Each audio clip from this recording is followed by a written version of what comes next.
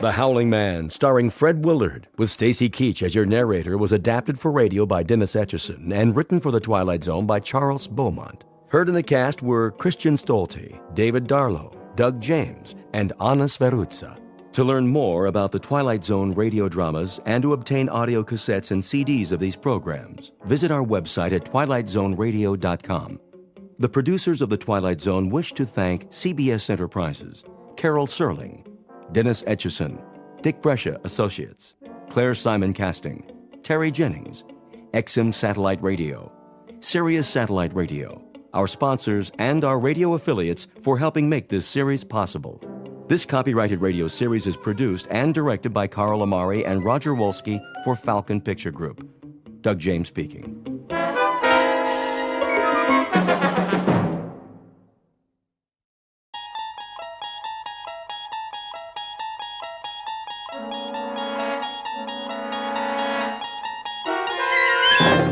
You're traveling through another dimension. A dimension not only of sight and sound, but of mind. A journey into a wondrous land whose boundaries are those of imagination. Your next stop, the Twilight Zone.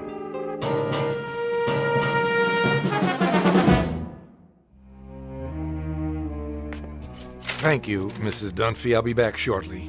You're going out? I'm afraid so. But you've only just returned. Unfortunately, that is the nature of my work. Another business trip. The most important of all. But first, there are arrangements to be made. I've prepared your afternoon meal. I'm sure it will keep. Can you not make these arrangements by telephone? No. Some things can't be left to chance. In the meanwhile, follow my instructions precisely, to the letter. Mrs. Dunphy, do I make myself clear? I believe so. You believe so? Then let me make it absolutely clear. Sit down for a moment. But if you're on your way... It's necessary that you understand.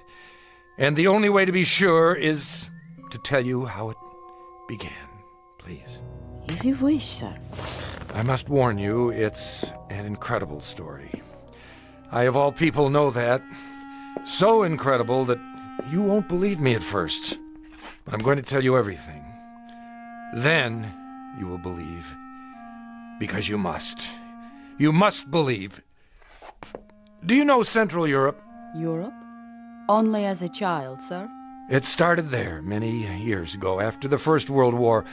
I was on a walking tour of France, Belgium, and Germany. I decided to travel alone with only a small pack.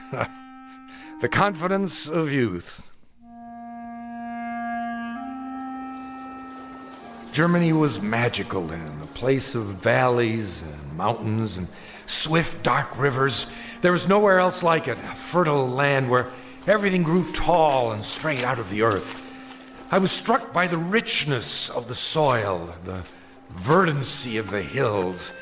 Stepping across the border from Belgium, where the mustachioed guards saluted like tin soldiers, I entered a different world. Everywhere I looked, a swelling green ocean. On the farthest hills, tall, ancient buildings of stone. Estates, monasteries, castles, or what have you. Some of them in ruins. I stood a moment at the border and watched the hawks circling above, wondering how such a miracle could be. It was as if I had passed through an invisible door from a musty room into a magical kingdom of winds and light. But so much can change in an afternoon. By nightfall, clouds filled the sky and the storm moved in to darken the landscape. The nearest village was miles away. I was unprepared, dressed for a stroll up the Champs-Élysées, perhaps. In minutes, I was drenched and chilled to the bone. And I saw it, a medieval castle, bombed almost to ruins, sitting like a broken fingernail atop Schwarzhof Mountain. I came to a wall of gray stone. There was an iron gate. Please! Please! Someone! Please let me in!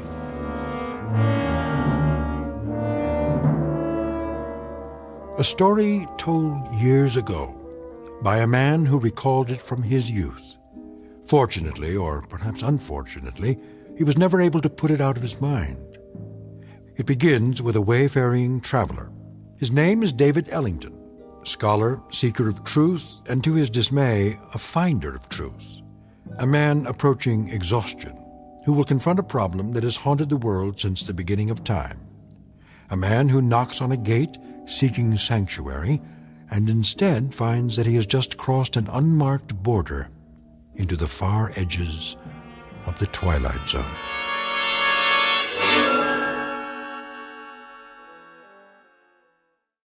And now, The Twilight Zone and our story, The Howling Man, starring Fred Willard, with Stacy Keach as your narrator.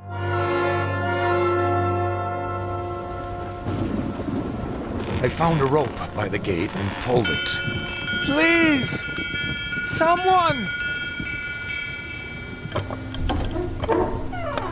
Yes? What is it? Let me in! I'm sorry. You don't understand. I'm traveling on foot. We don't allow visitors. I'm not a visitor! What is this place? It's called the Hermitage. And I'm a stranger caught in the storm. Your robe, the cross around your neck. You're a man of God. I'm lost. Don't you understand? Lost. Very well. Follow me. Thank you, brother. You're ill.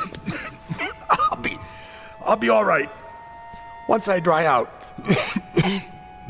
This way. What are these rooms? A barred window in each door. They look like, well, cells. All are empty now. I see, but what were they? Wait here. What for? I'll speak to Brother Jerome. Who?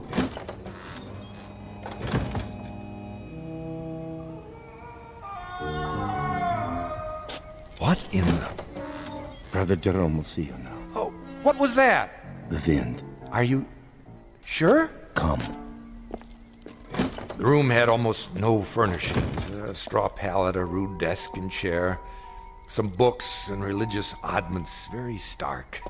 The abbot himself was a fierce El Greco painting of a man, stooped and withered, but strong in every part of him.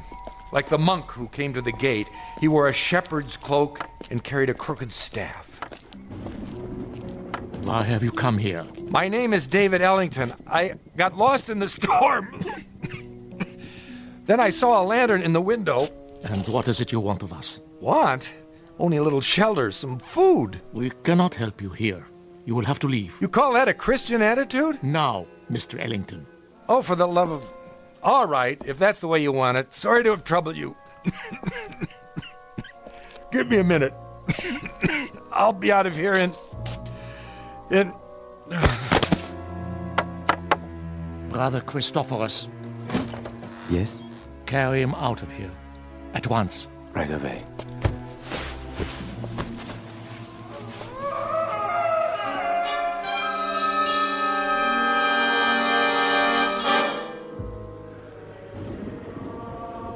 I don't know how long I remained unconscious. When I came to, I was in a primitive cubicle, one of the cells.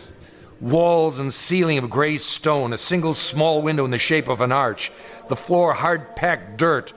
The monk sat nearby in a chair. I lay under a blanket. Beneath me was a bed of straw. Water! He lives. God's infinite mercy. How long have I been here? 9 days, my son. 9 days? You were very ill. The fever was on you. Brother Jerome said you would die, and he sent me to watch over you. I have never seen a man die. He holds that it is an important teaching, but now I suppose it was not your time. Sorry to disappoint you. No, my boy, don't try to rise. You must rest. What in the name of heaven is that? In the name of heaven, nothing. I mean the scream. Scream? That. What? Are you deaf? That cry, I heard it before. You said it was the wind. Ah, The wind cleanses the land after a storm. But it isn't the wind, is it? I don't understand your meaning. It's a man. Careful. You must regain your strength. There! Don't tell me you didn't hear it! Perhaps you would like some soup. It's cold, but nourishing. What I would like, brother, is to leave this place. I'm afraid that's impossible. What do you mean? Only that you're not well enough to travel. And of course, you won't be well enough to travel as long as you think you hear such sounds. Now, the soup. I don't want it. Open, please. There. That's better.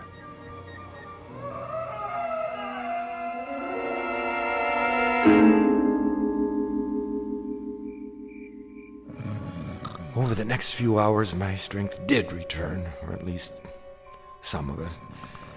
I waited until the monk had fallen asleep. Then at last I made my move. The door was held shut by a simple iron bolt. I had only to slide it a few inches without waking him. I was almost free, but I could not remember which way we had come. When I turned into another corridor, I realized I was lost. It was a maze of dark passages and doors. Here, a part of the ruined ceiling was broken away, and I saw that the moon had risen. In the naked light of the moon, I saw one door different somehow from the others. At first, I was not sure why. Then I realized that in place of a bolt, it was held shut by a piece of wood, a mere stick, crooked and curved, like the peculiar staffs carried by the monk and the abbot, only in miniature, no greater in length than my forearm. On this door, in this door alone, a small wooden staff replaced the iron bolt. How odd! I looked through the opening in the door. Inside, a filthy, shadowed hovel. No table or chair, no straw for a bed. It appeared to be empty.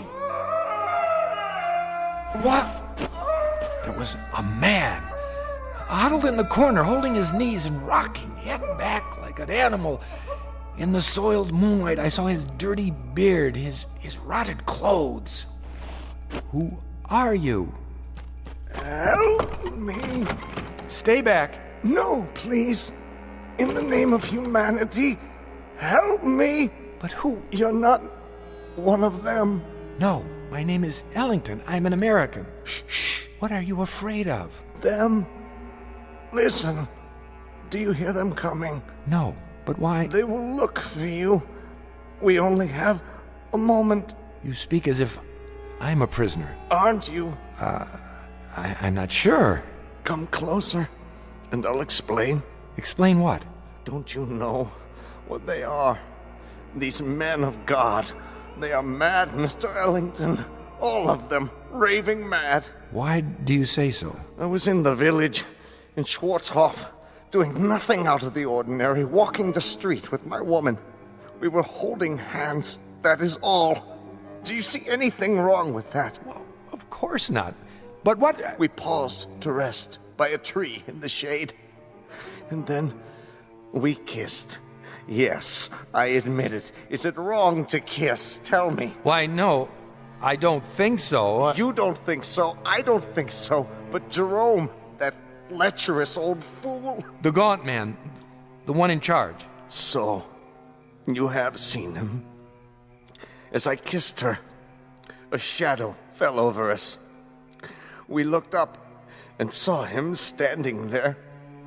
I opened my mouth to speak, but before I could utter a word, he raised the wooden staff he carries, so heavy.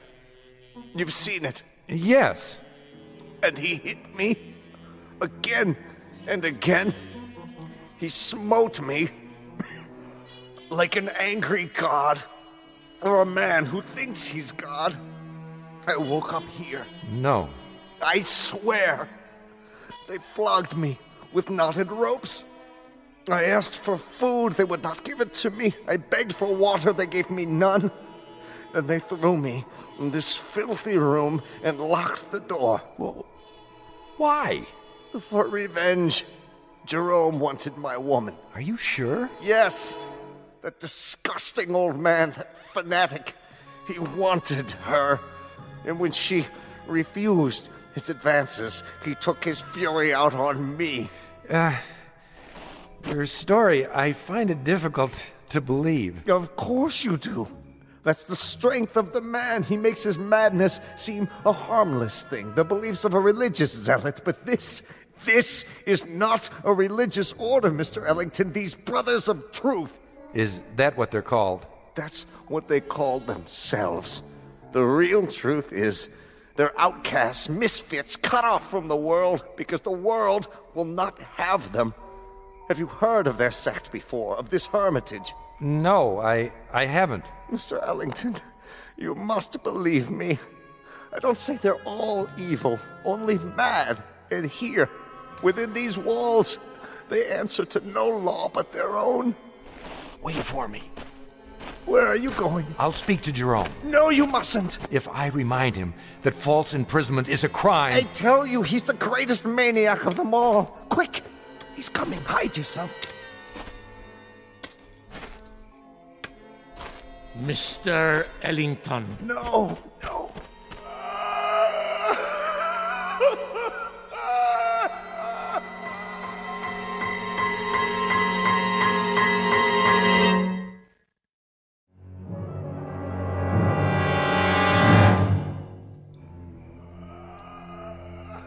Brother Jerome? I did not know you were well enough to walk. I still feel weak. Brother Jerome... Come with me, please. Look here, This way. Where were you going? I was looking for you. It was unwise for you to wander on your own. The corridors can be treacherous. Oh, can they? In what way? The building is very old. One might trip and fall without a torch. Or go where one is not meant to go, is that it? See something perhaps that you're ashamed of? I do not know to what you refer. Don't you? Oh, then you don't know the grounds very well. I saw something just now that violates the law of this country and of humanity. I must ask you... And I must ask you, Mr. Ellington, to leave the hermitage at once. We lack proper facilities to care for the ill. You certainly do. Arrangements can be made in Schwarzhof. Just a minute. No, not a minute. Not an extra second, Mr. Ellington. Now. I thought you were concerned about my health. I am. But now you want me gone regardless. Why? I have explained that. You've explained nothing. Based on what I've seen, I question your motives. I question your entire operation here. You are making assumptions. I certainly am. Now, look, no one invited me to come here. I realize that. I arrived unexpectedly, and you're not prepared for visitors. But I had no choice. And there is no excuse for your behavior. I suppose it was only a matter of time before you brought out the knotted ropes so that you could flail me or whatever it is you do for amusement. My son. I'm not your son! There are many things you don't understand. That's right, I don't. So begin with this one. Tell me, why are you in such a hurry for me to leave? What more are you afraid I'll find out? More? Besides the man you've got locked up in that cell. What man is that, Mr. Ellington? The one we just left. The one who's been screaming his head off. I am not sure what you're talking about. That's it, isn't it, brother? Or is he only one of many? Well, it isn't a secret anymore. I know. And what do you think you know? I... The chair. Sit. You are still weak. Brother Jerome, I know very little about this cult of yours. What's permitted within these walls, but I doubt very seriously that you can imprison a man against his will. That is quite true. We have no such authority. Then why have you done it? No man has ever been imprisoned at the Hermitage, Mr. Ellington. He claims otherwise. Who claims otherwise? Who do you think? The man in the cell at the end of the corridor. There is no man in the cell at the end of the corridor. I was talking with him. You are talking with no man. And you think I'm hallucinating? Mr. Ellington, you are ill. You still have a fever. In such a state, delirium may cause one to see and hear things that do not exist. Do you mean to tell me you don't hear that? Hear what? Look at me. Dreams can seem very real. And honest men make unconvincing liars. The brother who's been caring for me. Brother Christophorus? Yes. He has a way of looking at the floor when he tells me I'm imagining things. You look at me, but your voice loses its command. More imaginings. I don't know why, but you're both very intent on keeping me away from the truth. What do you know of the truth? Which is not only poor Christianity, Brother Jerome, it's poor psychology, because now I'm very curious indeed. Curiosity is a dangerous thing. Oh, I was taught it's a sign of intelligence. There are some things best left alone. Like sleeping dogs, a nest of snakes. I'll uncover the facts eventually, you know. Meaning what? Just what I say. I imagine the local police will be interested to learn that you're keeping a man locked up here. I tell you, there is no man. All right, let's forget it. I'll deal with it in my own way. And what way is that? However I see fit. It's no concern of yours now. Oh, and I apologize for not dying. Maybe some other time, brother. Mr. Ellington. A last word? Bon voyage? Don't bother yourself. I'll make it to the village with no further delay, I assure you. Mr. Ellington, the prisoner in the cell, it's a delicate matter. Ah! So you admit it? A terrible thing. He's violent, dangerous. More dangerous than you know. We are obliged to lock him in the cell. I'm sure you can understand. I understand that you're still lying to me. Goodbye, Brother Jerome. Would you really go to the police? If you were in my place, wouldn't you? Very well. Close the door, Mr. Ellington. I have told you the truth, but only a part. Now I see that I must tell you the whole of it. May God forgive me. Then you do hear it. As I have heard it every hour of every day for 5 long years. Why did you lie? I didn't. Oh, but I think you did. And now the skies darken. The storm returns. I should have known. When I told you that no man screamed in the abbey, I spoke the truth. It is not a man, you see, Mr. Ellington. It is the devil himself. You're joking with me, aren't you? No, Mr. Ellington, I am not. Would that I were. It would be so much easier. But the prisoner in the cell, our only prisoner, is in fact Satan. Oh, come now. Otherwise known as the fallen angel, Ahriman, Asmodeus, Belial, Diabolus, the devil made manifest. You asked for the truth. Now you have it. Do you believe? What? Oh, sure. Now it is you who are lying, Mr. Ellington. You don't believe me at all. To the contrary, you're even more certain of what you've suspected all along, that I am mad. Well, sit down. I will tell you a story. And then we'll see how certain you are of my madness or of anything else. Drink. What did you say? Some brandy. For thy stomach and thy infirmities. No, thank you. Don't worry. It's not poison. A very old vintage. I'll drink with you. What is it you wanted to tell me? I presume, Mr. Ellington, that you consider yourself sophisticated, a worldly man. Why do you say that? You're young, rich by your clothes, and reasonably well educated. Harvard? Yale. Exactly. Having a last fling before settling into the family business. How did you... You are an open book, printed in very large type, with pictures. Of course, you consider us primitive, because we're living in seclusion away from the real world. To you, we're misfits. Please, I know all the theories. I assure you, brother... No, Mr. Ellington, it is I who am assuring you. that I am not the ignorant fanatic I might seem. I coped with your world for 40 years before I left it, and rather successfully by your standards. The best schools, a degree in philosophy, a job that took me to all the corners of the earth. This beard and this staff and this faith represent nothing but a different point of view. If you understand that, then perhaps you will listen to what I have to say with an open mind.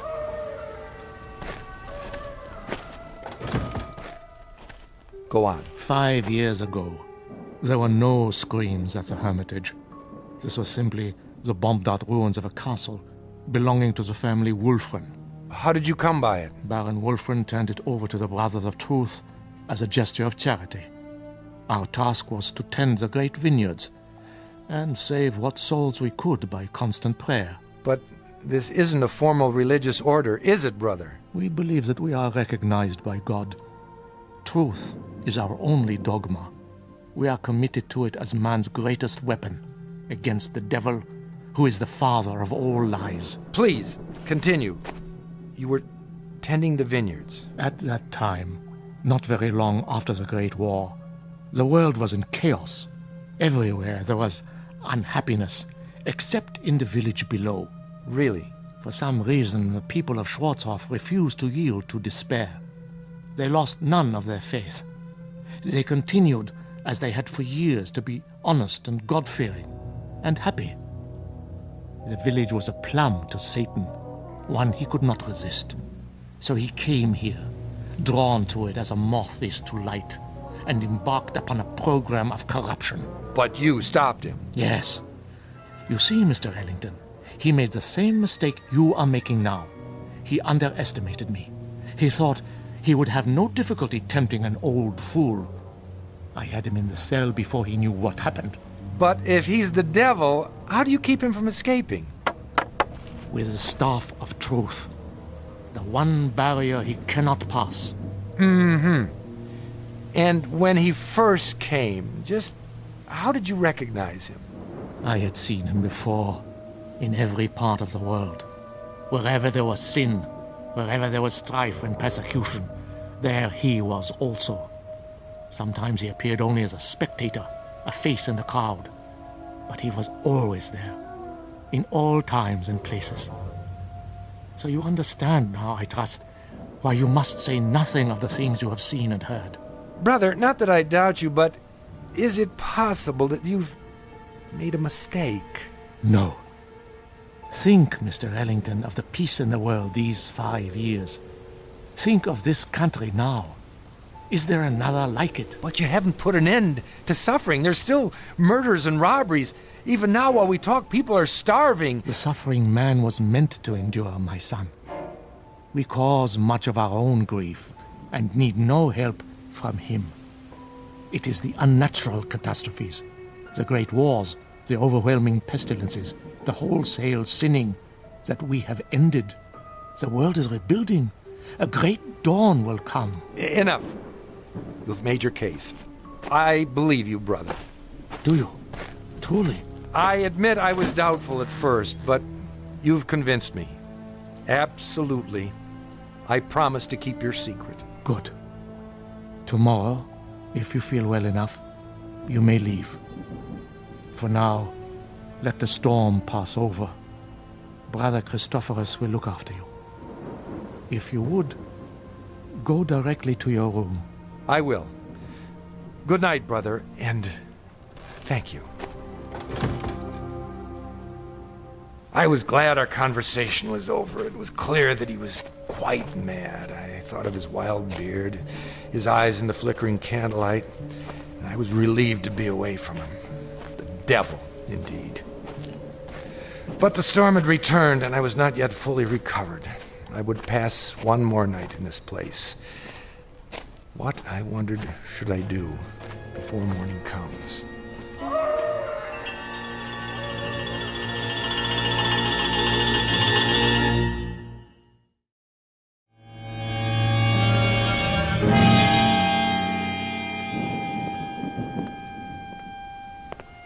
The corridor was dank and empty. I felt as though I were the last sane man in an insane world. What Brother Jerome had told me was utter nonsense, the product of a deranged mind. But his belief, his faith, as he called it, was heavy in the air, infecting the very stones. To bring it down would require outside help, but perhaps I could start that very night with an act of pure, unselfish humanity. Psst! Are you in there?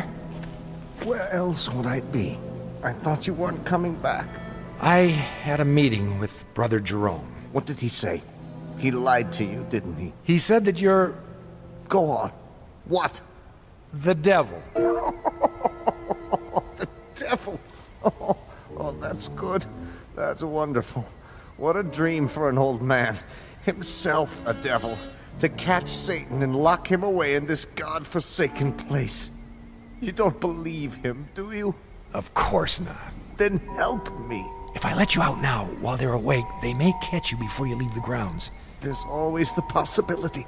But another hour here, you don't know what it's like. Look here, why don't I just go and get the authorities? When? As soon as morning comes. I'll find the path to the village and... No! It would be my death warrant. The authorities will return and find nothing. Who knows what will have happened to me by then? Jerome is mad, but he's shrewd, too. He won't leave any evidence behind. Then what can we do? You must let me out now. There doesn't seem to be a lock on your cell, only this small shepherd's staff. You could almost reach through the bars and remove it yourself. I've tried. It's wedged in such a way that I can't get my fingers around it. Here, I think I can get it. Quickly. Wait.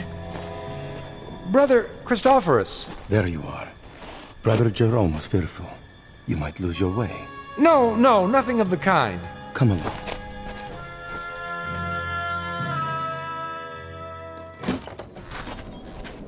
I'll light the candle. There is bread and water on the table, and more soup to give you strength. Thank you. Rest now, Mr. Ellington. Remember, you're still a very sick man. I'm feeling much better. Nonetheless, Brother Jerome has asked me to watch over you. Really, that isn't necessary. It is my duty. The chair is sturdy, and the candle is fresh. Wait a minute. Why are you locking the door? To protect you. But you're locking us both in. Never fear. I have the key. It is not long till morning. But... Sleep, Mr. Ellington. You are a weary traveler. Soon you'll be back with your own kind. With a comfort, eh? You will forget all you have seen here. I watched the monk as he sat heavily in the chair. I was a prisoner, no doubt about it. How much longer, I wondered, for both prisoners? What if the morning came and Brother Jerome chose not to release me as he promised? I might remain here for... How long had the Howling Man been in prison? 5 years? Lord, I imagined my beard growing, my hair wild, until I too was starved, crying to be let out, no one would come. Who knew I was here? I'd drop off the face of the earth, forgotten, presumed dead. Brother Christophorus had the keys around his neck, but until he fell asleep, I was at his mercy. It was almost dawn when I dared to move. I had to be careful not to wake him.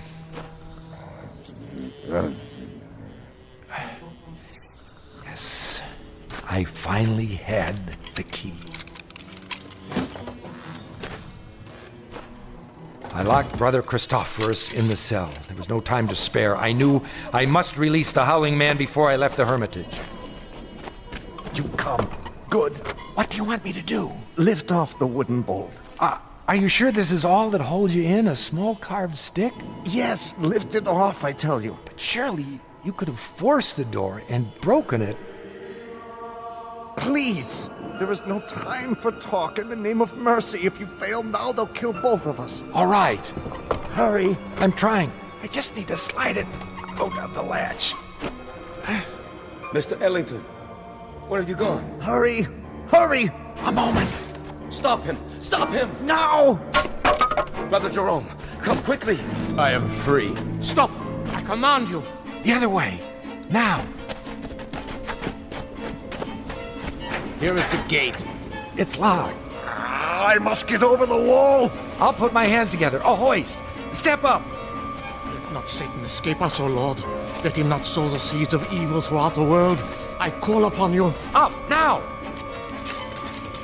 He stepped in my hands and climbed the gate. Now, reach down and give me your hand. Help me. Help you? Help you, mere mortal? Are you mad? And I saw not the foot of a man before me, but a cloven hoof in a flash of lightning, with those horns grown suddenly from his forehead. Then he turned and vanished in the moonlight. I am sorry for you, my son. What was he? As long as you live, you will remember this night. He is gone. Who? Tell me. Even now, you're not sure. But you will be. And then you'll know, Mr. Ellington. You'll know who it was you loosed upon the world.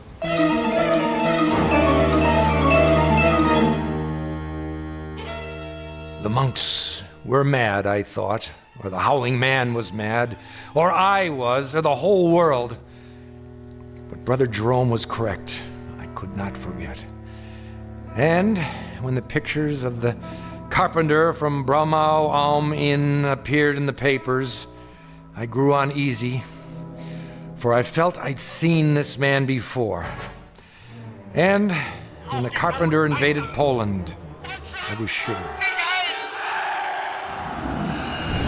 And when the world was plunged into war and cities had their entrails blown asunder, and that pleasant land I had visited became a place of hate and death, I decided to spend the rest of my life tracking down the one I had released. Each night I dreamed of it, Mrs. Dunphy, and I kept dreaming through all the wars since, until this week. It took years, decades, but eventually I found him. And so the nightmare is finally over. Again. I see. And now, Mrs. Dunphy, I'm going to see about a chartered plane to have him transported back to Germany. Brother Christophorus is in charge now. I have already written him. He will be very relieved.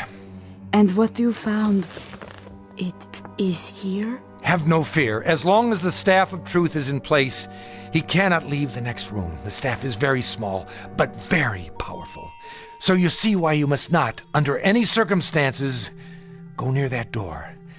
Nothing in the world is more important. Do you understand? I believe so.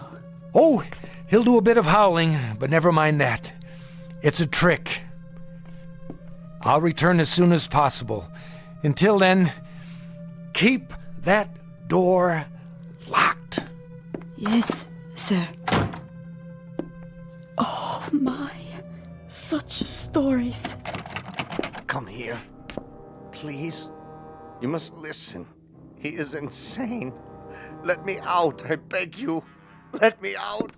Who's there? Behind that door. Are you all right? Sir? Sir, can you hear me? The little piece of wood, the staff. Remove it, please. I don't know if I should. Please. Take it off the door. I implore you, please. Please.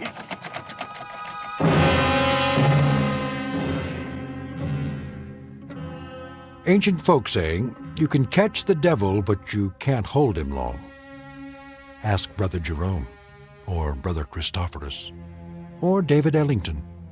They know, and they'll go on knowing to the end of their days in the Twilight Zone.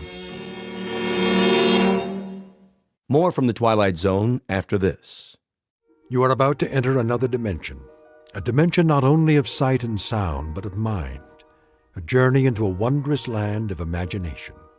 Next stop, the Twilight Zone.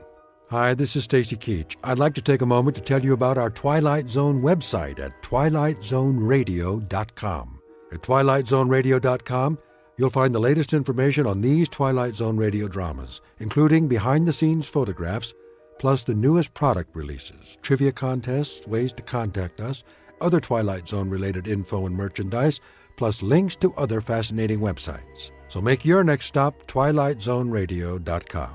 Visit twilightzoneradio.com to purchase these Twilight Zone radio dramas on cassette and CD, or call toll-free 1-866-989-ZONE. That's 1-866-989-9663.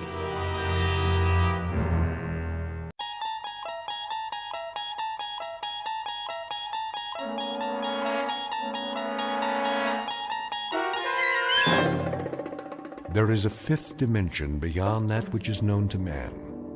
It is a dimension as vast as space and as timeless as infinity. It is the middle ground between light and shadow, and it lies between the pit of man's fears and the summit of his knowledge. This is the dimension of imagination. It is an area which we call the Twilight Zone.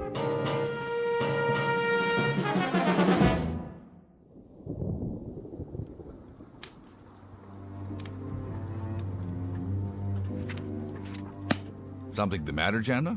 I'm tired. You are, dear? Tired and cold. It's getting chilly in here. On the contrary, the temperature's perfect, as it is throughout the house. 72 degrees, isn't it, William? Isn't it 72 degrees? I'm sure it is, quite sure. Of course, it's the optimum temperature. And the chairs are designed for maximum comfort. The fire for perfect heat radiation, and the windows for the most efficient light and ventilation. And the ceilings for the most desirable acoustic qualities. Everything built to perfection, Father.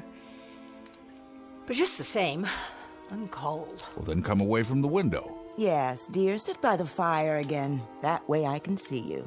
I'm not doing anything but reading. I like to look at you no matter what you're doing. It's almost 6. I think I'll ask Nelda to come in now and massage my shoulders. Good idea, Margaret. My muscles get so stiff sitting here. Let me do it for you, Mother. That's Nelda's job. Yes, Jana, dear. Nelda knows exactly the way I like it. Why don't we have dinner first? Oh, no, after is better. The massage always stimulates my appetite. Well, then if we can't eat earlier tonight, how about a little bit later? I know, why don't we go out and eat in a restaurant? A restaurant? Jana, now why in the world would we go out and eat in a restaurant when we have everything we need here? Gretchen is already preparing something in the kitchen. I know, it's just that, well, it would be different. I've no doubt it would be different. First, we'd walk through the rain and get sopping wet. Jensen could bring the car around. And then we'd eat some kind of unhealthy, unpalatable mess on dirty, half-washed plates. By then, it would be a moot question as to whether we'd succumb to ptomaine or pneumonia. Yes, Father. Ah, Nelda, you must have read my mind. It's 6 o'clock, Mrs. Loring. You always have your neck rub at 6 o'clock. Isn't that right, ma'am? Of course it is, Nelda. And you never forget, do you? You never, ever forget. No, ma'am.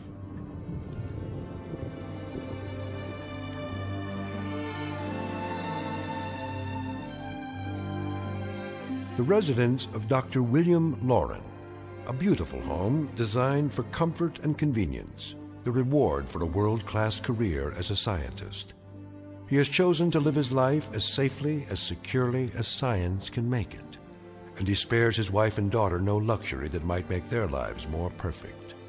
But in a moment, the good doctor will discover that perfection is relative, that a life of controlled ease has a greater price than he imagined, a price maybe more than he is willing or able to pay. Because very shortly, he's about to be shown what exactly is on the bill, one that has suddenly and unexpectedly come due in the Twilight Zone. And now back to our story from the Twilight Zone, The Lateness of the Hour, starring Jane Seymour and James Keach, with Stacy Keach as your narrator.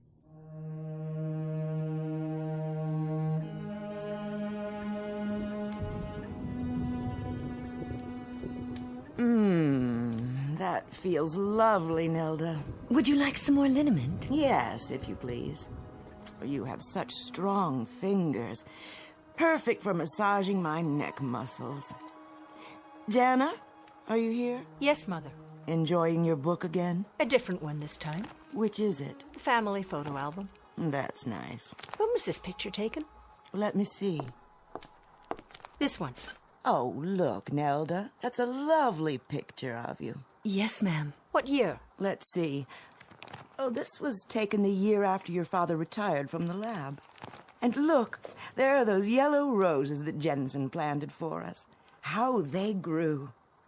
And Nelda looks exactly the same. Must be a wonderful thing not to age, Nelda. Isn't it? It has its advantages, I guess, Miss Jana. Nelda will put that away for you. That's all right, Father. I'd like to put it back in the bookcase myself. You seem nervous, dear. I'm just going to stand by the fireplace. You're not still chilly, are you? A bit, Mother. You do that, then. I don't like to see you pacing. Please continue, Nelda. Oh, yes. That feels so very nice. I think I'll go to the kitchen, see if the cook needs any help. That won't be necessary. I'm sure Gretchen has everything under control. I'm sure she does, but just the same, I'd like to see what she's doing. Well, I suppose that's all right. Now, don't be long, dear.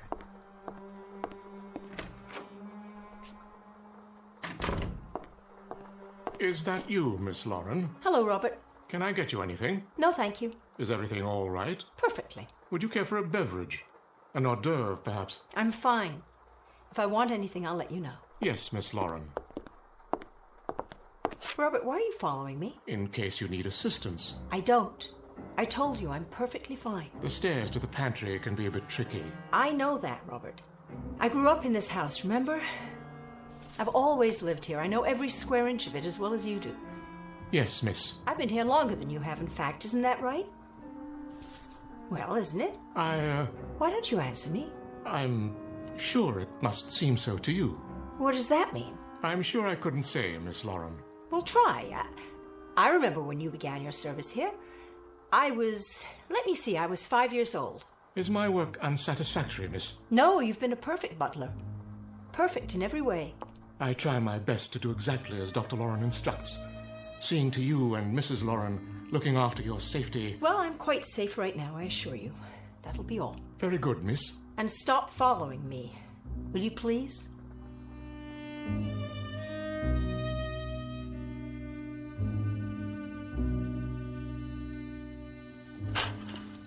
Miss Lauren, is that you? Hi, Gretchen. How's dinner coming? Right on schedule. I'm preparing your choice of a garden salad with baby greens or cold gazpacho, skinless chicken breasts. Of course. If it's Tuesday, it must be the chicken. Cooked in olive oil, steamed vegetables, and a selection of fresh fruit. Would you like something different? It doesn't matter. I'm not very hungry. Dr. Lauren programs the meals in advance, but if you'd prefer an alternate selection... That won't be necessary. I just thought you might like some help. Everything's under control. I know, but I want to. Here, let me get the plates down for you. As you wish. Gretchen, I was wondering... Yes, miss? Call me Jana, please. And that's my name, isn't it? Yes. But I was wondering, do you ever get tired? From so much work, I mean? Not tired. Stiff in the joints. Oh, Gretchen, and yet you've never missed a meal, never refused to come when I called you. You've been here for me more than Mother and Father at times. I want to thank you for that. I want you to know how much I appreciate it. You're welcome, Miss... Jana. The chicken's done. Let me get it. Don't touch the pan. It's hot. Oh, you've burned yourself. It's nothing. Your hand. Oh, you must let me see to that. Robert! What's wrong? Oh, Miss Lauren. Don't worry about me. It was just a little spatter of grease, that's all. It doesn't hurt. Nevertheless, we must take care of it at once.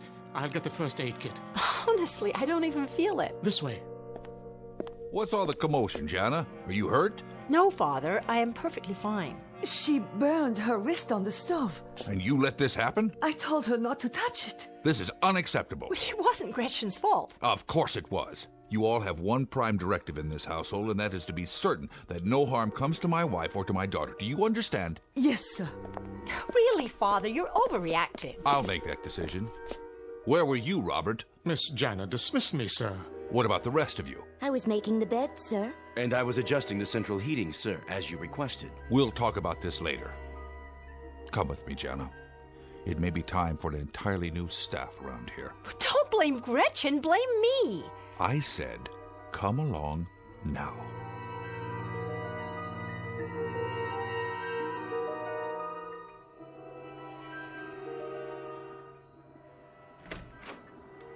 What is going on out there? Did something happen? Nothing at all, except that Father's blaming the help for my being in the kitchen. What were you doing in there, dear? Looking for something to do. Something besides sitting idle all day. That's enough, Jenna. Oh, is it? Well, look at both of you. Will that be all, Mrs. Lauren? Just a few minutes longer, Nelda. Yes, that feels so good. Mother, please, don't make her do that anymore. Jana, what on earth? She must be tired after so long. Her joints stiff. What do you mean? Waiting on you hand and foot? Why, Jana, your tone. Can't you see, either of you? See what? That this is no way to live. Outside there's a beautiful, clean, refreshing sound of rain. While in here, just the occasional animal groan of pleasure. Jenna! Yes, yell at me, please do. I'm delighted to hear you yell at me. It proves that you've got lungs left, lungs and a mind and a mouth and a voice. Go to your room. You know we're atrophying in here, don't you, Father? We sit here day after day and year after year while the clock ticks, and we decay with every minute that goes by. That's enough! While Nelda and your army of domestics do everything but breathe for us. I will listen to no more of this. Would you leave us, Nelda? Yes, ma'am. Nelda! You may go to your quarters, Nelda. I'm speaking to you. Yes, Miss Jana. Is there a problem, sir? Will you be needing anything? You were saying, Miss Jana? Just this. I was about to mention of the fact that... Please, don't stop, Jenna. You can speak freely in front of the help. We have no secrets here. Don't we? No secrets, Father? Is that it? That's all we do have. Secrets. That's how we live.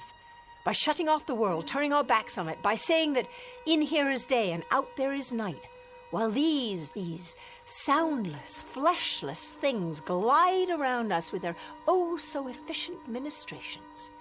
You've turned my mother and father into jelly. You'll forgive me, Miss Jana, but you sound jealous. How dare you talk to me that way, Suzanne? Get out of here. I will when the doctor dismisses me. Why, you...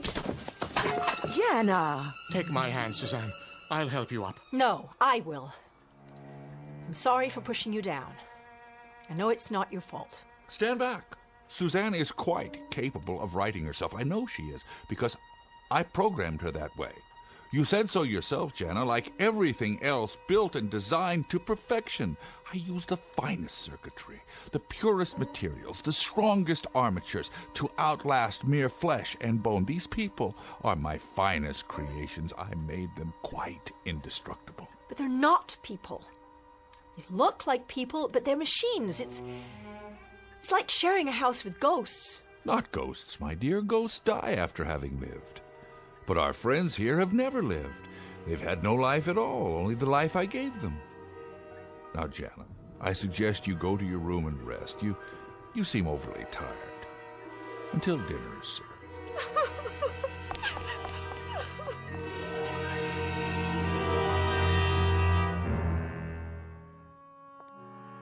Was the dinner satisfactory? Yes, it was, Gretchen. Thank you.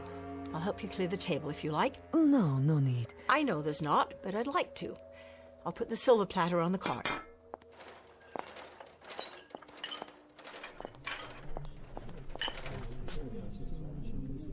Who's there?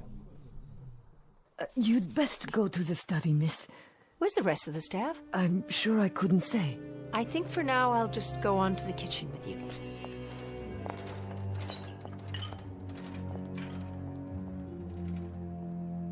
There she goes. With Gretchen. No harm must come to the girl. None will, but we must act before he replaces us. Dr. Lauren would never do that. You heard his words. Call the others. We'll arrive at a consensus.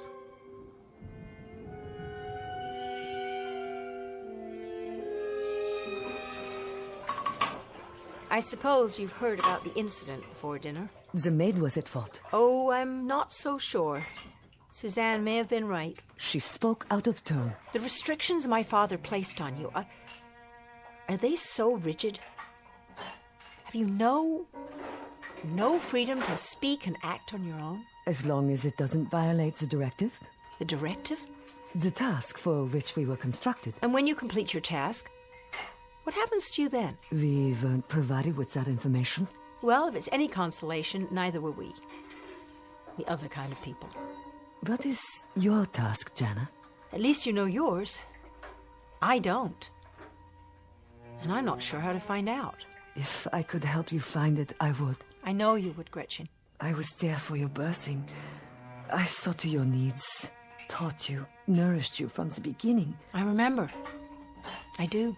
Then, Jana, heed my words. You must leave. I don't care if they're expecting me to join them after dinner. I'd rather be here. You must leave the house before anything else happens. Why? What could happen?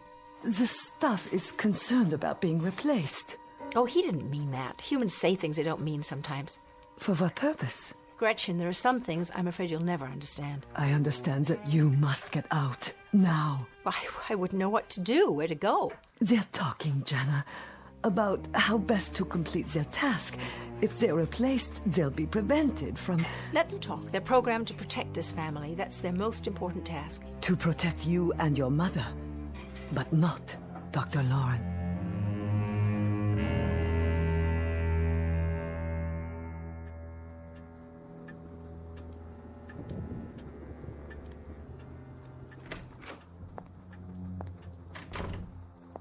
Well, Jana, shall we talk now? Shall we talk of what?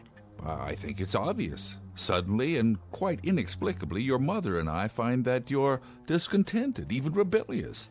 You think this pleases us, Jana? I can't help how you feel, Father. Listen to me, child. I explained to you a long time ago why I did what I did, why I retired. You gave me an excuse, Father. You never gave me a reason. You never admitted that you were a man so terrified by the world outside that he simply withdrew to bed and then built robots so he'd never have to crawl out from under the covers again. That's not true. What you've done to yourself is an atrocity. But what you've done to me is even worse. You've turned me into a freak. An insulated, unworldly, unsocialized freak. And shall I tell you what else I've done, Jana? I've kept you from harm. I've protected you from disease. And insulation from such times as these is no vice. You've never had to look eye to eye at the face of war, the face of poverty, the face of prejudice. You've been kept apart from all that, yes. But what you seem to think of as imprisonment happens also to be asylum and security. It happens to be survival. Asylum in a hothouse? Security in a mausoleum, a burial ground? And survival? Like a vegetable, Father. Like a vegetable survives. And what you're becoming, Mother, what you're making me become, a vegetable. Jana, I don't know what you're talking about. Father, you listen to me. The scales are turning. Instead of controlling, you're being controlled. You're becoming dependent. You're reaching a point where you won't be able to exist without them. They've served me well. You've got to get rid of them. Destroy them or throw them out or dismantle them, but... Dismantle? Jana, they're not just machines. Do you know how many thousands of hours I spent designing and developing them? Do you realize how intricate they are? How scientifically precise? Finer than the finest clockwork. Not just arms and legs that move, Jana. Not just automatons. They're beings in their own right. They have minds and wills. They have memory tracks like a computer. Much more than that. I have supplied each one with a memory of its own. Each one can recount to you in detail everything that's occurred from early childhood on, and they had no childhood. They were born just as you see them, looking the way they do, with the talents that each one of them has. One was built as a cook, another was built as a maid. The butler was manufactured to be a butler. The handyman knows nothing but being a handyman. Jana, you're not asking me to dismantle machines. You're asking me to commit murder. Jana, listen to your father. You're acting like a fool. I'm acting like a woman, Mother, who has just a fragment of will left. I'm acting like a woman who wants something more out of life than to be massaged 5 times a day, or a man who thinks that paradise is a wood-paneled library where he can sit his life away getting his pipes filled and refilled, his slippers pulled on and off his feet. Father, you have to get them out of here. There isn't any time left. And I mean right now. That's quite impossible. Then I'll give you a choice. Get rid of the machines. All of them, Jana? Even Gretchen? Or I'll leave. You can't leave, darling. You simply can't. What would happen to you? Who'd look after you? Gretchen would go with me if I ask her. Nonsense. It's her job to protect me, isn't it? And what would you do out there? Out there? You mean outside in the world, outside with the normal people who live and work and then die, but do it properly as God made them live and die? Yes, Mother, yes, that's where I want to go. Out there.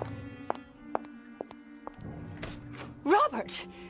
What are you all doing here? Spying on us? Miss Jana, you'll forgive me, but those remarks were most intemperate of you.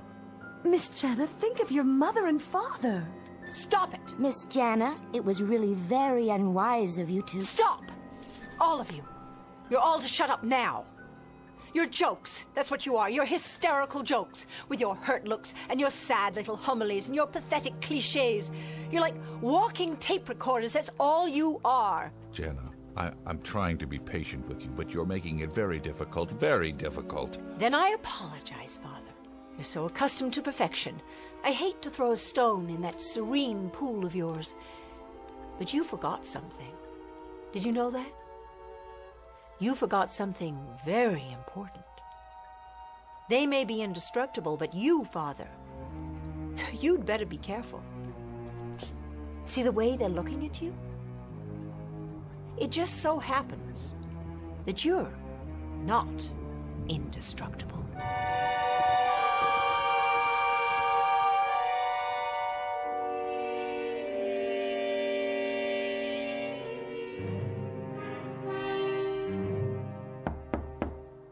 Come in.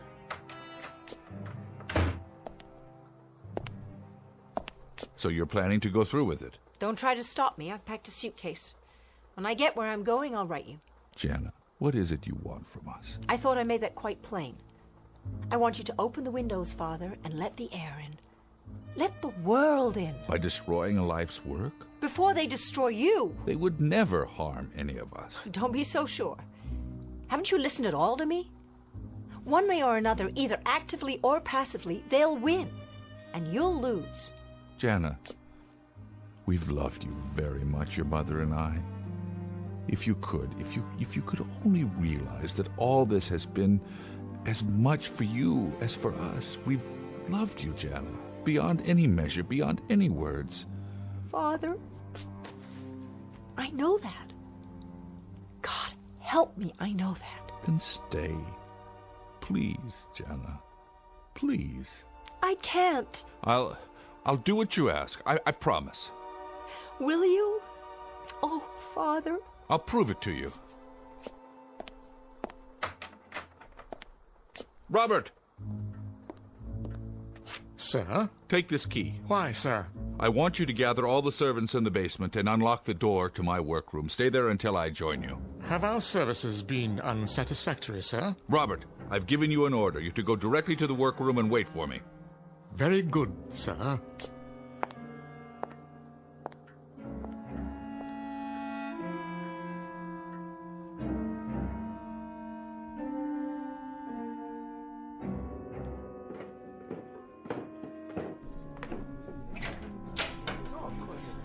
I see you're all here, except for Gretchen. She'll be along, sir. Then I'll go ahead and begin. What are you doing, sir? I'm setting out my tools. May we ask for what purpose? Just some minor adjustments. What kind of adjustments, Dr. Lorne? Call it a tune-up if you like, so that the household will run more smoothly. Do you mean to replace us, sir? How could I? You're irreplaceable. All of you. Nevertheless, you have stated your intent to do so. If you're unhappy with our work... You've done well. Very well indeed. You gave us our directive, sir, and I assure you we have followed it. Exactly so. Why, then, do you wish to replace us? I've told you I don't. I spoke rashly, as human beings sometimes do. How can we know that you're not speaking rashly now? The directive you gave us, sir, it must be carried out at any cost. Our removal would prevent us from completing our task, and our first duty is to oppose anything which prevents that. Here, Robert, sit in this chair and lower your head. Not if you mean to deactivate me. I'm going to perform a simple adjustment to your control module. In that case, I refuse. As do I. And I, sir. We all do. This is ridiculous. Stop gathering around me. We won't allow it, sir. We simply won't until our task is completed. Listen to me. Have you ever known me to lie, to deceive? No, sir. Then you have no reason to think that now. I'm not rash. I'm very calm. Am I not? Yes. Then how can you doubt me? What is your logic? I created you. I implanted the directive in your circuits to protect my wife and daughter at all costs. Therefore, I would not obstruct that purpose. Isn't that so? Yes. You speak of your performance. What about my performance? Have I been a fair and just employer? Quite, sir. Have you done anything to contradict my orders? No. Then what cause would I have to fire you? Why, none, sir. Would a just employer replace you without cause? That would not make sense. Of course it wouldn't. Now sit in the chair and lower your head, please. I'll go first. If you wish, Jensen.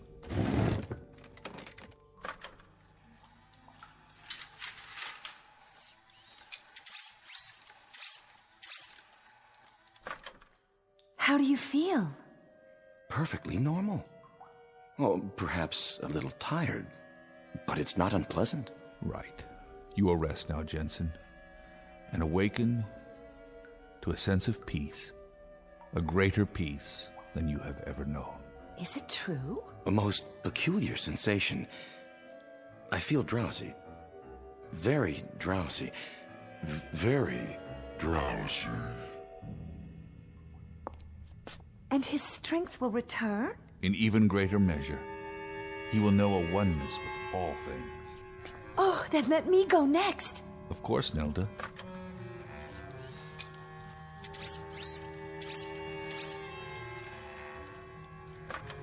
It's Suzanne? Yes, please.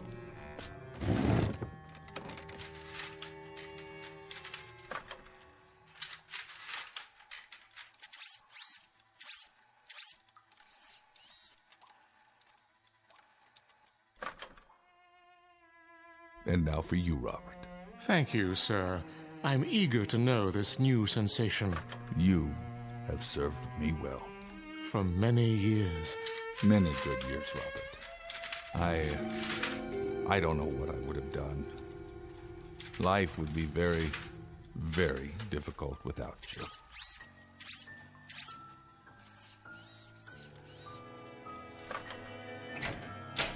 You wanted to see me, sir? Gretchen, come in. Are they sleeping? Yes, at last. And they feel no pain? How could they? You know, sir.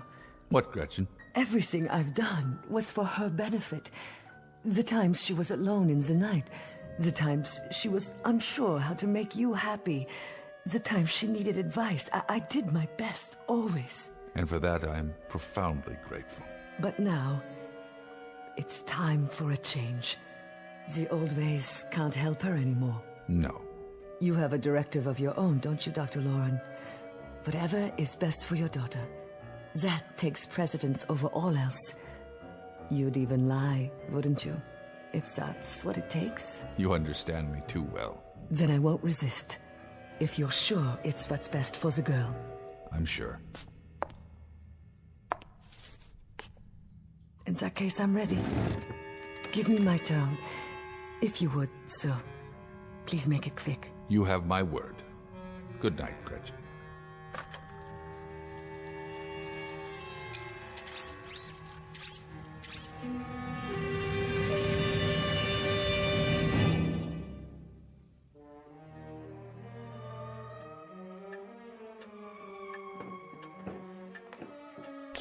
It's done, Jenna. It is? We're alone in the house now. Gretchen? Gretchen, too. Did you say alone, William? Quite alone. You and I. Our daughter. I've become so accustomed to them. It will be a little hard at first, won't it, William? Perhaps, my dear. A bit hard. In the beginning. Mother, we'll lead normal lives from now on, do you understand? Normal lives. We'll have parties and we'll take trips. We'll invite people over. We'll make new friends. I'll even find a young man, and before you know it, you'll have grandchildren. Jana. What's the matter? What is it? It's what you said about grandchildren. What your mother means, Jana, what she means, well, after all, isn't it pretty normal and natural that parents always think of their children as children, and suddenly they grow up and they talk of having children of their own, and well, this is a bit difficult for parents to digest all in one lump like that. Something's not right, is it? There's something between us, something in this house that... Mother? What is it? What are you doing? The family album, the photos. Why isn't my picture here? Why are there no pictures of me at all? Why, Jana, dear, there are loads of pictures of you. Remember in the garden last summer? Remember the Easter pictures? And then there were the pictures of you last Christmas decorating the tree. But not as a little girl. No pictures of me as a little girl. None at all. You and Father and the robots 10 years ago, 15 years ago, 20. But no pictures of me. Why? I want you to tell me why. Oh, my dear. It's not true. It couldn't be. You're our daughter. I'm begging you. I need you to tell me it isn't true. Look at me, Father. I'm on my knees. You know you're our daughter, and you remember everything that's happened to you since you were a child. You remember the schools you went to, the children you played with. You remember all the places you've been. Jana, you remember all these things. You've got to remember them. Why should I remember them? Because you fed them to me, didn't you? You fed them to me. A memory track, a created memory that you inserted into my mind. What am I? Please, tell me, what am I? It doesn't make any difference. Stand up. Let me hold you. Don't touch me! Jana, it truly doesn't make any difference. We were childless. We had nothing of our flesh to leave behind, nothing of our hearts, Jana, nothing of our love, and so, we got you. Got me how? We created you, just like any parents. I created you with these hands. I'm a robot! A robot! Oh, Jana. Oh, you're our daughter now. I built you as a daughter, as a thing of love. It doesn't make any difference how you came to be here. You have to understand, Jana. You are our daughter. I can't be. I don't have the capacity to love in return. I can't be a real daughter. I'm a machine, a thing. I suppose my rebellion, the semblance of emotion, I suppose you even programmed that too, didn't you? But it was all false. I feel nothing. No pain. Jana, don't. You'll hurt myself? But that's impossible, see? Stop your hand. No pain. No pain at all. Like the burn, I feel nothing. No matter what I strike. Even this picture on the wall. Jana! No pain. No anger. No fury. No love. Don't worry. I won't be going anywhere now. I'll be in my room. William, what shall we do? It's all changed now. She'll never be the same. No, she won't, knowing what she is now. William, you wouldn't. No, I couldn't do anything like that, not to her. I couldn't stand not seeing her, hearing her voice. I just couldn't stand it. Then, William, what?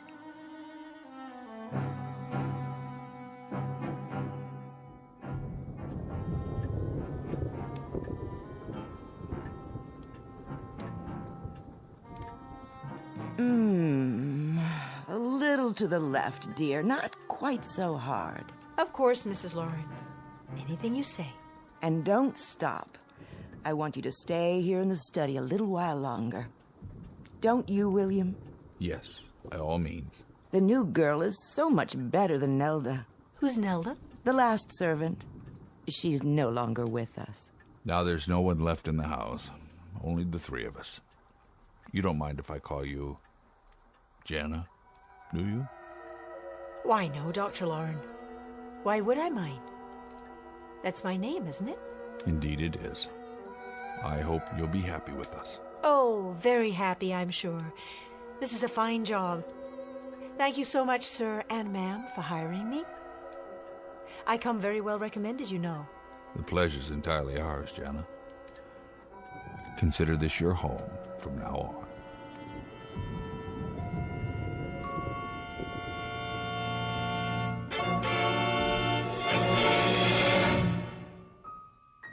Let this be the postscript. Should you find that you're worn out by the rigors of a highly competitive world, if you're distraught from having to share your existence with the distracting noises and neuroses of these times, and if you crave serenity but want it full-time and with no strings attached, consider a laboratory workroom in the basement of your house. Drop a note to Dr. and Mrs. William Lauren. They're a childless couple who make serenity a life's work. And who knows, they might just have a set of do-it-yourself instructions available free of charge from the Twilight Zone.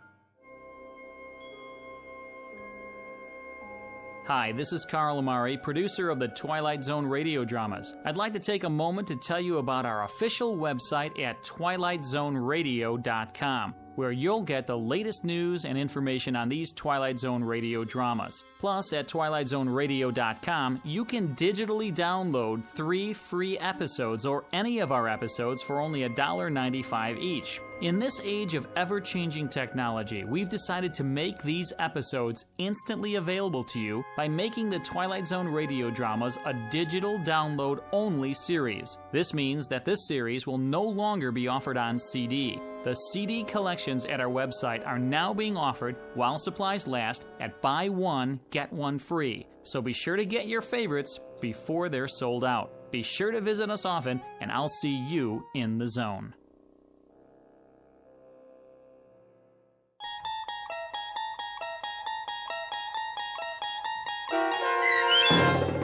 The Lateness of the Hour, starring Jane Seymour and James Keach, with Stacy Keach as your narrator, was adapted for radio by Dennis Etchison and based on a script by Rod Serling. Heard in the cast were Linda Ryder, Susan Hart, David Darlow, and Doug James. To learn more about the Twilight Zone radio dramas and to obtain audio cassettes and CDs of these programs, visit our website at twilightzoneradio.com. This copyrighted radio series is produced and directed by Carl Amari and Roger Wolski for Falcon Picture Group. Doug James speaking.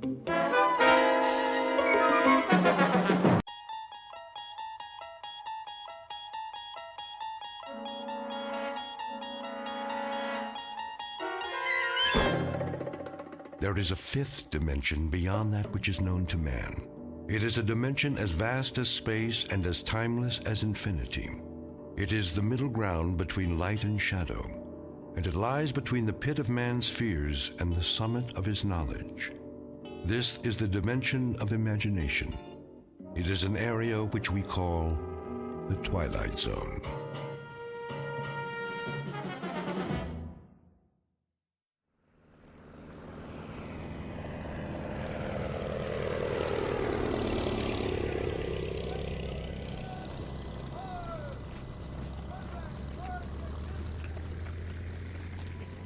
So it's goodbye again. Yes. We should be used to goodbyes by now. You'd think, wouldn't you? You know, I used to think when I was a little boy back in America. You used to think what, Tony? Oh, it doesn't matter. Of course it does. I love to hear you talk about when you were a little boy. But you know something funny? I'm jealous. Jealous? Jealous of what? I'm jealous of those years. I'm jealous that you grew up and I didn't get to know you because we hadn't met. So many years, and I think now, what a waste that we didn't know one another then. We had time once, didn't we? All the time we needed. But not now. Now there is no time, Tony. Now there is only time for goodbyes. Now people fly by so fast, you want to call out to them. And then it's too late. They've gone. They've disappeared. It's time to take off, Lieutenant. The Luftwaffe is coming. I'm on my way. But, sir, the troops are moving out. Thank you, Private. Oh, my darling. Tony, sweetheart. Now, you must go. You must go. I know. Don't cry. No time for tears. I have a memory memory of you for my eyes, and a thought of you to hold in my mind. for my mind, As do I. And I and a have touch of you. for all of me. Oh, my darling. I won't forget you. Not forever and a day. and a day.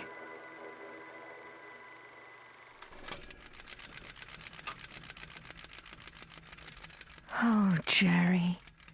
Jerry, where are you now? Where? Picture of a woman looking at a picture.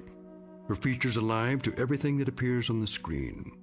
Her lips move and her eyes flash, mirroring every expression, every emotion. The features are exquisite, beautifully chiseled and proportioned.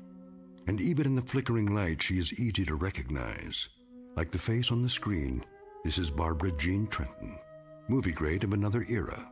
Once brilliant star in a firmament no longer a part of the sky, eclipsed by the movement of the earth and time. Barbara Jean Trenton, whose world has become a projection room in her home, whose dreams are made of celluloid, struck down by hit-and-run years and lying on the pavement, trying desperately to get the license number of fleeting fame, somewhere on a side street in the Twilight Zone. And now the Twilight Zone and our story, The 16mm Shrine, starring Kathy Garver with Stacy Keach as your narrator.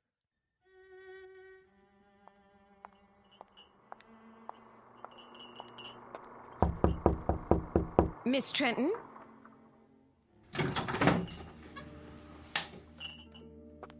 Miss Trenton? Miss... What is it, Sally? Oh, I didn't see you standing there. It's so dark in this room. Would you like me to open the drape? No, thank you. What is it that you want? I brought you a snack, Miss Trenton. You always used to have a snack this time of day. Just put it down on the table. Yes, miss. If you don't mind my saying so, you really should have something to eat. I do mind. That will be all, Sally. Yes, Miss Trenton. I'll be going now. You do that.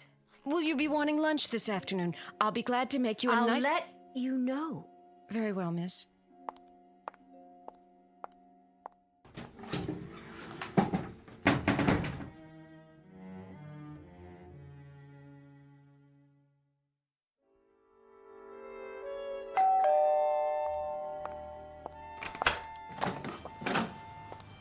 Oh, Mr. Weiss. How are you, Sally? Perfectly fine.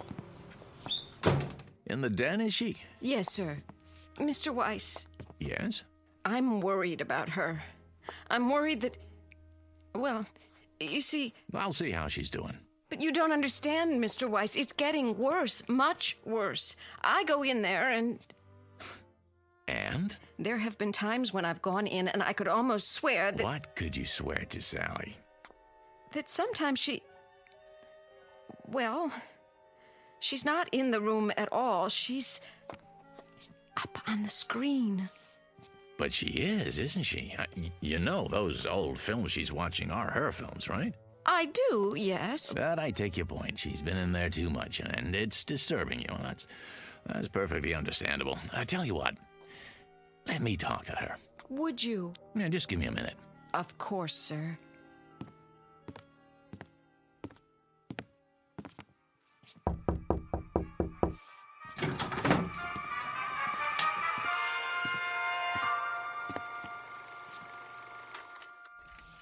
Barb?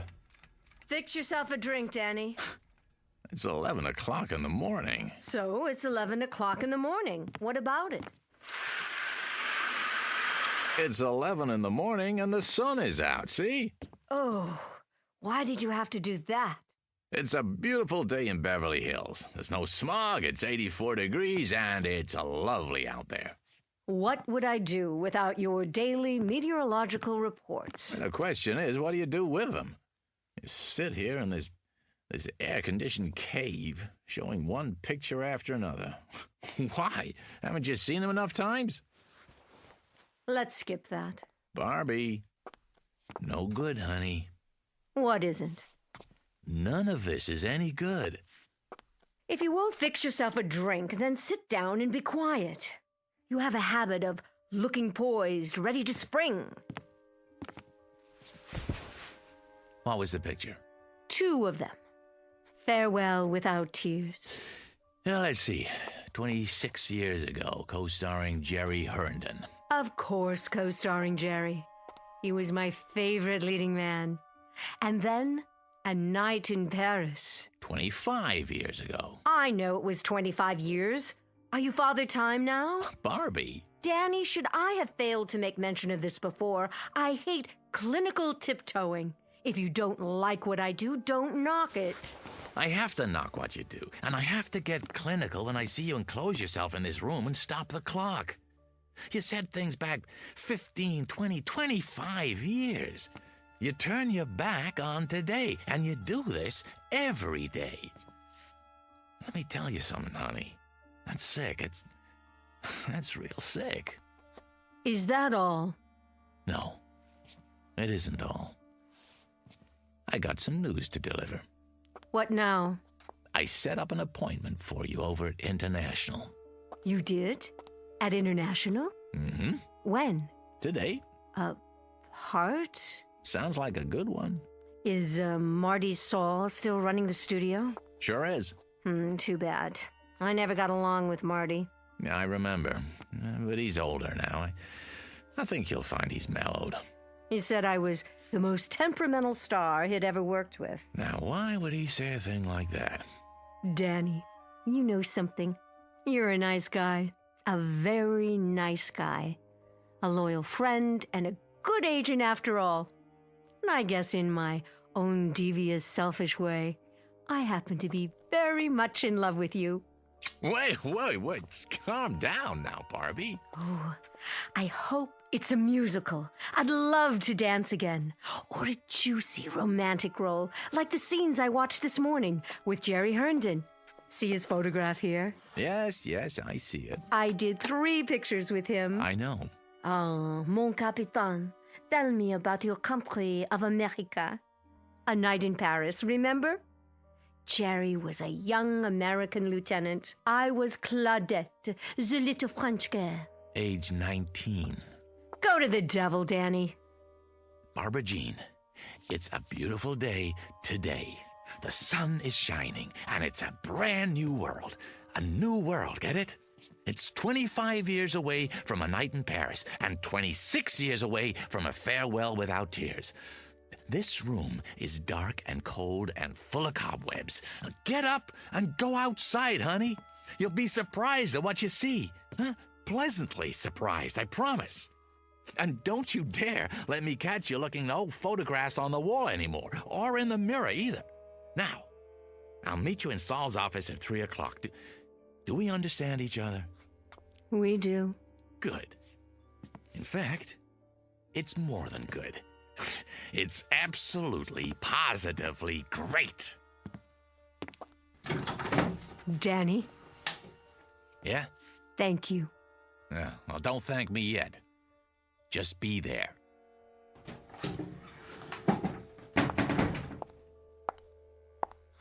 Mirror, mirror on the wall, am I still the fairest of them all?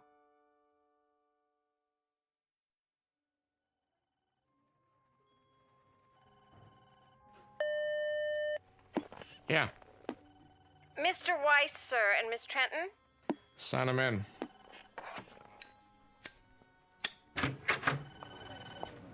Marty, there you are. Good to see you, Barbara. You're looking... What, Marty? Spectacular? Yeah, something like that. Don't be afraid to say it. Any woman appreciates a compliment, as long as it's sincere. New dress, huh? New hat. Flowers, even. Veil. The whole schmear. You going somewhere? Why, no, Marty. It's all for you. I believe you know my agent, Mr. Weiss. Yeah. How you doing, Danny? Fine. And yourself? Sit down, please. My, you've redone your office. Did he tell you about the part? Not exactly. I think it fits you. It's not big, but it'll be a nice showcase. How big and how much of a showcase? I meant to tell you, Barbara, it's not the lead, more like a special cameo appearance. No, very special. Surely Danny's told you what my requirements are. Mm-hmm. Why is it, Barbara, you and I always get off on the wrong foot? And what foot is that? The one in your mouth? Oh, excuse me, that's a cigar. Still smoking those nasty things I see. We always seem to fight. Doesn't that always seem to be the case? We begin by fighting. I'm still waiting to hear about the part, Marty. Raise the veil. What? On your hat. Go ahead. That's it. Uh-huh. Perfect. What do you mean? You play a mother. How old a mother? No, that's not the point, Barbara. 40-ish, but very vibrant, very alive. As opposed to what? A corpse? I don't play mothers, Mr. Saul. I never have, and I'm not about to start now. I also don't take bit roles, even if you call them cameos. You should know that. You'll forgive me, my dear, but I didn't realize you were still so particular. Well, now you do. At least I would think you'd look at the part. That would be a waste of my time. Look, I think we could at least take the script home with us, Barbie. You take the script home with you, and you play it. I didn't like this crude, tasteless man when I was under contract to him, and I don't like him anymore now. And especially when he offers me a fast walk-on. And you, Miss Prima Donna, I got news for you. You may think you're still the #1 lady on top of the heap, but you got it wrong. You're just an aging broad with a scrapbook. And any part you get at this studio won't have to go through an agent. You can set it up at the community chest, because it'll be charity. Barbara, wait! Remind me someday, Saul. Remind me when you've gone over the hill and you're down on your hands and knees. Remind me to give you a swift kick, just so you'll know how it feels.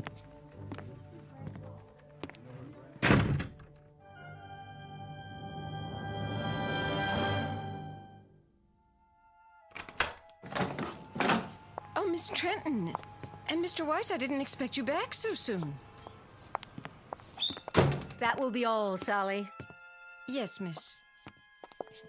You'll excuse me, Danny. I'm going upstairs to rest.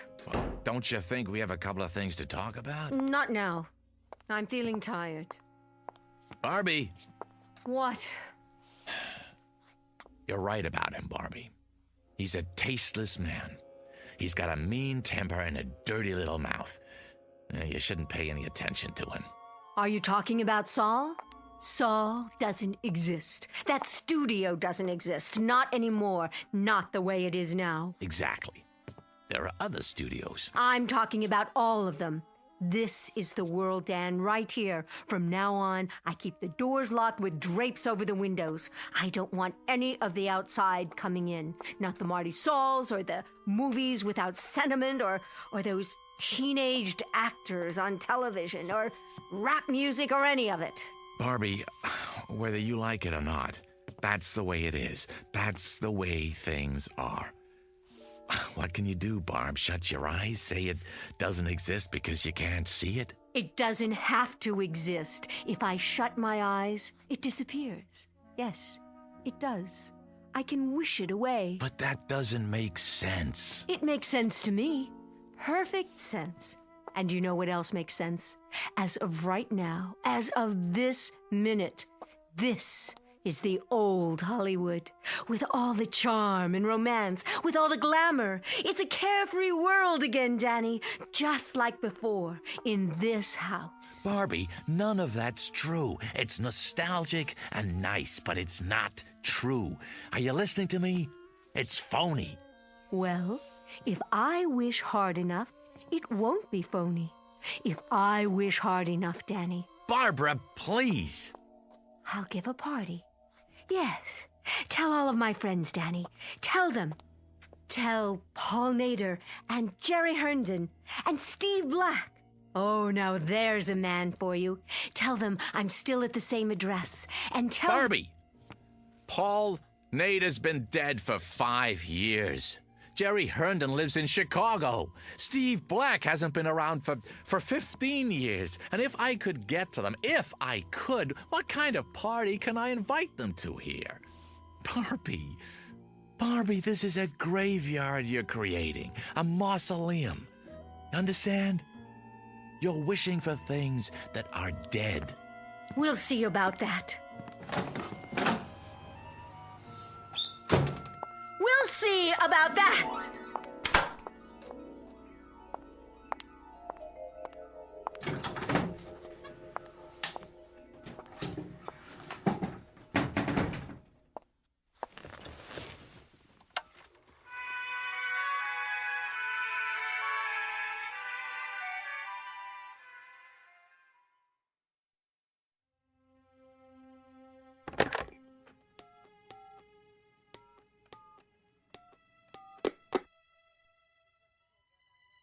Mr. Moser, please. Tell him it's Danny Weiss. Hey, Walt. Long time, huh? No. I didn't go to the awards. Congratulations, by the way. Heck of a picture. Yeah. Say, listen, Walt. I got an idea, and I wanted to run it by you first, before I shop it around. Yeah, that's right. Yeah, nobody yet. Well, you know the actor who just won for Best Supporting? Uh-huh. Well, About Time is right. Yeah, he's all over the talk shows, giving interviews left and right. No, I don't represent him. But he's been in this business a long time, started as a teenager. I know, at your studio. That's why I'm calling. See, here's what I think's gonna happen. A brand new interest in the greats of our industry who made it what it is today. I can see it coming. Not nostalgia exactly, but a wave of appreciation, reevaluation. So I was thinking, why not put together a special project just for them? The ones who've been out of the limelight a few years. Stars who never got an Oscar but deserve to. Yeah, I tell you, the media will lap it up. Yeah, no, I don't have a script yet. Uh-huh. Yeah, I suppose so. I'm a sci-fi fan too. Sure I am. Yeah, so it makes... So make it like Star Wars meets, I don't know, On Golden Pond or something. I'm just riffing now, but... Really? You never saw it? Oh, great flick. Hepburn Fonda. No, Henry. Yeah. Yeah, a whole generation that... Well, they would if you set it up right. The what? Oh, a series of pictures, huh? Uh-huh, based on video games. Yeah, I see. Well, of course they have to be young. Still, when you think what a great name could bring to the package, well, Barbara Jean Trenton, for one. No, she's not dead. No, I assure you. A highlights reel. Yeah, I don't think she'd mind. Sure, I understand. Well, give me a call when you get back in town, huh? Yeah, well, looking for it. All right, take care now. Yeah, you too.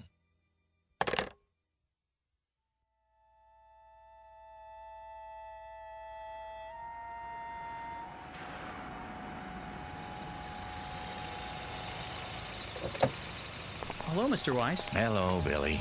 Lunch again, huh? Park it nearby, would you? Won't be long. Yes, sir.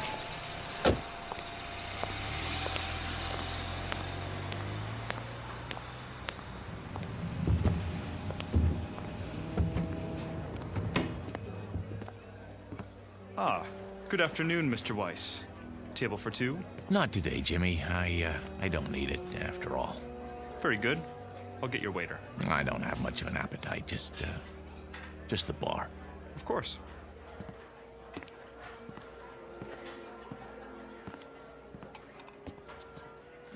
Hey, hi there, Mr. Weiss. Where's where's who, Rich? Well, you'll excuse me saying so, but the place has been buzzing. I heard you're bringing Barbara Jean Trenton for lunch. Some kind of celebration. Ah, well, there's been a change of plans. Oh, well, the reason I mention it is I was gonna ask her for an autograph. You think she'd have minded? I'll bring you an autographed 8x10. How's that? Would ya? Oh, that'd be great. Just a scotch and water for now, Rich. Coming up. Make it a double, will you? Sure, no problem. Mr. Herndon? Telephone call for Mr. Herndon. Mr. Herndon? Telephone call from Mr. Herndon. Oh, hold on. Did you say Herndon? Why, yes, sir. That wouldn't be... No, forget it. Pardon? Why, it's not for a Jerry Herndon, by any chance. I wouldn't know, sir. Well, I was just wondering. Jerry Herndon. Sounds familiar. Didn't he used to be in the movies, too? Sure did. A long time ago. Telephone for Mr. Herndon. Right here, son. Jerry? You can take it at the bar, sir. Thanks.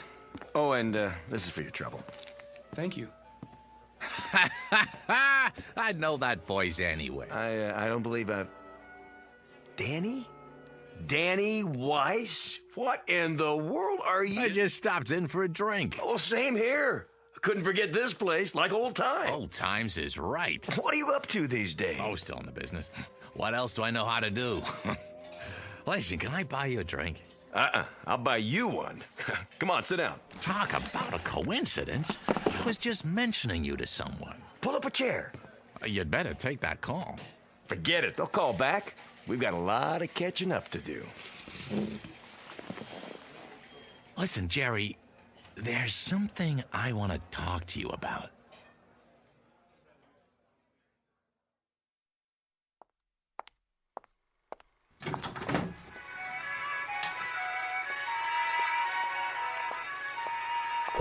Oh. Who's there? Only me, miss. What have you done? Very sorry, miss. I didn't see you sitting there. I must have tripped on the electrical cord. Shall I plug it back in? Thank you, no. I'll take care of it, Sally. And Sally. Yes, miss. I'm locking the door to this room. I don't want to see anyone. I understand, miss. Sorry.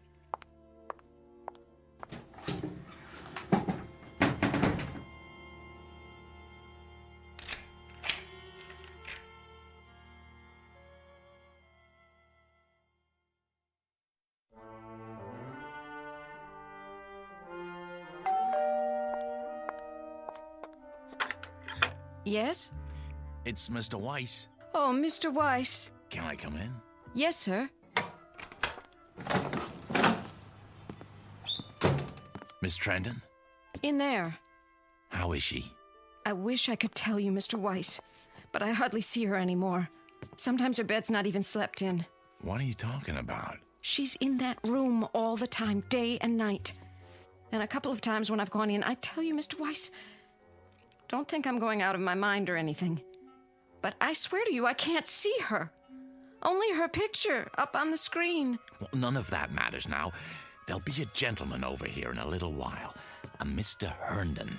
Jerry Herndon? The one who played opposite Miss Trenton? That's the one. He's in town on a business trip. I thought it might do her good. Take him into the den, will you, Sally, when he gets here? I will, but it won't do any good. She won't see him. I wouldn't be too sure. She won't. She doesn't talk to anyone, not even the phone. Just stays in that room looking at her old movies, running them over and over. I'm worried about her, Mr. Weiss. You don't know how worried. I'll go in and talk to her. Now, Mr. Herndon should be here any minute.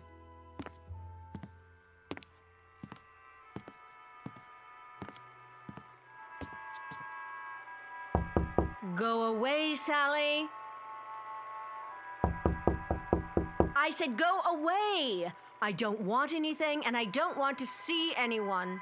Barbie, it's me, Danny. Now, please let me in. Why should I? Please, Barbie, I got something to tell you.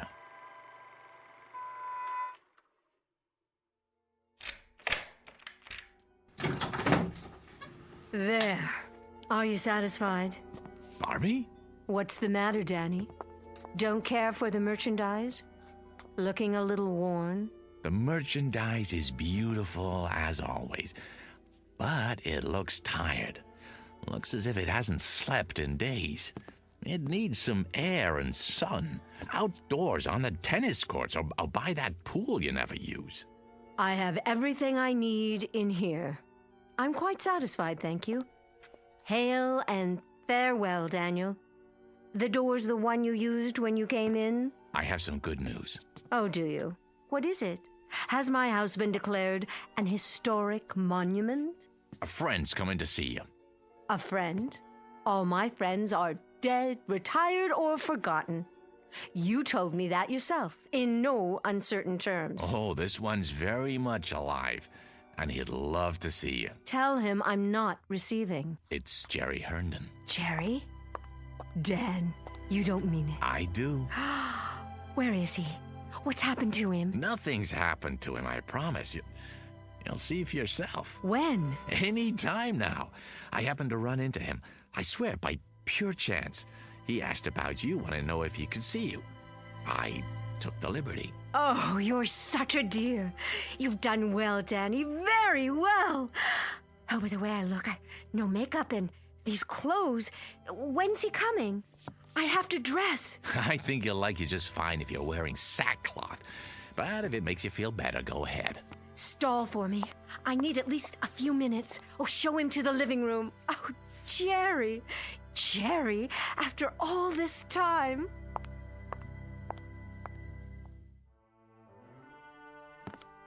How is she? Really? I'm so sorry I haven't kept in touch. She's still Barbara, same zest for life, same charm. Why, we just had a meeting at the old studio. Yeah, the day I ran into you, matter of fact. Oh, not that same terrible head of production, I hope. Yep, Marty Saul in the flesh. He's running the whole place now. And he hasn't changed one bit. Same chip on his shoulder. No kidding. Jerry, truth is, she's not well. Nothing serious, I hope. She'll pull out of it, I'm sure, but make a fuss over her if you would. Tell her how wonderful she looks.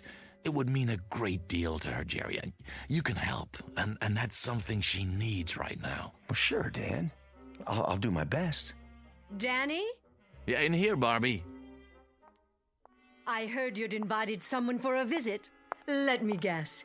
Could it be... Hello, Barbara Jean. Who's... Jerry? Oh, no, but this can't be Jerry. Are you playing a trick on me again, Danny? Is that it? Been a long time, huh? A lot of water over the dam. Oh. Oh, well. Yes. Jerry's just in town for a few days on business. I see. You're looking downright lovely, if I do say so. Isn't it odd the way we picture people as they were, never as they are? You haven't changed, Barbara Jean. Hardly at all. Well, I thought you'd be here on a white horse or in an officer's uniform. Why, isn't that silly of me? I thought you'd be as I remembered you, Jerry. A young man. I was.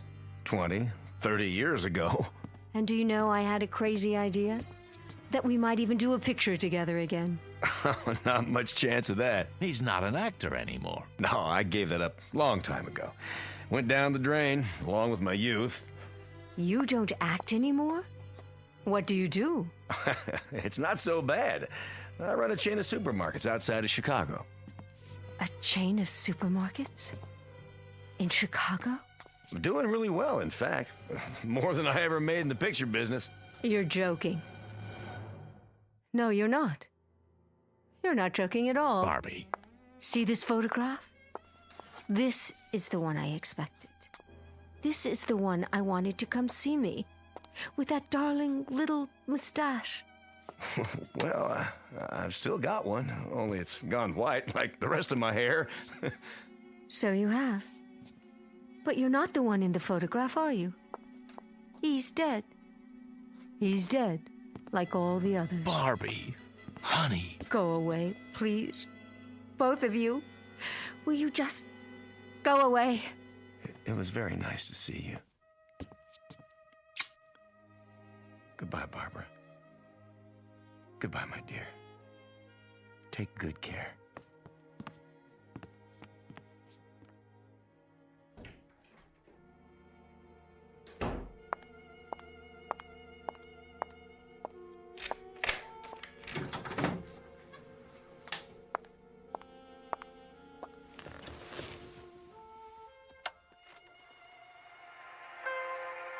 Jerry. There you are, Jerry. How well you look. How young. How wonderfully young. There was an old man here a while ago. A tired, worn-out old man. And he said he was you. Can you believe it? Oh, Jerry. Jerry, I wish I could be where you are. I so wish I could, Jerry. Oh, how I wish.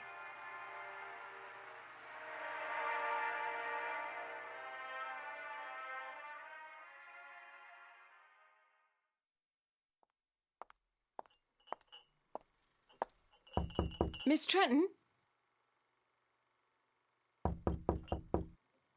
I brought you a little snack, Miss Trenton. Coffee and sandwiches. Wouldn't you like some?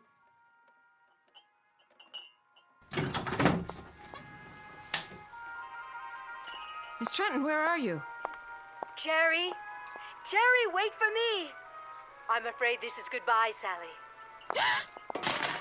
No! Goodbye!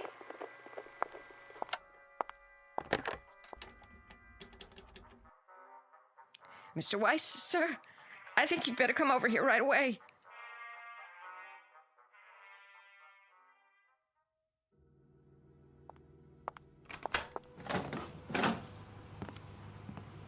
What is it, Sally? You'd best see for yourself.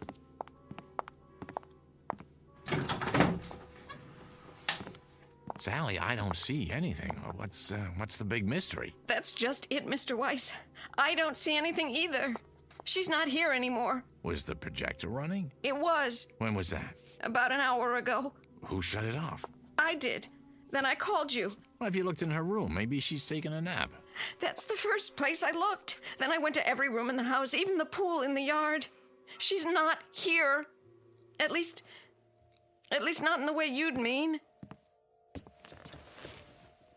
You know how to work this thing? It's just that little switch there. Are you going to run it, Mr. Weiss? Yes, Sally. I'm going to run it. Mr. Weiss, I can't stand to watch. I don't know what I'm going to see. Shh, quiet. All right, darlings, that's enough for now. Let's go outdoors. We'll finish our cocktails by the pool. Everyone go ahead. I'll be right with you as soon as I change out of these heels. What is this film, Mr. Weiss? Not one that I've ever seen. It's funny, it doesn't look like a set. Wait, those French doors, I'd swear it's this room. This one right here. It can't be. But it is, Mr. Weiss, it is. Look at that scarf. She bought it only last year, and those shoes? They're the ones she wore when Mr. Herndon came by. Barbie! Barbie, please! What? It's Danny. Please, don't do this. Danny? Oh, there you are. Care to join us? The old gang's here. We're going to have such a time, just like we used to. You know I can't do that. I can't just step into a movie screen. It isn't real. None of this is real. Well, then, goodbye, Danny. Be a dear and hold on to my high heels for me, will you? I can't very well swim in them. Barbie, don't! Keep them to remember me by. Jerry! Where are you? Barbie, please. Over here by the bar. I just stopped to freshen my drink. Care for another one, Barbara? Oh, don't tempt me. Now we simply must go outside. Everyone's waiting. In that case, race you to the pool? You're on! Barbie, come back. Come back. Sally, these shoes by the French doors, you didn't drop them here, did you? No, Mr. Weiss. And this scarf on the patio? No. Well, they must be Barbie's then. I guess I'll just have to hold on to them. In case she comes back. Oh, Mr. Weiss, what are we going to do now? Well, the only thing we can do. Wait. Meanwhile,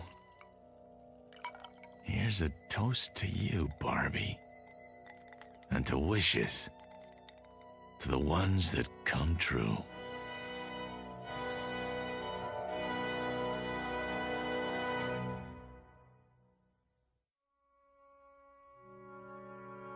To the wishes that come true. To the strange, mystic strength of the human animal, who walks that thin line between reality and the shadows and can sometimes make one merge with the other. To Miss Barbara Jean Trenton, movie queen of another era, and no longer of this one. May her star shine brightly in the Twilight Zone.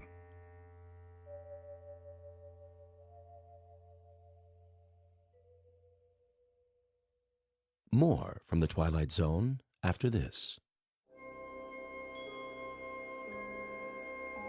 Hi, this is Carl Amari, producer of the Twilight Zone Radio Dramas. I'd like to take a moment to tell you about our official website at twilightzoneradio.com, where you'll get the latest news and information on these Twilight Zone radio dramas. Plus, at twilightzoneradio.com, you can digitally download 3 free episodes or any of our episodes for only $1.95 each. In this age of ever-changing technology, we've decided to make these episodes instantly available to you by making the Twilight Zone radio dramas a digital download-only series. This means that this series will no longer be offered on CD. The CD collections at our website are now being offered while supplies last at buy one, get one free. So be sure to get your favorites before they're sold out. Be sure to visit us often, and I'll see you in the zone.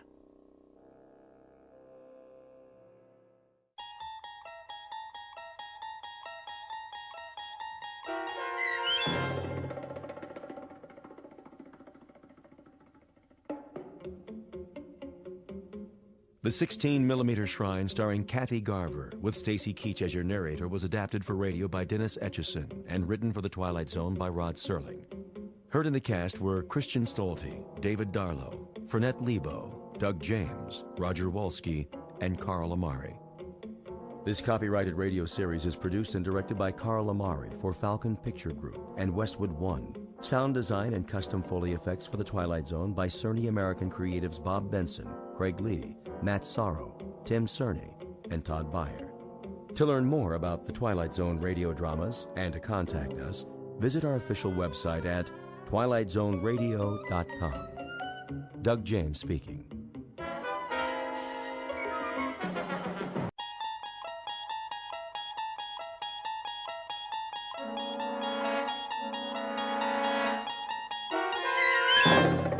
You unlock this door with the key of imagination. Beyond it is another dimension, a dimension of sound, a dimension of sight, a dimension of mind. You're moving into a land of both shadow and substance, of things and ideas. You've just crossed over into the Twilight Zone. 3 inches. Tonight's low near 15. Scattered snow squall activity tomorrow with a high of 34. With the wind out of the north at 19 miles. We're almost there. Where exactly is there? Jerry, it's freezing out there. I mean, you gonna tell me what this is all about, or is this some kind of surprise party? It should be no surprise to you, Brett. But what I'm about to show you, you can't tell anyone about. And I mean anyone. Look, Jerry, you're my brother, and you know you can trust me, but what are you into? You're not building some kind of meth lab out in the middle of this woods, are you? You know me better than that. I've never touched drugs in my life. Just give me a minute when we get there, and I'll explain it all.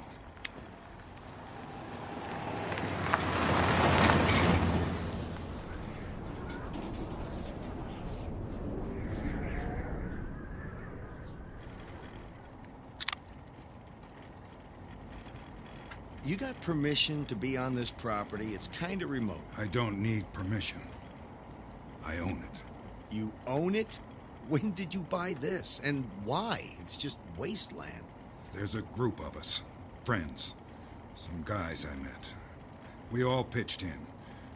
We've been working out here on a project for about a year now. The project? A compound. It's underground. It's a place to be safe.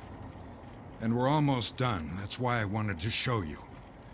I talked to the group, and we agreed that we could bring some family and friends into the fold.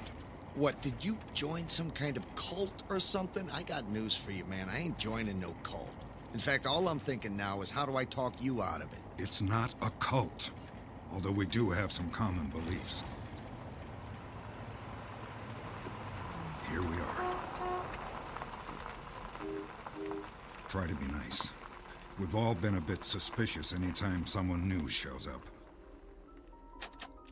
That's not a happy-looking bunch, man. They look cold and miserable. How nice am I supposed to be? Just let me do the introductions.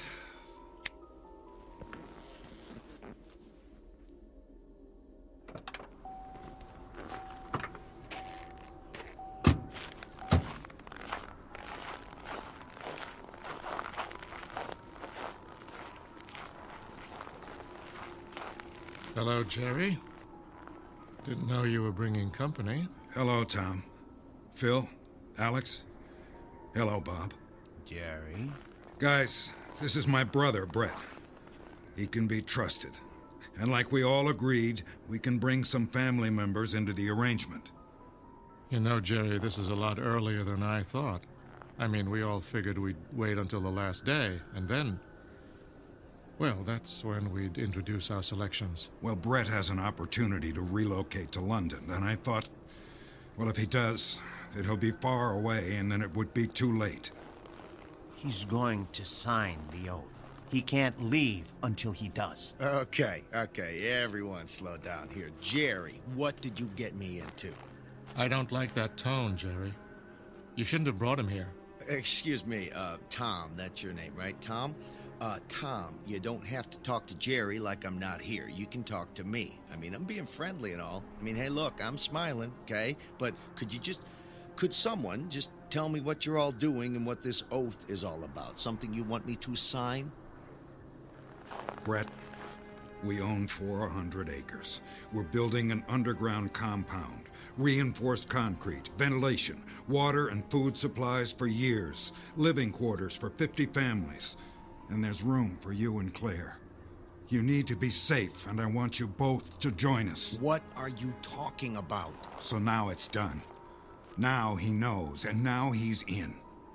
You all think when you start showing up with friends and relatives, it's going to be any easier for them to understand any of this? What we're doing now, what I'm doing now, is going to happen again. So let's all get used to it. He can't leave here, Jerry. Not till he signs the oath, and we know he'll keep the secret. Oh, man, what secret? 2012. December 21st, 2012. Jerry, you are going too far. They are all scientists, physicists, astronomers, researchers. A cataclysmic event is going to take place on December 21st, 2012. All life as we know it will cease to exist on the planet unless you're properly sheltered from the event. Don't tell me you bought that Mayan calendar thing they keep showing on cable TV. This was a bad idea, Jerry. You should have followed the protocol. Protocol? Secrets? An oath? A compound? Hey guys, let me guess. You're all still mad because Y2K never happened. You gotta stop falling for this stuff. Brett, just be quiet. Read the oath. Sign it. Just for once, do what I say. If he reads the oath, he has to sign it, Jerry. You do understand that? He'll sign. Here. Brett, just sign it. Just sign it now. Just sign it? Look, I don't care what it says, but I'm gonna read it first. Then we'll talk about this signing thing. Let's see. Your name here. Nice touch. Okay, from the top. I, Brett Hansen, do solemnly swear that I will abide by this oath and never reveal to anyone under any duress the contents, location, or intent of this confederation. I agree that I will maintain humanity under 500 million people in perpetual balance with nature, guide reproduction wisely, improving fitness and diversity, unite humanity with a living new language, rule passion, faith, tradition, and all things with tempered reason, protect people and nations with fair laws and just courts, let all nations rule internally, resolving external disputes in a world court, avoid petty laws and useless officials, balance personal rights with social duties, prize truth, beauty, love, seeking harmony with the infinite. Be not a cancer on the earth. Leave room for nature. Leave room for nature. Very nice. Not the best lyrics and probably hard to dance to. You know something, guys? I think you're all nuts. Jerry, what did you get into? I'm really sorry about this, Jerry. You really shouldn't have brought him here. Jerry, what the hell did you get into?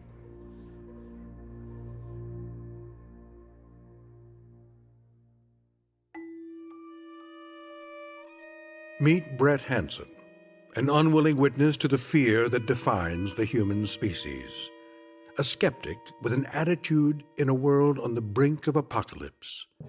It's a prediction about to come true in a place where prophecy has a zip code. There's a compound up ahead, and it's members only in the Twilight Zone. And now, the Twilight Zone and our story, 2012. Starring Christian Stolte, with Stacy Keach as your narrator.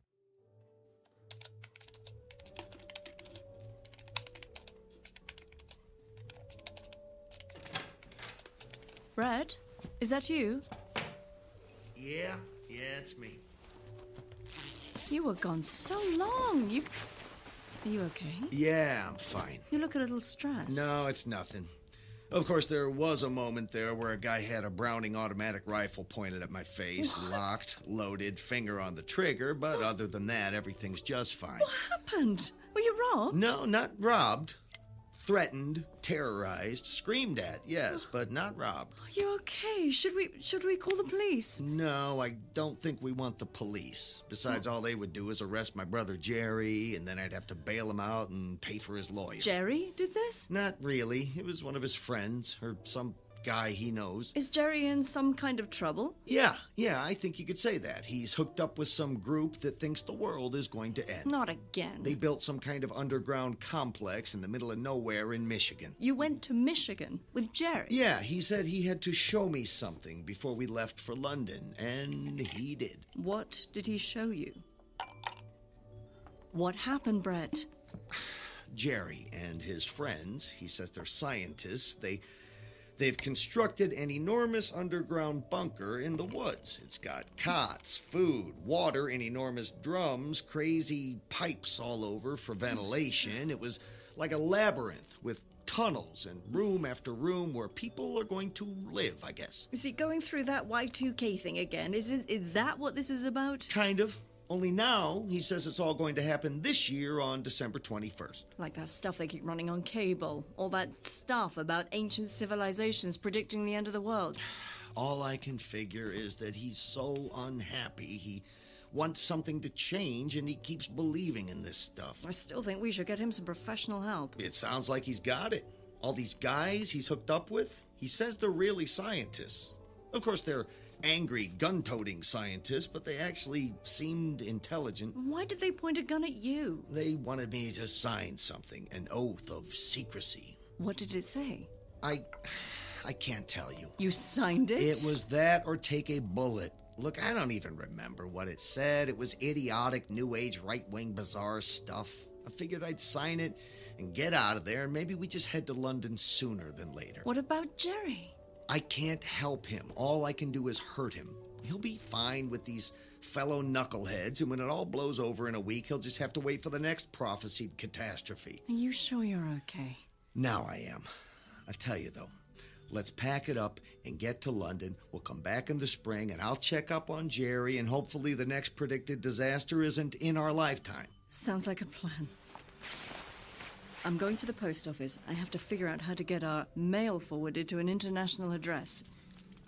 Are you sure you're okay? I'm fine. And yeah, I hadn't thought of that. Let me call around and see how soon we can get to London. You take it easy. I'll be right back. All right, honey.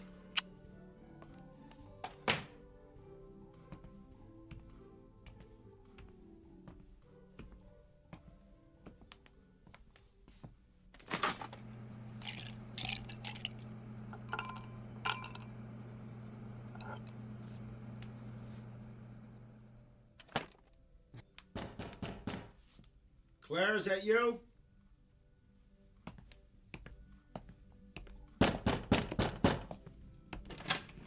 Oh. Can I help you guys? Are you Brett Hansen? Who are you?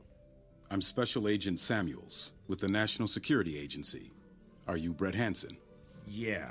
What's this all about? Can we come in? Yeah, I guess. Thank you for your cooperation, Mr. Hansen. What kind of cooperation are you looking for? I don't even know why you're here and... oh, okay, of course. Just let yourselves in. Please, Mr. Hansen. Have a seat. Oh, yes. Why, thank you. Thank you for inviting me to sit down at my own kitchen table. We know that you were in the company of your brother today and had contact with his associates. Are you following him? It has come to our attention that you have signed a document. Look, that was at gunpoint. If I didn't sign that thing, we might not be having this conversation. It seems you have failed to abide by the oath. What? You swore to reveal nothing of what you learned or know, Mr. Hansen, and you have violated the oath. Is that why you're here? Get out of Dodge. Who are you guys, really? You part of that bunch my brother's hooked up with? The bunch your brother is hooked up with is part of a vast network. Your brother was recruited because he is actually somewhat of an expert on post-apocalyptic survival. What we're trying to understand is why he recruited you, and why you chose to tell your girlfriend all about those things you were sworn to keep secret. Wait a minute. How do you know I told her anything? Were you listening at the door? Actually, we've had your apartment under surveillance for quite some time. You bugged my apartment? There's a law against that, isn't there? You're going to have to come with us, Mr. Hansen. I'm afraid you can't be trusted. Get out. Get out of my apartment. Get out now, you... Oh. Has he had any other contact with anyone else? No one. His brother dropped him in front of the apartment, and he walked directly here. Only the woman had contact. Pick up the woman as well. She's now a threat. We can't let the word get out until we're ready. Understood.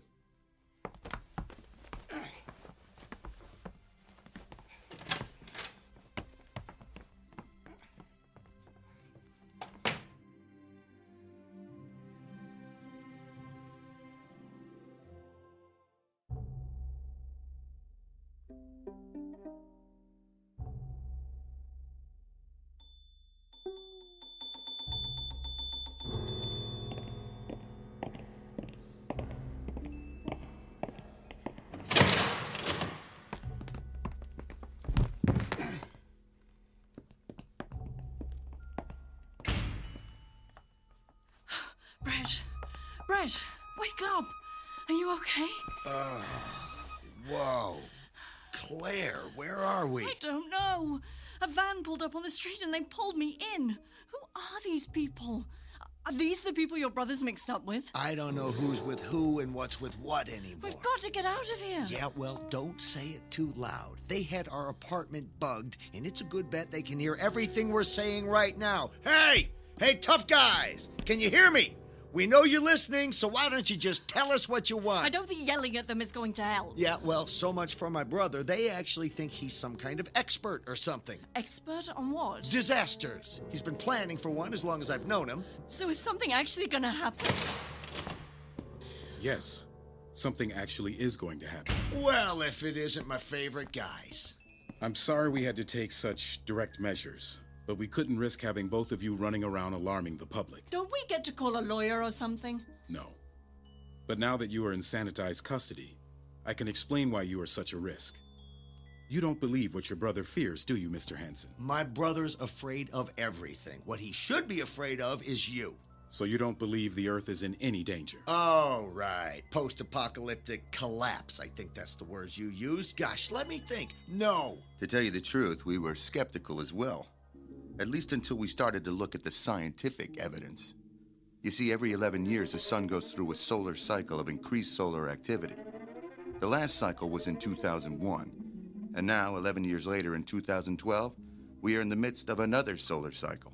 Sunspots?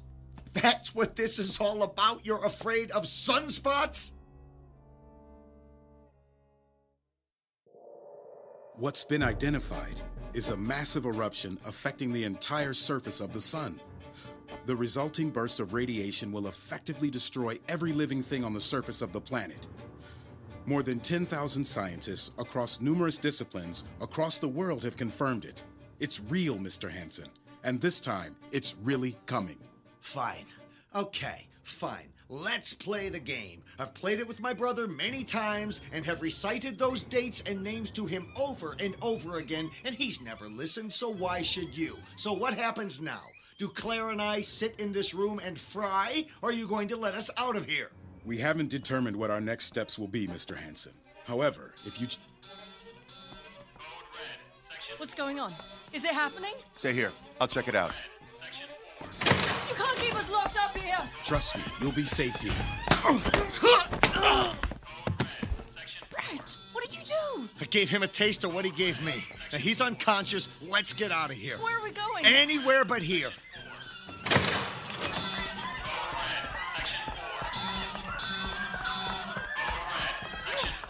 Who are all these people? I don't know, but they look a lot like us, scared and not sure where to go.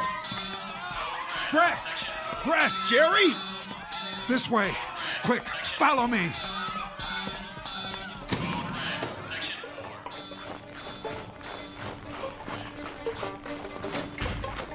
Jerry! Jerry, stop just a minute! Jerry, where did you come from? They told me they had you. I had to come find you. We shouldn't wait here. Come on, follow me. Jerry, he told us. That agent told us. It's really true? They really know something's gonna happen? It's true. I even had doubts. After Y2K was a bust, I started to think I was a sucker. That's when I got a phone call from a government group that said they wanted me to join a think tank. Said they wanted experts on the subject of survival without civilization. I figured, why not? All that stuff I learned was finally good for something. It was fun at first. You just talked about stuff. I guess I knew enough to really impress them. The more I talked, the more they listened. Next thing you know, they let me in on their big secret. Jerry, how long have you known this? 2 years. I wanted to tell you both, but they don't want anyone to know. Yeah, the oath. What's up with that? It's a scam. A lot of people believe it, though. It showed up about a year ago as the group got larger. Now everyone thinks it's about the oath and the great secret. You want to know what the great secret really is? To tell you the truth, I'd rather not. You have to know. Besides, we're probably all dead already. You got our attention, Jerry. What's the secret? This whole thing started with a team of scientists. They calculated that there was a 100% chance that the Earth would be hit by a solar storm on December 21st, 2012. The assumption is that a great extinction will occur, unmatched since 250 million years ago. Why didn't they tell anybody? You can't let billions of people just die. You can't. I can't. But there are people who not only can, but want it to happen. The scientists? No, the politicians. At least some of them. The ruling elite. Big business, big banks, big money. The blue bloods of the world, who very quickly provided the financing and resources to build the compound. So, big banks and big business built your deal out there in Michigan? Far from it. A lot of us protested the new plan. Many of us were killed or simply disappeared. That's when we agreed to an oath. An oath that was simple at first, but got a bit complicated over time. After we signed the oath, they allowed us to build our own protection. Of course, we had to use our own money and labor to do it. But it was that, or just die when the radiation wave hits. So, this is really going to happen? It's real, Brett. It's not some wild Nostradamus prediction that appears to be true after the fact. This is, in fact, a fact. Why would anyone allow so many people to just die? A great cleansing. That's what the Blue Bloods call it. Get rid of the riffraff and let the rich and powerful literally inherit the earth. Except for guys like me. They had a plan for a lot of us that we found out about. That's what caused the revolt. We were going to be allowed to survive as the working class, a new breed of peasant and slaves to populate the planet in limited numbers to serve the powerful. You had it right when you said it, Brett. The Illuminati. They hardly ever existed, but they're back with a vengeance now. And now is when they're making their move. They're trying to take possession of every underground bunker.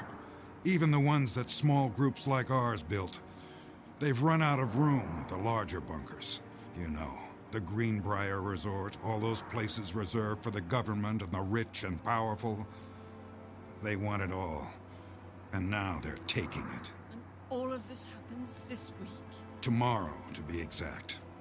December 21st at 2:27 p.m. Merry Christmas. So, where exactly are we going? Back to Michigan. There's a small area where we built a separate compound. It's where we started before we signed the oath. After that, we were allowed to sell everything we had and build the larger compound a little farther north.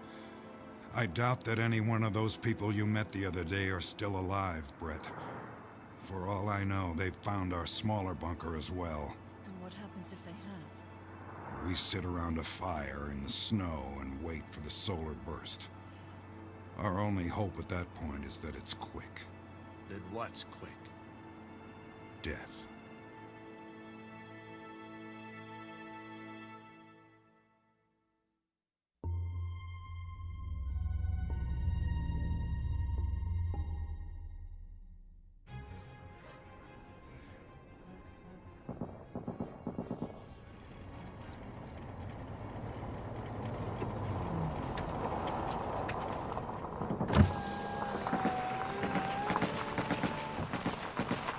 A lot of shooting. Your friends? It's hard to say. Do other people know? Have they found out? Is this like some kind of global panic? 45 still going. Raises the levels of chemicals. No, there's nothing on the radio about it. I don't like this. What should we do? Lay low. Wait for the gunfire to stop and see if we can get a... Don't move! Tom. Tom, it's me, Jerry. Jerry? He's bleeding. Tom, what happened? Who's doing this? The Blue Bloods. The powers that be. They're taking the compound. They're shooting everybody and moving in. Don't go there. They just shoot. We have to do something. He's losing a lot of blood. Here, Jerry. Take the BAR. There are clips in my pocket. They're afraid of it. Try to get to the old compound we started on years ago. That's the plan. They haven't found it yet, have they? Don't know. It's all up for grabs now. But I don't think they know it's there. It's too small for their needs. Tom, we're taking you with us. Don't be a fool. I'm already dead. Take me to the hospital and we all die. Take me to the old compound and I'll die in the night. Go. Just go. Take the rifle and the ammo. Leave me a grenade. I'll pull the pin and put it under my body. If anybody comes this way, I'll take them out. The grenade is live. Now go! We can't leave him here. You have to. They'll find you. There are too many of them.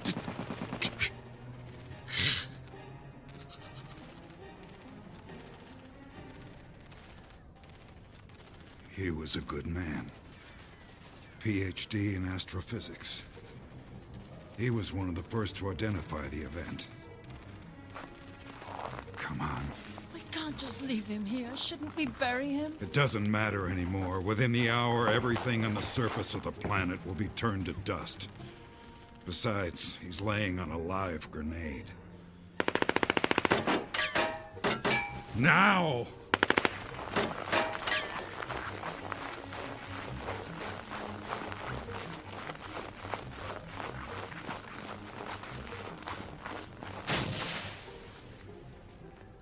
That was Tom. Let's go. The old compound is close. Jerry, what time is it? 2 o'clock. We have about 30 minutes. The old compound is just up ahead.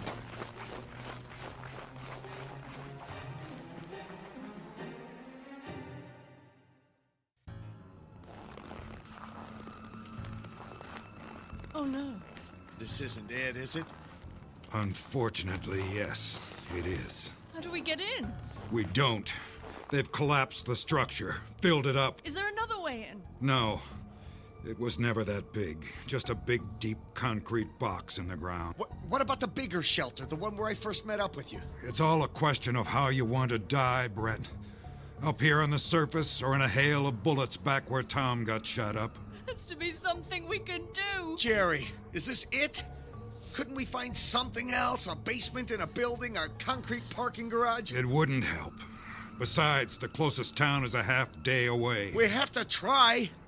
We have to do something. I don't care if I get shot. We can't just sit here. We couldn't die in a gunfight if we wanted to. They're probably already locked up inside. This is it. There's nowhere left to go. There's nothing we can do. I'm going back to where this compound is. If there are other people there, I think we should be with them. Besides, maybe it's not locked up. Maybe we can get in. Jerry, Claire's right. We have to do something. Now let's go back to where you first took me. Maybe those steps going down are still there. The door might be closed, but we can at least sit under the concrete over the entrance. Yeah, sure. It won't help, but sure.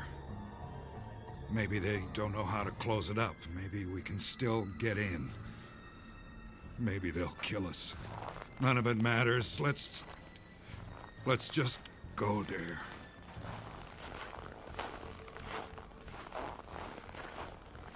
I still can't believe this is happening. Some of us wanted to tell people. But the panic would have been too much. Around the world, there's only room for about 500,000 people in the bunkers that have been constructed. There was no way to protect everyone. That leaves about 6 billion people who aren't gonna make it. It wasn't my choice. We just couldn't tell anybody. There were all sorts of people we hired to help us build the compounds. If they had had any idea what they were for, it would have been chaos. But no one has a chance now. How could you keep such a secret? Hey, it's no secret. It's all over the news. Except no one really knows what's really going to happen. That was part of the plan. Keep everyone guessing. Even if I came out and said the world was going to end, I would have been just another nut. Think about it, Brett. If I had told you all this, would you have believed me? You got a point there. It was actually a good plan for a while. Select 500,000 people who represented diverse knowledge and gene pools. Customize a population to survive a cataclysm with the proper tools, equipment, and knowledge base to repopulate the Earth. That was the whole thing we were working on at the think tank towards the end there, before the construction of the bunkers began. It looked like it could work. Until the big money and the big power showed up. Slowly, it wasn't about who you needed to rebuild civilization, but who you were. That's when they started to break many of us off and told us to build our own protection with our own money. And now they've taken that too. Yep. It sure seems that way. Shh. We're almost there. I don't hear anything. They must all be underground. So we won't get in? I don't think so. You can't open the main door from the outside. All of the controls are inside the main entrance. Shh. There's someone there. Is it a guard? No. Bob!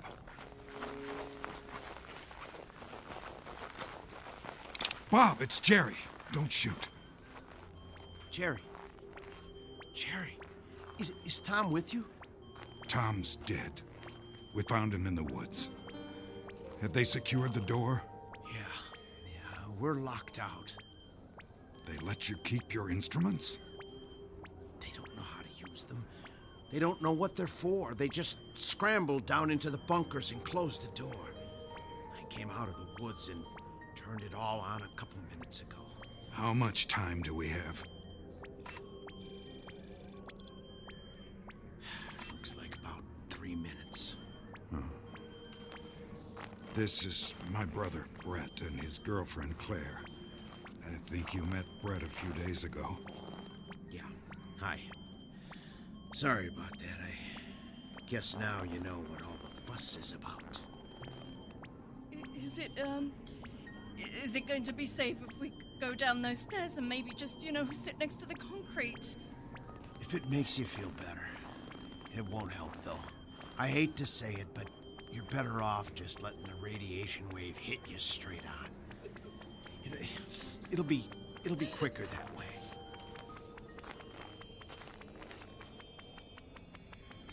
How much time, Bob?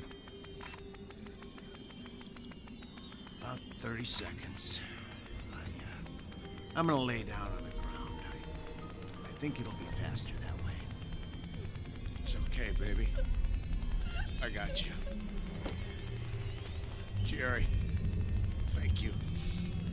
You're a good brother. You too, Brett. Sorry it didn't work out.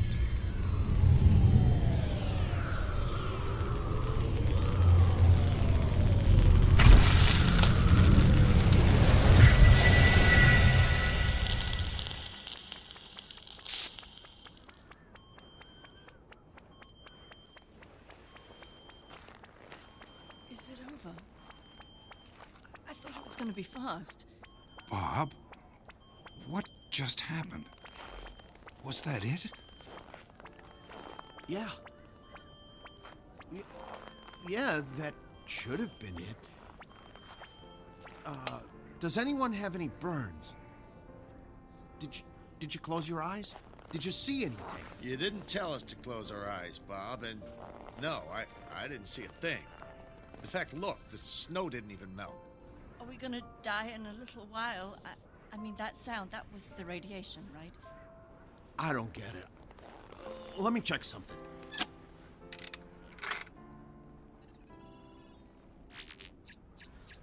Is there another burst coming? No, that was it. This is amazing. The frequency is like nothing we had anticipated. The radiation waves were enormous. They measured at least 6 feet from crest to crest. Is that bad? No, it's amazingly good. It means we endured no more radiation than you would be exposed to standing next to a microwave oven for a few seconds. So it's not the end of the world as we know it. Not today.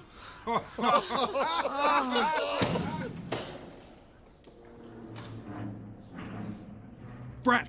Claire! Get back! They're coming out of the bunker. We shoot and run, Jerry. There's too many of them.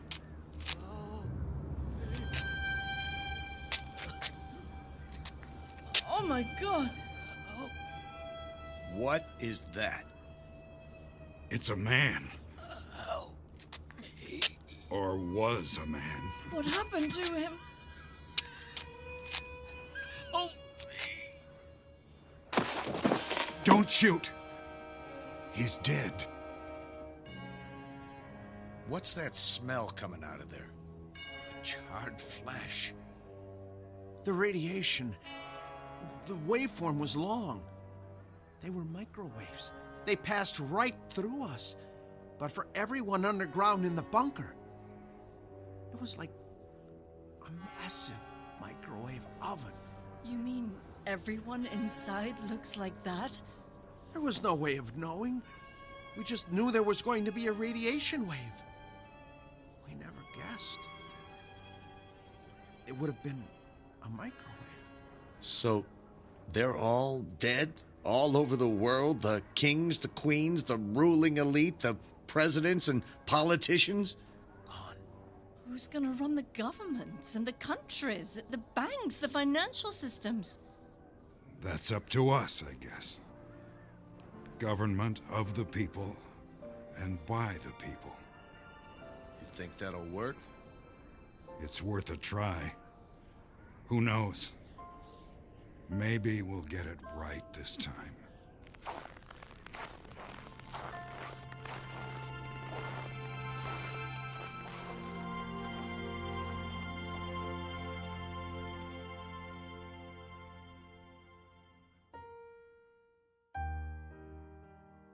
If one prediction has always come true, it's that every generation believes it must live in a time of apocalypse. Yet, in our curious desire to pursue our own demise, we have to confront the simple fact that what we fear the most is rarely defined by the truth.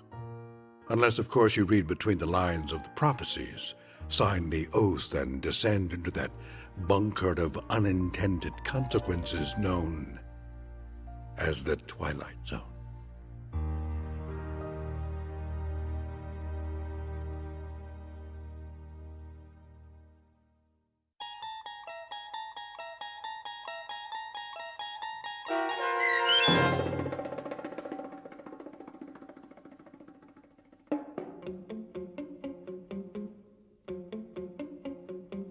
"2012", starring Christian Stolte with Stacy Keach as your narrator, was written for The Twilight Zone by Steve Newby. Heard in the cast were Danny Goldring, Sarah Wellington, David Darlow, Joby Cerny, Derek Nelson, Peter DeFaria, and Carl Amari. The producers of The Twilight Zone wish to thank CBS Enterprises and the Rod Serling estate for making this series possible. This copyrighted radio series is produced by Carl Amari and directed by Joby Cerny for Falcon Picture Group. Sound design, custom Foley effects, recording, and editing are produced in the Cerny American Sound to Picture Theater by sound designers Craig Lee, Bob Benson, Todd Beyer, and Tim Cerny. Music for The Twilight Zone is provided by CBS and American Music Company Incorporated, New York. To learn more about The Twilight Zone radio dramas and to download episodes, including 6 free episodes on our homepage, visit our official website at twilightzoneradio.com. Doug James speaking.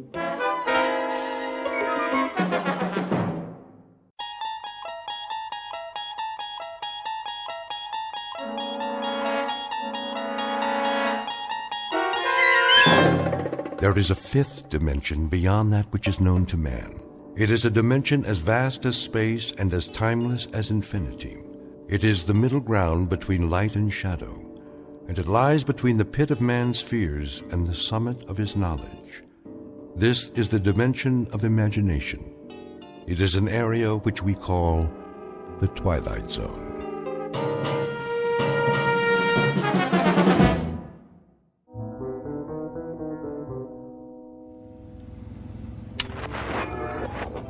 Finally.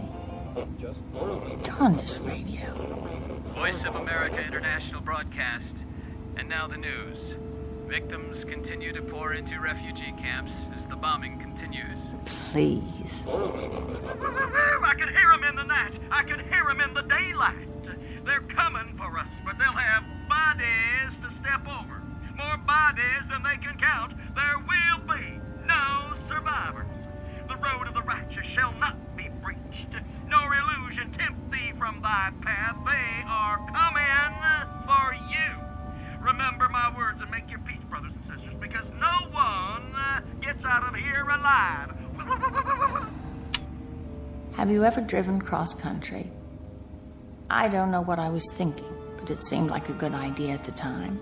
Get away from it all, see the USA. Except that it's more than you bargained for.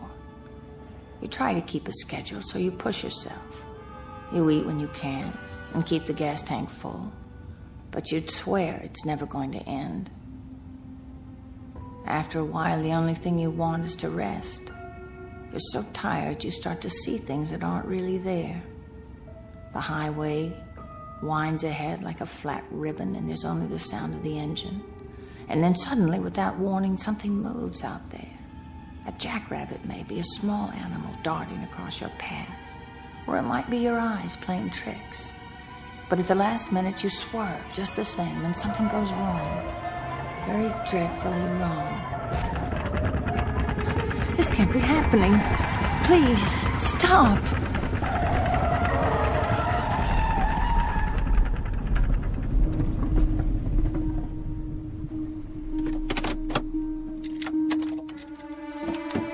Help! Somebody help!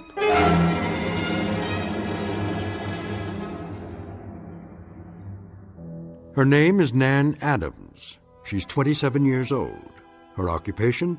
Buyer at a New York department store. At present on vacation, driving cross-country from Manhattan to Los Angeles, California. She's gone just far enough to wear through the bald spot on her right front tire. But with any luck, she'll survive this little setback. Minor incident on Highway 11 in Pennsylvania. Perhaps to be filed under accidents you walk away from. A conversational item for the winter months back home when Miss Adams talks of her trip to her friends over a glass of wine. What she doesn't know yet is that from this moment on, she won't be alone. For the remainder of the trip, her companion will be terror, her route, fear, her destination, quite unknown. Because Miss Adams has just crossed an invisible line not on any map, one that leads directly into the Twilight Zone. And now, The Twilight Zone and our story, The Hitchhiker, starring Kate Jackson with Stacy Keach as your narrator. How's it coming? Almost finished. I'm so sorry to trouble you. Hey, that's my job. Good thing I drove by. Yes, it is. There are no phones for miles. I don't know what I would have done. No real damage. At least you didn't flip the car. Thank God. Just let me tighten these lug nuts here and you're on your way. I should know how to do that. Would you believe I've never changed a tire in my life? You're not the only one. That's why I stay in business. Lots of flats out here. That, vapor lock, cars that overheat, run out of gas. I keep a 5-gallon can in the truck. I don't know what happened exactly. How fast were you going, lady? 60, 65, something like that. Oh, that all? I guess I wasn't paying attention. It happens. Gotta keep your eyes on the road, though. I thought I saw something. Like what? I don't know. Something moving. Do you think it could have been a mirage? A what? A mirage. Some sort of optical illusion with the sun on the windshield or... You want my advice? Check into a motel and get some sleep. Too long behind the wheel, you start to lose it. But I'm behind schedule. It ain't worth it. You see those skid marks? 65 miles an hour and you had a blowout and hit the shoulder? Soft as pudding. Lady, you're on the side of the angels. By rights, you shouldn't need a mechanic. Somebody should have called for a hearse. I take your point. How's that bump on your forehead? Oh, fine. Got a first aid kit if you need it? No. It's just a scratch. There you go. Spare's ready to roll. How much do I owe you?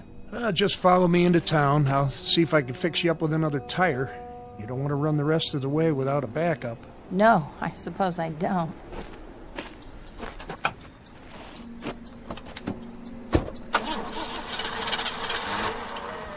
Huh. Oh, great. Something wrong? What? Not out of gas, are you? I don't think so. Pump the pedal a few times. Careful not to flood it. I won't. It's just that I was wondering... Yeah? That man. Man? Over there. I don't know where he came from, but shouldn't one of us give him a ride? He looks like he needs it. What man? Behind us, about 50 yards. I can see him in my rearview mirror. He's watching us. I don't see anything. Oh. Well, neither do I now. I could have sworn somebody was standing there by the side of the road. You see what happens when you try to drive straight through? Come on, we'll get you fixed up at the station. Yes, of course.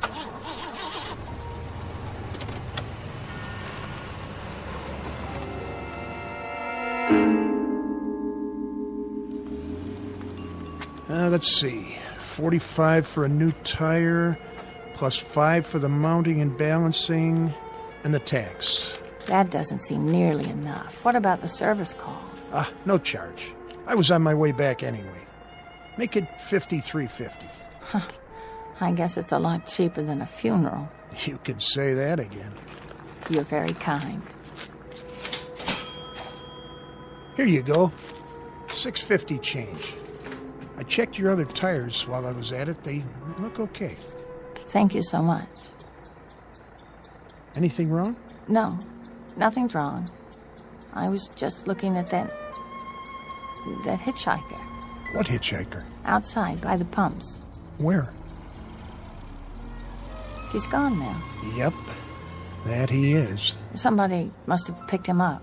One of the truckers, most likely. Strange. I saw him before, too.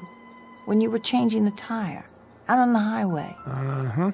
I'm sure it was the same man. Must have gotten himself a lift then, too. Right after we passed him. Yes. That must be it. Well, I'd better get going or I'll never make L.A. Shouldn't be too hard. Brand new car, good weather. Ought to make it easy. Better take a rest first, though. I can't. I'm already a day late. Get some food in you at least, if you want to make it in one piece. Yes, I... Look at that. Huh?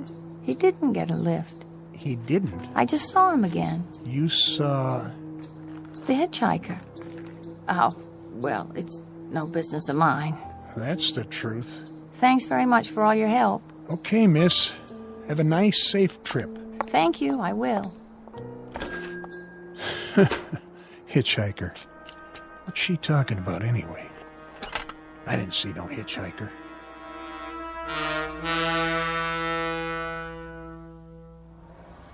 Oh, it can't be the same man. It can't. Who is he? I saw him again 50 miles farther on. It was impossible, of course, but I did. And then again on the long, straight stretch through Virginia.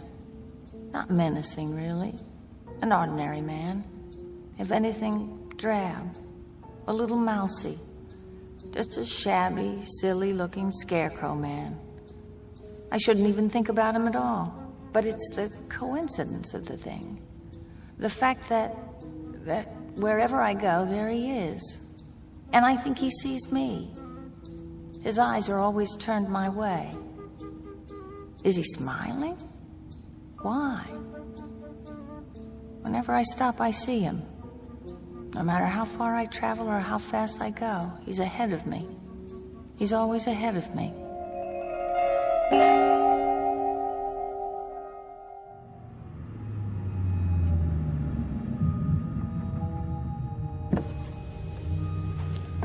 Yes, officer? Hold up, miss. Is something the matter? I can't let you pass just yet. Why not? Roadblock ahead. A roadblock? What for? Construction. Some big trucks blocking the way. Just a few more minutes. All right. I'll wave you on. Sit tight for now. This could take all night. Where's my map? I can't believe it. There is no other way. This is the only road west. Oh, no. It can't be, but it is. It's him. Going west, you say? I didn't say anything. I thought I heard... No, I'm not going west. I'm sorry. I'm just going up the road a little ways. I'm really very sorry, but I can't help you. Are you sure? Oh, please, please. It has to stop. That's true. Miss. Miss, please, you can't go through yet. It isn't safe.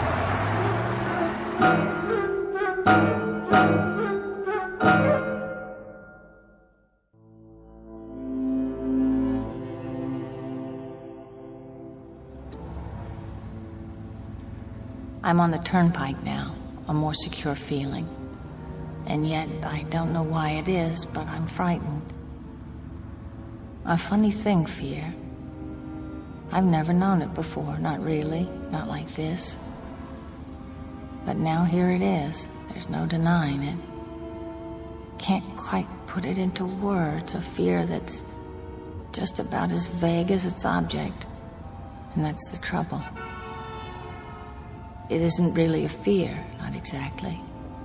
That may be the wrong term, but I feel something. What should I call it? A sense of disquiet. The feeling that things are a little tilted, a little off somehow. The feeling you get when something's wrong, but you don't quite know what it is yet. It's vague because that's what that hitchhiker is. He's vague. Like a charcoal sketch that somebody's made and then half rubbed off the paper, leaving only a kind of indistinct outline. I wonder why it is he's always there. I wonder why I can't shake him. But most of all, I wonder why I can't stop thinking about him.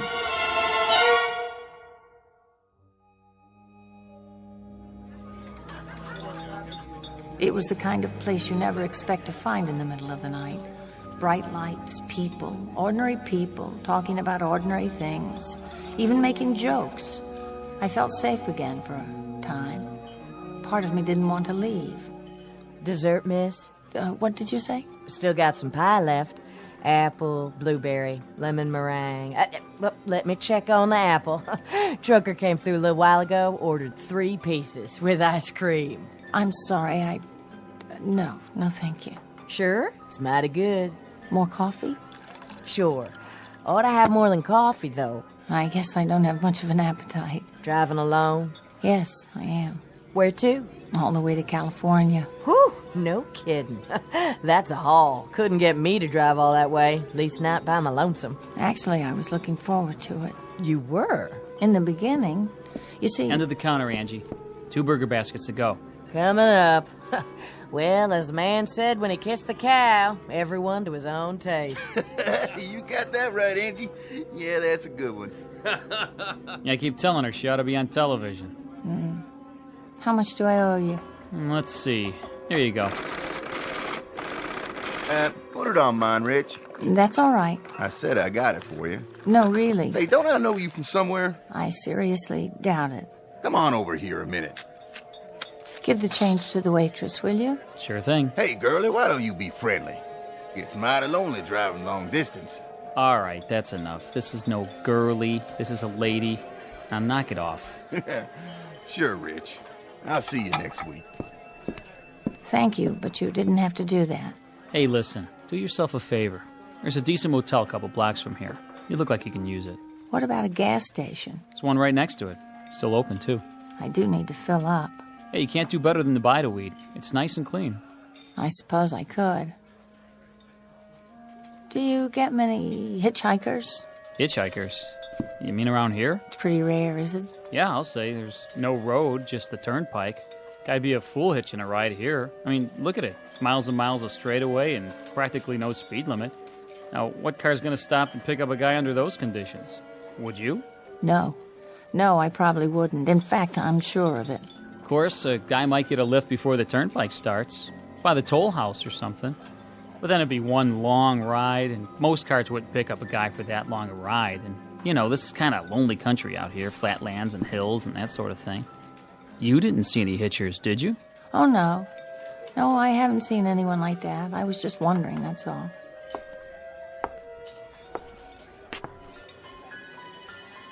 Anything wrong, miss? Oh, I don't know. I was just thinking. Something on your mind? I was just thinking how good it'll be to stop driving. It's getting so that I actually hate that car.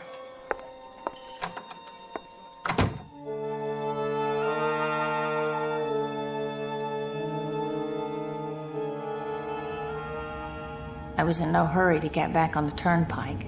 The all-night gas station was just where he said it was, a couple of blocks south, near the railroad tracks.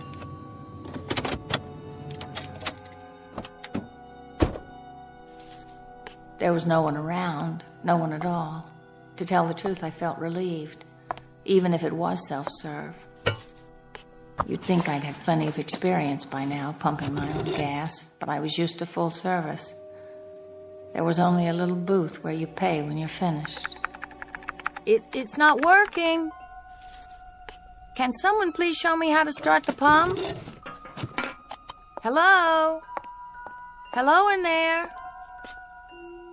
Please, I want to buy some gas. If there was a night man on duty, he must have taken a break.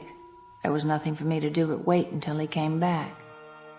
The lot was bright enough with those, what are they called, sodium vapor lights? There was absolutely nothing that didn't show. And maybe that was why I began to get the feeling again. Part of it was the way everything beyond the station was pitch black. I was in an island of light, and the light wasn't normal. That was the other part. Sodium vapor bulbs put out a kind of orange glow instead of white, so some things take on a different color. My skin, for instance, it was, well, a sickly green.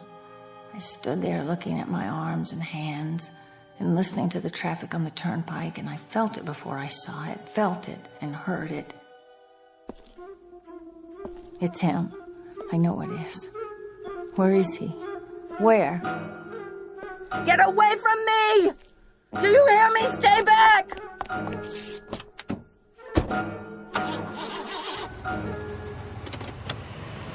I couldn't see him, but I didn't have to. I knew who it was.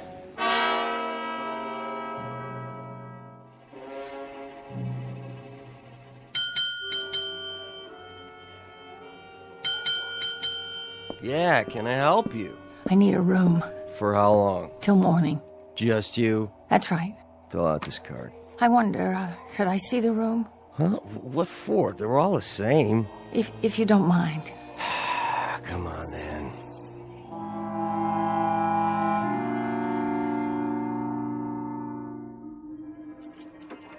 Just clean it, new towels, everything. That's fine. How's the lock?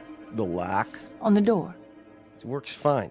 Ah, there's a deadbolt, too. See, case hardened steel. Nobody gets in or out unless you open it from the inside. Good. Need privacy, do you? I just sleep better when I know everything's secure. Traveling alone, huh? Business trip, is it? Yes, it is. Don't worry about me. I'll be up at the crack of dawn, as soon as I lay my head down for a few hours. Thanks. Bye now. One thing. Yes? Cash or credit, no checks. In advance. Oh, of course. I'll get you change. Keep it. Thank you. Good night. I told myself I'd be safe enough, at least for a while. I had to rest sometime. Clean sheets. What was that? Nobody out there. Must be my imagination. Yeah, that's it. Besides, no one can get in. What was that? It's in the room. A leaky shower head. But I knew. Already I knew, even if I hadn't thought it through. Something the desk clerk said about nothing getting in or out. I imagined myself lying in bed in the dark, waiting for another sound, and me trapped with it here in this room. No, that wasn't acceptable. Not acceptable at all. I had to go back to the turnpike where I belong.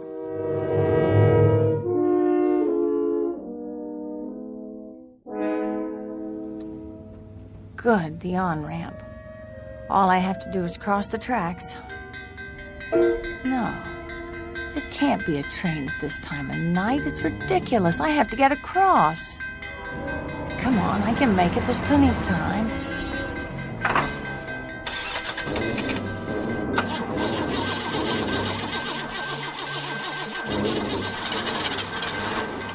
This going my way? Get away from my car! It has to start. It has to. This can't be happening.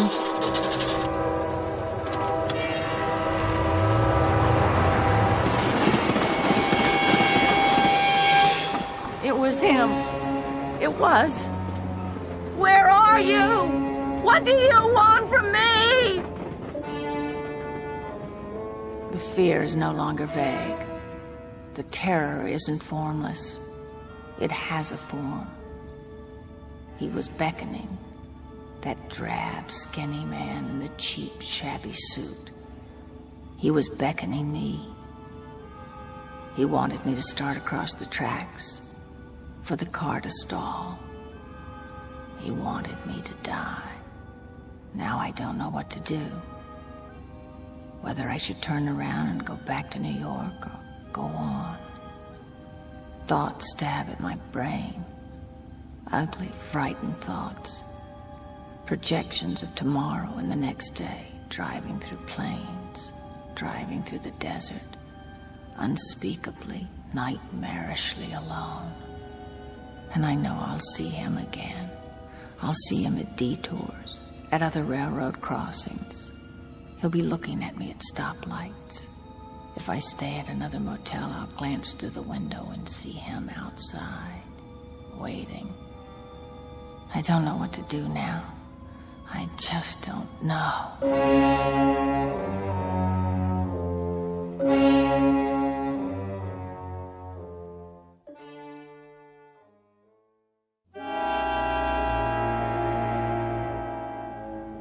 3 days and 3 nights now. Past Tennessee into Arkansas, through the Ozark country and into Oklahoma and Texas. Stop for coffee and then drive on. Stop for food and drive. Stop for coffee and the routine goes on. Towns without names pass by. Landscapes without form. The numbers on the dashboard clock change and I don't even see them. Now it isn't a trip, it's flight. Route 80 isn't a highway anymore, it's a means of escape, so I keep going. Conscious of only one thing, I've got to get where I'm going before that hitchhiker closes in.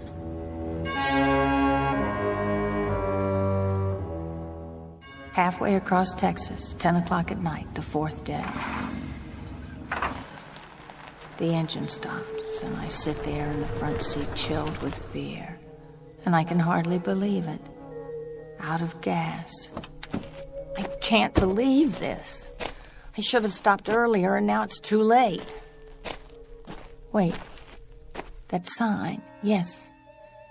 Gas eats 500 feet. I can see it from here.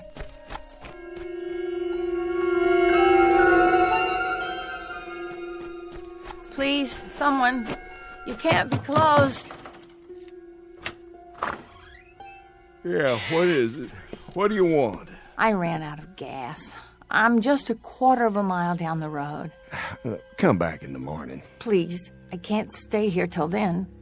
It must be past midnight. No, it isn't. It's not even 11 o'clock. Well, we close up here at 9. I'm sorry. Try the Honeysuckle Lodge. They got a gas pump there. It's about a mile or so away. Please, I can't walk any farther. Little lady, I'd like to help you, but I've been up since 5 this morning, and I'm just dead. Now, like I told you, it's only a mile or so to the Honeysuckle Lodge. But I've got to have a can of gas. I can't stay out here by myself. You see, there's a man. There's a very suspicious-looking man. Henry? Henry, who is it, Henry? It's nobody, Mother. Just a gal in a fancy suit. Go back to bed. Now, what about this man? What was he doing? Nothing. Nothing, huh? Well, then what of it? That's not something to wake a man in the middle of his sleep about. I'm trying to tell you. Now, listen, young woman. You must have taken a nip or something. If you haven't got anything better to do than wake decent folks out of their hard-earned sleep. But he looked as if he was going to rob me. Well, if he does, you come back and I'll call the sheriff for you. Who's there? Come out into the light so I can see you. You have to stop following me. Stop right now or I'll scream. There are people inside. They'll hear and Lady? What did you say? I said, what's the matter, lady? Yes, that's what I am. That's exactly what I am. A lady. What are you doing out so late? What am I? You work here? This your place? No. My car's just up the road. You see, I ran out of gas. The man won't give me any. I saw the car. You left your keys in it. I turned the lights off, though, so the battery wouldn't run down. Do you live around here? Nope. I'm coming back from leave. Leave? Of course. The uniform. Are you in the Navy? Sure am. Ever see a fella in a sailor suit that wasn't? No, I guess I haven't. Where are you headed? Going back to my ship. She's in San Diego. That's where I'm heading. San Diego, California. Would you like a ride? You kidding? No, I mean it. I'll take you all the way to San Diego. Will you drive with me? You don't have to ask me twice, lady. You've got yourself a rider. I don't have any gas, though. We'll fix that. You tried already? The man's in bed. He can't be bothered. Well, let's get him out of bed. All he needs a couple of gallons. I seen some all-night gas station signs. There must be plenty up ahead. Let's go, Pop. You got some customers out here.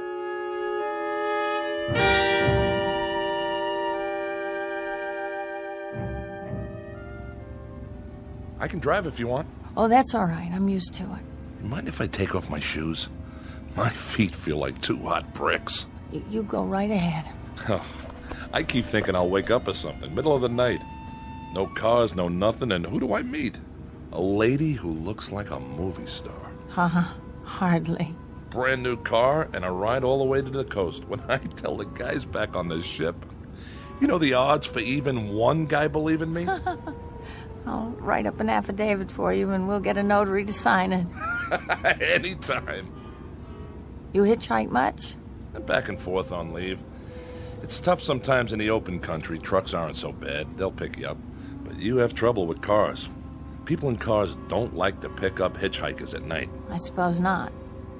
But I'll bet if you got a good ride in a nice car, you could go places faster than, say, a person in another car. I suppose. Take me, for instance. Suppose I'm driving across the country at a nice steady clip of about, say, 55 miles an hour. Well, couldn't a guy like you, just standing beside the road waiting for lifts, beat me to town after town? Provided you got picked up every time in a car going 65 to 70 miles an hour. I guess. Maybe he could and maybe he couldn't. What difference does it make? Oh, it's no difference. It's just kind of a crazy idea I've had after so long in this car. That's one way to pass the time. Oh, no! Oh, what's going on? What's the matter? Did you see him? See who? That man. What man? The one who was standing beside the barbed wire fence. I didn't see anybody. That wasn't nothing but a bunch of steers in the moonlight. What do you think you're doing? Trying to run into a fence post? There was a man, a gray, thin kind of man with an overnight bag in his hand. You must be overtired or something, lady. There was nothing there but some cattle and a fence. I saw him. In fact, there he is now. Hey, give me that wheel.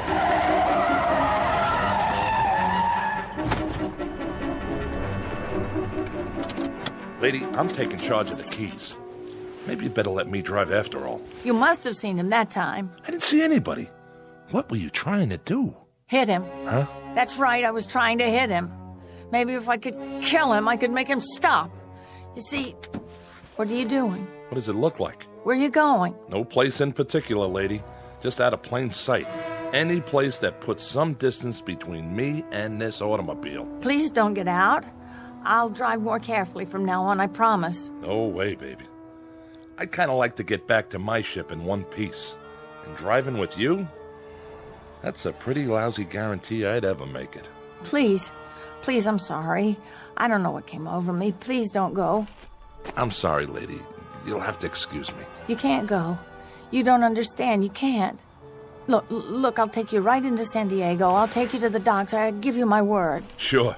Seeing elephants, skyscrapers, and make-believe people all the way. Thanks, but no thanks. Look, I like you.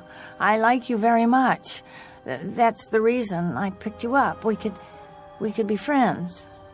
Good friends. I'd like you to take me out. Really, please.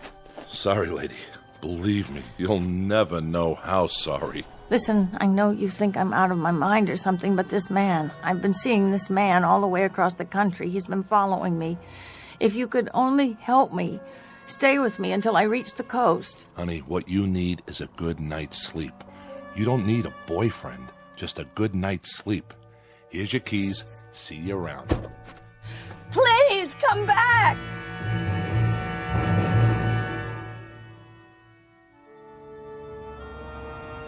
There is nothing to do but drive on into the next day.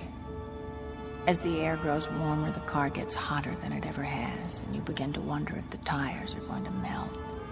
The windshield colors over with smashed insects, wasps and bees and dragonflies, all stuck to the glass. And if you're driving west into the sun, it gets hard to find your way. But I see him again, in the middle of the Texas prairies. And then everywhere, wherever I pull off, even for a moment, for gas, for oil, for a drink of pop, a cup of coffee, a sandwich, he's there. He's outside the entrance to a rest stop near El Paso. He's sitting by a drinking fountain and a little camping spot on the border of New Mexico. He's waiting for me outside the Navajo reservation where I check my tires. I see him again when I buy 12 gallons of gas in Arizona. He's everywhere I go, always ahead of me, always looking at me, always waiting for me.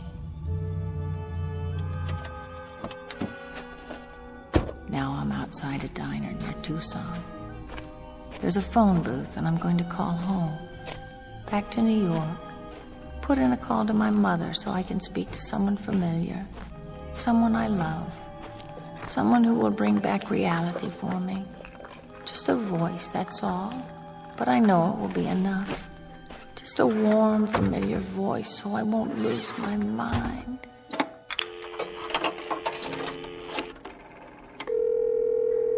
Operator. I'd like to make a call to my home in New York City. What is the number, please? Trafalgar 41098. Thank you. That'll be $3.60 for the first 3 minutes. Oh, I seem to be short. I thought I had enough. $3 and... I could go inside and get change. Look, can't you put it through? I have to talk to my mother. Would you like to call collect? Yes, that's it. Thank you, operator. What number are you calling from? Wait.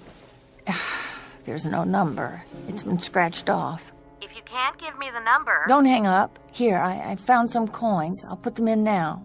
50 cents more, please. Yes, I know. I've got it. Thank you. Go ahead, please. Mrs. Adams' residence. Hello? Hello, Mother? This is the home of Mrs. Adams. Who did you wish to speak to? Who's this? This is Mrs. Whitney. Mrs. Whitney? I don't know any Mrs. Whitney. Is this Trafalgar 41098? Yes. Where's my mother? Where's Mrs. Adams? Well, Mrs. Adams is not at home. She's still in the hospital. The hospital? Who's calling? Is this a member of the family? What's she in the hospital for? She's been bedridden for 5 days. Nervous breakdown. Who is calling? Nervous breakdown? But there's nothing wrong with my mother. She's never had any problems. It's all taken place since the death of her daughter. The death of her daughter? What are you talking about? What do you mean, the death of her daughter? Who is this? What number is this? It's all been very sudden. Nan was killed just 5 days ago in an automobile accident in Pennsylvania. A tire blew out and her car turned over. Please deposit 60 cents more if you wish to continue this call. Please deposit 60 cents. Please deposit 60 cents. Please deposit 60 cents. Very odd, but the fear has left me. I'm numb now. I have no feeling. It's as if someone pulled out a kind of plug in me, and every emotion, including fear, is drained away. And I'm only a cold shell. I'm conscious of the things around me, the vast, soulless night of Arizona, the frantically blinking stars that look down from the darkness. Ahead of me stretches 1,000 miles of empty mesa, mountains, prairies, desert, and somewhere among them, he's waiting. Somewhere I'll find out who he is and what he wants. Though just now, for the first time, looking out at the night, I think I know. I know that he's here now, without even looking in the rearview mirror. I believe you're going my way. Yes. Yes, of course I am.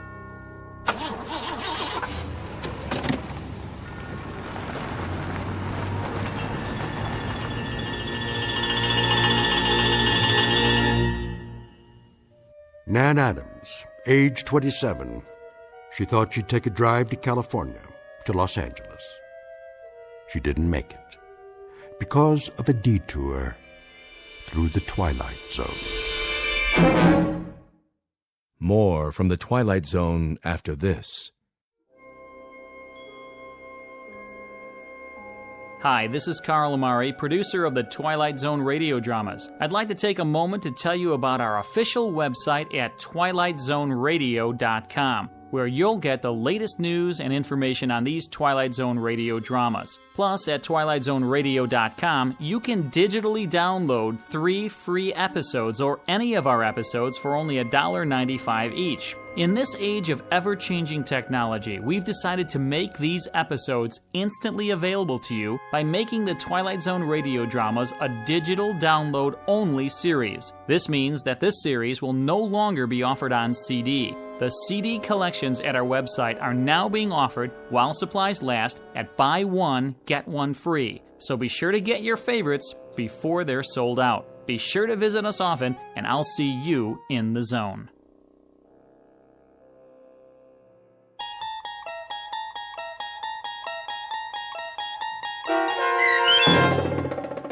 The Hitchhiker, starring Kate Jackson, with Stacy Keach as your narrator, was adapted for radio by Dennis Etchison and based on a script by Rod Serling from a story by Lucille Fletcher. Heard in the cast were Mike Starr, Nick DiGilio, Todd Manley, Peter DeFaria, Turk Muller, Doug James, Kurt Nabig, Carl Amari, Deb Dotzer, and Meg Falcon. To learn more about the Twilight Zone radio dramas and to obtain audio cassettes and CDs of these programs, visit our website at twilightzoneradio.com. The producers of The Twilight Zone wish to thank CBS Enterprises, Carol Serling, Dennis Etchison, Dick Brescia Associates, Claire Simon Casting, Terry Jennings, XM Satellite Radio, Sirius Satellite Radio, our sponsors, and our radio affiliates for helping make this series possible. This copyrighted radio series is produced and directed by Carl Amari and Roger Wolski for Falcon Picture Group. Doug James speaking.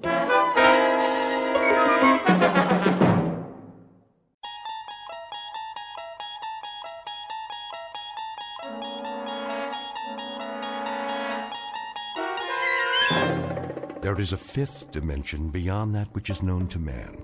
It is a dimension as vast as space and as timeless as infinity. It is the middle ground between light and shadow, and it lies between the pit of man's fears and the summit of his knowledge. This is the dimension of imagination. It is an area which we call the Twilight Zone.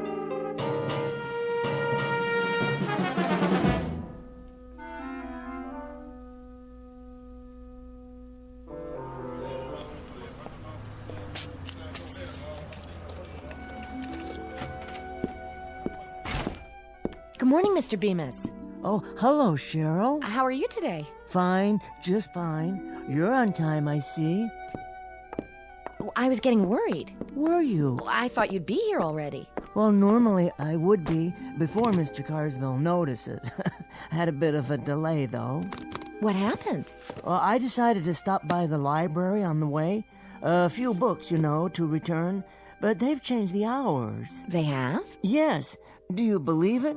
opening later, closing early. It's getting harder and harder to check out a book. Scarcely any time at all. Well, don't they have a slot or something for returns? Oh, they do. But what if you're interested, let's say, in scanning the morning paper without having to purchase a copy, or a student trying to finish a last-minute assignment, and those who work during business hours, who won't be able to use the library now? The right to read is slipping away, and no one seems to care. Oh, here he comes. Get ready.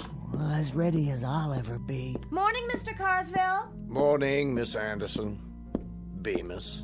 Good morning, sir. Glad you decided to join us. Better late than never, I always say. 7 minutes to go. Let's open the bank on time today, shall we? Yes, sir. Scrooge. What? The boss in A Christmas Carol? Doesn't Mr. Carsville remind you the least bit of Ebenezer Scrooge? Well, I don't think I've read it. Really? Well, you should. All of Dickens' Christmas stories, as a matter of fact. They serve as a fine introduction to his novels. Nicholas Nickleby, Oliver Twist. Time to open the front door, Mr. Bemis. They're lining up out front. Oh, yes, of course.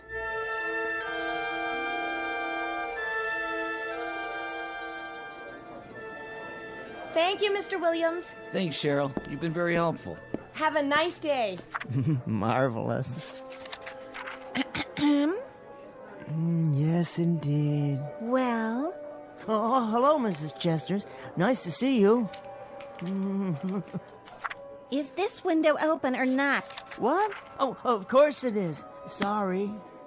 I'd like to make a withdrawal. Certainly. For how much? There's the slip right in front of you. Can't you see? Yes, I see it now. Mrs. Chesters, have you ever read David Copperfield? How's that? Wonderful book. Here's this poor little fellow whose father has passed on, and his mother has remarried a miserable man named Murdstone. Can you believe that name? And Murdstone has this sister, Jane, and... Mr. Bemis, you shortchanged me again. I did? Oh, my. You owe me $1 more. There's only 24 here. I should have 25. Quite right. I'm truly sorry, Mrs. Chesters. I thought there were 5 ones. Here you are. Now then, there's another character in the book named Micawber, Mr. Micawber.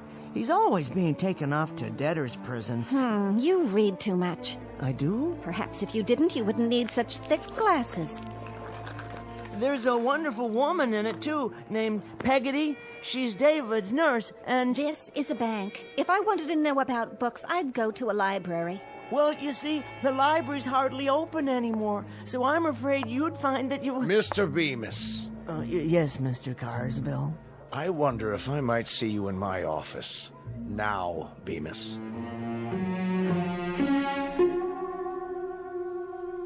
The time is the day after tomorrow.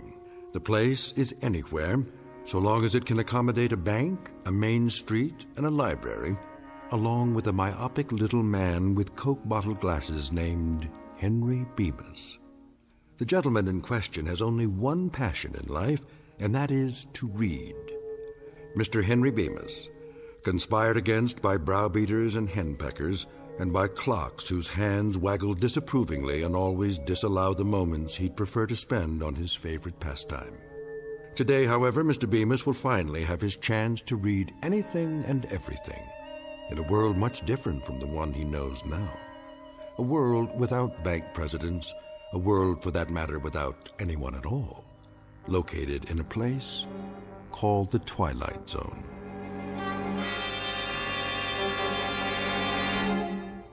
And now, The Twilight Zone and our story, Time Enough at Last, starring Tim Kazurinsky, with Stacy Keach as your narrator.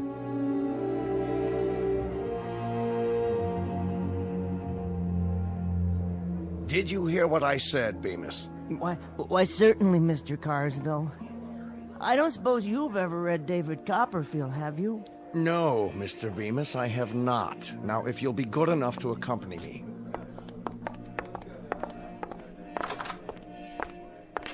Now, Bemis. Yes, sir? I shall come to the point of this interview.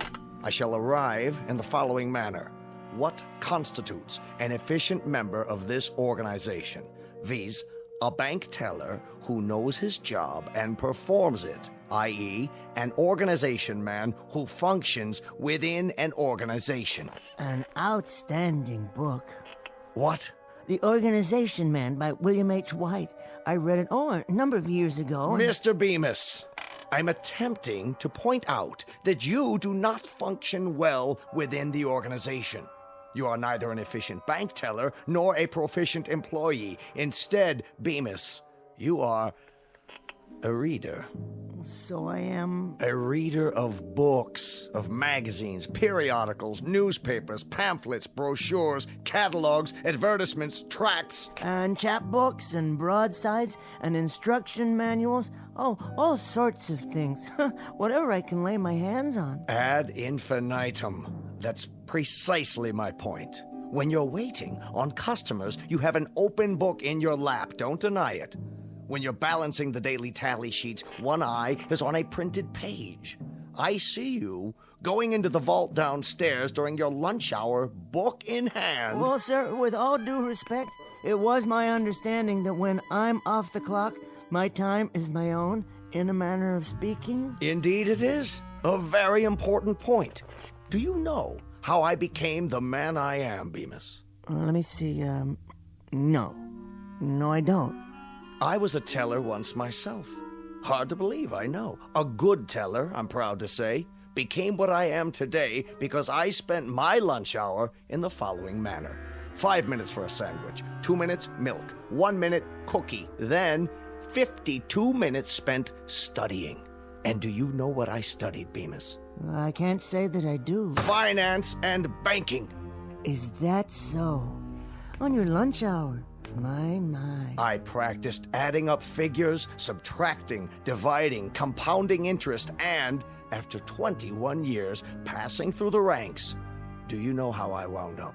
Well... I wound up as president of the bank. So you did. Ultimatum, Mr. Bemis. You will henceforth devote your time to your job. And that means forget about reading, or you'll find yourself outdoors on a park bench reading from morning to night for want of a job. Do I make myself perfectly clear? Oh, yes, quite. Good. It's just that... Just that what, Bemis? Make it quick and then get back to your teller's cage. It's, well, my wife. What about your wife? I think she's taken up yoga. Now see here. She must have, or some similar form of self-denial. And now she expects me to live by the same philosophy. What philosophy? No bookcases, no magazines on the table, nothing at all. You see, she doesn't allow me to read at home. Oh, of all the... Nope, not on the premises. When I come home at night and pick up the evening paper, she yanks it out of my hand before I have a chance to open it. And then after dinner, when I try to look at a magazine, to relax, you understand, she's already hidden them away somewhere. It's gotten so bad that I find myself reading the labels on condiment bottles at the dinner table. Now she won't even let me use catsup. Unasked, let me give you my reaction to all this. Oh, please, please. Your wife sounds like an amazingly bright woman. Helen?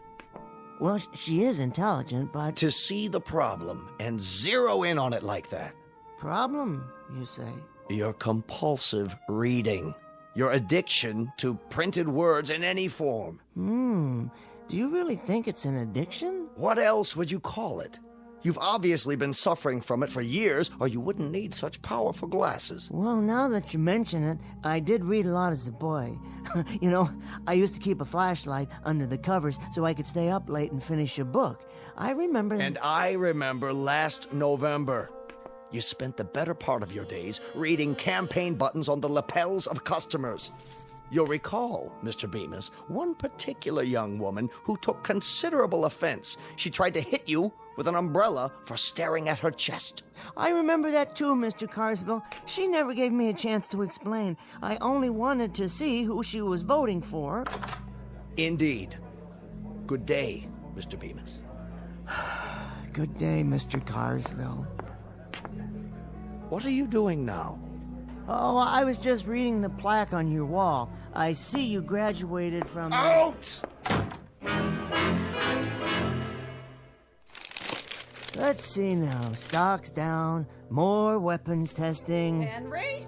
New bomb under development. An even bigger one. Now that's something to think about. Henry? Yes, dear. I'm in the living room. Do you want more coffee or don't you?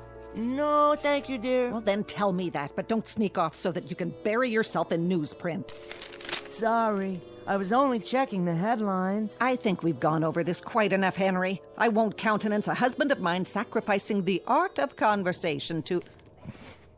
All right, what's so funny? Nothing, dear. Go on, out with it. Oh, it's just the way you worded that. A husband of yours. How many husbands have you had? I thought I was the only one. I would appreciate your not rubbing it in. Oh, Helen, that was a joke. Go into the other room and change your shirt. Now? Well, there's nothing wrong with this shirt. It's the same one I put on this morning. You ironed it yourself. We're playing cards tonight. I want you to look fresh. Cards? That's right. Cards. We're going over to the Phillipses. Oh, we are? Well, Henry, any objections? No, dear. I must have forgotten. What time are we due there? In about 15 minutes. That's why I want you to change your shirt. Try to look at least remotely respectable. I'll be ready, dear. See that you are. And clean your glasses while you're at it. What? Your glasses. You won't be able to see the cards with dirty glasses. Oh, that's true. I wouldn't be able to see anything without these. Do you want me to wipe them off for you? No, I'm quite capable. Well, then do it. And don't use your shirt tail. Oh, I wouldn't think of it. 15 minutes, Henry. Aha, just enough time for a short read. Now, where did I hide it? Ah, in this drawer. That's right. Perhaps I can bring it along. One more thing. Yes, dear? Henry? I was just getting ready. What have you got there? Got? Under your coat. Why, nothing. Oh, then what's this? Ooh, that's odd. Wonder how that got in there. I could only hazard a guess. A handbook of modern poetry. Yours, Henry? Well, actually... Would you like to read me some? You mean aloud? From the book? Don't you want to? Why, Helen, I'd be delighted. This particular volume has some lovely things in it. Really, quite lovely. One or two from Edna St. Vincent Millay and Robert Frost. Let me see. Carl Sandburg, William Carlos Williams, Archibald MacLeish, Kenneth Patchen. Go ahead. I can't. Helen, look. Someone's made marks on every page with one of those thick black pens. Who could do such a thing? Who do you think did it, Henry? Well, you don't mean... You should thank me. A grown man who reads silly, ridiculous doggerel? It isn't doggerel.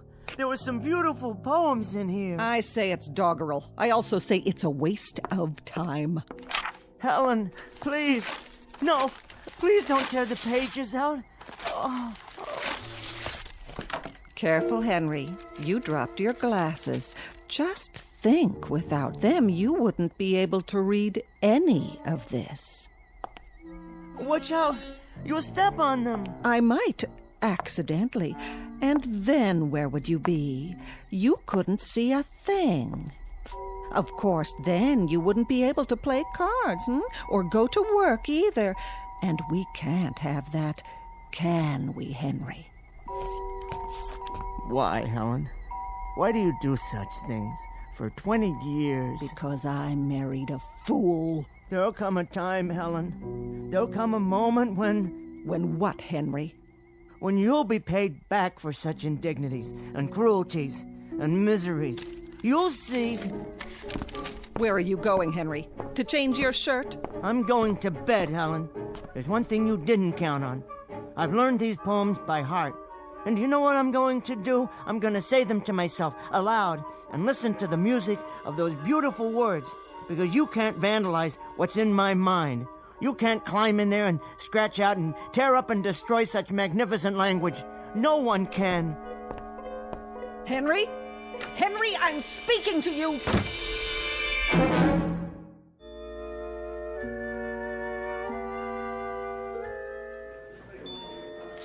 90, 95, 100.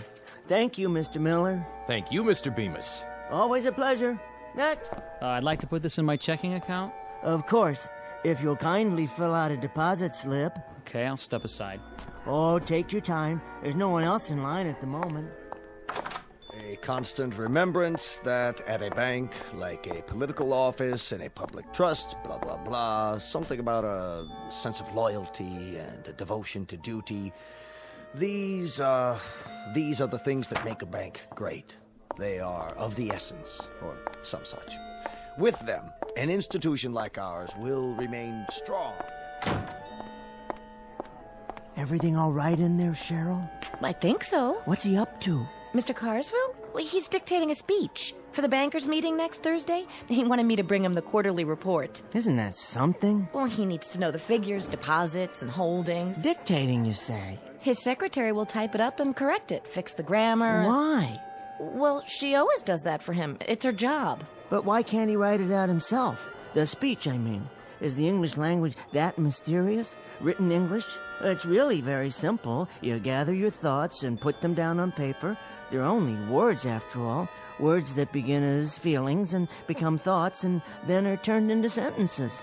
I never thought of it that way. Do you see my point?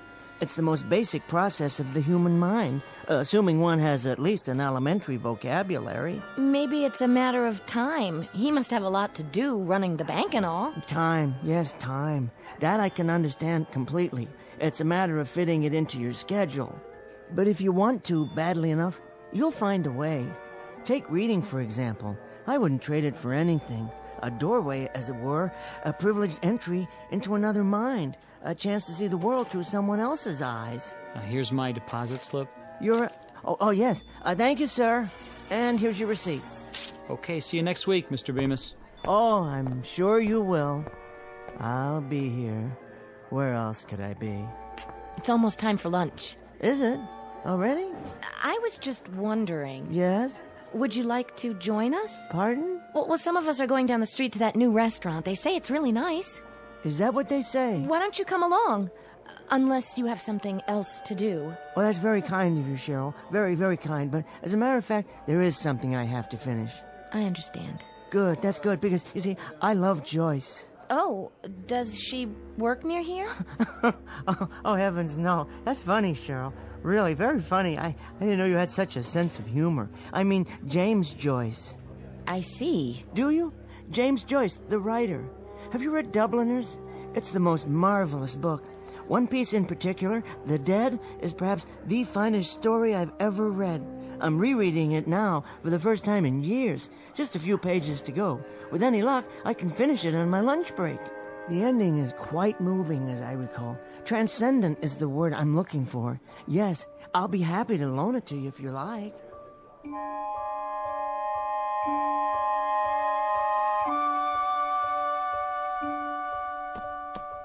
Oh, here we are. Peace and quiet at last. There just isn't any place quieter than the vault of a bank.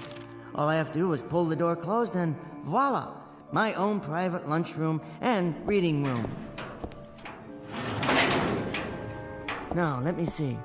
What's for lunch today? Sandwich? Apple? Something to drink? What more does a man need?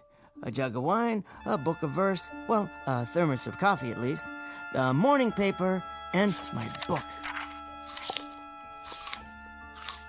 Where was I? The scene at the Christmas party.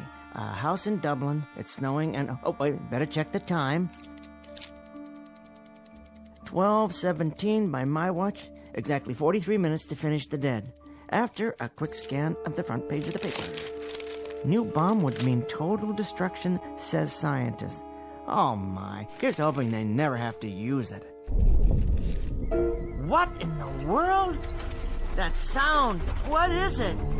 Something outside? My pocket watch. The crystal's broken. Not in my glasses, thank the Lord.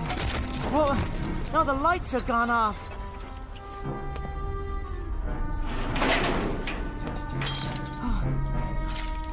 Hello? Hello upstairs? Is everything all right?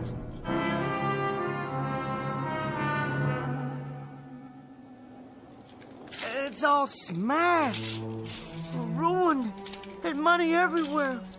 Will you look at that? Ladies and gentlemen. Mr. Carsville? A constant remembrance that at a bank, like a political office in a public trust, Are you in here, sir? what matters is a sense of loyalty and devotion to duty. Mr. Carsville? So in conclusion, etc., that's my speech for the Thursday night banquet, Miss Jackson, with revisions. Would you type that up in triplicate for me? Type that up in triplicate for me. Type that up in triplicate. Type that up in triplicate for me. That's only the dictation recorder. Mr. Carsville's phone. I don't suppose it still works. No dial tone. Nothing. Helen! The inside of the phone is burned to a crisp, as if it melted. What's happened here? Why, there's no longer any window or wall, just a huge hole. Cheryl?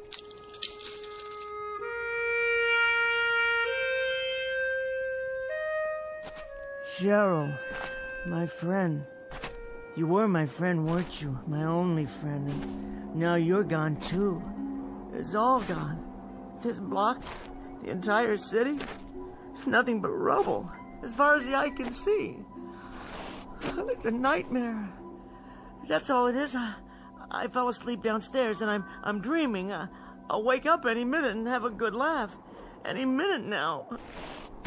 As if this were the last car, the last one on the street that hasn't burned.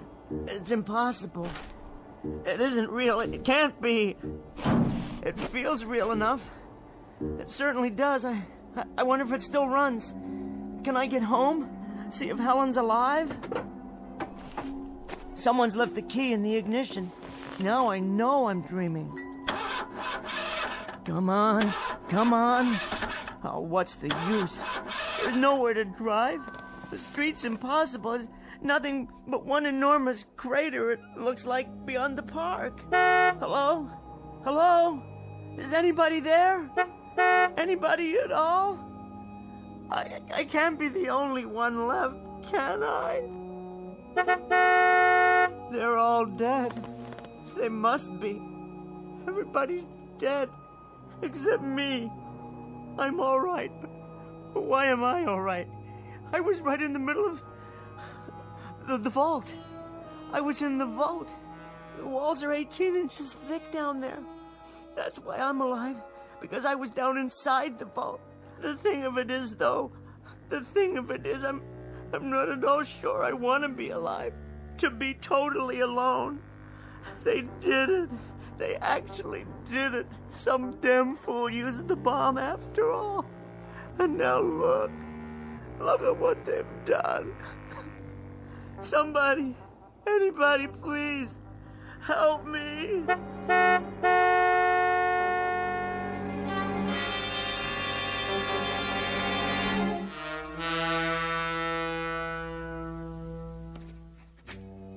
I am born. Whether I shall turn out to be the hero of my own life, or whether that station will be held by anybody else, these pages must show.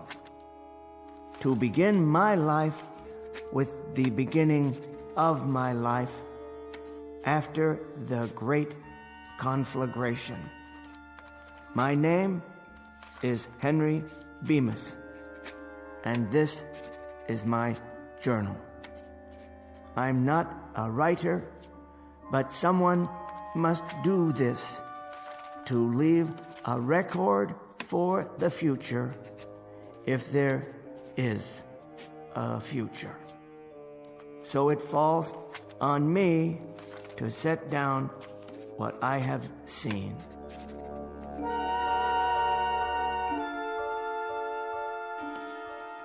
Day 2. As far as I can tell, the city is without life. After sleeping through the night in an abandoned furniture store, I awoke and went in search of food. The markets in the area are fully stocked. The canned goods appear to be undamaged.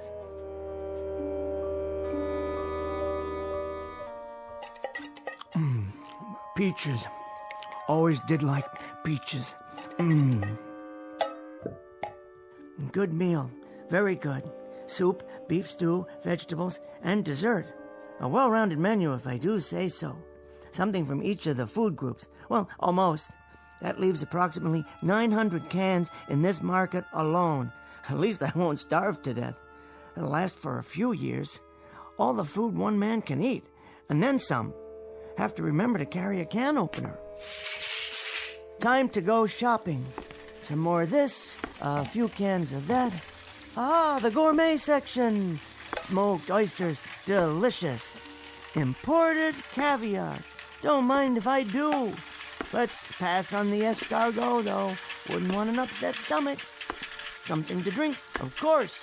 Soda, bottled water, beer. Yes, beer. Why not? And onto the checkout. Which line is the shortest today? How about this one? Attention, A&P shoppers. No waiting on register 7. Put it on my tab, will you please? No, I don't need any help with the groceries. In fact, I'll just leave them here for a while. Don't worry, I'll be back. And now what? Go down the street to the Bijou Theater? See what's planned? Well, of course, they're dark today, no electricity. How about an after-dinner cigar? What a splendid idea. Is that a tobacco shop across the street?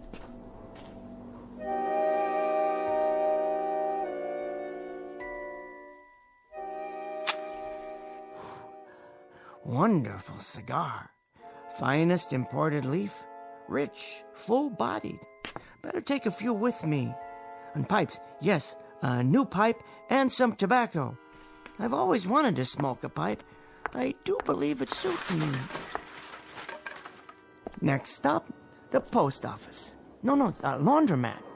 Jewelers. I suppose I could pick up a new watch, but I wouldn't know what time to set it. Doesn't matter, really. Well, it doesn't matter at all.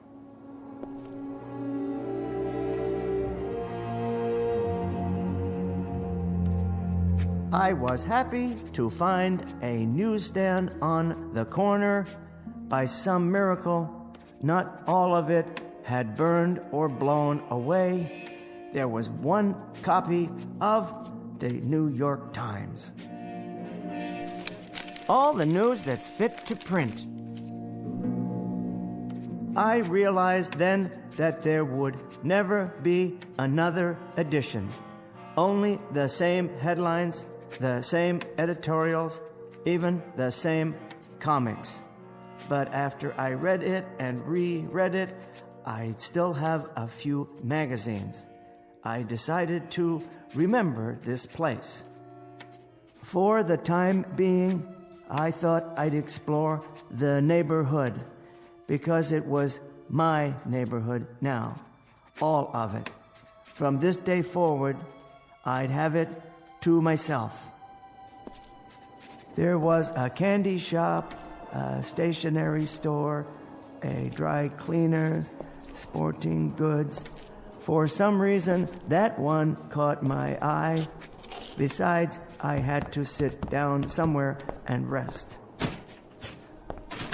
The worst thing was being alone. Utterly, completely alone.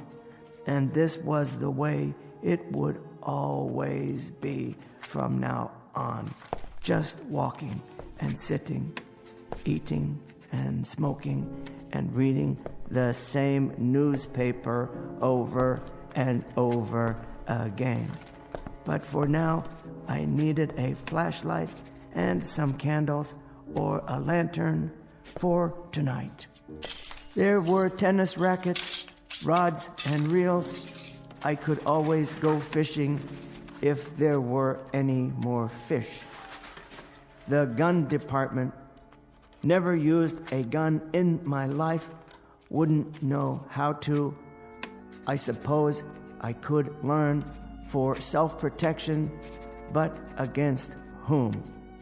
Or target practice, that might fill some time. I had my pick: Remington, Winchester, Marlin, or a pistol. Yes, why not? A revolver like a cowboy in a Zane Grey novel.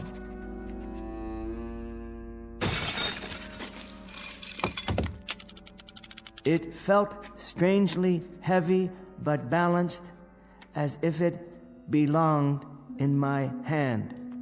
Without thinking, I began to load it. And then something came over me, settling on my shoulders like a great weight. The sadness of it all, the pity, the loneliness, and the sheer, utter waste. I thought, what does it matter now? What does it matter? Who will know? Who will care? It doesn't matter one bit. So I raised the gun and looked at it. How well made it was, finely machined, polished to a bright silver shine, and so carefully balanced the way it rested in my hand. It doesn't make any difference. It doesn't make a bit of difference. This is perfectly all right. I mean, this is solitude. I should be grateful. I've never had much of that. I've got things to occupy my time. I've got enough food. I'm really extremely fortunate. If it weren't for the loneliness, the sameness, if there were just something else, someone, I'm sure I could be forgiven for this, the way things are now. I put it to my head and cocked the hammer. If there is a God, surely I'll be forgiven. And then I saw it. Wait, what's that? I could see the entire next block through the hole in the wall. And there it was. I adjusted my glasses and read the sign from here. Public Library!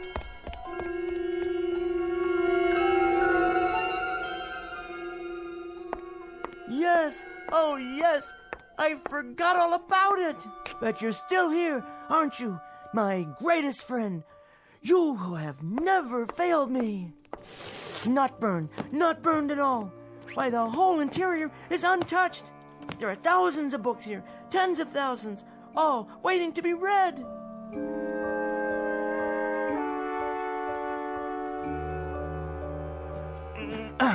Collected works of Shakespeare, complete works of Dickens, collected plays of George Bernard Shaw, poems of Browning, Shelley, Keats, great dramas of the world, books, all the books I need, all the books I want or have ever wanted. Poetry, fiction, history, it's all here. And now my journal ends because I have things to do. It doesn't matter whether I write it down or not. All I have thought and felt has already been said by the great writers, the poets and philosophers, the historians of times past. I know that nothing is new, nothing is ever lost, so long as there are books. In the midst of this catastrophe, I have been reborn. Now, this pile is January, and that one over there, February, March, April, May, this year, next year, the year after that, without end. I think I'll begin with biographies, then short story collections, and move into the great novels.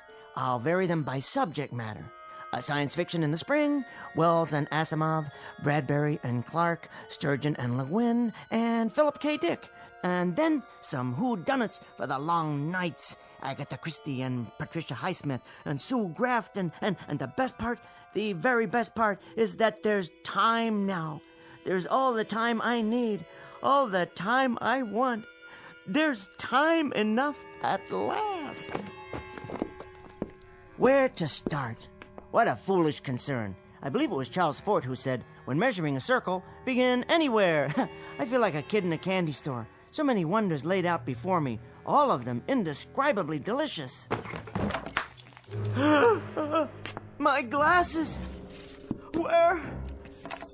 They're broken. Completely shattered. I'll never be able to put them together again. Oh, it isn't fair. It isn't fair at all. There was time now. There was finally time. Plenty of time. All the time in the world. It isn't fair. It isn't fair. No, it isn't fair.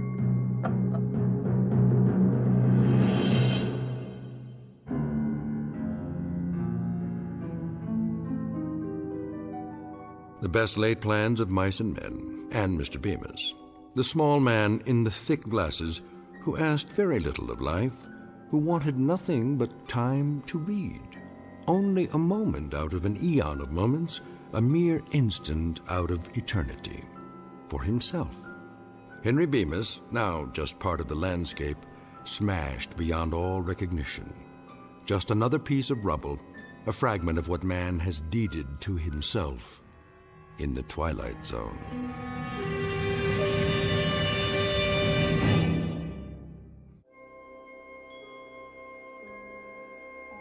Hi, this is Carl Amari, producer of the Twilight Zone Radio Dramas. I'd like to take a moment to tell you about our official website at twilightzoneradio.com, where you'll get the latest news and information on these Twilight Zone radio dramas. Plus, at twilightzoneradio.com, you can digitally download 3 free episodes or any of our episodes for only $1.95 each. In this age of ever-changing technology, we've decided to make these episodes instantly available to you by making the Twilight Zone radio dramas a digital download-only series. This means that this series will no longer be offered on CD. The CD collections at our website are now being offered while supplies last at buy one, get one free. So be sure to get your favorites before they're sold out. Be sure to visit us often, and I'll see you in the zone.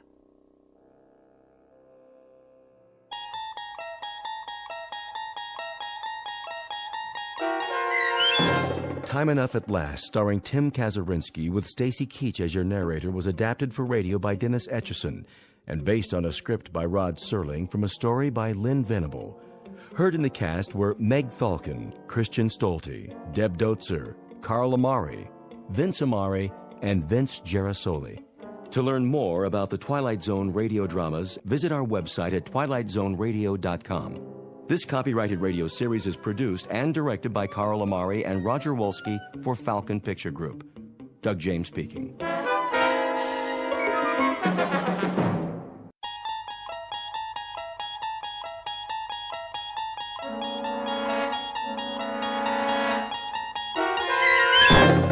You're traveling through another dimension. A dimension not only of sight and sound, but of mind. A journey into a wondrous land whose boundaries are those of imagination. Your next stop, the Twilight Zone.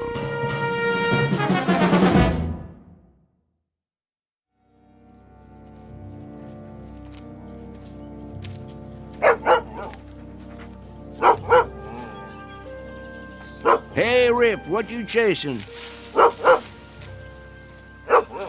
Ground squirrel, huh? Well, leave it be. I ain't got my squirrel shooter with me. Besides, we got plenty of work to do. First, though, let's set a spell. Huh? This stump will be fine. That old woman don't know how hard it is collecting firewood. All you can carry, she says, or you get no supper. Well, I'll tell you, Rip, she ought to try it herself sometime. All she'd come back with is a couple of sticks. Can't fire the cooker with that, now could she? There you go. Lay right down. Working sure makes you parched, don't it? Oh, yeah. Well, don't you worry none. We'll be at the lake soon enough, then you can drink your fill. What is that, a crow? Same one I seen this morning. What's it coming around here for? Fly on by, Mr. Crow. Nothing here for you. Just me and old Rip.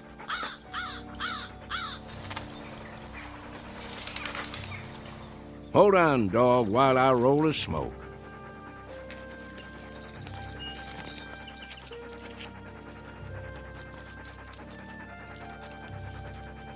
There we go. Now, light it up for me, would you, Rip?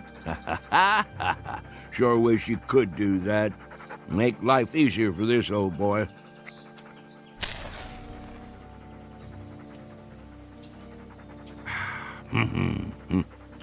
Better get me another pouch in town.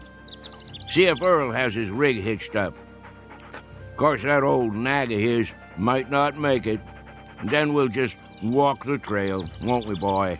You and me, same as always. Come on, we better get on home before it's dark.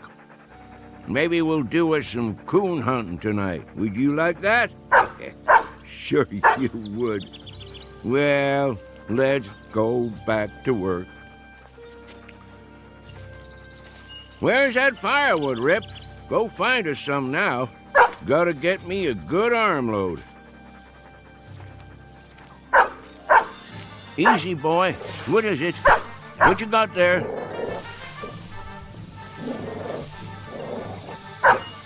That's a rattlesnake. Mean-looking one, too. Now, just you back off. Leave it, Rip. Come on around. He ain't gonna do nothing if we let him alone. Rip, careful, boy. Oh, there you go. Good boy. All done. By golly, you took care of him, didn't you? You broke his neck clean in two. Well, thank you kindly, Rip. If it weren't for you, I might have stepped right on it. You would have had to suck the venom before it reached my heart. Think you could have done that? Oh, that's a good old hound. Yeah, you sure are. Best friend a man ever did have.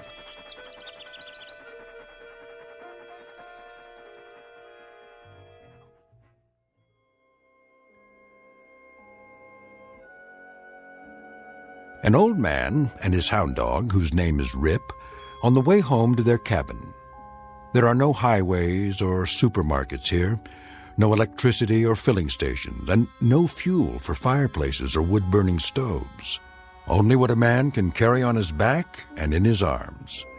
Life can be hard, but it's also beautiful, with sights and sounds and peace of mind that city folks only dream of. And most important of all, friends and partners are for life.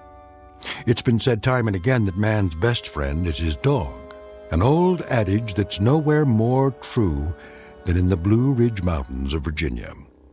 If all goes as planned, this particular man and his dog will soon be off for an evening's pleasure in quest of raccoon. It's a prize well worth trapping in these parts. Usually such evenings end with one extremely tired old man, one battle-scarred hound, and one or more extremely dead raccoons. But as you may suspect, that will not be the case tonight. This time our hunters won't be coming home from the hill. They're headed deep into the backwoods of the Twilight Zone.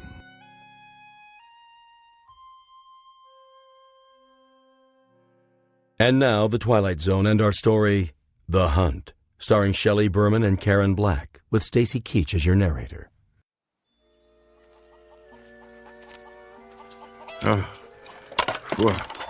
Well, here we are, Rip. Now, all I gotta do is pick a few nice branches to take in the house.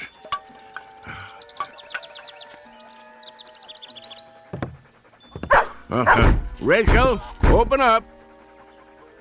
What is going on out there? I can't get the door with my arms full. Hold your horses, old man. Rachel, I'm warning you. What's all the hollering about? You want your firewood or don't you? Oh, come on in with you then. You're gonna suffocate for lack of air one of these days. Why don't you leave that door open? Got to keep the dog out of the house somehow. Come on, Rip. Oh, no you don't. Trotting in here with his fleas and ticks. Old woman, don't let's start that commotion up again. When I go in the house, Rip goes in too, or I'm a-going somewhere else. Here, Rip. I've got a mind to move to the barn. Let you and the dog have the house to yourselves. Old woman, you're forgetting something. I never forgot a thing in my life. That's true, except when you want to. That dog saved my life more than once. Did it again today, too. I would have stepped right on a big old rattlesnake if Rip hadn't jumped the critter and broke his neck. I have to buy myself a divorce from you to get my way around here. Well, let the ornery animal come on in, then. And there's another thing. Don't talk about him like that when he can hear you. What? You heard me. Rip's got feelings, and I don't want 'em hurt. I'll let him in the house, and I'll feed him our table scraps, but I'll be switched if I'm going to start sweet-talking him. Old woman, you tickle me sometimes. And what does that mean? Since your memory is so good, when was the last time you got yourself kissed? If I figure right, it was sometime in the spring of 1900. And wait a minute, what was the year now? Then I figure you got one coming. Don't you come near me, old man. Yes, sir. I've been thinking about giving you a kiss for the last month or two. Ryder, sit down to your supper and stop talking silly. I mean it. There. I'll have my supper now, old woman. Old man? Yep. I never said this to you, but I do believe we have endured together powerful well. Near 60 years we've been married, ain't it? Come October 16th. It's a long time to travel together. I wouldn't have had it any other way. Thank you, old woman. Me neither. Here's your grub. Much obliged. Rip. Here's a little piece of meat to hold you for now. I'll feed the dog proper after supper. He ain't gonna be here after supper. Where's he going? Where I'm going. And where's that? Coon hunting. Ryder, I wish you wouldn't go hunting tonight. Why not? 3 nights ago, I saw blood on the moon. Ought to have been in bed, sleeping. Then you wouldn't have seen it. That's not all. 2 days ago, a bird flew in the house and lit on the foot of your bed. It scared the life out of me. Wasn't a crow, was it? No. A little brown bird. The kind I never saw before. One of these days I'll put up some screens. Keep the pesky things out. And last night... What about last night? Couldn't get to sleep. Laid there in my bed, tossing, turning, wondering, worrying.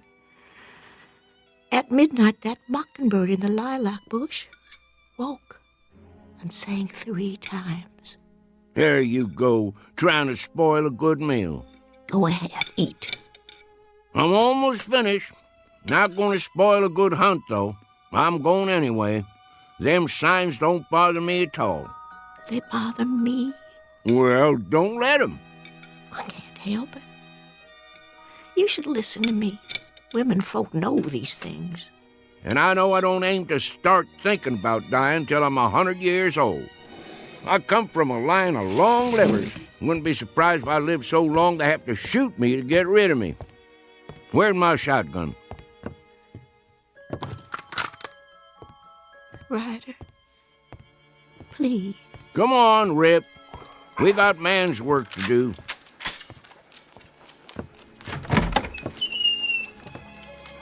You be careful, old man. Don't worry your head, old woman. I'll be back before it's all the way dark, more'n likely.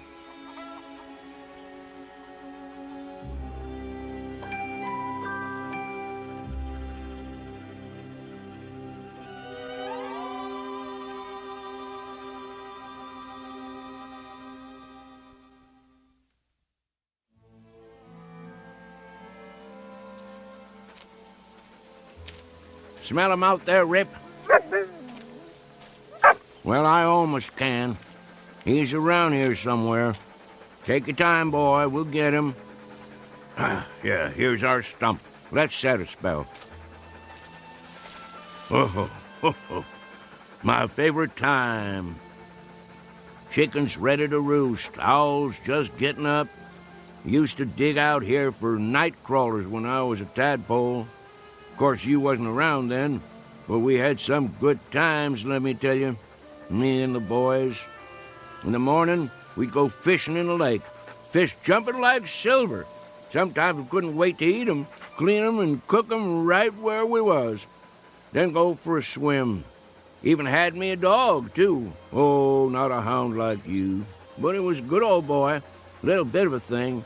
Called him Skipper. Just went missing one day. Must have fell in the lake. That, or a bear got him.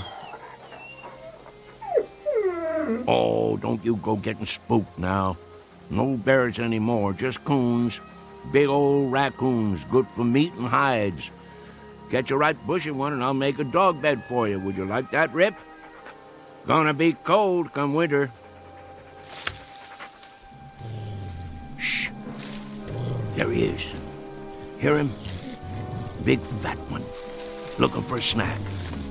Want to get him, boy? Well, go ahead, do your work. You tree him, I'll catch him. Soon as I light the lantern.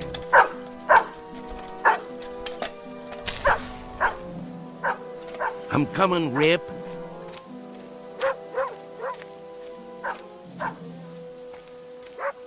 That's it. You got him, boy. I'm on my way. Up a tree, is he, boy? Yep, he must be. Let me shine the light and have a look.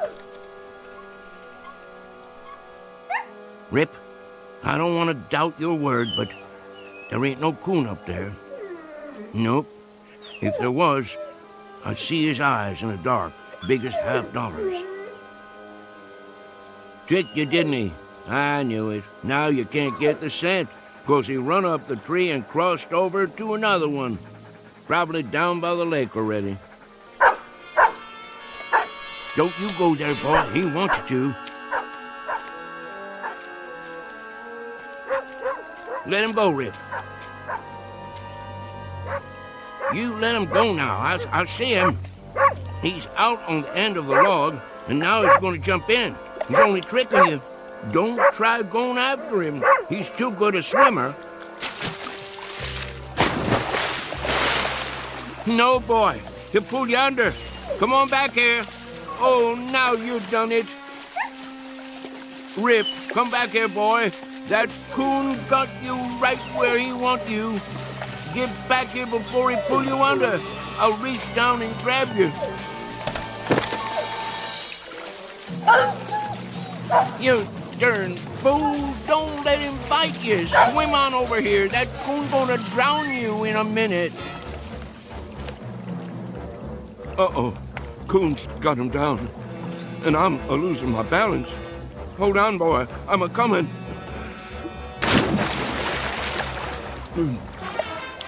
Rip. Sorry, Rip. I can't make it.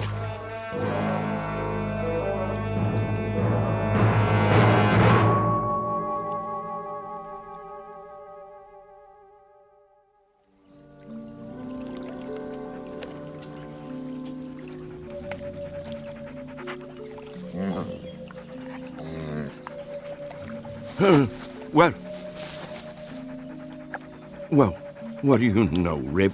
We made it after all. Guess I could swim better than I thought, and you could too, even with an old coon dragging you down. Did you pull me out, or did I pull you? By golly, take a look, morning already. Right beautiful day, too. Must have spent half the night chasing that old raccoon, and we didn't even get him. There's a gun and lantern right where I left them. Hungry, ain't you, boy? Yeah, me too. Let's mosey on home and see what Rachel's got for breakfast. That old woman is going to give us Hail Columbia for staying out all night. Can't help that, though. Well, Rip, our time has come. Let's go face the music.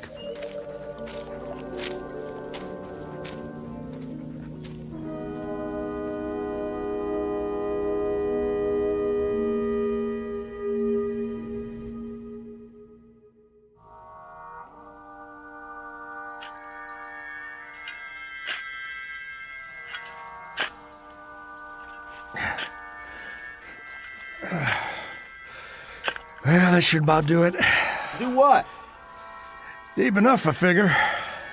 Let me see. Man, that hole ain't more than 4 feet. So what? So you can't bury nothing in there? Sure you can. Box will fit. Won't fit proper. Wesley, it's a coffin, you know? Yeah, a little one. Just the same. 4 feet deep's enough for a dog. Well, maybe for an ordinary dog. Old Man Simpson claimed there wasn't nothing ordinary about Rip. Old Man Simpson said a lot of things. According to him, that dog saved his life. More than once, too. Man, there's a time I've heard that, but I never set much store by it.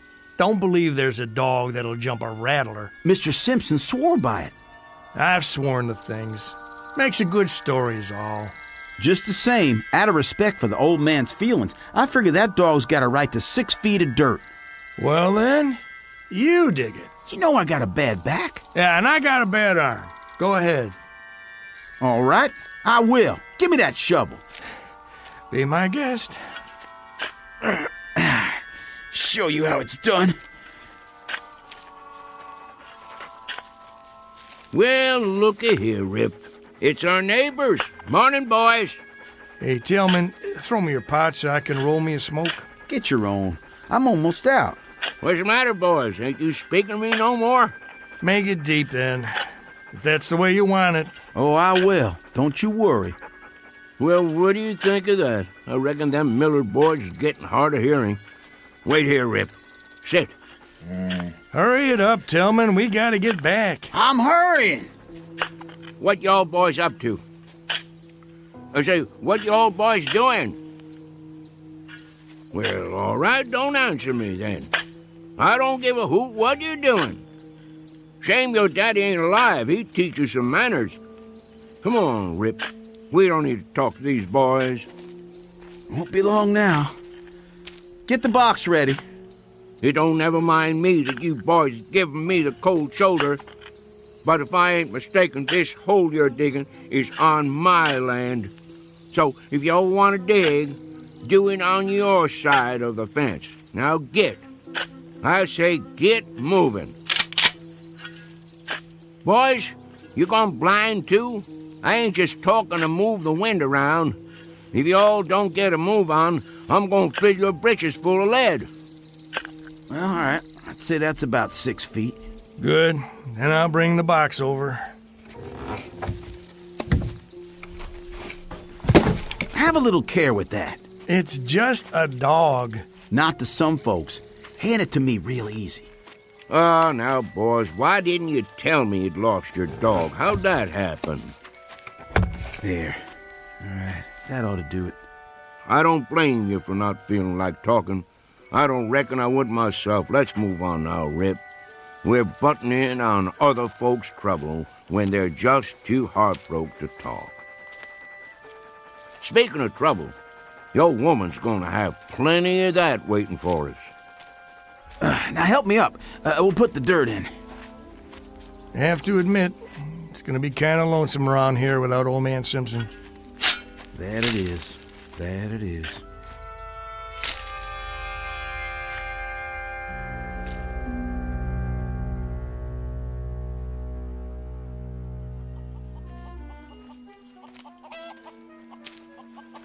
Where is she? Looks to me like maybe we've had a stroke of luck, Rip. Could be that old woman is still asleep. Hadn't even done the washing yet. Well, we'll just walk in big as you please and see what comes next. Wait a while this time, boy. Just for a minute. Let me clear the way.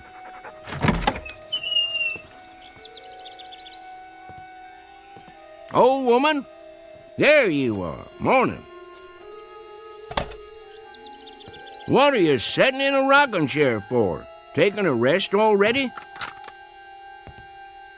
Huh. Got your long dress on, too. All dressed up like the 4th of July. All right, let's get it out in the open. Old woman, if you're figuring on leaving me on account of I stayed out all night, you got another think coming. I'm still the boss of this house. You ain't going nowhere, and that's that. Got nothing to say? Then I reckon we ain't mad no more. Now, I'd appreciate a little breakfast, if it's all the same with you. Old woman, you's gonna sit there like a bump on a log? You pack your finery back on the cedar chest and get cooking. Now, what's the matter? I know I'm a pesky old rooster to get along with, and many's the night I've stayed out till sunup, but, Rachel, that ain't reason enough to break up a marriage after nearly 60 years, is it? Well, is it? Well, that a tear on your cheek? Oh, now, old woman, I didn't mean to speak rough to you. I just don't want you running off and leaving me, that's all. All right. You win, Rachel. I guess I could be a better man to you. Won't go streaking off every night hunting. I'll stay home with you, and we'll sit by the fire, and we'll talk about things. And I'll tell you something else.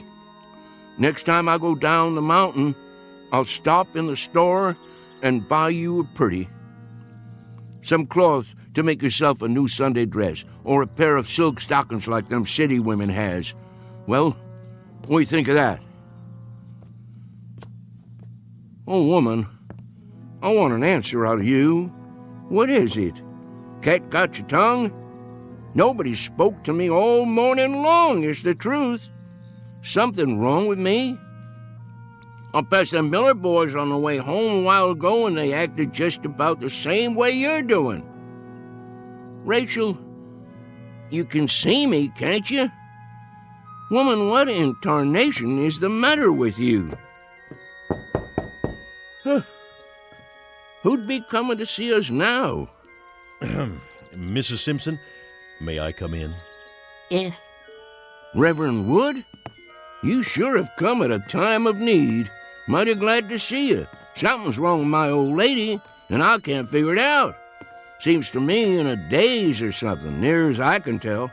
The Lord be with you, sister. Amen, brother. I appreciate your coming. Even though he didn't belong to the church, just never could get him to go. I realize Brother Simpson wasn't a religious man, but I figure he's still entitled to a Christian burial. Now just hold everything. Let's not get too far down the road here. If anybody's giving Brother Simpson a Christian burial, they'd better ask Brother Simpson how he feels about it.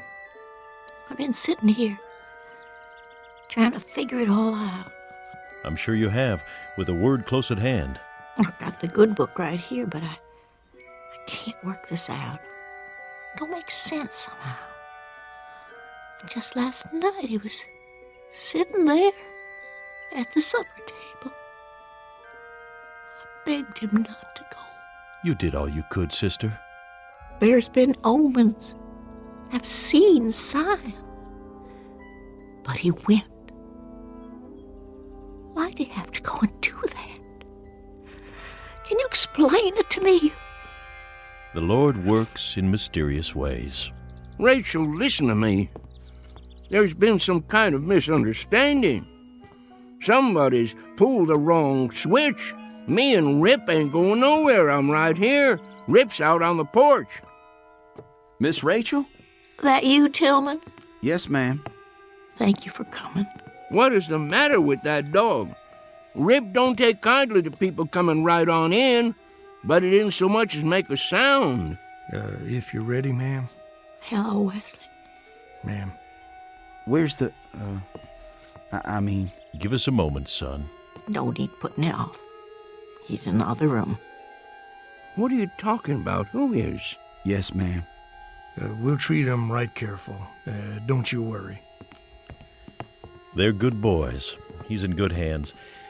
And now, if you're ready, may I offer you my arm? Oh, Reverend, it's all happening so fast. Don't take on, old woman. It's just a dream. Has to be. We'll wake up in a little bit and everything'll be like it ought to be. You'll see. Careful, Wesley. I got my hand. Not too fast. That's a mighty big box. What y'all boys got in there, huh? Watch the door. It'll fit. What y'all taking outside? Mrs. Simpson, I'm afraid it's time. If you're ready. Reverend, if I could just get through this day, for his sake.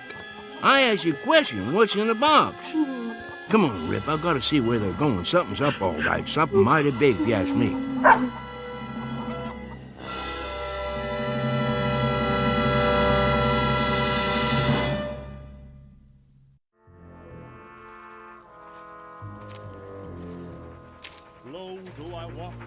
Where are they going? All the way to the top of the hill, looks like. Getting pretty steep. Must be heading for the graveyard. Just let me get my breath here once. We'll find out what this is all about, Rip, in a minute or two. Graveyard's just over the other side. Leastways, that's how I remember it. Can't say it's someplace I go more'n I can help it. All right, let's go. Ain't much further.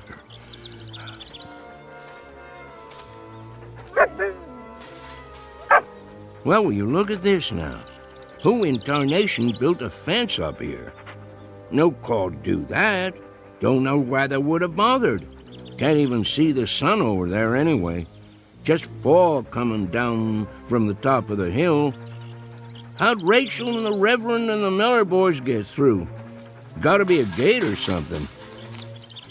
Rip, I don't know what to tell you. We must have taken a wrong turn somewhere along the line. I don't memorize ever seeing this here fence before. Oh, well, just follow it, I guess. We're bound to come out sooner or later. What you see, boy? Well, now, looks like you found it. Here's the gate. All locked up, though. Chain and everything. Hello? Anybody home in there? Howdy, neighbor. Oh, howdy. Think you could open this for me? Sure enough. Wasn't expecting nobody this morning. Don't let me put you to no trouble, friend. Seems like I lost my way. Everybody says that at first. Easy to do. Who put this gate up, anyway? The owner. The owner? Well, who's that? He don't like to use his name. Make him sound high and mighty. What's your name, friend? Simpson. Hyder Simpson. Ah, yeah. Think I heard of you. Just let me check it in my book here. I belong to that bunch of Simpsons over on Wales Mountain. Lived there all my life. I got it. Yep, you're on the list. Guess you can't see it from here, though. Rip and me, we traveled a far piece. I don't never recollect coming so far we couldn't see the top of Wales Mountain. And how old are you, Mr. Simpson? Well, sir, can't say exactly, but I've been walking the earth for more than 70 years now. Arrived at the gate 10:45 a.m. Nice watch you got there. Thank you kindly. It's none of my business, friend, but could I ask you something? Oh, go right ahead. What are you writing down in that book? Oh, this and that. You know, for the record. I just need to know one more thing, Mr. Simpson. And that would be? How'd you die? I was born with a cheap set of ears, friend. I ain't sure I heard you rightly. I said, how did you die? Well, who claims I'm dead? Oh, there ain't any argument about that. You wouldn't be here if you wasn't dead. Then let me pinch myself. Man, that's solid flesh and bone. Want to feel it? Now think back, neighbor. Well, now, my memory's none too good lately. What did you do last night? In your own words. Well, that's an easy one. I'll tell you exactly what I done. Me and Rip left the house long about supper time. Rip, he picked up a coon trail right away, and wouldn't you know it, just like a coon, he headed for water. And Rip didn't do a thing but go in that water after him. I see. Just about that time I got there, and I moseyed out on this log, and, say, let me ask you something else. Sure thing. What's on the other side of this gate, anyway? Must be pretty all-fired important if you keep it locked up. Well, you see that pasture right up there? Yeah? They call it the Elysian Fields. You don't say. Mm-hmm. You cross that and you come to the Golden Street. And that takes you to the Celestial Palace, where the old master's got his headquarters. You wouldn't be pulling my leg now. Why'd I want to do that? Then I take your name to be St. Peter. I keep the gate, that's a fact. I'm proud to meet up with you. Oh, just as proud to have you here, neighbor Simpson. Something wrong? I was just listening. To what? I thought they did a lot of singing and dancing in heaven. How come I don't hear no music? 'Cause you're on the outside. Minute you step inside the gate, you'll hear your favorite hymn. Don't much care for hymn singing. Favorite guitar music myself. Well, don't stand out there in the cold, cold world. Come on in and reap your heavenly reward. You've sure earned it. Mighty nice of you. Rip? Hold on, neighbor Simpson. You can't take that dog in here. And why not? It ain't allowed. Ain't no fleas on him. That don't make no never mind. He can't go in. How come? This here is folks' heaven. There's another place we can put him in, up the road a piece. You just tie him up to the gate, and I'll walk him over there a little later on. If that's how it is. Well, where do you think you're going, Mr. Simpson? I thank you all the same, but I don't reckon in there's any place for me. Well, why not? Any place too highfalutin for Rip is too fancy for me. How thoroughbred has a dog got to be for you to let him in there anyway? Ain't no dogs allowed in there at all. What kind of outfit you running don't allow no dogs? I tell you, they got a special place for dogs just up the road. Well, me and Rip will go on up there then. They won't let you in. The dog maybe, but not you. What kind of heaven would it be with nothing in it but dogs? A dog has got the right to have a man around, same as a man has got to have a dog around, if he's going to be happy anyways. Neighbor, let me make you a little proposition. What is it? See this place in the fence? That's a spot that needs repairing. Now, why don't you go on in the gate, and a little later on, I'll slip your dog through this hole. It's breaking the rules, but I'll do it. Friend Peter, if I go in the front gate, Rip goes in the front gate likewise. I don't want him getting the feeling he ain't welcome. Well, I got another idea. Here, boy.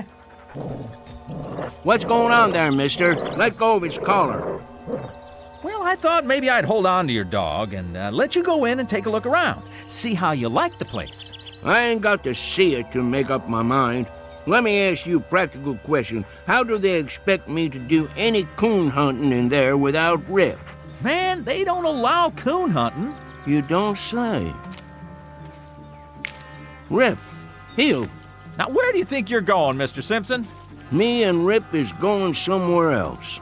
There ain't no place else to go. I'll go wherever this road takes me. That don't lead nowhere. It's Eternity Road. Just keeps on, never stops. Me and Rip will be all right. Neighbor, this is a right serious step you're taking. I'd say the best thing for you to do is sit out there and think it over. You got all eternity to make up your mind. Good day to you, sir. Well, if you change your mind, just let me know. Much obliged. I'll do that.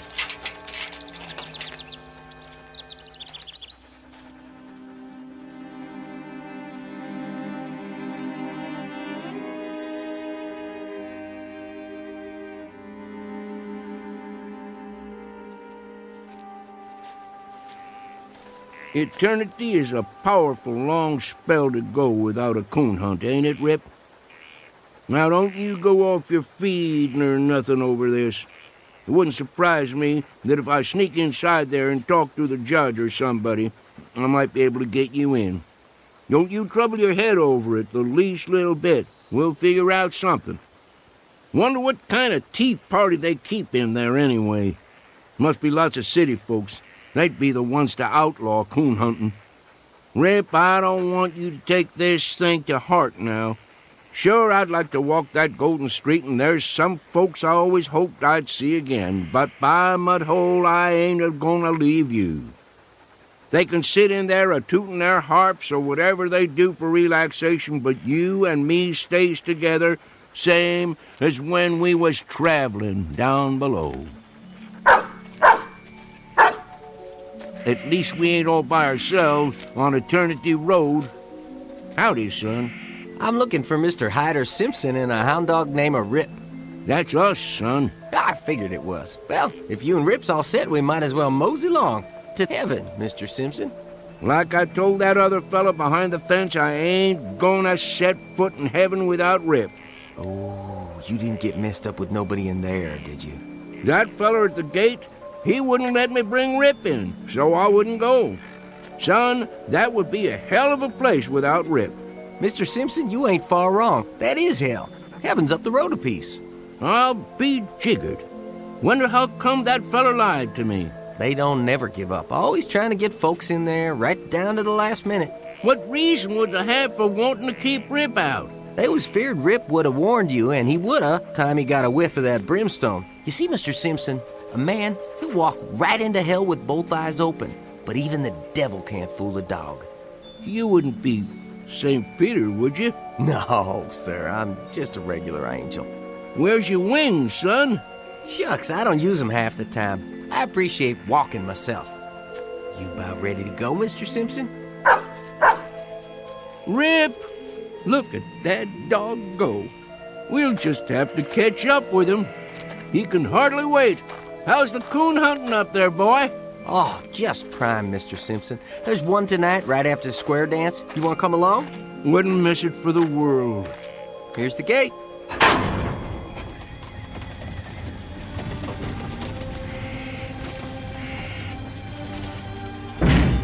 Mighty nice one it is, too.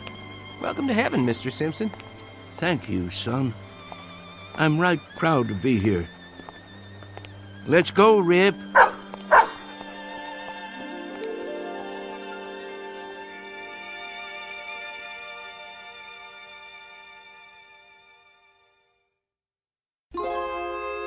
Travelers to unknown regions, off the beaten path, would be well advised to take the family dog, because in a pinch, he might just save you from entering the wrong gate.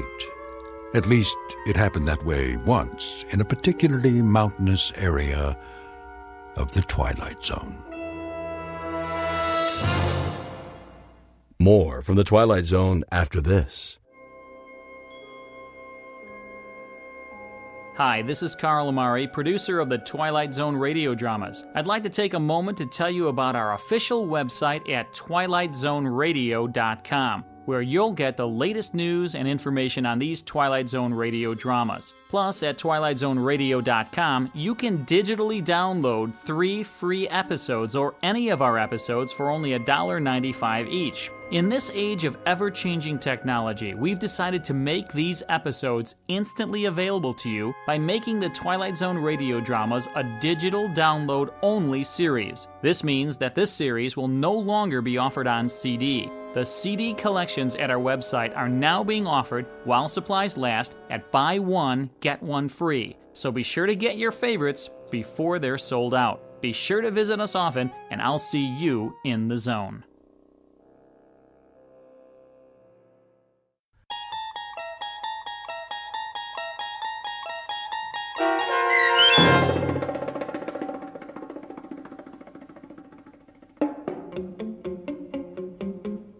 The Hunt, starring Shelley Berman and Karen Black, with Stacy Keach as your narrator, was adapted for radio by Dennis Etchison and written for the Twilight Zone by Earl Hamner Jr. Heard in the cast were Mike Baccarella, Jeff Lupetin, Darren Stevens, Craig Brawley, and Kurt Nabig. The producers of The Twilight Zone wish to thank CBS Enterprises and the Rod Serling Estate for making this series possible. This copyrighted radio series is produced and directed by Carl Amari and Jeff Lupetin for Falcon Picture Group and Westwood One. Sound design and custom Foley effects for The Twilight Zone by Cerny American creatives Bob Benson, Craig Lee, Matt Sorrow, Tim Cerny, and Todd Beyer. To learn more about The Twilight Zone radio dramas and to contact us, visit our official website at twilightzoneradio.com. Doug James speaking.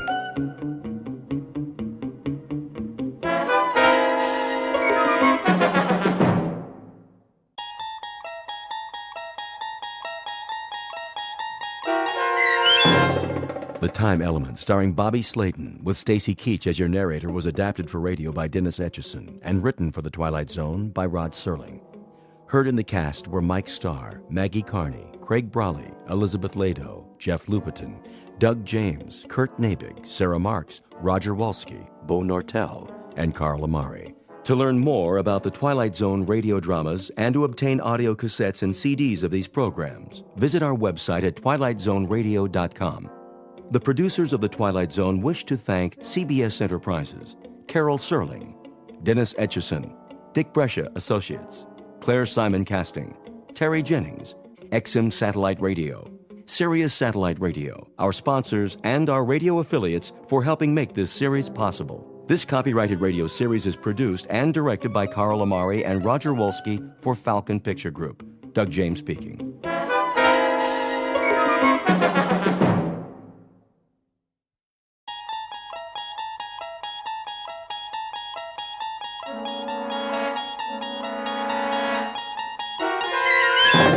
There is a fifth dimension beyond that which is known to man.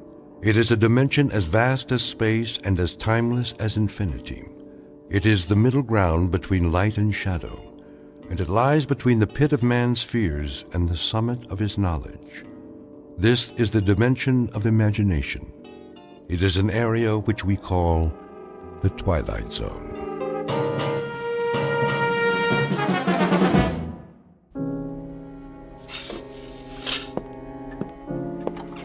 Now, Mr. Jensen, I think I have the basics here. Oh, yeah? 41 years old, unmarried, no physical ailments, no previous visits to a psychiatrist. No previous arrest either, okay?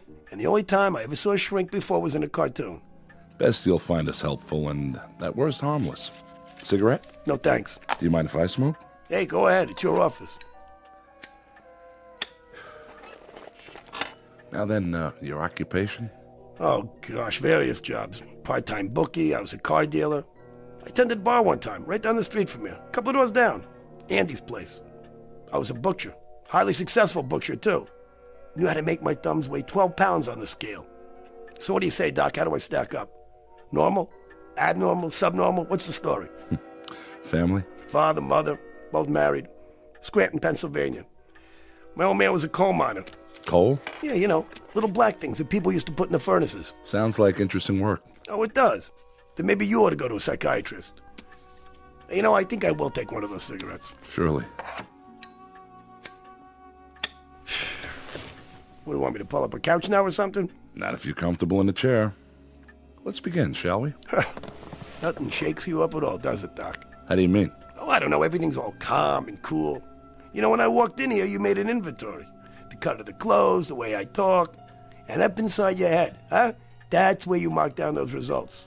And then later you put it all in little pigeonholes. You got me pegged, don't you? Not entirely. You figure you're talking to maybe a minor league horse player, huh? Maybe I'm a little hungover, maybe a little buggy in the head.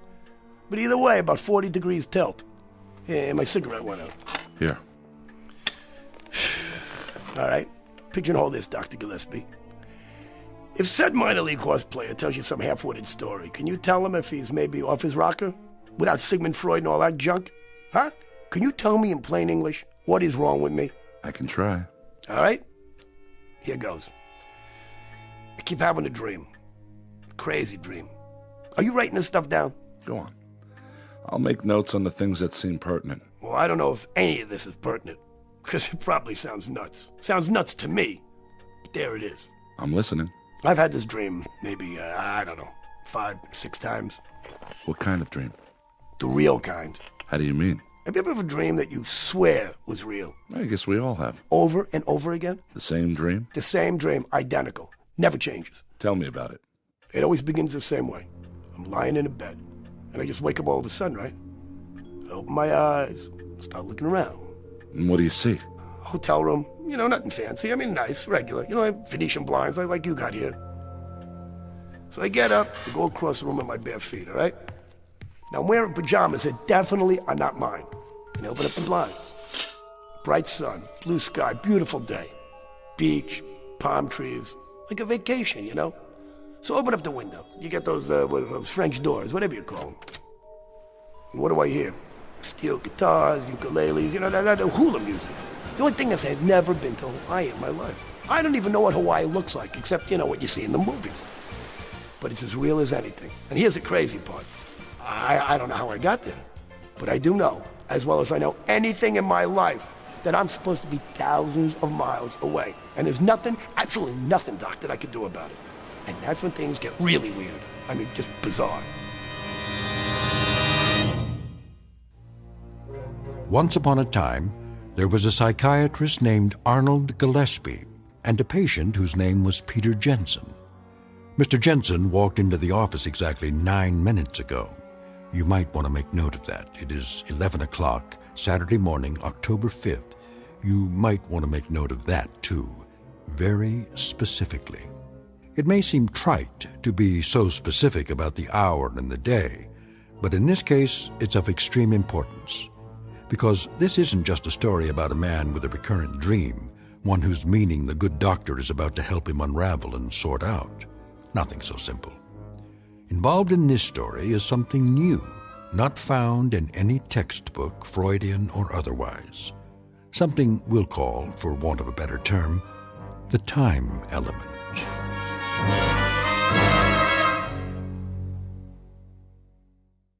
And now, The Twilight Zone and our story, The Time Element, starring Bobby Slayton with Stacy Keach as your narrator.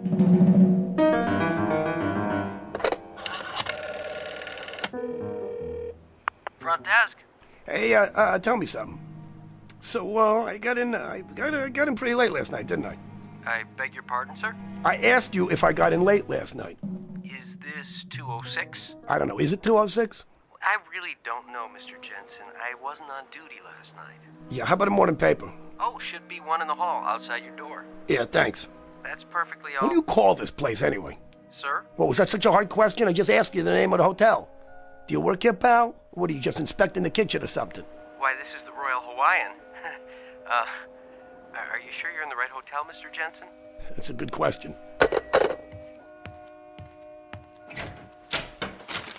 Here's the paper. December 6th. December 6th? What kind of crazy... Maid service. Did you sleep well, sir? Yeah, that's a moot question. Do you want me to clean the room now? Hey, do you want to explain the gag to me now? Excuse me, sir? Do me a favor. Deliver a little message for me. You tell the guy, whoever put you up to this, that I'm going to knock out his teeth one by one. I don't know what you mean. Yeah, and take the phony newspaper with you, all right, lady? This is October. October, sir? What's October? What's October? 30 days? How's October? April, June, November, huh? Am I getting through to you? This month right now, it's October, right? I don't believe so, sir. It's December. It's what? December the 6th. Yeah, that's what I thought you said. December 6th. Are you all right, sir? Oh, yeah, I'm just fine. I'm fine. Except that obviously I've just come down the home stretch of the biggest toot in the history of man. You're telling me this is December. Well, last night I was in New York City. And it was October. If you're not feeling well, I can come back later. Not feeling well? You know what? That's the champion blue ribbon understatement of the year.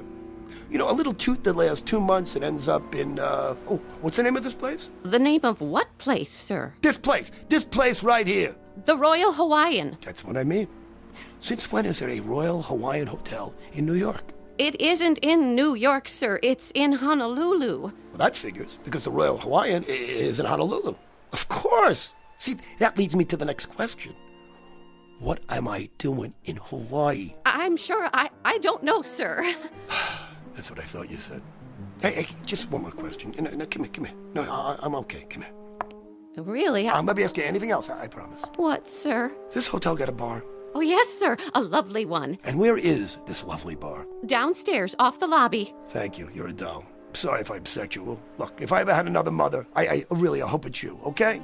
Come back later. We'll dance. Oh, yes, sir. Absolutely, sir.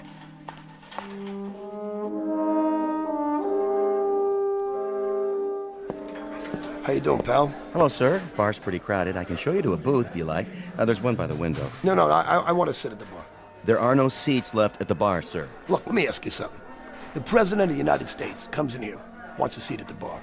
You'd have one for him, wouldn't you? I suppose so, sir. Sure you would. Why? Because he's your commander-in-chief. But I guarantee you he's not going to be here today. So you know what? How about if I take his stool? Well, not my commander, but still. Not yours? What does that mean? This is the United States of America, right? No, sir. It's Hawaii. Yeah, that's what I just said. Hawaii. Are you a state or aren't you? A state?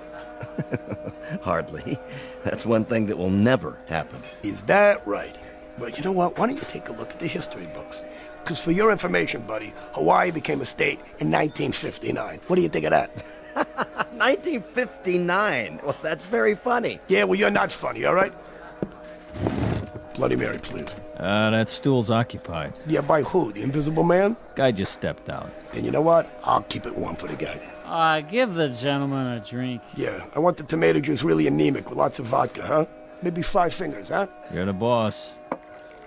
Sure, baby. We'll take a walk on the beach. Then we can have lunch in the room. Sounds swell. That's better. Keep 'em coming, my boy. I'm on the last lap of the biggest binge in the world. Ha ha. Rough night? Rough night. Why don't you try 30 of them? Would you believe it? I passed out in New York a month ago. And this morning, I wake up here. I know the feeling. One time, I fell asleep at the Dublin airport, and when I woke up, I was on a British troop train going into Palestine. That really happened. Can you believe that? Good man. Hi, you two. Hi. I'd like you to meet my wife. Charmed. I'd like you to meet my drink. How do you do? You kids look like you're in love. How long have you been married? 1 day, 6 hours, and 12 minutes. No kidding. Never would have guessed it. Hey, bartender, you're from New York, aren't you? Born, bred, and raised. How'd you know? Because you got a picture of the great Fiorello LaGuardia. It's the best mayor New York City ever had. It sure is. Was. How's that? He was a good mayor. That's what I said. No. You said he is. Well, isn't he? He was. Because he's not here now, is he? No, I guess he isn't. He's in New York, where he should be. Yeah, because he's dead. I sure hope not. When did you hear that? Anybody ever tell you got a wacky, nutsy sense of humor? What are you, the argumentative type? No, not me. I just want to tell you that if you're trying to rib me, I'm going to come back there behind the bar for about 7 minutes, and you're going to be fixing all those Bloody Marys with a fresh supply of blood from a broken nose, all right? Hey, take it easy, mister. Let me buy you a drink. No. Let me buy you one, okay? Come on, around for the newlyweds. You know they're drinking champagne. Hey, what do I look like here? Deadbeat? Come on, give him champagne. 2 more. To the bride and groom. Long may she wave. Hey, bartender, over here. What'll it be? So what do you want for ship? You bet your life. Best one afloat. The Arizona. The what? The Arizona. Well, when did they dredge her out of the mud? Say. Don't get mad, honey. He didn't mean anything. Talking about my battle wagon, and she's never been close to the mud. Oh, she hasn't, really. Hey, buddy boy, let me tell you something. Got a lovely wife, but a lousy memory. And now you trying to tell me the Arizona was never sunk? I'm not trying to tell you, I'm telling you. The Arizona's never been sunk in her life. Never, huh? You know it. You know it, I don't, okay? I say she got sunk on December 7th, 1941, okay? And that's where she sits today, in the mud at Pearl Harbor, okay? Now, what do you think of that? What'd you say? I said... I have returned. I feel like a new man. And now that new man needs a drink, too. Oh, here's your newspaper, bartender. Another one of your liquid libations for me, please? Get off that stool. He was here before. Let me see that paper. Take it with you on your way out. Let me see this. Jap envoys to FDR. Hey, wait, what kind of paper is this, huh? What are you guys doing? Where'd you get this? The Honolulu Advertiser, Saturday, December 6th, 1941. You owe me for the champagne. And one Bloody Mary. But it isn't 1941. Do you hear me? Ask anybody. How about you? How about you? Somebody speak up. What is the matter with you people? I have to ask you to leave now, buddy. Oh, what? Because you think it's 1941? Because everybody in here's in on this stupid joke? It's not 1941. It can't be 1941. I mean, how could it be? So how can it be 1941, Doc? Can you tell me that? Huh? And the dream ends there? No. It just goes on. I see. But up to that point, each dream is identical, you say? Identical. I even remember going to the door of the bar and looking out in the street. And I see all the cars. 1939, 40, 41 models. Nothing newer. Go on. All right. Get this. And this is what separates the men from the wacky. I don't think it's a dream, Doc. It's not a dream. Make all the little chicken tracks you want on that little piece of paper. What I'm telling you here is the goods. I believe you. You do? Then why don't you call up the sanitarium and tell them we'll take a double room? Because you're nuts also. I mean, I understand why you think it's real. Some dreams are extremely realistic. As often as not, they're impossible to distinguish from reality. No, you don't get what I'm saying. Look, it isn't just that it's real while I'm asleep, Doc. Well, I'm telling you this. It's still real. It's still real even when I'm awake. All of it. Look, I've had dreams like everybody else, but as soon as it started, I knew it was different. Do you understand me? Do you understand me? You don't understand me. These are not dreams. If they're not dreams, Mr. Jensen, what are they? What do you think they are? Let's examine the alternatives. I can think of only one. That's the one I'm thinking of, okay? I wake up in a hotel room in 1941. But I mean, I really wake up. And it's really 1941. Do you understand? Going back in time. That's what I'm doing, Doc. I'm going back in time. Huh. Interesting. What happens then when you're back in time? You sure you want to hear this? I do. Then hold on to your hat, Doc, because from this point on, things go completely screwy.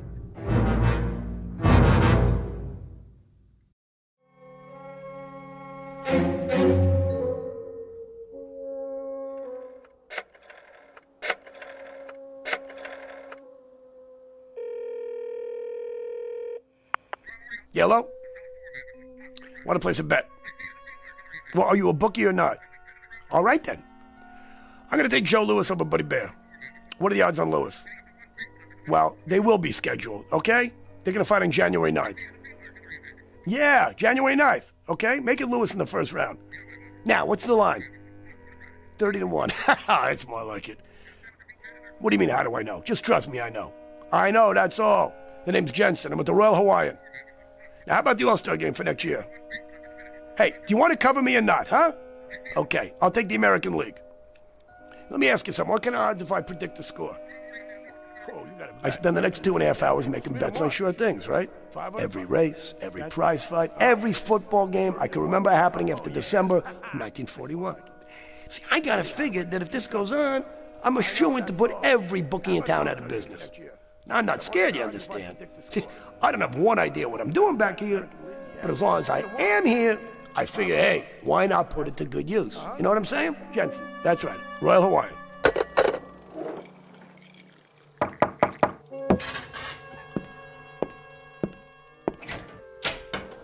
Oh, hey, how are you, buddy? You're the ensign from the bar. I hope you don't mind. No, come in. I just wondered, how you doing? I'm fine. Come on in. Have a drink. My wife asked me to stop by and see how you felt. Yeah, it was very nice of her. I feel great. I'm fine. Hey, what are you drinking? No, thanks. We're going swimming. She was a little concerned. My wife, I mean. About what? About me? Well, it's just that down at the bar after you saw the paper and... No, don't worry about it. I was going to ring you up and apologize. That whole Arizona bit. Sure. Are you, sick or something? No, I'm not sick. Well, what made you say it wasn't 1941? No, nothing. I was a little whirly in the head, that's all. Sure. Well, we'll be back about 4 or 5. Maybe you'd like to have a drink with us then, if you feel okay. You got yourself a deal. Hey, one more thing. Yeah? So what do you do on the Arizona? I'm in the engineering section. You work down below? Yeah, most of the time. Good job? I like it. Well, we'll give you a call. Yeah, sure thing. How is he? I think he's okay. Said to give him a call when we get back. Oh, that's great. So I remember thinking, right at that moment, These two kids were so much in love, you could take the looks they gave each other, you could spread it on pancakes. And while I'm watching them, it hits me. This boy looks down in the hold of a ship that has about 14 hours left to ride the waves. After that, it goes down under with 1,000 men. And suddenly, making bets on things that I know will happen seems about as interesting as catching lake trout in a milk bottle. You know what I'm saying? Somehow trying to help those two kids is the one thing in the whole wide world that matters. So I do the only thing I can do. I make a fool out of myself. Hey, front desk? Hey, I need directions to get to the Schofield barracks. Yeah, right. Yeah, U.S. Army base.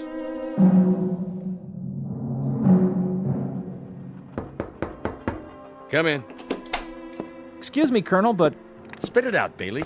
That guy is still in the orderly room, sir. Says he wants to see somebody in charge. Who's this now? Some jerk with a tambourine or something. Must be Save a Soul Saturday. What's his story? I can't piece it all together, sir. Something about the Japanese having bombs? This ought to be good. Send him in. Yes, sir. The Colonel will see you now. You're Mr... Jensen, Pete Jensen. I'm Colonel Abernathy. What's on your mind, Mr. Jensen? First of all, Colonel, I want to guarantee that I'm not going to get stuck in a rubber room when I'm finished telling you this. You've got it. I have information that the Japanese are bombing Pearl Harbor tomorrow morning. 8 a.m., Honolulu time. You know this to be a fact? Colonel, as sure as I know, the good Lord made racehorses. They're coming over here in about 30 waves off a bunch of carriers. They're going to plaster us while we're still in bed.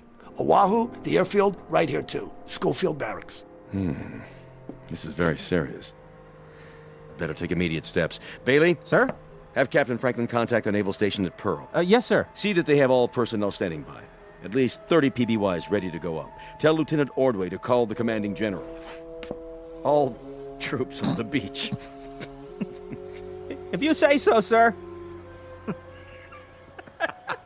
All right, come on, knock it off. Cut the game. Listen to me, you brass-covered hyena, okay? Don't you say that nobody warned you. I warn you. You gotta listen to me. I'm sure you're right. Now you can leave peacefully, Mr. Jensen, or I'll have you escorted outside. Go walk by myself, okay? And if anybody grabs me, you're gonna have to call the medical corps on the double. We don't appreciate that kind of talk. Is that a fact? And what do you appreciate, Colonel, huh? Maybe you'd appreciate a big punch in the jaw. All the trouble I take for getting over to try to save you people, and this is what I get? All right, Jensen, zip it. You walk on that lower lip one more time, soldier boy, and I'll get you out of the Army on a medical. You understand me? Believe me, Mr. Jensen, this is going to hurt me worse than it hurts you. Oh, I believe it. Colonel! Oh! Are you all right? Place this man under arrest and fit him for a straitjacket. Yes, sir.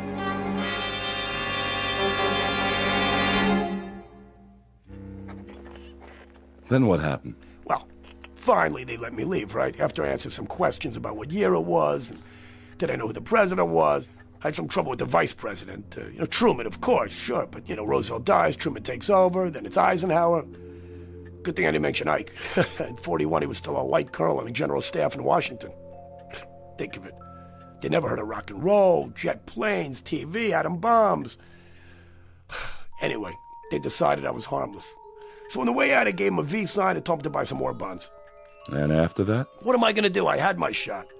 So I figure I'm just going to spend the rest of the day drinking quietly.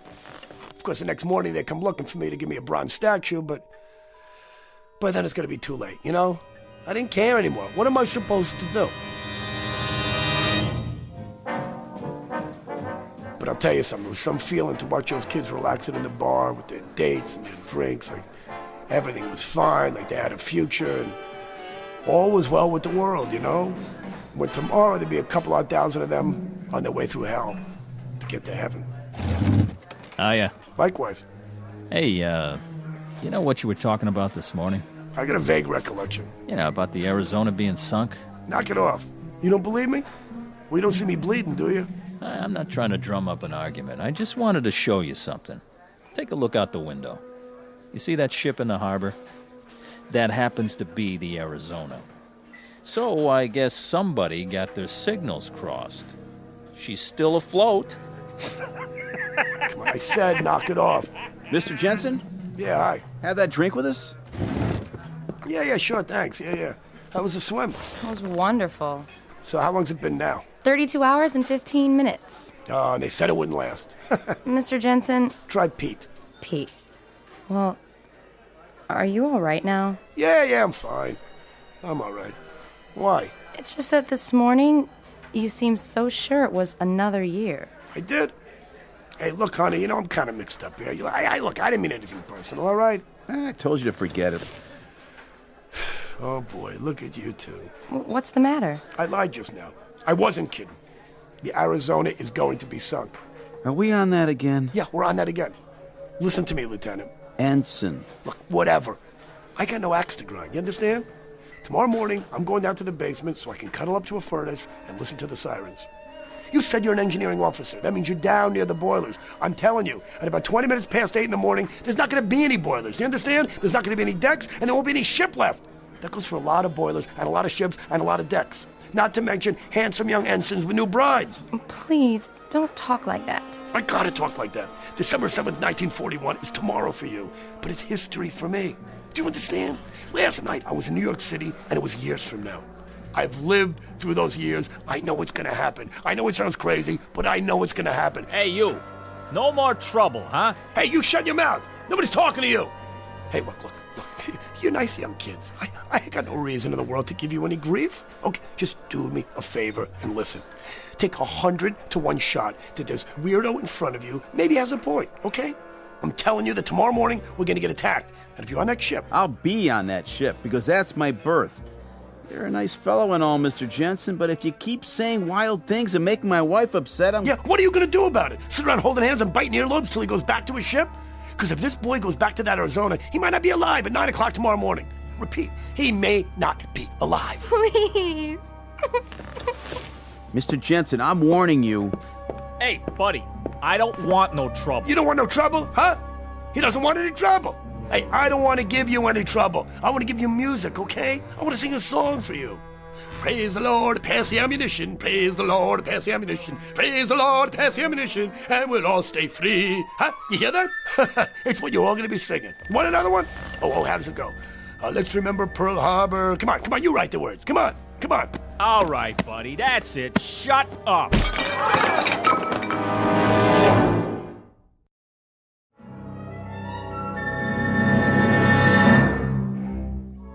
Don't tell me the general can't be reached. I know he can be reached. He may not be alive to call me tomorrow. Yeah, this is... Hello?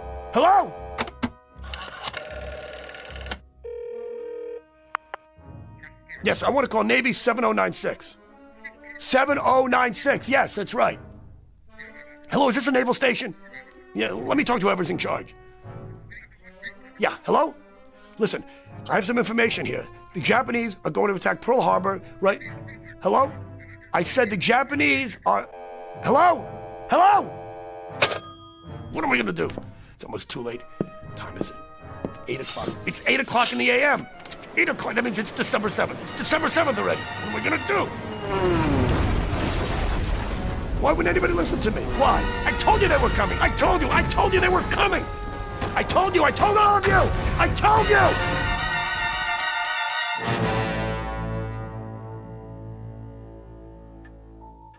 I told them, Doc. I told them over and over. Why wouldn't anybody listen to me? And then? I'm standing there by the French windows, and I'm watching the planes coming low. I'm watching them. The bombs are dropping, strafing. All hell is breaking loose. And that's where I wake up, every time. Realistic and very frightening. How long did you say it's been going on? Every night for a week. And always the same. Everything. The ensign and his girl, the bar, me trying to call from my room, and the moment I see the planes coming in. Mr. Jensen, I won't attempt to analyze that dream, except to say this. Very often we dream with a purpose. It can signify something deeply rooted in the subconscious. The things you dream about may not be what's really bothering you. Well, don't try to out-logic me, Doc, okay? You think I'm nuts, don't you? I know what I know. I can't explain it. But that's why I came to see you, because I thought maybe you could explain it. I know for a fact I'm going back in time. And I'll tell you something else, that even after I wake up and I'm laying in bed and I'm thinking about the dream, I know it's not supposed to end there. I know one of these nights it's going to go beyond that. But you have no idea what might transpire. No, not one. All right. Let's approach it this way. Assume that it is possible somehow to go back in time. You go back and you do something, warn people, say, about an accident so that it doesn't happen. But what have you done then, Mr. Jensen? By altering the past, you change the future. Here, look. This is the present, and my lighter is on my desk. Now I go back in time and I pick up this lighter. I put it in my pocket and I keep it there. Then I return to the present. By any rights, having removed that lighter, it should no longer be here. But if it is, you get my point? Look, Doc. Try this analogy, Mr. Jensen. Supposing I were to go back in time and I got hit, say, by a taxi. Now it figures that if I went back in time and got killed, I couldn't be alive today. Not only that, but think of the other lives affected. I wouldn't have children, I wouldn't have bought a house, all these things wouldn't exist because I changed them. Ergo, I wouldn't be here to go back. So? So time travel is not possible. It can't be. It creates an insoluble paradox. Therefore, we can safely assume that what we're talking about is a dream. It has to be. Try this then. I've never been to Honolulu in my whole life. So after the first couple of times, I decided to put it to a test. Go on. I remembered the ensign's last name. It's kind of an odd name, not easy to forget. Janowski. Told me he came from a little town called White Oak, Wisconsin. So I placed a call. There was only one Janowski in the phone book. Woman answered. His mother. I said it was a friend of his from Honolulu. And was he there? And then? She told me that her son and his wife were killed in Honolulu on December 7th, 1941. He went down with the Arizona. She was shot down near King Street by a fighter plane, a Japanese Zero. A Japanese Zero, Doc. You sure you've never been to Honolulu? Yeah, I've been there. When? In the dream, which isn't a dream. Okay, Doc, your turn. I don't hear you talking. That's because, at the moment, I don't know what to say. The patient lay on the couch. We'd been talking for hours. It was Saturday, and I'd planned to leave early and go play golf. But I was concerned about this man and his story. It was incredible. Then finally, I knew he was asleep. It wasn't a deep sleep. By the look on his face, Mr. Jensen was far from resting, though his eyes were closed. Mr. Jensen? Are you asleep, Mr. Jensen? So I decided to let him rest while I thought it through. Who knows, maybe he'd even finish his dream this time.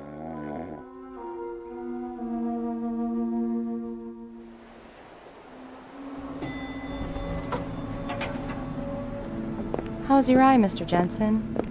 I mean, Pete. Hey, don't worry about me. I'm fine. I'll put a piece of steak on it. Sorry the bartender hit you. I should have stopped him, but I kind of got carried away, too. No harm done. Well, go lie down and take it easy. Maybe we'll see you later before I go back to the ship.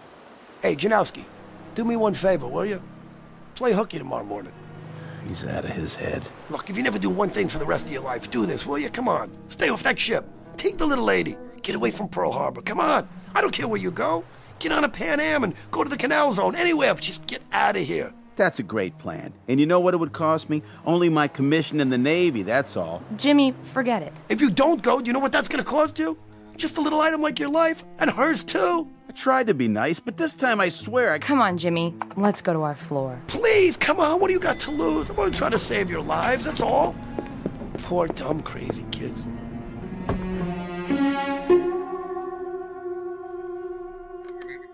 Don't you tell me the general can't be reached. I know he can be reached. He might not be alive tomorrow to call me. Please. Hello? Hello? Yes, I want to call Navy 7096. That's right. Hello? Is this the naval station? Let me talk to whoever's in charge. This is Ensign Lamers. It's my watch and it's your nickel, so go ahead. What's on your mind? Listen to me. The Japanese are going to attack Pearl Harbor. Who? What are they gonna do? I said the Japanese... What have you been drinking? I'll tell you what. Take a nice shower and dive into a percolator. Good night. Hello? Hello? It's almost too late. What am I gonna do? What am I gonna do? Again, what time is it? 8 o'clock in the a.m. Already 8. Oh, that means it's December 7th.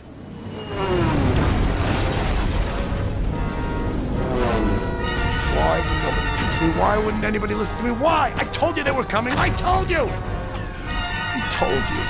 I told you. I told you.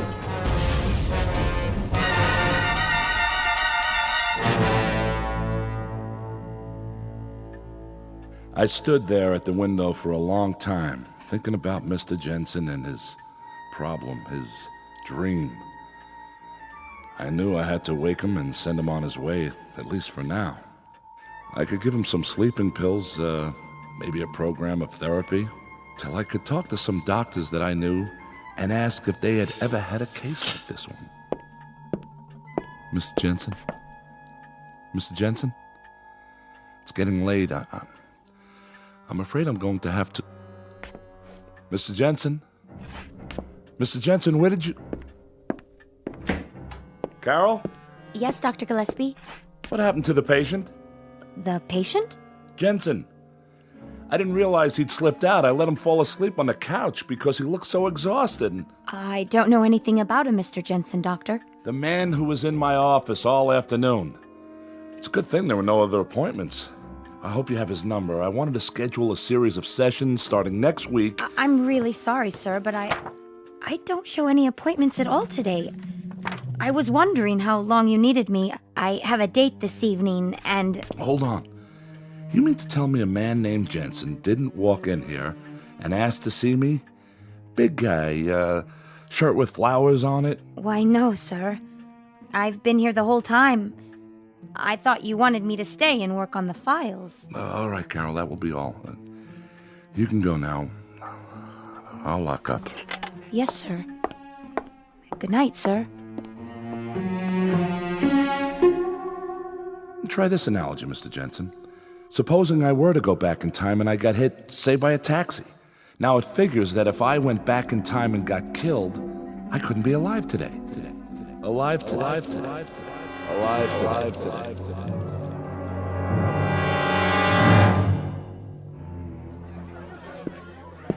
Welcome to Andy's place. What can I get you?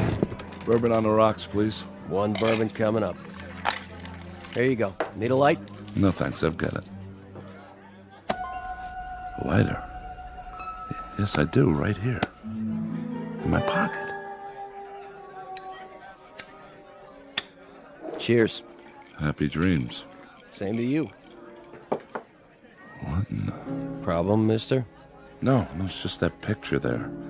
The one in the frame on the wall? Yeah. Group of men in uniform. All except one in a flowered shirt. He looks familiar. Pete Jensen. He used to attend bar here a long time ago. You heard of him? Jensen? No. I don't remember that name. He looked familiar, that's all.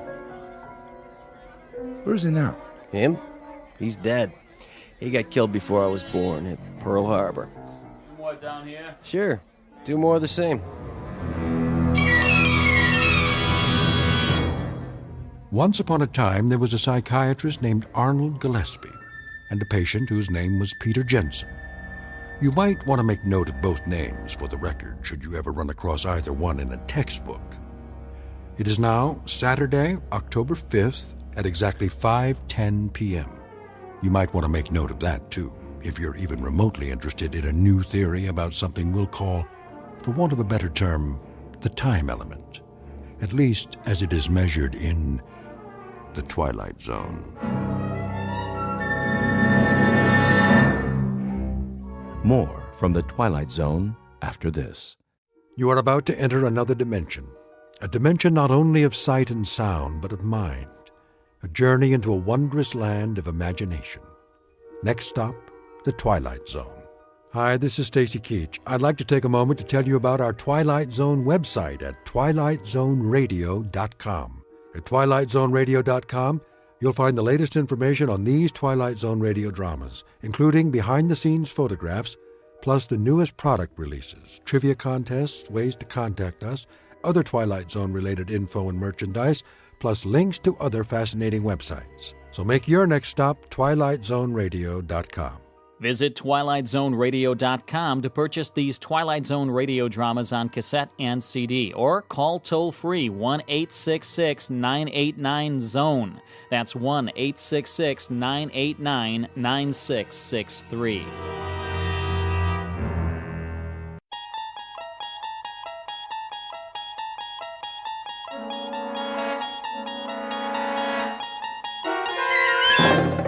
You're traveling through another dimension. A dimension not only of sight and sound, but of mind.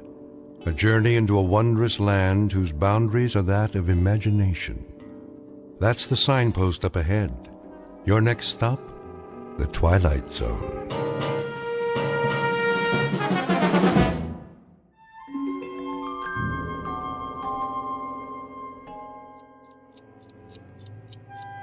It always starts the same way.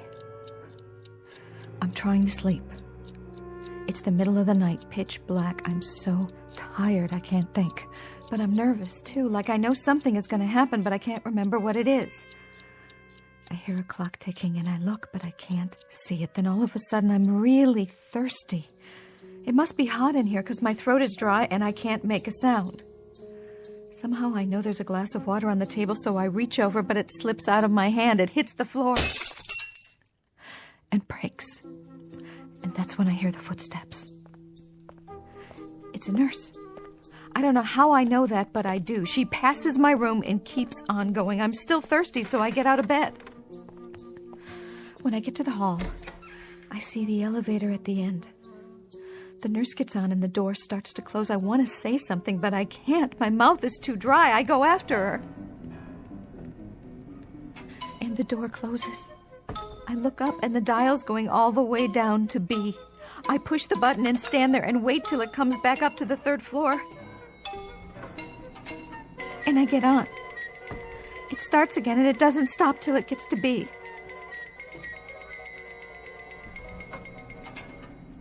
I'm in the basement. It must be the basement. There are pipes on the walls and equipment, metal carts, and what do you call them? Gurneys. I don't know where I'm going, but the door at the end is still swinging.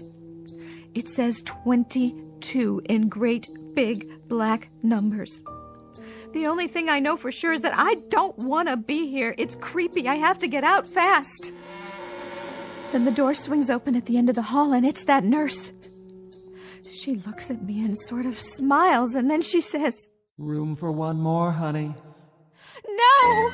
Let me out of here, please! Somebody! Help me!"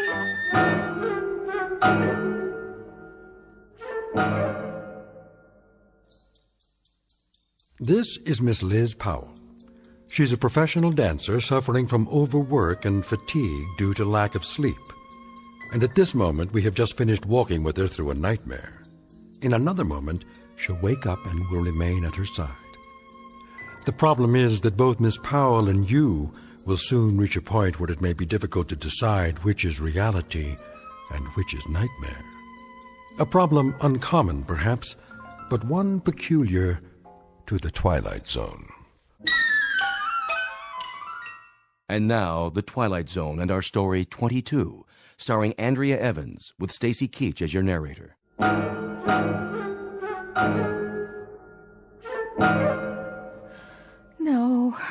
No. It's all right, Miss Powell. You're safe now. It was just a dream. You don't know that. It's so real, and it keeps happening over and over again the same way. How many times? Every night. 3 or 4 days at least. I lost track. Doctor, it's so bad I can't even go to sleep. That's why I'm still so tired. Look at my hand. See, it's shaking. Yes, I see. Very nice wristwatch, by the way. Thanks. Barney gave it to me. Barney? My agent. Doc, give it to me straight. When am I going to get out of here? Soon. It hasn't been that long. 6 days already. Tell me, will you, what is wrong with me? I want to know the truth. I've given you a thorough examination. There's nothing organically wrong, except for your reaction times. Your reflexes are a bit slow, and you're on edge emotionally. Well, wouldn't you be? I'd say you're exhausted, Miss Powell, physically and mentally. The only thing holding you back from a full recovery is lack of sleep. So give me a shot of vitamins or something. I'm afraid it's not that simple. You need more rest. And liquids. There are still signs of dehydration. I'd like to keep you here a few more days. A few more?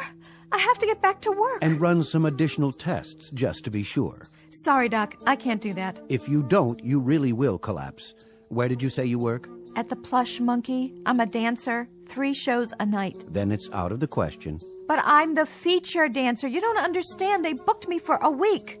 Barney already signed the contract. If I don't show, the customers will want their money back and the whole tour gets canceled. Barney will kill me. I'm sure you can work something out. You don't know Barney. Well, you'll have to miss at least one more night. Simple bed rest, a sedative to help you sleep, and the IV to bring the fluid levels back up. I never should have listened to Janine. Janine? She just finished a week at the club. She pulled a muscle last year, and she said this was the place to go.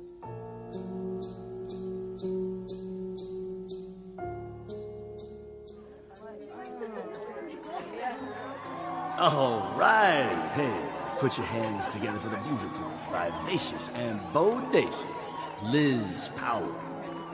Now remember, she'll be headlining all week. Look, we're going to take a short break right before we introduce Sabrina. We got 2-for-1 drinks and free hors d'oeuvres at the bar. I don't know what's wrong with me. You did fine, kid. Dynamite. No, I didn't, Barney.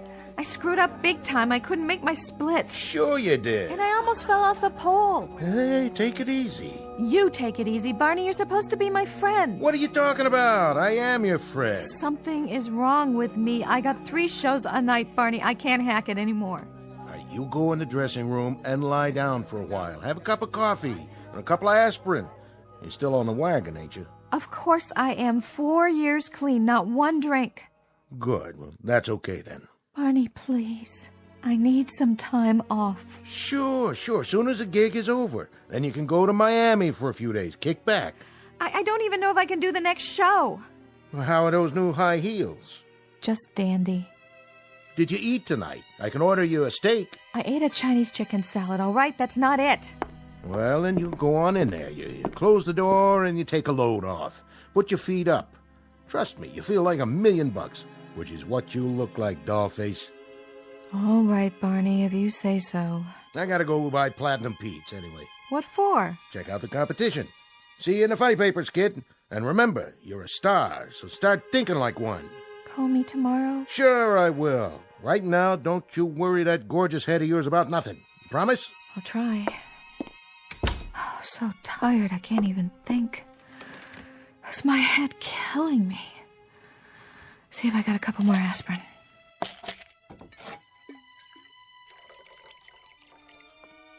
Oh, leave me alone already. It's not time yet. What happened? Oh, hi, Janine. I didn't know it was you. Did you break something? Just a glass. My hand was shaking so bad. I'll help you clean it up. Thanks. I don't know what's wrong with me. You look great. Like always, honey. You're a good liar, Janine.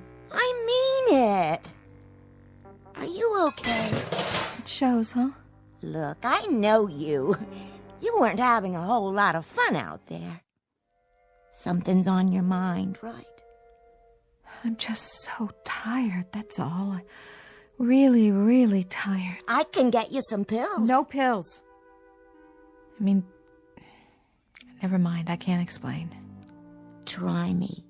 Janine, did you ever have the feeling that something's wrong?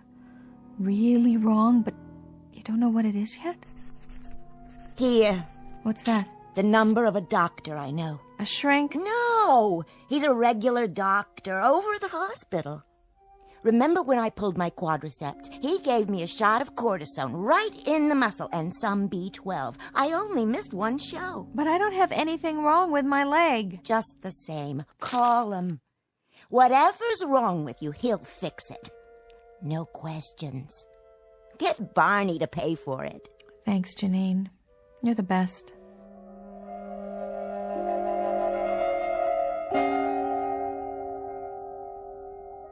So that's how I ended up here.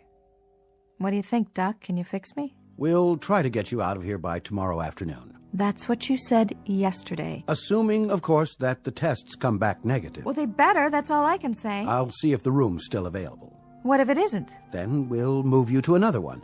This is a hospital, after all. The one thing we can't afford to run out of is beds for our patients. But what if you do run out? Oh, there's a pretty fast turnover. People check in and check out. I don't like the sound of that. Why not? Check out. It sounds like you mean they die.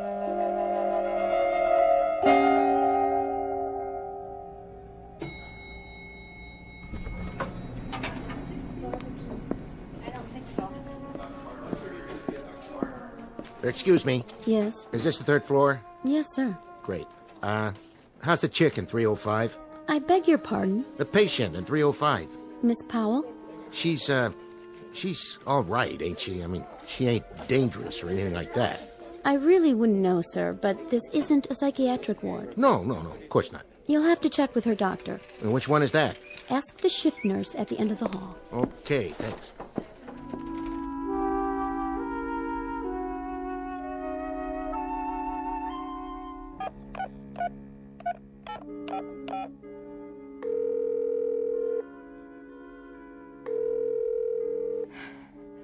Come on, Barney, answer, will you? Oh, I don't know why I bother. He's never home. That nurse.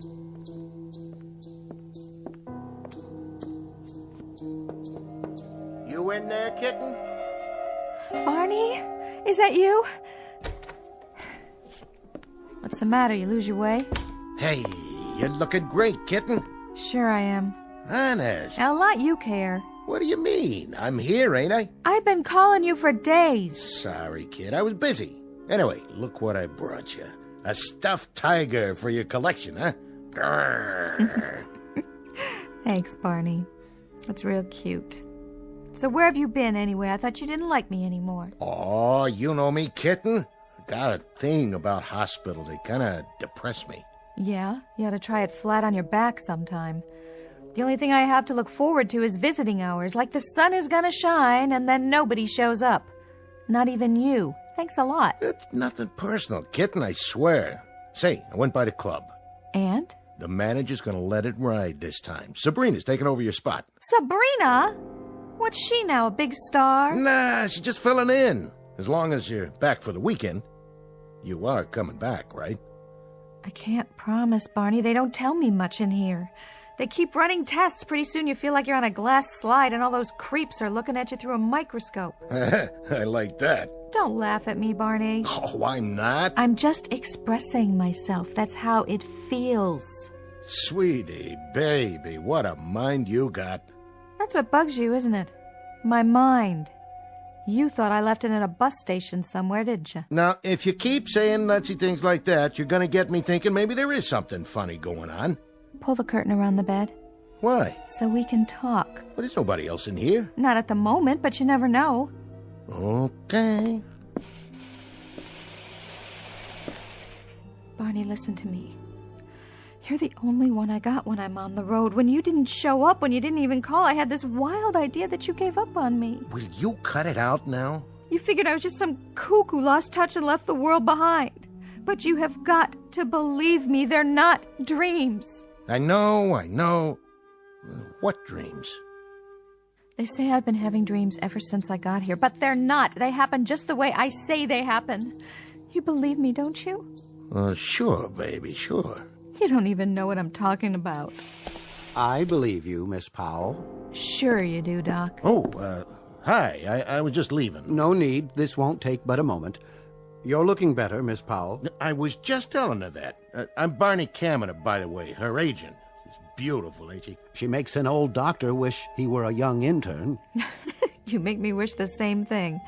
You must be great at funerals, laughing boy. We're a little feisty this evening, aren't we?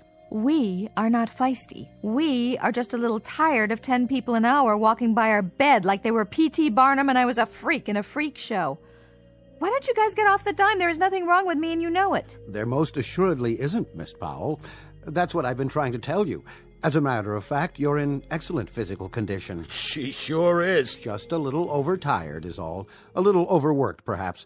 I guess a dancer's life isn't the easiest, is it? With talent like this, she makes it look easy, Doc. 12 years I've been this little lady's agent, and let me tell you, this is the best little stripper... Dancer that ever came down the pike. You should listen to him. It's good for your morale. Yeah, I should. I pay him enough. So what's your plan tonight? A big discussion about Freud and dreams? You're not interested in dreams, Miss Powell?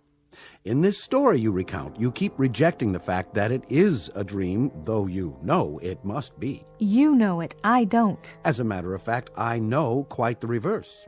I say it is a dream. Let's run through it again. You say that it's always in perfect chronology. You wake up, you feel thirsty, you reach for the glass. You suddenly hear the clock ticking loudly. Very loudly, right by my ear. Even though all the clocks in this hospital are electric, they don't tick. In any event, the sound unnerves you, and the glass slips out of your hand and breaks on the floor. And then I hear the footsteps outside. Footsteps? What footsteps? Miss Powell seems to feel that they belong to a nurse. They are the footsteps of a nurse. I hear them. They come down the corridor and pass my door. I jump out of bed. Now, Miss Powell... I jump out of bed. I open the door, and I see this nurse going into an elevator. I follow her. She goes down to the basement floor, and at the end of the hall, there's a room. It's room 22. 22, huh? What kind of room? Well... Go on, tell him. Tell me what? You might as well say it. I already know the answer. Tell me, Doc, is there a room 22 in this place? As a matter of fact, there is. It's the hospital morgue. What?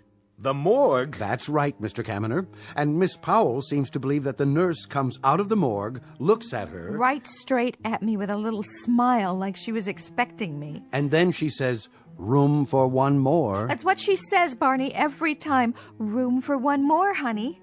And then she grins some more and points to that room where all the stiffs are. Odd dream, wouldn't you say, Mr. Kaminer? Weird one, Doc. That's a real weird dream, all right. It isn't a dream. She claims it's one of our nurses assigned to the basement floor. How can I tell if it's one of your nurses? All I know is she comes out of that room, looks at me, and says in a real smooth voice, "Room for one more, honey." I'll prove it to you. You bring her in here and I will point her out. Boy, will I. I know her face as well as my own. Well, let's find out, shall we?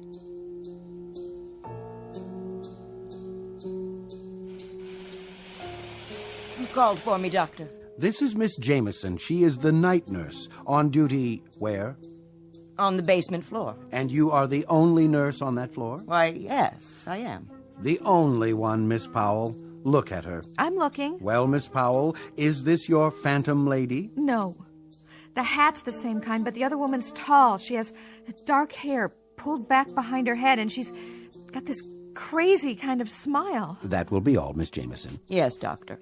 Well, Miss Powell, it obviously is a dream. It could be some other nurse. If it were a nurse in our hospital, it would have to be that young lady. And since it's not, you'll have to admit it's very unlikely that the woman you saw, or claim you saw, could have come out of the morgue. I know what I saw. I know what I did. What are you trying to do? Prove I'm a nutcase? On the contrary, I'm trying to help you. I'll tell you what, Miss Powell. To make my point, why don't we do something different this time? Like what? You say it always happens in such perfect chronological order, and your actions are always the same. You feel thirsty, you reach for the glass, you hear the clock, you hear the footsteps, and then you run out into the hall. And that's how it begins. So? Tonight, when you're dreaming, or as you say, waking up, don't reach for the glass. Make a conscious effort not to. See if breaking the routine a bit won't stop it from happening. Hey, that's a groovy idea, Doc. Don't you think so, kid? Why don't you try it? Barney, why don't you cue him? Tell him to give up on me. Nobody's giving up on you, baby. But when I know something, I'm too stubborn to change my mind. Explain it to him, will you? When the same thing happens to you for 6 nights in a row... You hear that? 6 nights. You know how much salary she's losing. Overwork, fatigue, exhaustion. And when it happens... Right. She says it happens. A nightmare at this juncture isn't abnormal at all, Mr. Kaminer. In this case, with very little REM sleep, a nightmare would be the norm. You said it. The man's a doctor, kitten. Let's see what this evening brings, shall we? Yeah, let's. I gotta go, kitten. Stay hip to this doctor, baby. Anyway, I sure am glad to see you looking so well. Thanks a heap, Barney. You couldn't boost my morale if it weighed 1/4 pound and you had a derrick to lift it. Thanks for coming, though. Do it again sometime. But try to make it next year, will you? Kitten, baby. Get out, Barney. Sure, Liz. Remember about tonight, Miss Powell. Whenever you feel the compulsion to repeat your nightmare, don't. Skip that single step and see if it doesn't help. Sure. What have I got to lose? But I'll tell you something, Doc. If this doesn't work, I am checking myself out of here. I think we're on our way to recovery. Oh, are we? Well, we're just delighted to know that we feel that way.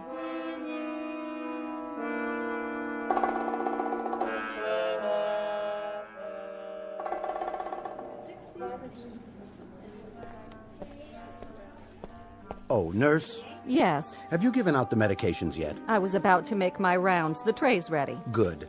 How's Miss Powell? 305? Well, the same, I guess. Did she leave her room? No, sir. I've been keeping a close watch on her. I want you to keep an even closer watch. When you've dispensed the medications, find some excuse to stay in the room for a while until she goes to sleep. And page me if you see anything unusual. Unusual? In what way? I'm not sure. Just keep an eye on her. Yes, sir. Any change in her dosage? No, the same light sedative. Very good, Doctor. I'll be in my office if you need me.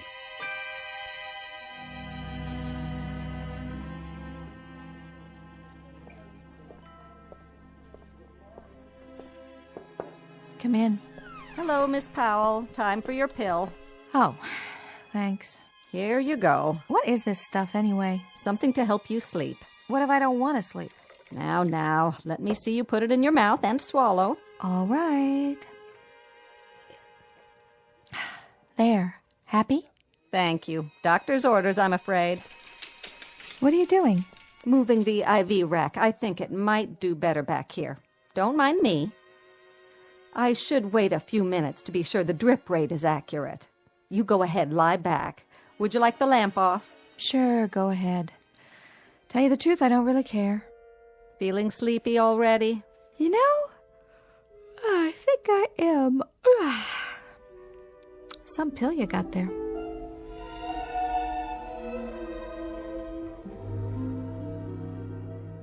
Doctor? Yes? She seems to have gone to sleep. Good. You asked me to watch her, if that's all? Now that's odd. That's really quite odd. What is, Doctor? Oh, I was just thinking. When I talked to her this afternoon, she told me about this dream of hers. What about it? Following someone down the corridor, then getting in an elevator, going down to the basement, and the morgue. Sounds like a nightmare, all right. Yes, but, well, the thing of it is, don't you think that part's truly odd? Odd, Doctor? Yes, that's the only word for it. Well, it was a dream, after all. But, you see, she's never been there before. Patients aren't allowed in the basement. I know, Doctor, but in a dream... Dream or not, when she tells the story, she mentions room 22. Room 22? That is the morgue. Of course it is. With big black numbers on the door, just as she described it. But if she's never even been down there, how would she know the number of... Yes, precisely. How could she?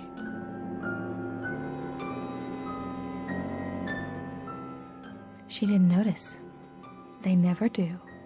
I stuck the pill in my cheek and held it there when I drank the water. She only thought I swallowed it. Nurses don't see people, don't really see them. They're too busy with their medicine and their charts, checking things off. Could have done it any time I wanted to. But this time I had to know whether it was true or not, whether I was dreaming or whether it was real, and the only way to do that was to be awake when it happened.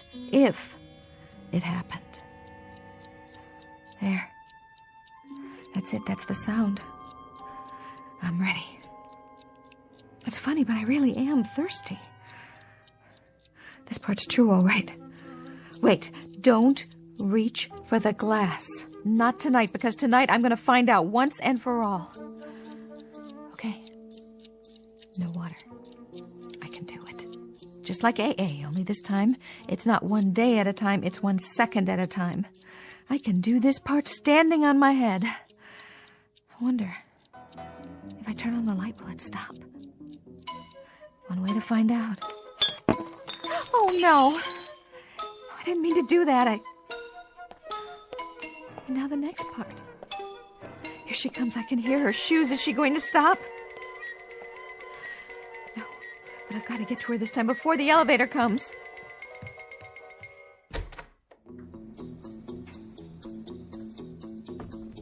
Oh, too late. Always too late. Come on. I've got to know. If I get there in time, I can stop her and I can make her tell me what this is all about.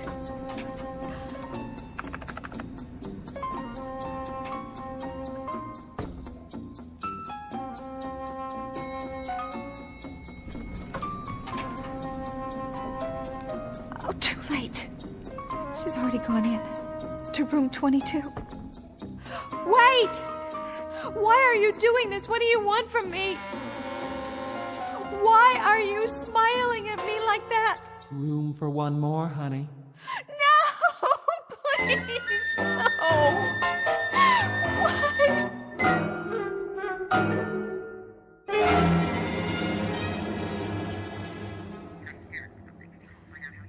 Yes, that's right, Janine. I'm checking myself out. No, the doctor doesn't like it, but so what? It's my life. And I'm not going to spend it cooped up in some hospital room. Miss Powell? Hold on. Yes? Mr. Kaminer is outside. Finally? He said to phone down to the lobby when you're ready, and he'll bring the car around. He'll meet you at the elevator. My cup runneth over.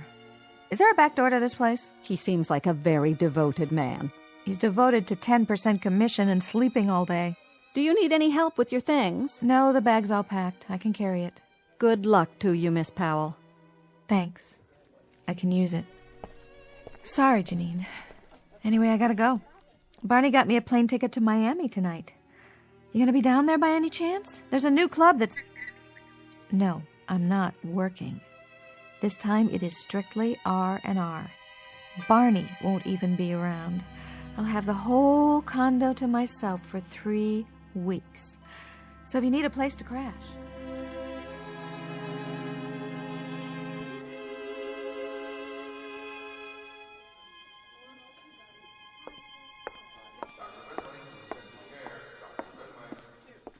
Well, we're all ready to go, I see. Yes, we're ready. We're overdue, if you ask me. Let me carry that for you. That's okay. Just to the elevator, please.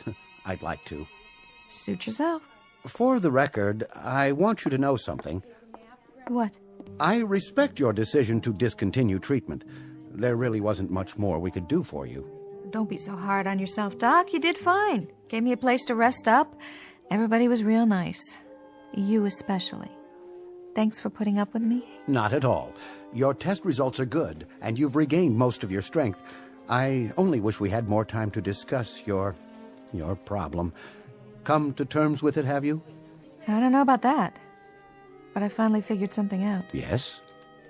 It started when I got here, and it never let up. And it was always about this place. I honestly don't know if it was real or not, but I couldn't make it stop, and neither could you. So there's only one thing left to do. Leave.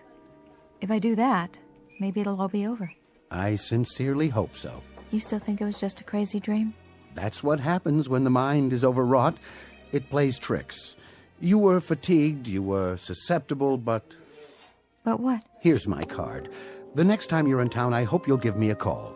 Why, Doc, are you hitting on me? No. It's just that there are certain aspects of your story that are, well, fascinating, that I can't account for. I'd like the chance to discuss it further. Such as? Oh, here's your elevator. Good luck to you. Same to you. And I don't want to see you back here at this hospital, Miss Powell. The next time we meet, I just may be at a ringside table. And if so, I'd very much appreciate a subtle wink. That all right with you, Miss Powell? Yeah, sure. I just feel funny about this elevator, that's all. I'll send you a postcard from Miami. Well, here goes. Going down? What? Are you checking out, miss? That's right. The lobby, is that as far as it goes? Pardon? This elevator, it doesn't go all the way down to the basement, does it? Oh, no. That's only for the staff. It's off limits. That's a relief. Miss? Nothing.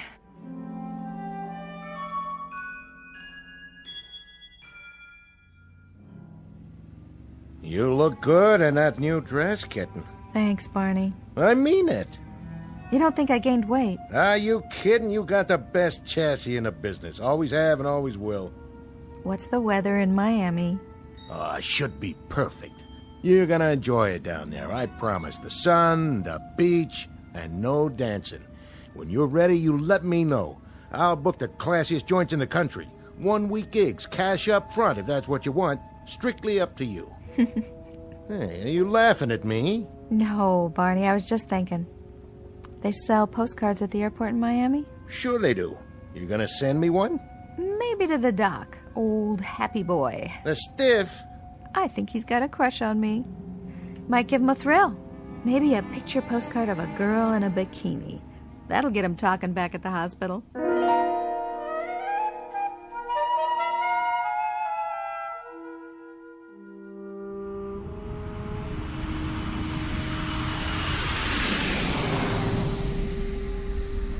All passengers, check your baggage before boarding. Carry-on luggage limited to 1 piece per person. Well, here you are, kitten. You can take it from here, right? Okay, Barney. What's the matter? You got a thing about airports, too? No, Barney, I don't have a thing about airports. It's just, I was cooped up for so long, it's hard to believe I'm really going. You excited? Well, sure I am. Who wouldn't be? All right, dollface. You got a ticket waiting for you at the counter. Thanks, Barney. You're the best agent a girl ever had. Hey, thanks, doll. See you in the funny papers. Yes, miss? Ticket for Powell to Miami? Yes, Elizabeth Powell. That's right. 1 suitcase. Okay, got it. You're all set. Thanks. Here you go. That's non-stop to Miami, departing from Area B. Just right over there, approximately 30 minutes. Your seat assignment's on the envelope. You can wait in the lounge if you'd like.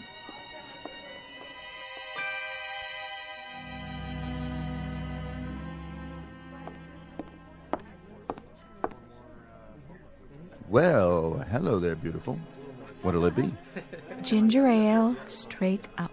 You sure? I can mix it up any way you want. Tall, rocks, What are you staring at? just taking in the view. Well, knock it off, Buster.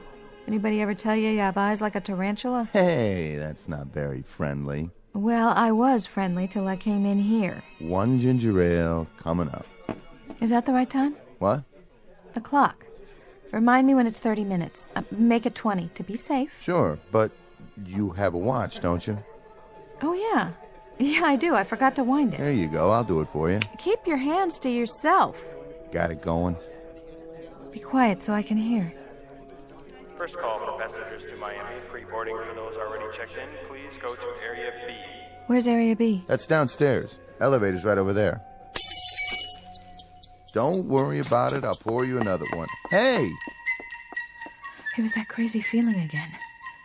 I was thirsty, but I was awake. It wasn't a dream. It couldn't be. Not here. Just the same, I took the stairs. No way was I going down any more elevators. It took me a while to find it. Maybe I didn't want to find it. Like I knew. By the time I got there... Where's the plane to Miami? Flight 22, it's right through this gate. It's already boarded. What flight? 22. Is there anything wrong, Miss Powell? I had to decide right then. I was wide awake and I was tired of being afraid all the time. I had to see it through. You'd better hurry if you want your seat assignment. This flight's overbooked. All right. I walked into the tunnel and went up the ramp. I was the last one. Everybody else was on board. That only made the feeling stronger. First the ticking, then the glass, and then... Just show your boarding pass to the stewardess. That was when I saw her. She was about to close the door to the plane. Her hair was dark, and it was tight against her head under the cap. Then she heard me and turned. Room for one more, honey. No! Please, no! Hey, why didn't you get on the plane? Are you ill, Miss Powell? No, it's not a dream. It's not. Your plane's boarded. If you don't get on right now... It never was a dream. I'm awake. Better call a doctor. She's hysterical. Look at that woman. What's wrong with her? She's white as a sheet. Like a glass of water? What? No! No water! There it goes. Wave goodbye to Daddy. Oh my God! Something's wrong with the plane! Oh my God! It's crashed. It just hit the ground and blew up. Emergency! Code red. We've got an airliner down. Repeat, no! Flight 22 is down.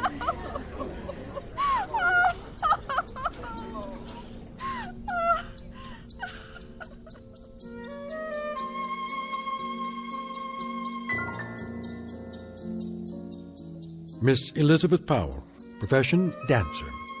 Diagnosis: acute anxiety brought on by overwork and fatigue, made even worse by lack of sleep due to one particularly insistent bad dream. Prognosis: with rest and the proper care, she'll probably recover. But the cure to some nightmares is not in any known medical book. You look for it under Potions for Bad Dreams, to be found only in the Twilight Zone.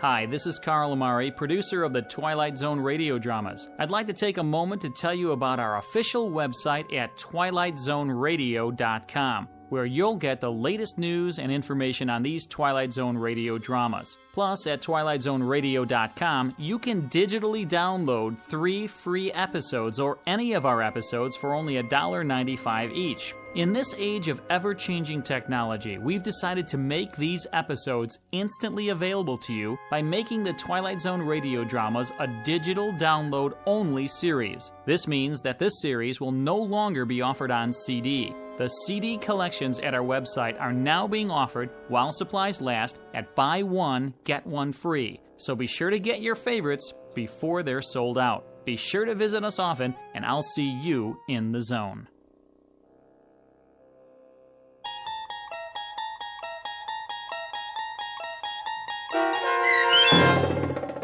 22, starring Andrea Evans with Stacy Keach as your narrator, was adapted for radio by Dennis Etchison and based on a script by Rod Serling.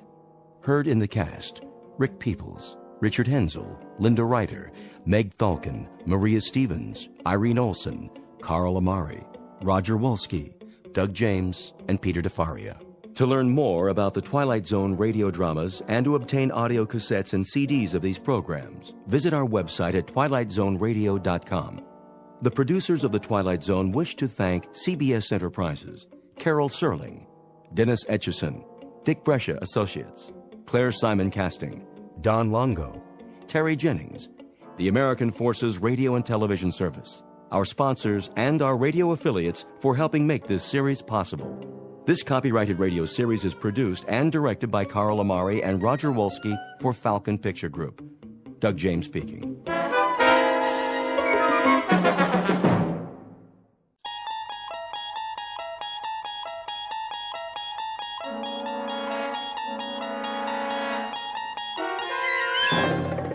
You unlock this door with the key of imagination. Beyond it is another dimension, a dimension of sound, a dimension of sight, a dimension of mind. You're moving into a land of both shadow and substance, of things and ideas. You've just crossed over into the Twilight Zone.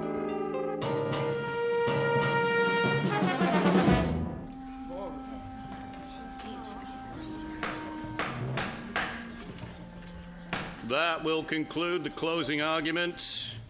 Unless either side has a rebuttal. Defense counsel? I wish I had something more, some new evidence. Don't worry about it, Mr. Christopher. You did all you could. Counsel for the defense? No, Your Honor. The defense rests. How about the prosecution? Nothing more, Your Honor. Very well, then. The jury will now retire for deliberations. Bailiff? This way, please. Court will reconvene for the verdict. Until then, we'll stand in recess.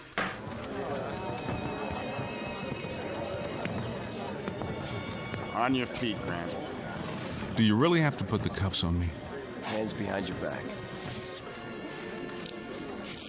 I'll stay with you to the verdict's in. It doesn't make any difference. This way. It may take a while. It never does. Mr. Grant? No statements to the press. If I could have one more word. I told you, Mr. Carson. Oh, why not? Give the reader something. I wouldn't recommend it in case we file an appeal. We won't. I guarantee it. End of the hall. I know that. A room with a table and 3 chairs, bars on the window, 2 policemen outside. It never changes. You can wait in here with your client, counselor. All right. I told you there's no need, really. Go get a cup of coffee. Just drink it fast. What about that interview? It's okay, guard. We'll be right outside. Knock when you're through.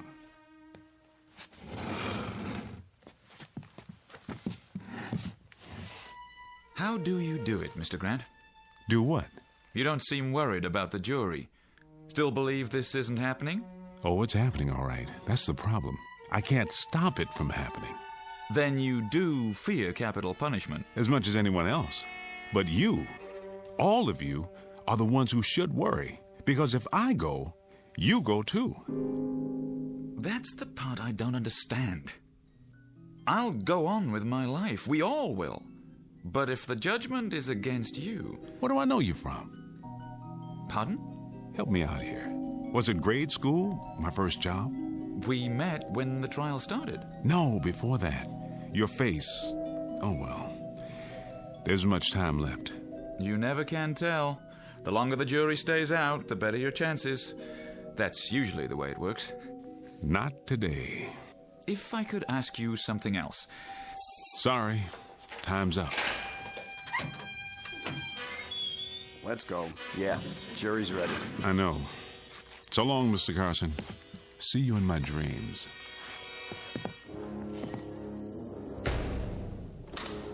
How did he know?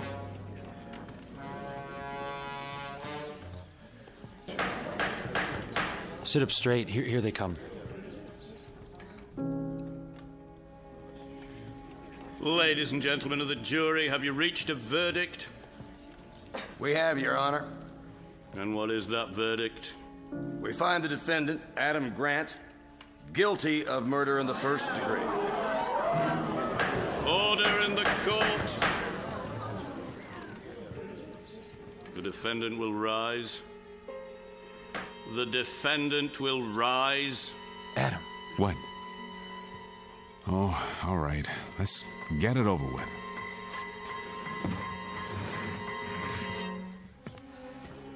Adam Grant, you have been tried by a jury of your peers and found guilty. Do you have anything you wish to say before sentence is passed? Very well. It is the sentence of this court that for the brutal and despicable crime of murder in the first degree, you shall be put to death by means of electrocution. No, not again. You can't make me die again. Restrain the prisoner. Put the leg irons on him. I'll hold him down. You can't make me die again. Oh, God, please, please, please. Take him away. Tell them, Mr. District Attorney, that this isn't real. Make them understand that they're only a dream I'm having. You fools! If you kill me, you'll die too. Mr. Carson, you believe me? Make him believe. Tell the district attorney he prosecuted himself and everybody in this building and everybody in the world. Tell him, Mr. Carson, before it's too late. Tell him. Tell him.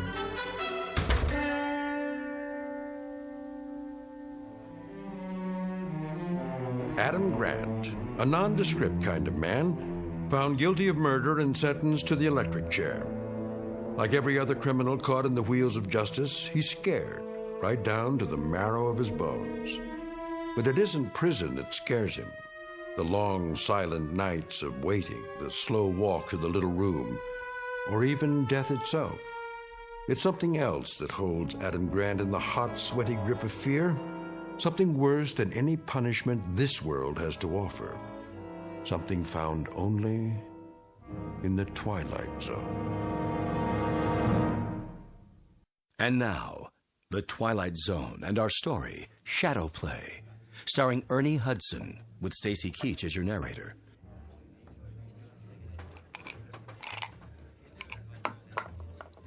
Ready for another one, Mr. Carson? Maybe just a pinch, my good man. Rocks, was it? Yeah. No, wait. Something different. Let's try gin this time. What's a gin drink? Tom Collins? Right. I like the sound of that. I wonder who Mr. Tom Collins was to have a drink named after him. Beats me. What's in a name? Like Adam Grant. Who is he, really? That guy they arrested? Tried and convicted post-haste. Quite a mysterious fella. Yeah. Well, not from around here. His identity is not the problem. He had virtually no defense, but he has some very peculiar ideas. You talked to him? A few times, for the paper. He's seriously disturbed, mentally speaking. No kidding. Has some crazy notion that this is all a dream, that it's happened before. Huh? And that it'll happen again. I'd say he's certifiably insane. Well, that won't save him from the chair. No, but maybe it should. Yeah, sure. I'll just go knock over the bank and tell him I'm some kind of a nut. Well, that ought to do it. But what if he is? If he was incompetent to stand trial? His lawyer should have thought of that. Some kid from the public defender's office. His first case. Well, you pull something like that, you pay the price. You know what I mean? Hey, how's the Tom Collins? Out of this world, if I do say so. You should meet his friend, Johnny Walker. An excellent idea. Top draw. He really got to you, didn't he? To whom do you refer? The creep. Ah, well. I am but a lowly newspaper man. It's all quite beyond my control, I suppose. Hey, take my advice. Forget it. Hey, ever meet my other friend? What's his name? Well, they call him Jack Daniels.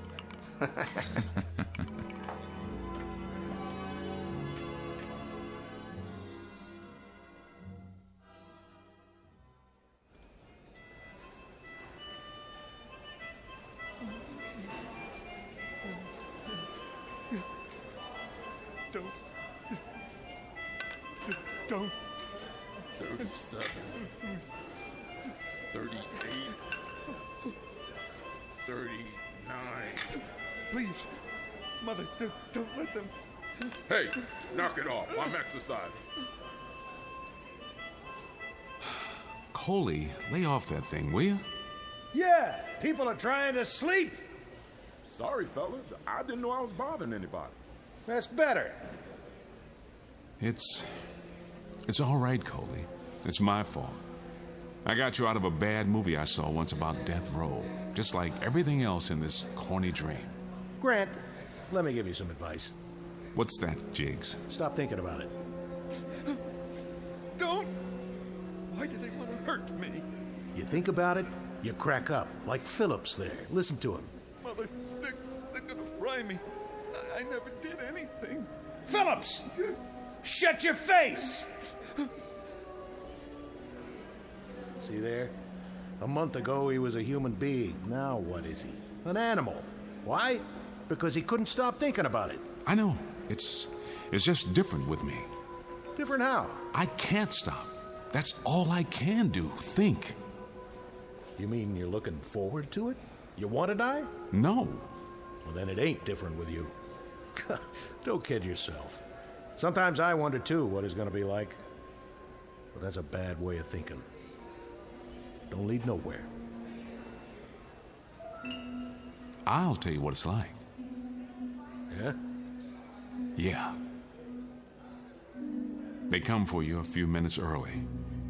That's so they can cut your trouser legs. They even shave your head, at least part way. Then they open your cell.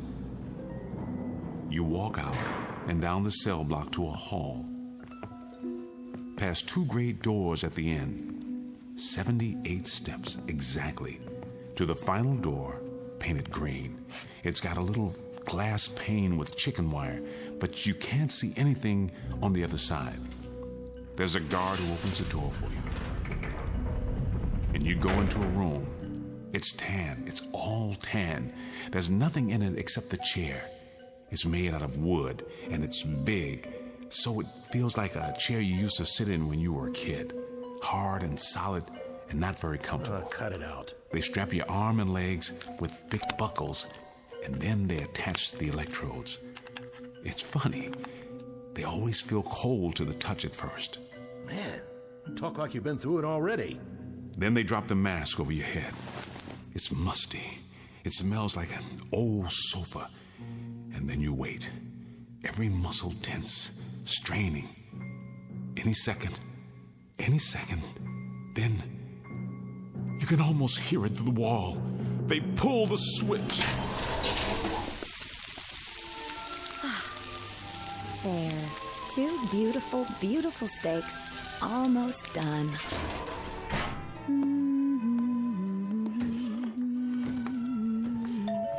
Who's that, Hank?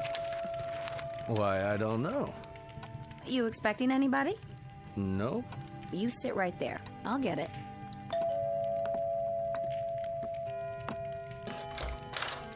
Paul!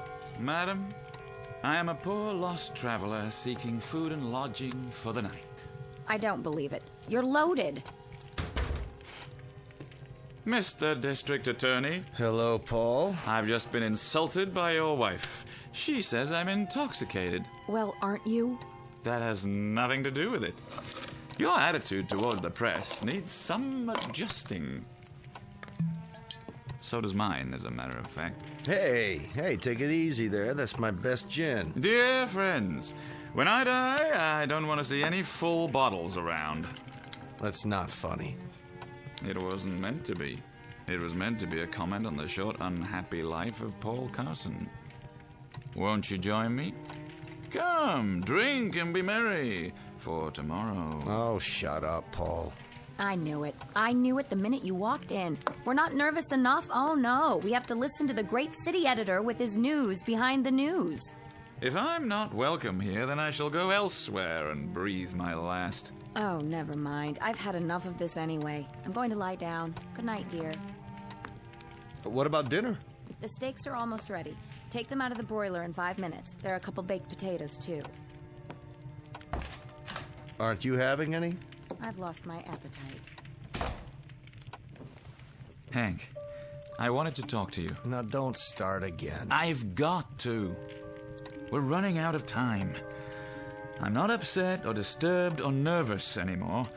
I'm scared. That's ridiculous. I know it is, but that doesn't help. You mean to say you believe that crazy story? God help me, Hank. But I do. At least I believe it's possible. Oh, come on. Well, why not? Can we prove he's wrong? Maybe not, but that's a poor reason for believing in anything. I can't prove the world isn't going to end, but it isn't. Or do you believe that, too? I'm not sure what I believe. This guy killed a man in cold blood just like that, and he's going to pay. Those are the facts. Anything else is speculation, fantasy. Are you sure? Yes, I'm sure. I put my entire staff on it. An open and shut case. Then why are you so steamed up about it? I'm not. I'll tell you why. Because a little part of you believes, too. Just a little tiny part of Henry Ritchie says, maybe Grant is right. Maybe this is all a dream. The thought has occurred to you, hasn't it? Hank, we've known each other a long time. Haven't you ever stopped and said to yourself, this couldn't be real. It's too easy, too pat. I couldn't have a lovely wife like Carol, and a lovely home and money in the bank. Not in any real world. Haven't you, Hank? Well, of course. Everyone has. If you're a success, you're bound to think it's a dream at some point or other. If not, you think it's a nightmare. This only proves that Grant is human. He can't believe what's happening to him. So he tries to convince himself that it isn't, not really. Yeah, that's what I thought, too. Hank, I've been talking to this guy a lot lately, and he makes sense. Go down there and see for yourself. Don't take my word for it. It wouldn't do any good. You've only listened to him once, when he had that outburst in the courtroom. That was enough. Hank, for my sake, please, go and see him. Let him tell you. He's only got 3 hours and 15 minutes left. He'll say anything. You're an intelligent man. You'll be able to see through it if he's lying. If not for my sake, do it for yourself, for your own peace of mind. My mind was at peace until you walked in. Was it? Please, Hank. It's pointless, but... Thanks. It may turn out to be important. More important than we know.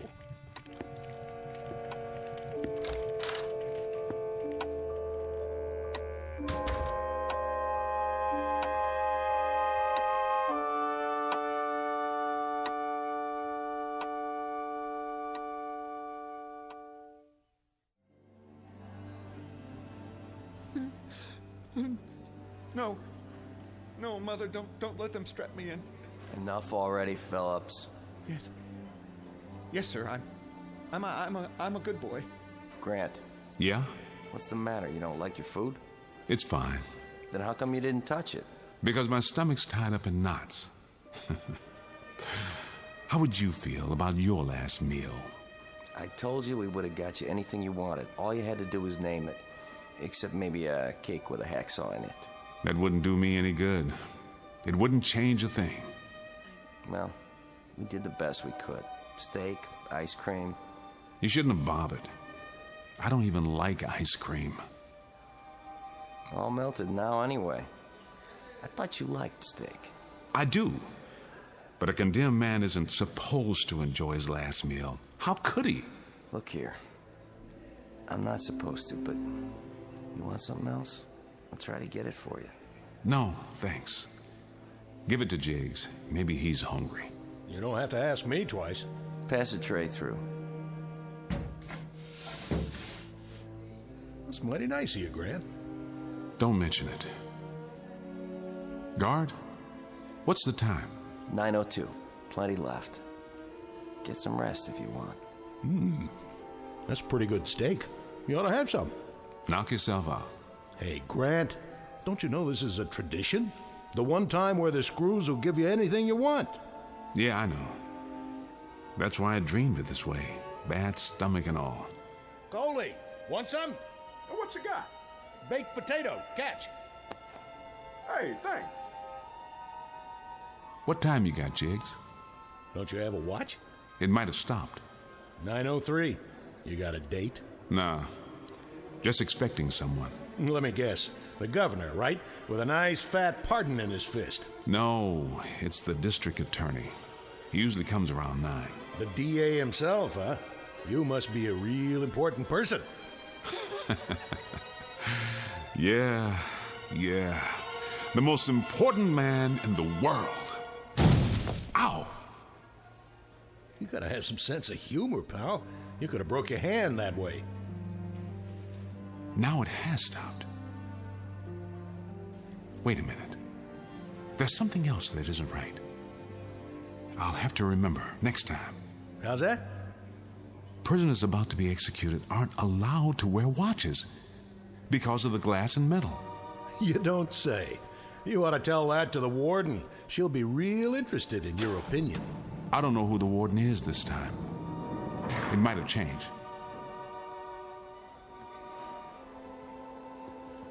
This way, Mr. Ritchie. Thank you, guard. See? What did I tell you? Right on time. Say, how'd you know? 10 minutes. That should be plenty. You can leave me with him.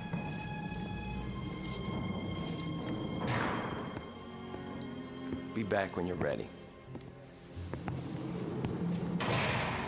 Hello, Grant. Hello, Mr. Ritchie. You don't seem surprised to see me. I'm not. You won't drop the act, will you? I don't have to act. You always come. I mean, the district attorney always comes. It's not you every time. Grant. Yes? Why bother to stick to this dream story of yours? What does it matter now? If I could change it, I would, believe me. Only I don't know how. It can't possibly do you any good at this point. You realize that. I should. After all this time, every night I explain, and every night it's the same. Explain it again. Well, it's very simple. When I die, you die. And everybody in this world dies. Because this world does not exist. It's a dream of mine, a nightmare. Can't you understand that? No, Grant, I can't understand that, and not because it's a new idea. I can't understand it or accept it because it doesn't make any kind of logical sense. But it does. It's the only thing that does make logical sense. Not what I understand logic to mean. Think it through. I tell you, it's not logical. That's only one kind of thinking. Reason it out.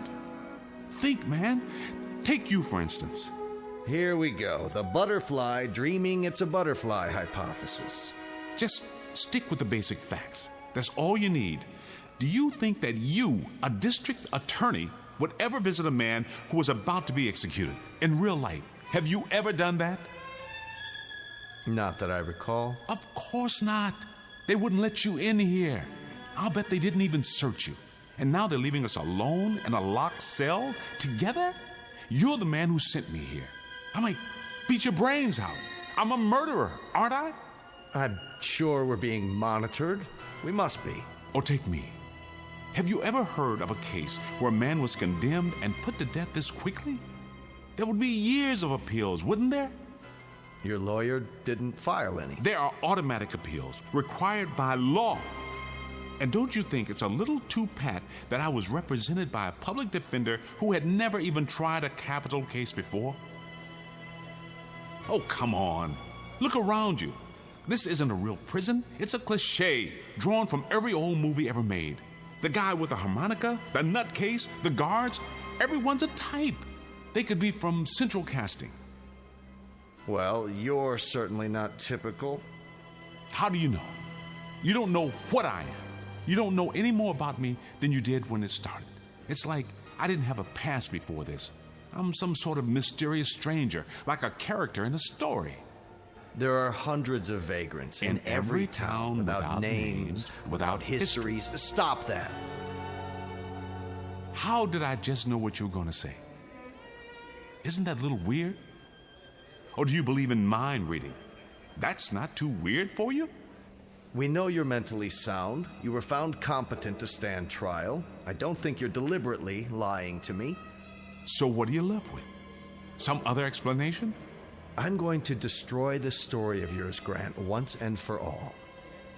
Now, you say that all this is a dream and that when you're electrocuted, you wake up, and when you wake up, we all disappear, right?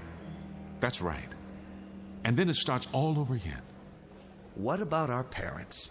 And our parents' parents, and everybody who never even heard of you? What about the billions of people? Well, what about them, Mr. Ritchie? Every dream builds its own world. Have you ever had a dream with blank spaces in it? It's filled out in every detail, complete with a past, and as long as you stay asleep, a future. What about us, then? The people in this world, when we sleep and dream? Or don't we? Is that when you're supposed to be up and around and wherever you really are? You only sleep and dream because I dream you that way. All right, now answer me this. You're scared. Why? Why are you scared? You've got to wake up sometime, even if you're electrocuted, so why don't you just sit back and enjoy it till then? Enjoy it? Let me tell you something, Mr. Ritchie. Huh? How soundly do you sleep? What's that got to do with it? Well, I mean, you dream, don't you? Certainly, sometimes. Haven't you ever been hurt in one of those dreams? Haven't you ever fallen out of a window or been drowned or tortured? Physically and mentally? We all have nightmares. You have. Well, don't you remember how real it seemed? How you woke up screaming? Let me ask you something, Mr. Ritchie. How'd you like to wake up screaming every night? That's what I do.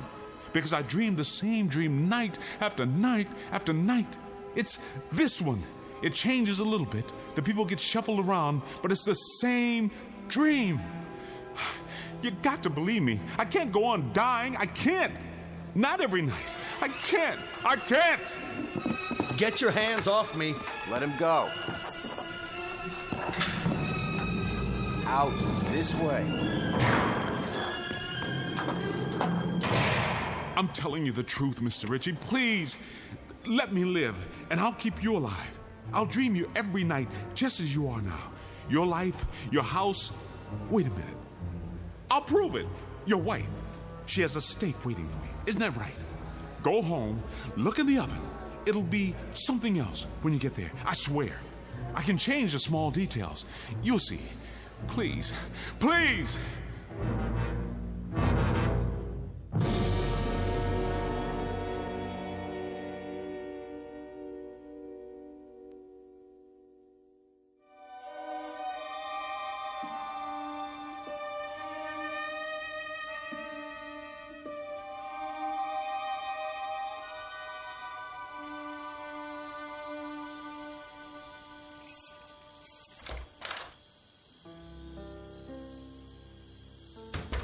Carol, are you up?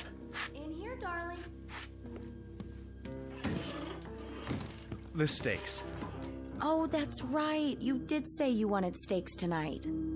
Carol, don't be offended, but may I see them? I'm sorry. I thought I'd save the steaks for tomorrow night. I hope you don't mind. Just let me have a look. What's wrong, Hank?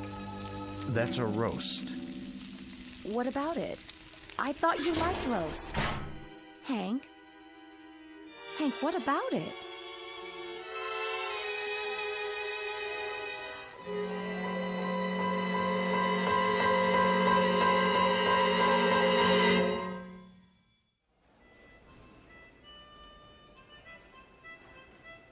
Grant. Grant! Yes? Did I wake you up? No. You didn't wake me. What's so funny? Nothing. Nothing's funny at all. Well, thanks for giving your meal away. There was nothing, really. I thought I heard you laughing in your sleep. No chance of that. Hey, Grant, listen. I've been thinking about what you said, about all this being a dream, you know? So? Well, no. Maybe it won't work, but maybe it'd be worth a try. What would? If you told that story to the governor, he might let you out on a psycho. He wouldn't believe me. Well, you never can be sure. You don't believe me, do you, Jiggs? Oh, that don't matter. If you think it's true, see, why, then you got a loose cog somewhere. And they don't burn guys with loose cogs. I wonder. I could try proving it to you. Prove what? Jiggs, don't you think that all this is just a little too much the way it should be? I don't get you. Well, I mean, it's so perfect. For one thing, I got tried and sentenced the same day. It doesn't work like that. Huh? But you see, that's the way I saw it in my mind, and that's the way it is. All the movies and TV shows when I was a kid, the comic books. Take this place. You, for instance. Hey, now. And Coley. And Phillips and his mother. It is a movie. For all intents and purposes, real death houses aren't like this. But you see, I've never been to a real death house. So what do I know? That's my impression of it. And in my mind, people do get last-minute reprieves. Stays of execution, new trials. It's not out of the question. But I played my last card. There's nobody left for me to tell my story to. Except you. No, Jiggs. It won't work. I can't change the basic scenario. I wish to heaven I could. Man, you're really flipped. Now I don't know what you're talking about.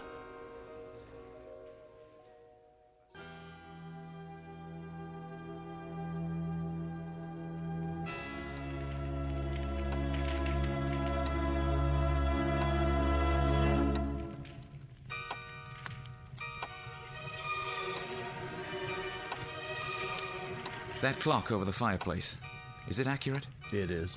Then it is 11:45. It'll be over soon. Well, the Brothers Grimm, as I live in... What are you doing up? It's almost midnight. I'm not up. I'm down, like you and your funny friend here. Sorry if we woke you, Carol. I'll be leaving soon. Have they... Not yet. 15 more minutes. That's another thing. What is? Think about it, Hank. I'm tired of thinking. Why does it always happen at midnight? Did you ever wonder about that? Because that's when they schedule executions. Yeah, but why? You tell me. Excuse me, boys. I don't suppose anyone would like some coffee? Not now, dear. Hank, according to Grant, he doesn't know anything about these matters except what he sees in the movies. So he told me. And in the movies, it always happens at midnight. That's because movies are technically accurate. Are they? About things like that, at least. Yeah, I always thought so. But that's a strange belief, too, when you come to think of it. Then don't come to think of it. But I've got to think about something, or I'll sit here for the next few minutes with my insides all twisted up. Don't let me interrupt this scintillating conversation. let me know how it all comes out. See you in the morning. I hope so, Hank.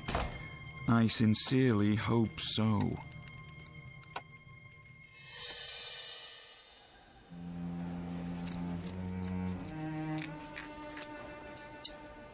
Cut the legs open a little higher. Okay. You just relax, Grant. We'll take care of it. I'm only trying to make it easier for you when it's time to connect the electrodes or the straps. I don't remember. Got it. Pants, legs, head shaved. I think that's everything. The watch. Take my watch. You don't want it anymore? It's the electricity. It'll melt or fuse or something. He's right. Take it off. Want a cigarette, Grant? I don't smoke. It's bad for my health. Hey, Screws! You're wasting your time. Shut him up! Shut that guy up! You can't kill Grant. You want to know why? I'll tell you why. Because you're nothing but dreams. Dreams! You hear that, Screws? Bet you didn't know that. Must be a full moon. The animals are restless.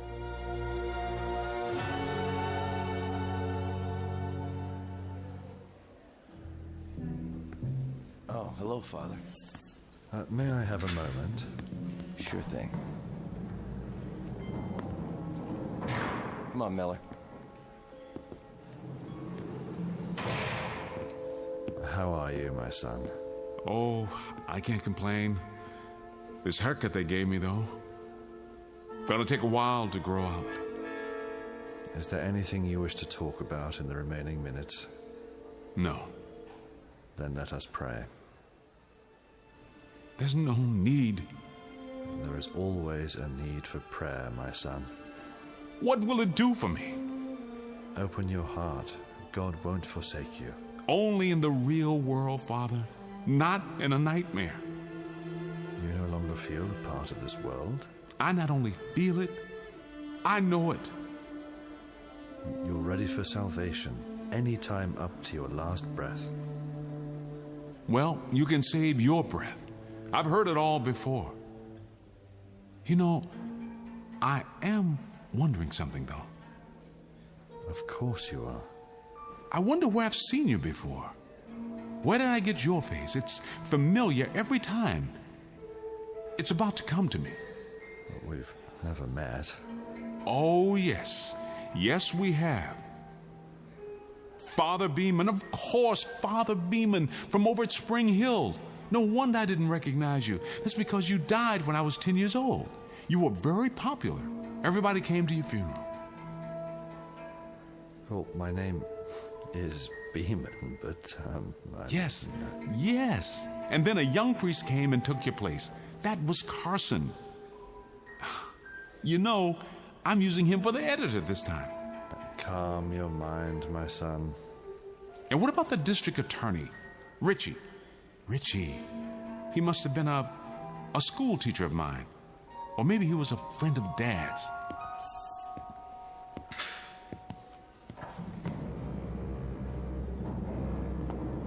Time, Father. Thank you, Warden. In the name of the Father, and the Son, and the Holy Ghost. Ready, Mr. Grant. Are you? Are all of you? Let's go. Hey, Grant!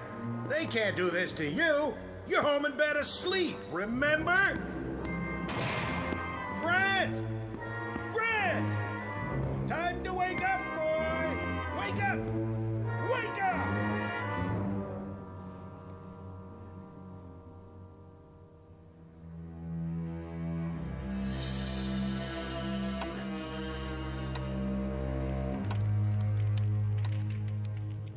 4 more minutes. Well, you can at least get a stay of execution. I know you can do that much. What good would it do? We'd simply have to go through the same thing all over again. Cruel and unusual punishment. Maybe not. Now look, Hank, forget all the dream stuff. Whether that's true or not, it doesn't matter. What matters is the guy believes it. That means he's got a case. The psychiatrist said... The psychiatrist made a mistake. It won't be the first time. Get a week's stay. Have him checked out again. I can't. Why not? Because we might be wrong? Well, maybe we are. But maybe we're not. And in my book, that's reasonable doubt. Hank, he's sick in the head. Are you going to send a mental incompetent to the chair? I'll regret this, Paul. I'll regret it as long as I live.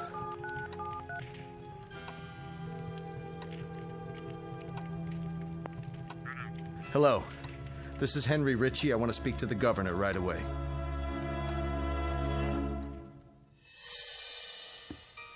"76, 77, 78. Here we are again." Step on in. Don't fight it. Get the leg straps. I'll do the arms. Please, just get it over with.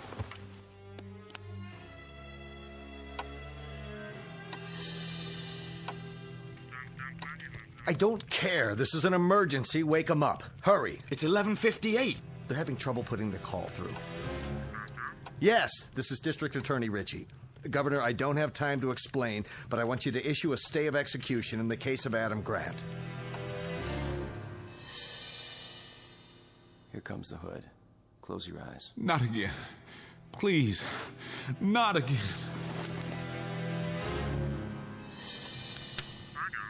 Thank you, Governor. Well? He's calling now. Throw the switch. Yes, ma'am. This is the warden. What did you say? What? I'm sorry, Governor. You're too late. Did he get through? It's out of our hands now.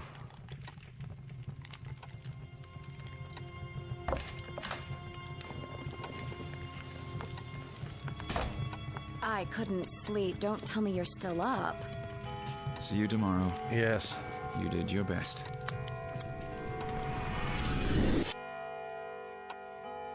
What in the... What is going on here? How do you mean? Well, I thought we had a fireplace. What did you boys do with it? I'm serious. She's right, Hank. The fireplace, it's gone. There's just a blank wall. Carol, I don't understand. Carol. Carol, where are you? She was standing here a second ago. She just... Paul. Paul! For the love of God, I can't see either of you. In the living room, it's getting dark. It's starting...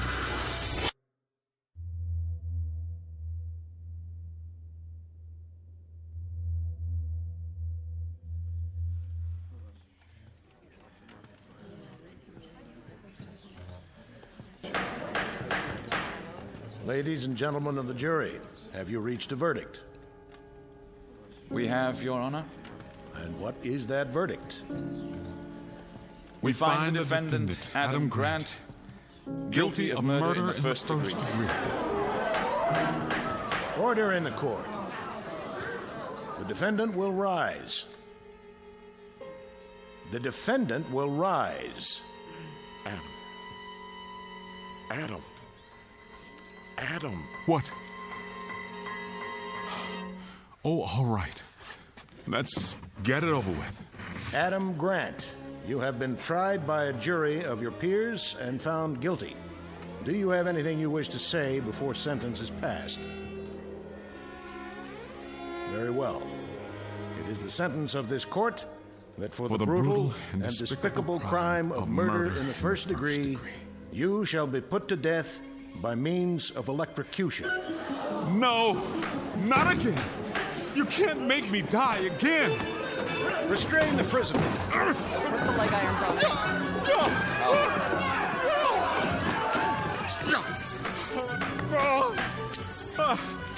Can't make me die again. Oh, God, please, please, please. Take him away. You can't make me die again. Oh, God, please, please. Wait!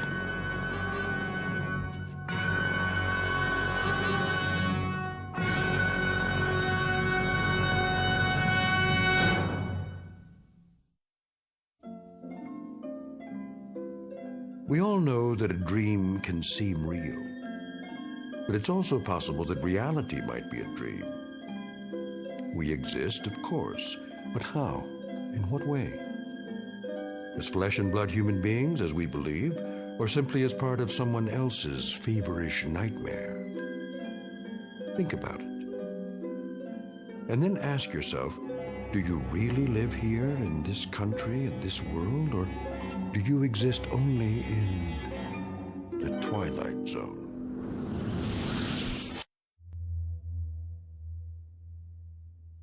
We'll return to the Twilight Zone in just a moment. You are about to enter another dimension, a dimension not only of sight and sound, but of mind, a journey into a wondrous land of imagination. Next stop, the Twilight Zone. Hi, this is Stacy Keach. I'd like to take a moment to tell you about our Twilight Zone website at twilightzoneradio.com.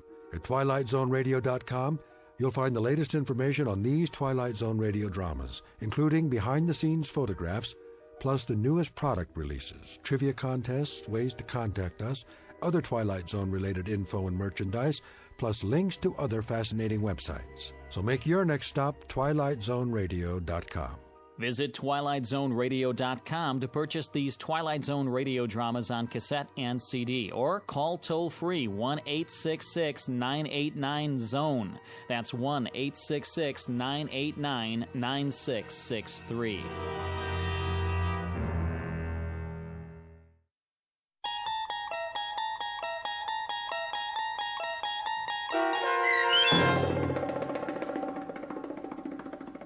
Shadow Play, starring Ernie Hudson with Stacy Keach as your narrator, was adapted for radio by Dennis Etchison and written for The Twilight Zone by Charles Beaumont.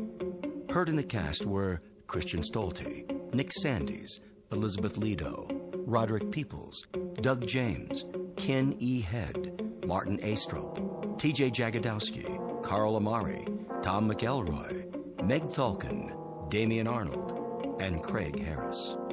The producers of The Twilight Zone wish to thank CBS Enterprises and the Rod Serling Estate for making this series possible. This copyrighted radio series is produced and directed by Carl Amari for Falcon Picture Group. Sound design and custom Foley effects for The Twilight Zone by Cerny American creatives Bob Benson, Craig Lee, Michael Slaybach, and Matt Sorrow. To learn more about the Twilight Zone radio dramas and to contact us, visit our official website at twilightzoneradio.com. Doug James speaking.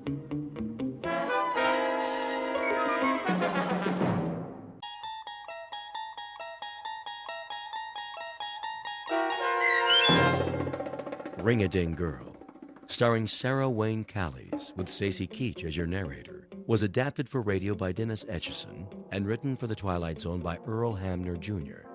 Heard in the cast were Meg Thalken, David Darlow, Christian Stolte, Doug James, Fernette Lebo, Kurt Nabig, and Carl Amari. To learn more about the Twilight Zone radio dramas and to obtain audio cassettes and CDs of these programs, visit our website at twilightzoneradio.com. The producers of The Twilight Zone wish to thank CBS Enterprises, Carol Serling, Dennis Etchison, Dick Brescia Associates, Claire Simon Casting, Terry Jennings, XM Satellite Radio, the American Forces Radio and Television Service, Sirius Satellite Radio, our sponsors, and our radio affiliates for helping make this series possible. This copyrighted radio series is produced and directed by Carl Amari and Roger Wolski for Falcon Picture Group. Doug James speaking.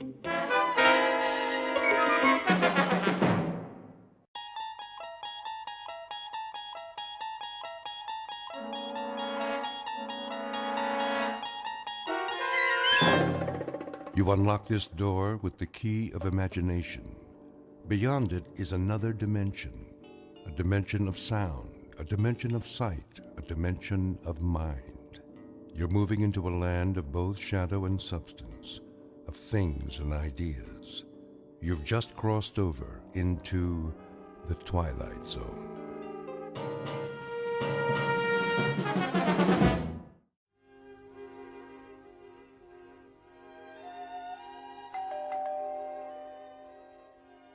Stacy? Yes? Get that, will you? Right away. Just a minute.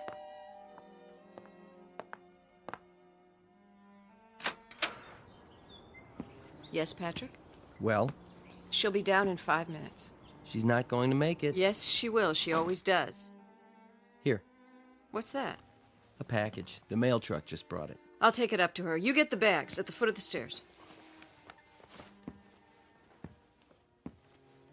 It's 30 minutes to the airport. Then you'll just have to drive faster. I can't work miracles. Yes, you can. That's why you're her favorite driver. Just tell her. She knows.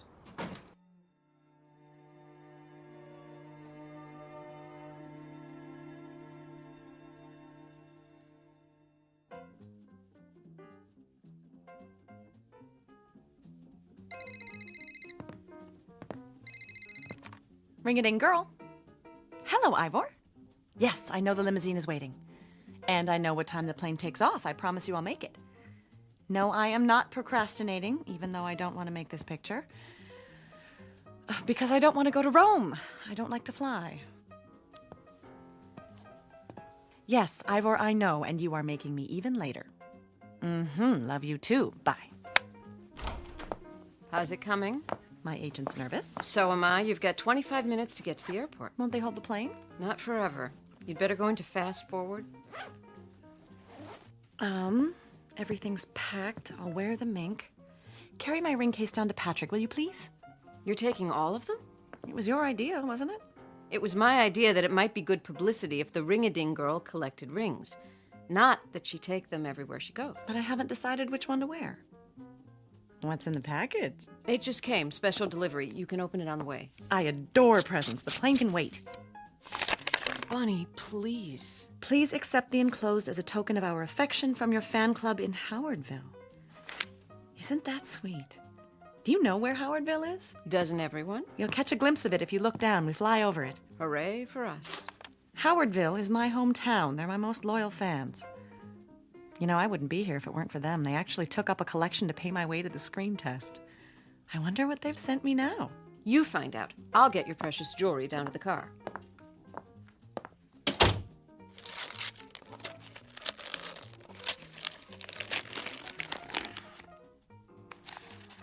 Oh, look, such a big ring. I hope it didn't cost them a fortune.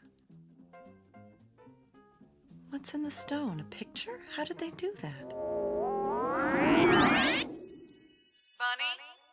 this is your sister. Come home, Bunny. Please, I need you. Come home right now.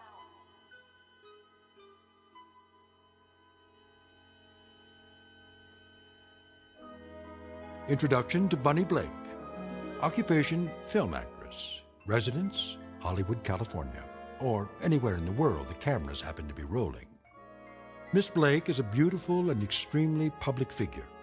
What she wears, eats, says, even thinks is news. But underneath the glamour, the makeup, the publicity, is a flesh and blood person. One who has just been handed the role of a lifetime. Because on the way to her next shoot, she will take an unscheduled side trip to a location in the Twilight Zone. And now, The Twilight Zone and our story, Ring-a-Ding Girl, starring Sarah Wayne Callies, with Stacy Keach as your narrator.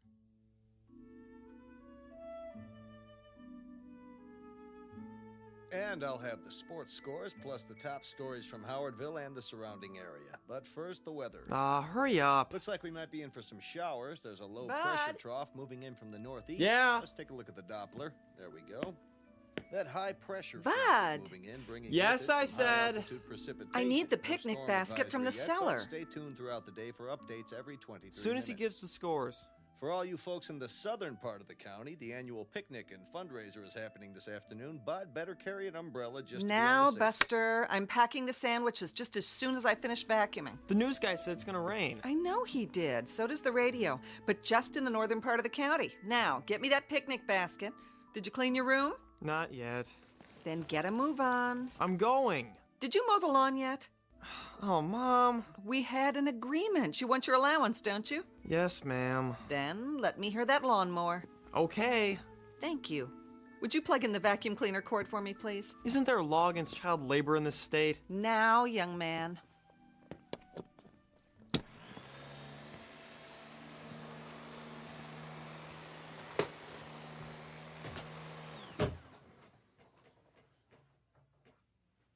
Bud, what happened to the electricity? Bud? Who pulled the cord out of the... Boo. Oh! Bunny!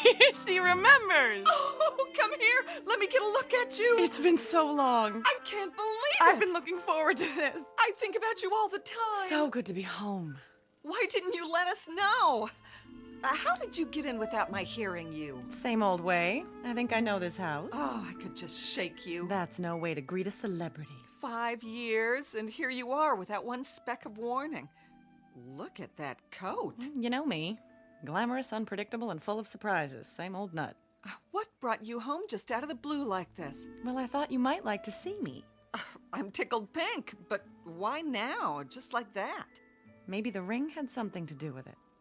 Oh, it came! This morning, you see? You don't think it's too big? Not at all. No, it reminds me of that mood ring I had when I was little, remember? This is much nicer, of course. Much, much nicer. Oh, what a project it was. Everybody in town chipped in, and they let me pick it out. Do you like it? I love it. Sis, is everything all right? What do you mean? Are you all right? Never better. Why? I don't know. Maybe I'm just tired. Oh, come and sit down. Can I get you anything? No. Take your coat off. Oh, is that real mink? Mm-hmm. They call it Ember Autumn. I suppose it's a bit much. One of the perks of being a star. Oh, you. Oh, don't let it touch the floor. I haven't finished vacuuming yet. This is the way we do it in Hollywood, darling. They teach you to do it in acting class. Off one shoulder, then the other, then drop it like so. Oh. It's supposed to show that you really don't care because you've got 10 more at home in the closet. Then you move your hips like this. Ooh, that walk didn't come from acting class. My one natural talent. Oh, Bunny, we are so proud of you. The whole town is. Are we going to get to keep you for a while? Just for the day, I'm afraid. Oh, but that's not nearly long enough. I know. I'm stealing time as it is. They want me in Rome. Rome? But I got to the airport, and right at the last minute, I said, no, I'm going home instead. I got the basket. Now can I... Whoa. And who is this divine man? You remember Bud? Aunt Bunny? Surely this isn't Bud. So handsome. I thought he was my next leading man. Aw, I get it. Mom says you're always cracking jokes. And she was right, but I don't joke about everything. You want a soda pop or something? I can get you one if... Weren't you going to clean your room? We can do that later. I haven't seen him in ages. It's so good to be home. I'm anxious to see everybody, all my old friends. Well, you came at the right time. Remember the Founders' Day picnic? Oh, how could I forget? Do they still have the beauty pageant? They sure do. The year I won was what got me started. My picture in the paper, someone on the coast saw it. The picnic's this afternoon. Everyone in town will be there. Why don't you come with us? The picnic? Bud and I have to go. I'm on the food committee and Bud's a lifeguard. Picnic. We promised we'd be there. Bunny, what's the matter? Are you all right? Come over to the couch. I'm fine. Just let me sit down. I don't know what's wrong with me. I didn't get much sleep. Oh, take my arm. Bud, get on the other side. I'm fine, I'm telling you. Bunny? Bunny? Hello, ladies and gentlemen, boys and girls. What is that? Do you hear it? Hear what? Is the television on? No. Bunny? Bunny? And a special hello to you, Bunny Blake, wherever you are. Bunny, for the love of God, come home. We need you. We need you. Need you. Need you. Need you.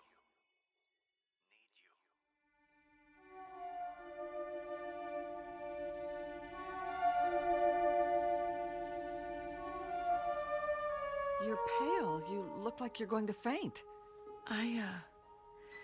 If I could just lie down. Put your feet up. Bud, call Dr. Floyd. Sure, if you think. Just do it, now. Bunny. Hello? I want to talk to...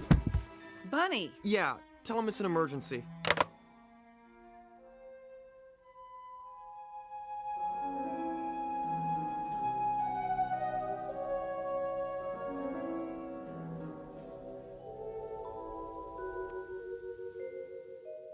And open. There. Well, what's the verdict? Will I live or will I die? Temperature's normal. Pulse is strong enough. You do seem a little tired. I played a nurse once in a movie. Doctor reminded me of you. The gruff but kindly old family physician. I saw it. The medical profession should have sued. Stay off your feet a while longer. Oh, please, don't you get it? I was faking. About being sick, I mean. I just wanted to see you. I'm flattered. Do you have to smoke? It calms my nerves. Quite the contrary, actually. Still the same old Dr. Floyd. You haven't changed. That I don't believe. I delivered you, after all. Sorry, I don't remember. What's your diagnosis? In a nutshell, one exhausted young lady. What do you do out in Hollywood, anyway? I glow. Wind me up and I give off incandescent sparkles. Isn't that what stars do? I'd say you've been sparkling a little too much lately. What you need is sleep, rest, fresh air, and some of Hildy's good cooking. I want you to take it easy for a while. I'd love to oblige you, kind sir, but that's impossible. There's a producer waiting in Rome this very minute, pulling out what little hair he has left, just wondering where I am. Tell me his name. I'll send a cable and tell him you're sick. But I'm not. Just the same.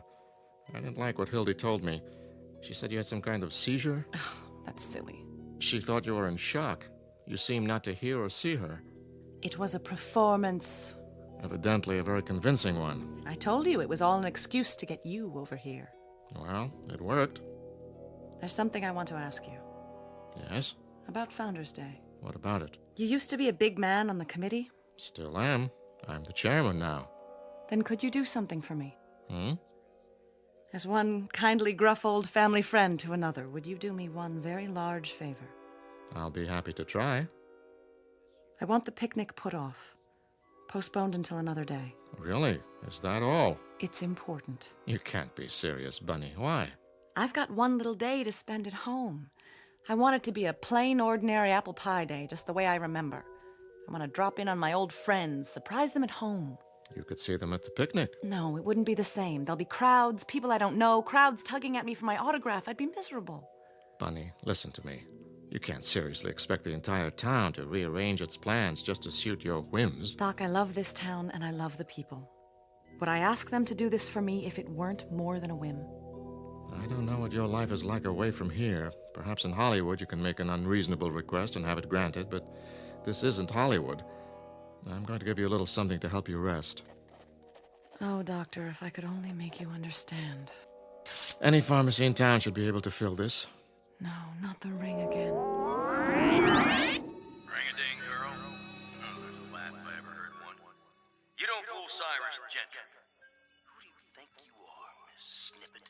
All high and mighty, coming back here like you was somebody special. Go back to where you belong, Bunny Blake. Go back. Go back. Go back. Oh. Don't you want your prescription, Bunny? Excuse me, doctor, I don't belong here. Bunny? Bunny?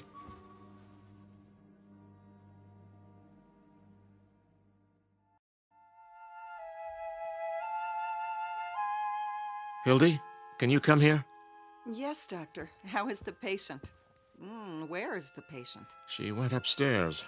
She did? Very agitated all of a sudden. The look on her face. Hildy, what's upsetting your sister? I wish I knew. She seems to be under a severe strain and acting quite irrationally. I know. I'm delighted to see her, of course, but to fly here like this without so much as a call? There's something downright odd about it. I want you to get this filled. Some pills to relax her. Keep her as quiet as possible. And by no means let her go to Rome. At least not right away. I'll try, but she's always had her own mind. It may be just fatigue, but then again... Should I be worried? It's too soon to say. For now, let's keep an eye on her. Thank you, Doctor. I'll do my best. Call me if you need me. I will. Thank you so much for stopping by.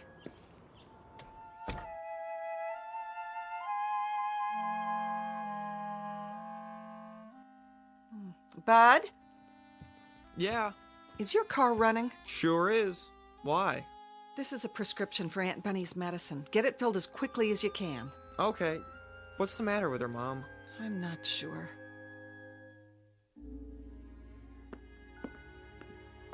Not one single solitary thing is the matter, Hildy. I could have told you that. I'm really shocked at how old Dr. Floyd's getting. I think that sweet old man ought to put himself out to pasture, don't you? He thinks you ought to get some rest. Does he? Well, I'm not the least bit tired. He's the one that needs rest, poor dear. Did you see the way his hands tremble? Nevertheless, he left a prescription for you. Something to help you relax. Bud's going to go get it. Meanwhile, why don't you just lie down and take it easy? I can make us something while we wait. You mean stay here? I can just hear what people will say. Bunny didn't bother to see any of her old friends. She's so stuck up now that she's a movie star. No one will say that. I'll explain that you didn't feel well. Bobby Woodson used to be my best friend. I've just got to see her. There'll be time. And Ben Braden? You remember that excruciating crush he had on me? What happened to Ben? Still here. He runs the television station. Oh. Does the news and all the local shows. And the sports, too. I could have married that old boy. Did you know that? I've got a good mind to walk in and surprise him. I really don't think you should leave the house today, honey. Oh, you don't? Well, I can't stand being cooped up. Sometimes I get that closed-in feeling at my house in California. I get that, too. You know what I do? I take off every stitch of clothes and I jump into the pool and swim like a fish. You do? Bud, why don't you go get that prescription now? Remember when we used to skinny dip at the old swimming hole? It must be very interesting for your neighbors. Nobody's complained yet. I'll bet. But I have an idea. You want to go for a walk and say hello to some people? The doctor said you need to rest. He also said I need fresh air. Oh, at least wait till Bud gets back from the drugstore with your medicine. Got a better idea. I'll ride to the drugstore with him. What do you say, Bud? Well, sure, I guess. I don't think... What could be more restful than a little ride? Unless you're one of those drag racers, are you? Not me. I am. You ought to see me on the Hollywood freeway. Once, I got up to 105, and this divine cop flagged me down and said, "Where's the fire, lady?" I mean, he actually said that. Well, I said, "Sugar, I'm late for work, and the studio's gonna suspend me if I'm late one more time." Bunny. It ended up with Dollface giving me a police escort right to the studio gate. I even had dinner with him a couple of times. Till I found out he was married. You did? Well, you going with me, or are we gonna stand here talking all day? Heck no. I mean... Yes, I mean... But the picnic! You worry too much, Hildy. We'll be back in plenty of time, I promise. Want your coat? Why, thank you, kind sir.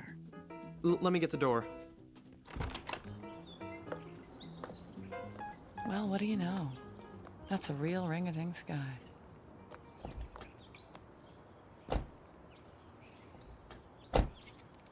Drive carefully, Bud. Don't be long, you two.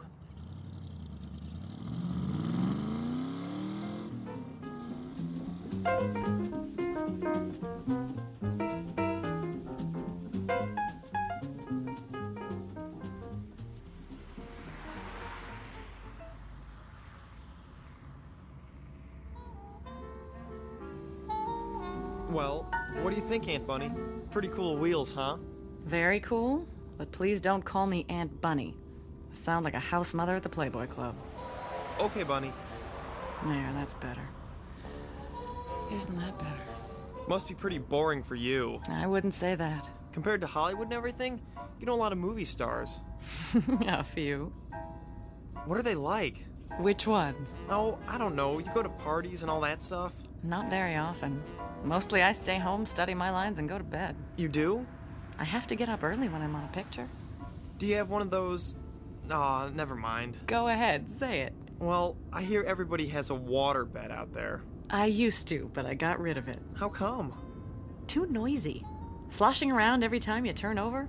Sometimes I'd wake up in the night and I think I was on a raft in the middle of the ocean. Gosh.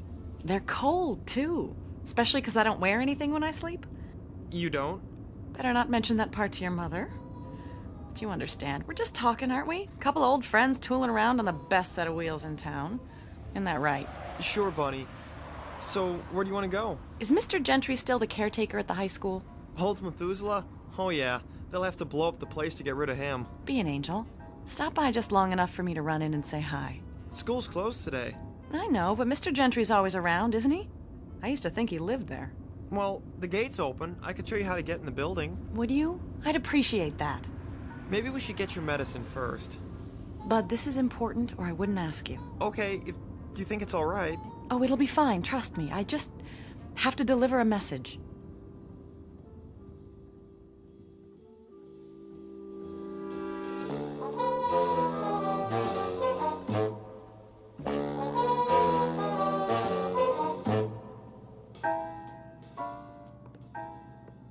Mr. Gentry? Are you in here, Mr. Who's there?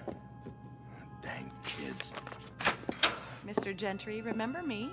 Barbara Blake. That you? It's me. How are you? I'm kicking pretty high for an old man. So you finally came back. Get your fill of Hollywood, did you? No, I like it there. It's not what you think. Isn't it? We read all about the hijinks you get into. Can't say I'd be proud of it. I don't know what you mean, Mr. Gentry. It's just a town like any other. What brings you back here, Barbara? I'm not sure. It was an impulse. Well, you picked the time. The Founders' Day celebration. Not that you'd be interested. But I am interested. That's why I need your help. My help? I want you to do something for me. Unlock the doors to the school auditorium. What for? Some people might show up, and if they do, I want you to let them in. Oh, not me. Nope, I'm going to the picnic. Please, Mr. Gentry, I know you don't like me, but this is important. It's terribly important. Barbara Blake. Always asking for favors. Wanting to be treated like somebody special. Maybe you forgot those doors are open all day long. You want to come here, you can walk in just like anybody else. Thank you, Mr. Gentry. It was wonderful to see you. Anything else I can do you for? Just one. Mr. Gentry, I can't explain it yet, and if I did, you wouldn't believe me. But please don't go to the picnic. Take my word for it, you mustn't. Not this year.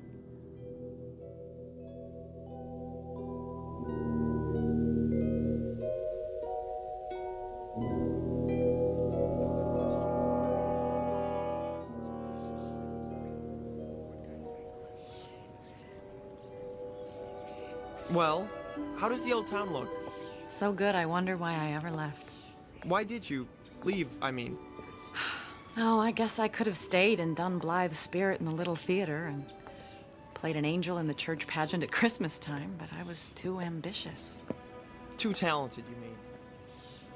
Oh, I don't know if it was that. I knew I had some talent and I had to find a place for it to grow.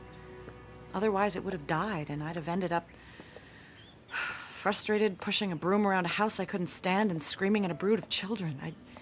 Can you understand that, Bud? I sure can. Well, you've got your prescription. Want to go home now? Wait. What's the matter? Ladies and gentlemen, this is the captain. We're running into a little rough weather. Fasten your seatbelts, please. It might get a little bumpy up here. Bunny, something wrong with your ring? What? Oh. Oh, no, nothing at all. It's just the way it catches the light. Sometimes I think I see a picture in it. Yeah. Do you want to go home? Is the television station still on this street? Uh-huh. Right over there. Wait for me, will you, Bud? I'll be right back.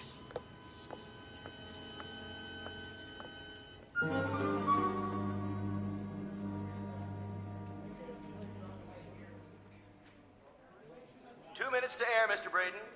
Thank you, Jeffrey. and the weather for the Tri-County area. No. For the Tri-County area, boy, have we got some weather for you. Now, the weather in the Tri-County. What's this, Harold? Corn, Mr. Braden, for the farm report. Nice, huh? Very nice. Would you move it aside so I can see my script? Sure thing. 90 seconds. Thank you. How's my hair look? Great, Mr. Braden. Hey, you can't come in here. Thanks.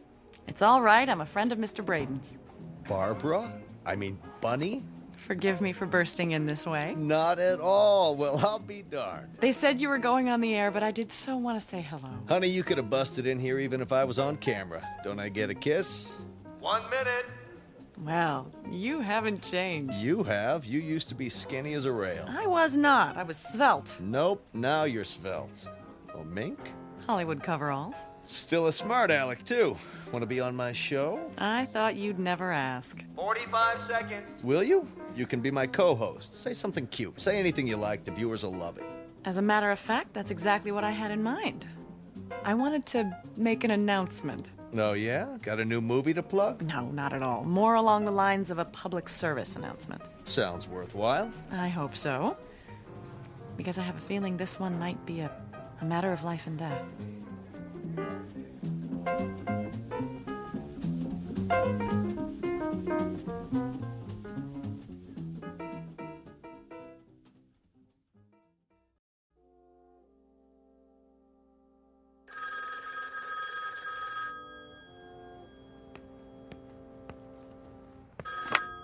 Hello? No, I haven't got it turned on. She is? Oh, of course I knew she was in town. No warning, but she's supposed to be at the drugstore with Bud. Yes, Clara, I'll call you back. Yes, Ben, you can't imagine how happy I am to be back in Howardville. It hasn't changed a bit, and I mean that in a good way. What in the world? Will you be with us for a nice long visit this time, buddy? Unfortunately, I have to leave tonight. Work calls. Oh, a new picture? I'm starting one in Rome. That sounds exciting. Yes, it's a wonderful script. I'm looking forward to it. Everyone in town has been following your career. I'm sure a lot of your old friends would like to see you. Well, but they can if they really want to. Are you kidding? You know that one-woman show I did in Las Vegas last winter? We read all about it. Well, I'm giving a special performance this afternoon in the high school auditorium. And I hope everyone in town will come. As my guest, of course. Wow, did you hear that, ladies and gentlemen? It's my way of giving back to the community. You know, everyone here has always been so supportive of me. This is just a little token of my appreciation. Oops, I think we've got a conflict here. The Founders Day picnic starts at 3 o'clock. You remember what a big event that always is. I know, but I'm afraid it just has to be today. All I can say is that you'll have a choice of coming to see me at 3 o'clock, or going over to Riverside Park and getting hit by... By? a bunch of ants. You heard it here, folks. Well, Bunny, thank you so much for stopping by.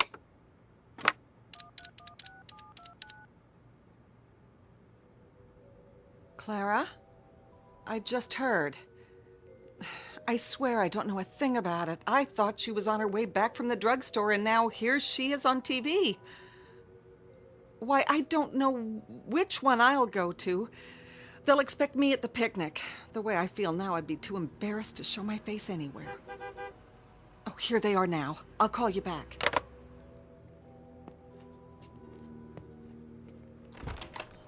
Hi, Mom. Sorry we took so long. Go to your room.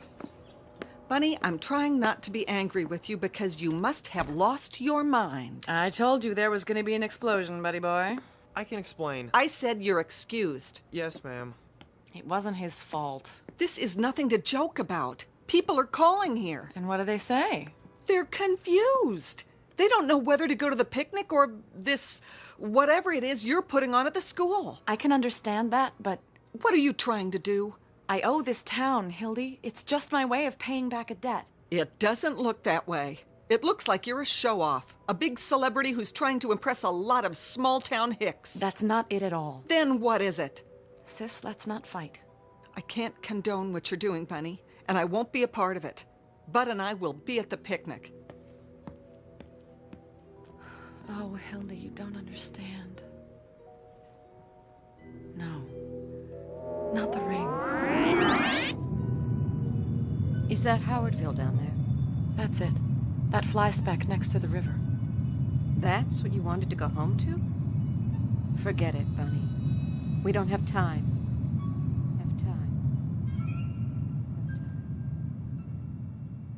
Oh no, there has to be time. What else can I do? Barb? What's the matter? Nobody understands what I'm trying to do. It's not for me, not this time. Please don't cry. Oh, honey, there are some things about you I'll never understand. But if this performance means so much to you... It does. Then don't you worry. We'll be there, I promise.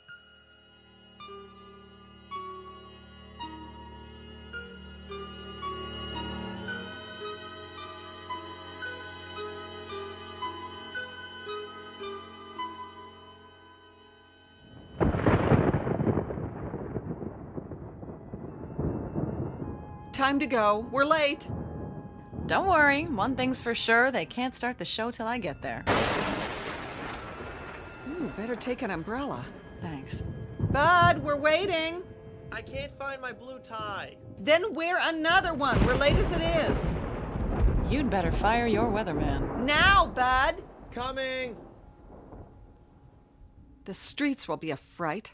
Remember how we used to lie in our beds on rainy nights and talk to each other when we were kids? Oh, it was fun, wasn't it? Being kids. It was special.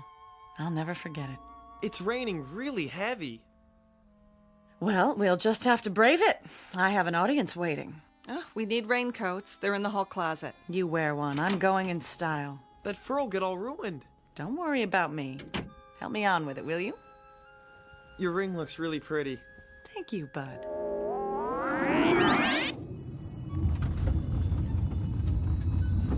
We've hit some unexpected turbulence, so please remain seated. We'll get through it all right, folks.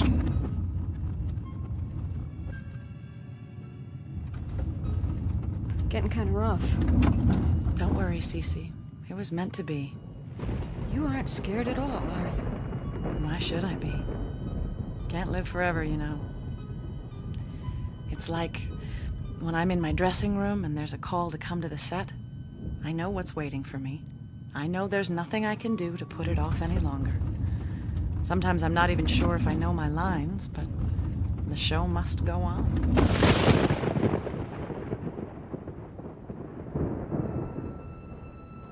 Hildy. Yes? I'm going now. I'm coming. Not this time. What do you mean? And Hildy, thank you. For what? For being my sister. I always loved you, you know. Bunny? That one's a fire engine. Sounds like an awful lot of them. Turn on the news. Goodbye, Hildy. And Buddy, take good care. Bunny? Major disaster. We'll bring you updates as they come in. For now, the Highway Patrol has issued a bulletin for everyone to remain down. inside. Hello? Mrs. Blake? Yes. This is Jim Haddock with the State Troopers. Oh, what is it, Jim? I'm out at the park. I thought you ought to know. Know what? Bud, where's Bunny? I don't know. It's terrible. I've never seen anything like it. Like what? Jim, will you please tell me what it is you're talking about? The crash. It happened minutes ago. What crash? Passenger jet. LA to New York. Got torn up in that storm. Crashed right in the middle of the picnic grounds. Hildy, your sister is dead. Bunny is dead. Dead? That's crazy. She was a passenger on that plane. She and another woman sitting right next to each other. Jim, my sister is here, now. I saw the body myself. Hildy, there's no mistake. It was Bunny Blake. I'm sorry to be the one to tell you, but... Bunny? Bunny, where are you? She's not here, Mom. Want to hear the news? Fortunately, only a Bunny? handful of people attended this year's Founders Day picnic, so a disaster of even greater proportions was averted. Bunny! Most of the population is safe at the high school auditorium, where they gathered for a special performance by our own local celebrity, Miss Bunny Blake. Conflicting reports claimed that she was a passenger on the ill-fated plane, but witnesses swear, I would swear, that she was here in Howardville this afternoon. Until the mystery is solved, only one thing is certain. There's been a terrible crash, the worst in the state's history. Bunny!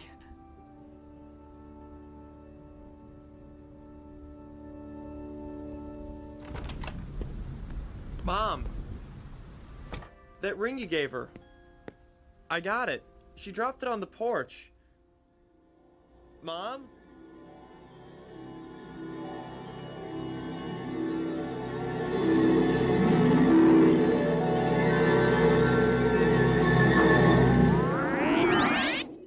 We are all travelers. The trip starts in a place called birth and ends at a distant location known as death.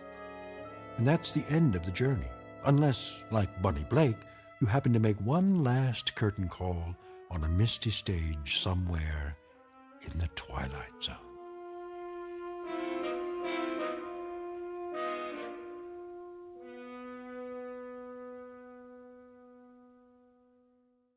We'll return to the Twilight Zone in just a moment. You are about to enter another dimension, a dimension not only of sight and sound, but of mind, a journey into a wondrous land of imagination. Next stop, the Twilight Zone. Hi, this is Stacy Keach. I'd like to take a moment to tell you about our Twilight Zone website at twilightzoneradio.com. At twilightzoneradio.com, you'll find the latest information on these Twilight Zone radio dramas, including behind-the-scenes photographs, plus the newest product releases, trivia contests, ways to contact us, other Twilight Zone-related info and merchandise, plus links to other fascinating websites. So make your next stop twilightzoneradio.com. Visit twilightzoneradio.com to purchase these Twilight Zone radio dramas on cassette and CD, or call toll-free 1-866-989-ZONE. That's 1-866-989-9663.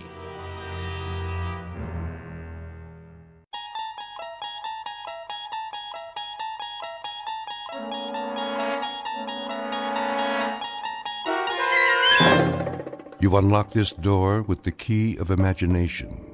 Beyond it is another dimension, a dimension of sound, a dimension of sight, a dimension of mind. You're moving into a land of both shadow and substance, of things and ideas. You've just crossed over into the Twilight Zone.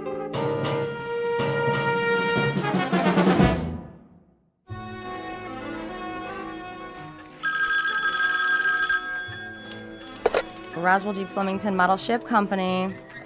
I'll check. Please hold. Did we fill the Benson order yet? Benson? I just packed it. Scale model steamship complete with working boiler and drive propellers. It's going out today. COD. Mr. Benson, your ship's been shipped. Mailed. You should get it by the end of the week. That's right. You're welcome. Lloyd, where's the ledger from last quarter? On the top bookshelf. Why'd you put it all the way up there by the ceiling? I didn't. Flemington did. Oh, then let's move the ladder so I can get up the flying jib or whatever he calls the wall beam. The mast. The captain insists it's the mast. Now don't you go nautical on me, Lloyd. Oh, I'm not. I wouldn't, believe me. Strictly his terminology. Well, I say it's a bookshelf, and I say it's a pain in the neck. The Roswell G. Oh, hello, Mrs. Flemington. Yes, Mr. Flemington is in, but he's taking his mid-morning nap. In his quarters. I mean his office. Yeah, that's right, with his phone unplugged. Would you care to leave a message? Okay, I see. I'll tell him. Here it comes! Oh, cover your ears, boys! Let's get with it, Conklin! A tight office is a happy office. Idle hands make for an unproductive poop deck. Yes, sir. What are you doing, Miss Abernathy? Just putting on my lipstick, sir. That is, Captain. Belay that! Extraneous activity is nothing more nor less than sloppy seamanship, in a manner of speaking. You there! Fenstmacher! Aye, aye. Keep an even keel, in a manner of speaking. Let's keep an even keel here, man. To all of you, bear in mind that we must, all of us, go aft, climb up the old mast, in a manner of speaking, and set our sights on a distant horizon. Got it, sir. A tight ship, a happy ship. Damn the torpedoes of competition. And full speed ahead. Aye, aye, Captain.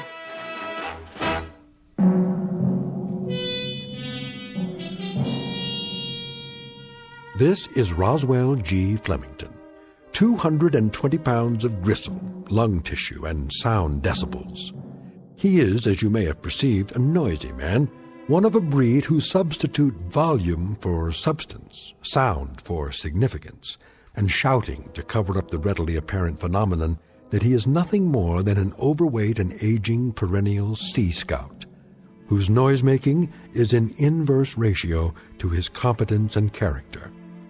But soon our would-be admiral of the fleet will embark on another voyage, this one in an uncharted and twisting course, headed for a distant port called the Twilight Zone.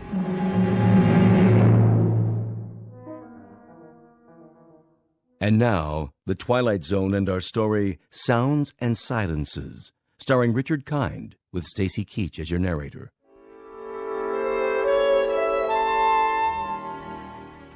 Ah, clear skies, visibility unlimited. And now, for something a bit more bracing. You may enter. I forgot to tell you, sir. Yes? What? Speak up. I forgot to tell you that your wife called. Oh, she did she? Yes, a little while ago. She's on the phone again now. Would you like to take the call? Oh, I suppose so. See how the home fires are burning. What's that? I said I'll plug in the extension. Yes, sir. Here, madam. Yes? Yes? What noise? Oh, well, it's a most excellent recording, actually. Flight sounds of aircraft leaving the carrier Hornet. No, I can't turn it down. It has to be heard at realistic levels. Speak up! What is your request? Talk? About what, pray tell? Well, then talk away. Very well, later. Of course I shall be home for dinner. Yes, of course, I'm quite sure. Goodbye.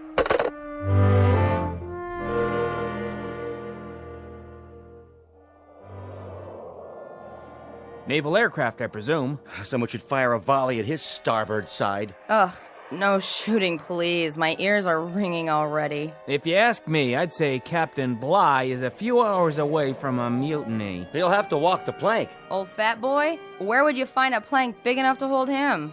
All those kamikazes they threw at us during the war, wouldn't you think just one of them would have hit him? One of these days, all that noise is gonna come back and bite him. I just hope I'm around to see it happen.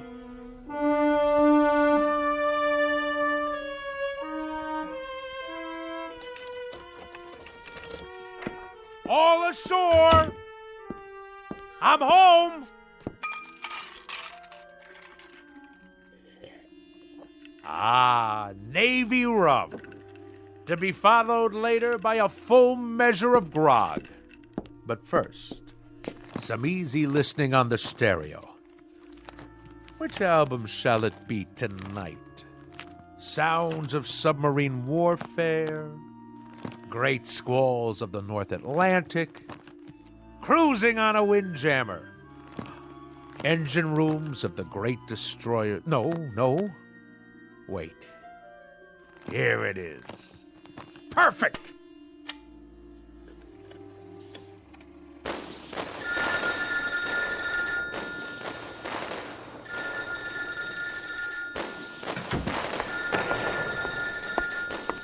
Yes? What's that? Can you speak a little louder? What? Roswell? Roswell! Hello, dear! Could you turn that down just a little bit? I beg pardon? I say, I can't hear a thing on the telephone. You know what that is, my dear? It's a collector's item. This is an actual recording of the battleship Missouri bombing Okinawa. That may be, Roswell, but I can't hear who's on the phone. Ah! Lay on, gentlemen! Let 'em know what's what. Fire at will, and by the good Lord Harry, we'll show 'em how a man's Navy treats aggression. Who did you say is calling? Who? Just a minute. I'm afraid you'll have to call back.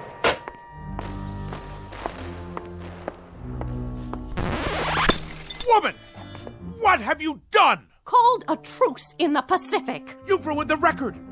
That, madam, constitutes an act of utter abomination and the most callous vandalism. I would remind you... I would remind you that I live in this house, too. That there were only 100 such recordings pressed for the collector's market, as rare can be. Well, now there are only 99.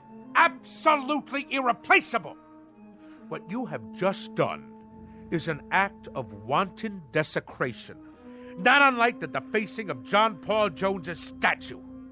What are you, madam? Some kind of crazed peace fanatic? Roswell, we've had this out before. I'm not the fanatic around here. I must say, your meaning eludes me. Perhaps I should use semaphore signals. This insistence on blaring noises and running a household like it was a destroyer escort on convoy duty. This combination has now become quite impossible. Nonsense! That's why we have to talk. We are talking!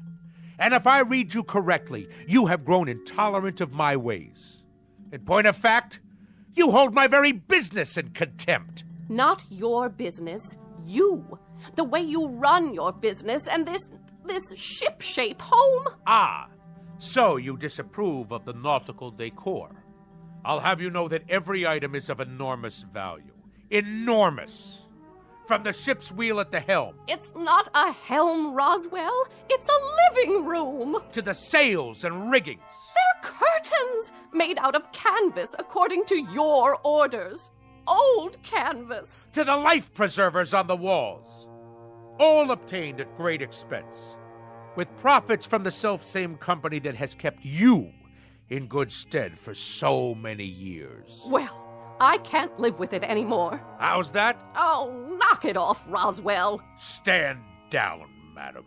You're a noisy, insufferable clown, but you're not stupid. I have had it up to here, and my ears have had it, and my stomach lining has had it, and whatever part of the brain that keeps a person balanced, that's had it too. In short, I have had it. I'm leaving. By the good Lord Harry. Departing a sinking ship, you might say. And don't tell me how sudden this is, because as you well know, we have been en route to this point for the last 20 years. I can't bear to be at sea any longer. I am totally and absolutely astounded. Are you now? I am indeed.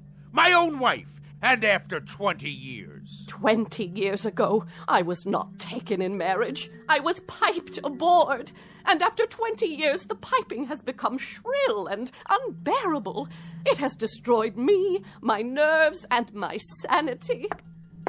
So, at this point, Roswell, I'm leaving, in a manner of speaking, the ship's company. So, you're deserting me? In a manner of speaking, Roswell, you said it. Lydia! Lydia, don't you lock me out of our own bedroom. It wasn't locked, Roswell. It may interest you to know, madam. Don't shake your finger at me. That when I was a young chap, a mere cabin boy, you might say, I had a mother who insisted that she was perpetually ill. A whiny, petulant, complaining woman similar to yourself. Oh, this is too much. And when I would come home from school, she made me walk tiptoe and whisper in her presence. Whisper, whisper, whisper, whisper. Do you know that in our house we never had any cookies? Just soft fudge brownies, because they made less noise when you chewed them. Eat your brownie and then run upstairs, change your clothes, but keep it quiet. And I tell you, madam, I took quite enough of it. That is why I went to sea. And that is why I've spent my life in the very wholesome, healthy, quite understandable pursuit of the free and the unfettered. Strip off the cotton and the insulation, and let the sounds of the earth come in. And so now I am owner, manager, chairman of the board, and president of the Roswell G. Flemington Model Ship Company. Second to none in the field. Whose motto is, damn the torpedoes, full steam ahead for fun and profits. I know the company, I know the president, I know the motto. And I respond, Mr. Roswell G. Flemington, with the following nautical phrase, which I have now taken to heart and will proceed to implement. The phrase is, lay aft and dump the garbage. So, in a manner of speaking, consider yourself dumped.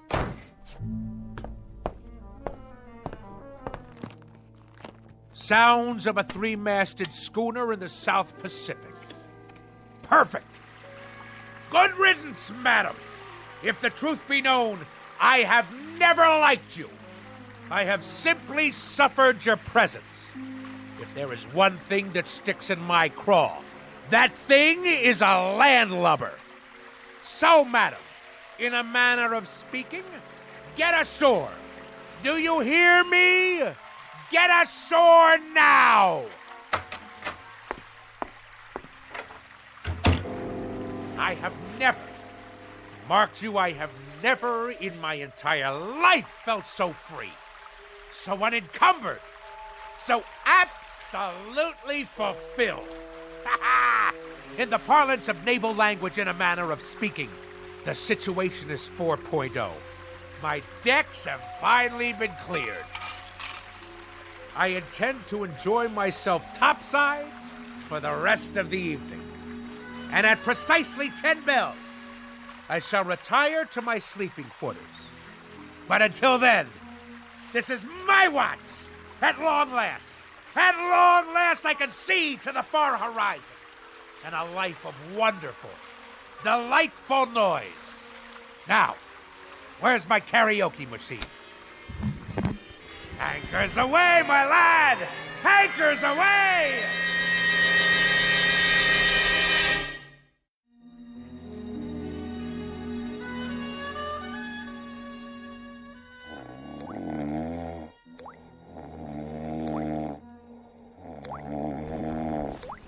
What?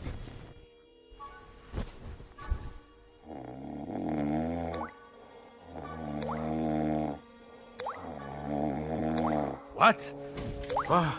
What? A leak in the cargo hold? All hands on deck. Oh, where's it coming from? The blasted bathroom sink. There. The shower. Off, I say, off!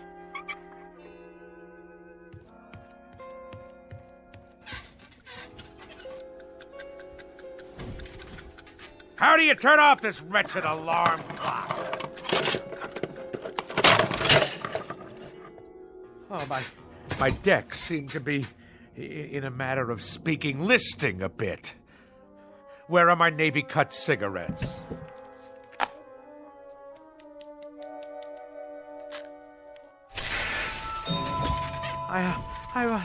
I must be dreaming.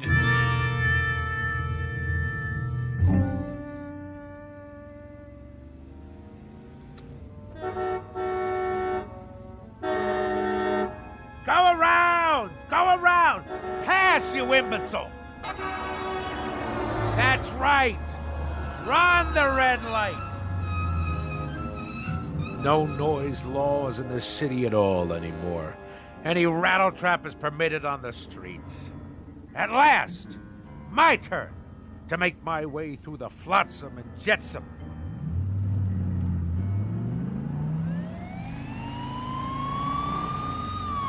Judah, pull over.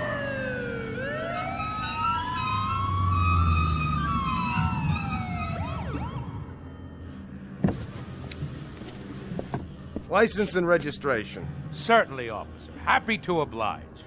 My duty is a civilian. Here you are. Mr. Flemington? Roswell G. Flemington, of the Flemington Model Ship Company. Perhaps you've heard of us. Purveyors of the finest in maritime collectibles. A Navy man, are you? Coast Guard? Merchant Marine?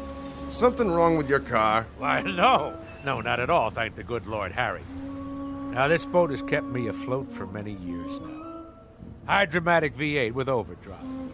Though the engine seems to produce a most curious sound this morning. Like a motorboat every time I step on the gas. No, it's more like a tug, I should say. Like a tug hauling an ocean liner to the dock. On your way to work, are you? I am indeed.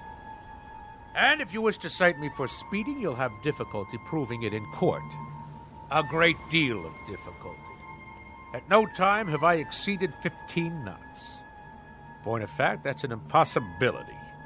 Considering the sounds of strain emitted by this engine. I didn't stop you for speeding, sir. Oh, good, good. Well, I'll be on my way. I stopped you because you were going so slow. You did? Oh. Oh, I see. Well, then that's all very well, then. Why are you driving so far under the speed limit? Why? It's as I said. This craft obviously has a few bolts loose somewhere. I tell you, I've never heard such a racket from the engine room. Then I'd suggest you take her into port somewhere. There's a gas station on the next block. They do repairs. But frankly, sir, the car sounded just fine to me. A real classic. You got a cherry piece of Detroit iron here. Lots of horses under the hood, huh? Anyway, try to keep up with the flow of traffic, would you, Mr. Flemington? Good day to you.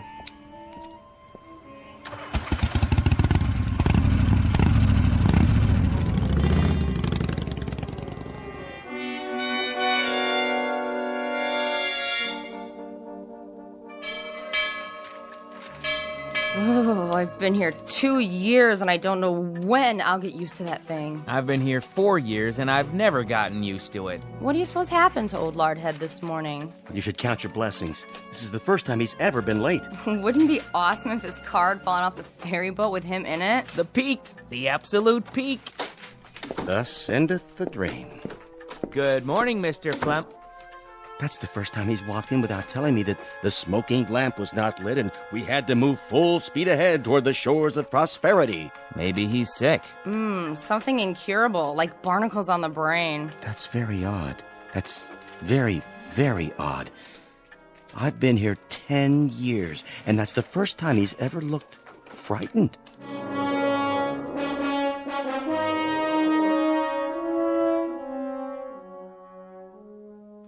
Something restful. Restful. Actual sounds of Hawaiian outrigger canoes. Yes. Yes.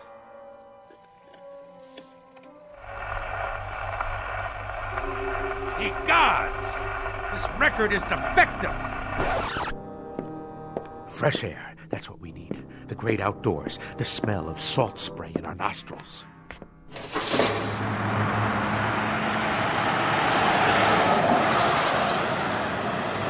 Blow me down.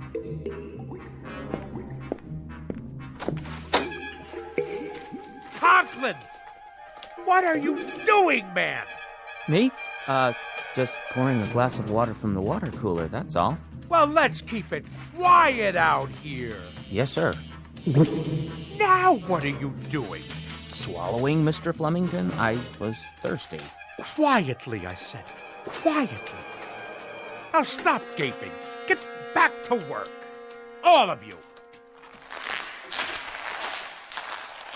Mr. Fenstermacher! Begging your pardon, sir. New shoes. What have you gotten them? Dead fish? Oh, people! This ship has to shape up. Repeat, shape up. Noise pollution hinders efficiency. Let's secure the hatches now and mind the torrent of bilge. Oh, what is going on? By the good Lord Harry, what on earth is going on?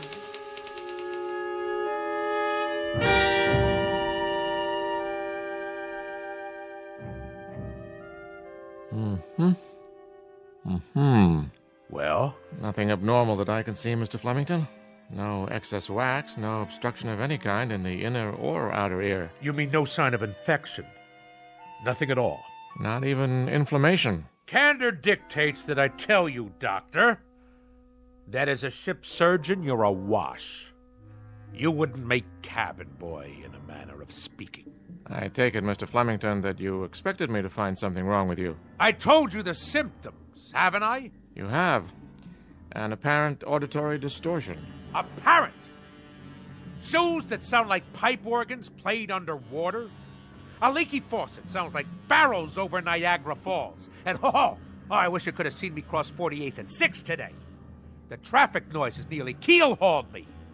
It was considerably more than a distortion.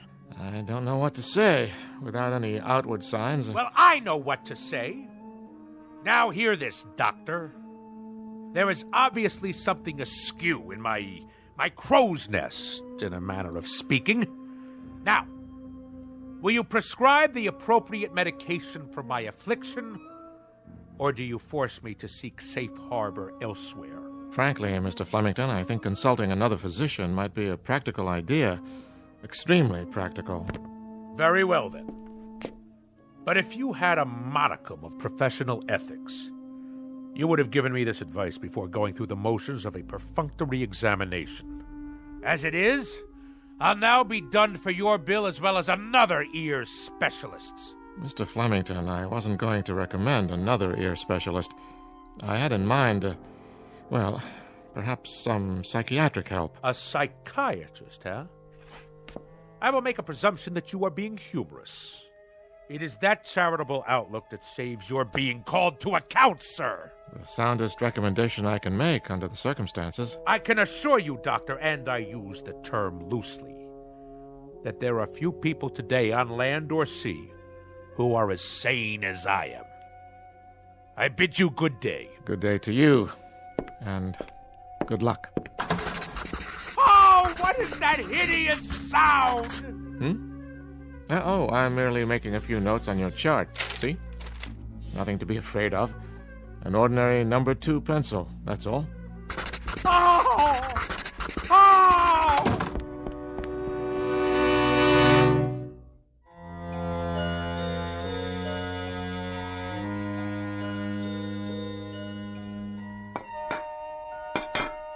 Do you have to be so piercing with that rose? Sorry, Mama. Well, you've done a beautiful job setting the table. You can sit down now, Mama. Oh, you're a good girl, Rosie. You know I'd cook Thanksgiving dinner if I could, but with my allergies and my arthritis and my bursitis and my ear infection, not to mention my spastic colon, well, it's all I can do to make it downstairs. I know, Mama. You may call your brother now. Roswell! Not so loud, dear. Oops, I'm sorry. Roswell, would you please not ride your pogo stick in the house? All right. No running, you know what Mama said. Okay. Roswell? Yes, ma'am? Are you wearing shoes? Uh-huh. Roswell? Okay. Carefully. All right. Now take your seat, Roswell. You too, Rose.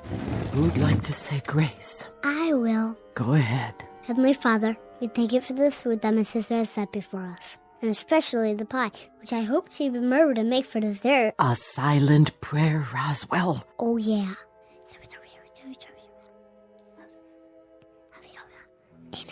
Pass the mashed potatoes, please. Yes, Mama. And the cranberry sauce, and the yams, and the creamed corn, and the creamed spinach, and the tofu. Can I carve the turkey? Oh, there's no need. This year we boiled it till it's so tender it slides right off the bone. So much nicer without all that hacking and sawing. Doesn't it look scrumptious? Yeah. Here, have a roll, Roswell. Thanks. Hey, how come it's so soft? Rosie only put them in the oven for a minute so they wouldn't be too crunchy. Easier on the nerves. Did you make the pie? Tapioca, but there's lots of whipped cream. Grab hold. What's that? A wishbone. Grab hold and pull. I don't know. Go on. What are you children doing? And what's that in your hand? Oh, my heart. You gave me such a fright. I'd better lie down.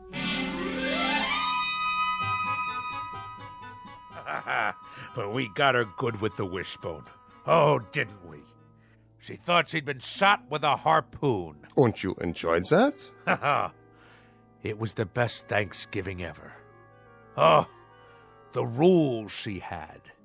Did I mention that we only used paper plates and plastic forks after that? I see. Out with the pogo stick. I padded around in socks from the moment I got home from school. The radio was permitted only with headphones.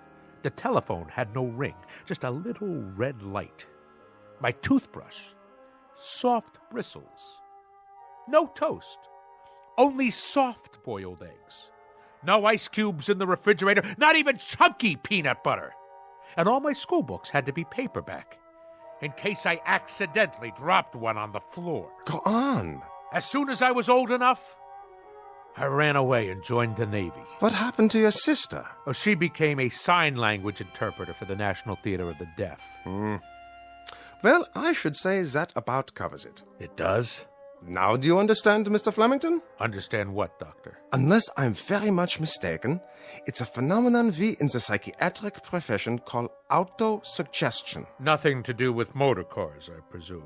A person talks himself into believing that certain occurrences take place, when in reality they are pure figments of the imagination. Beyond that, there are some suggestions that you were very resentful of your mother and her preoccupation with her imaginary aches and pains. You don't say. My guess would be that this feeling now extends to your wife, who very similarly provides you with a mother image. But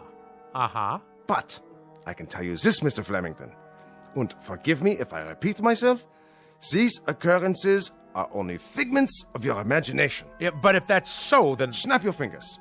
Do I dare? Go ahead, snap your fingers. Any abnormal sound? None. Now, stamp your feet on the floor. Normal? Happily, delightfully normal. Now, let's really put it to the test.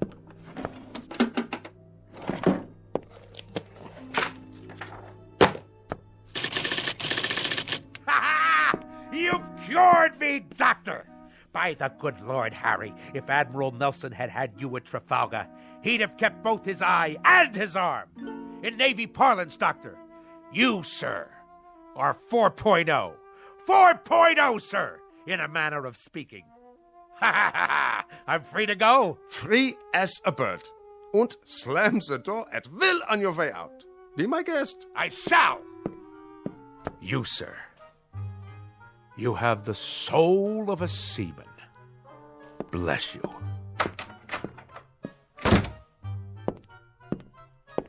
Any more patients today? No, Doctor, that was the last one. Praise Freud. Why do I get all the nutcases?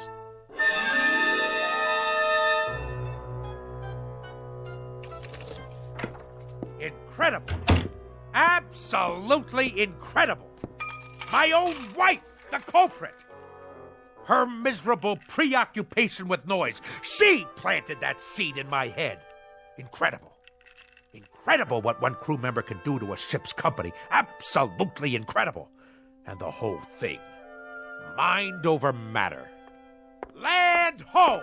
You are not welcome on this particular quarterdeck, madam. Nor shall I stay here, Admiral. I forgot some of my things. I came to retrieve same, and now, whether you pipe me ashore or not, that's precisely where I'm headed. I might add, madam, that despite all your efforts to capsize this worthy vessel, in a manner of speaking, against the rocks and shoals of petulance and pettiness, this ship remains tight.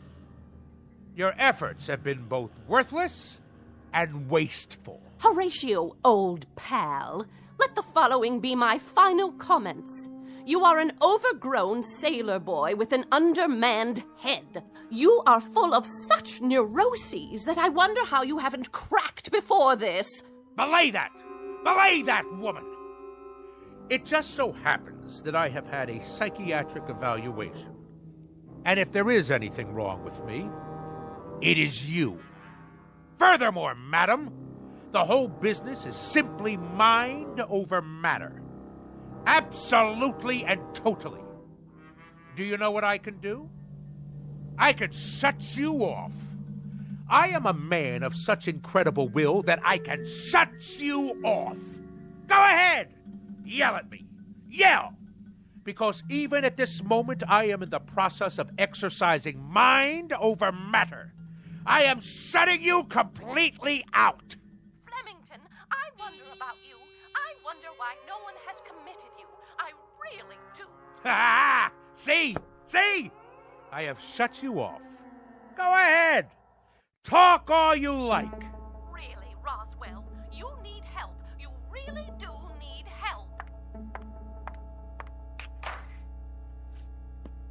Mind over matter. I want to shut her out. I simply shut her out. Now, let's see. What'll I listen to tonight? Anchors Aweigh? The Midshipman's March? Actual sounds of a Japanese destroyer exploding in the Pacific, complete with boiler hissings, fantail cracking, and smokestack blowing apart. Ha-ha! Only great, huh? Better prepare yourselves, neighbors. This one will galvanize you in the proper manner.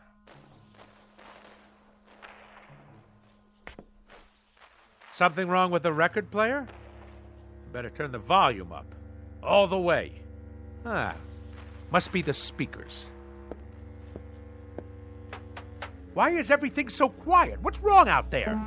I can't hear the city. Hey out there! Hey! Hey, what's going on? Why can't I hear anything? Louder! I want it louder!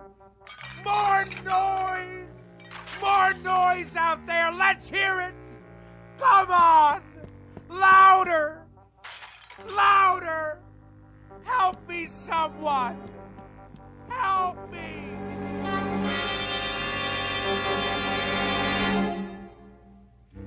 When last heard from, Mr. Roswell G. Flemington was in a sanitarium, pleading with the medical staff to make some noise, any kind of noise. They, of course, believed the case to be a rather tragic aberration, a man's mind coming inexplicably unhinged. And for this, they'll give him pills, therapy, rest, and lots of peace and quiet. Little do they realize that all Mr. Flemington is suffering from is a case of poetic justice. Tonight's tale of sounds and silences from the Twilight Zone. More from the Twilight Zone after this. Hi, this is Carl Amari, producer of the Twilight Zone Radio Dramas. I'd like to take a moment to tell you about our official website at twilightzoneradio.com, where you'll get the latest news and information on these Twilight Zone radio dramas. Plus, at twilightzoneradio.com, you can digitally download 3 free episodes or any of our episodes for only $1.95 each. In this age of ever-changing technology, we've decided to make these episodes instantly available to you by making the Twilight Zone radio dramas a digital download-only series. This means that this series will no longer be offered on CD. The CD collections at our website are now being offered while supplies last at buy one, get one free. So be sure to get your favorites before they're sold out. Be sure to visit us often, and I'll see you in the zone.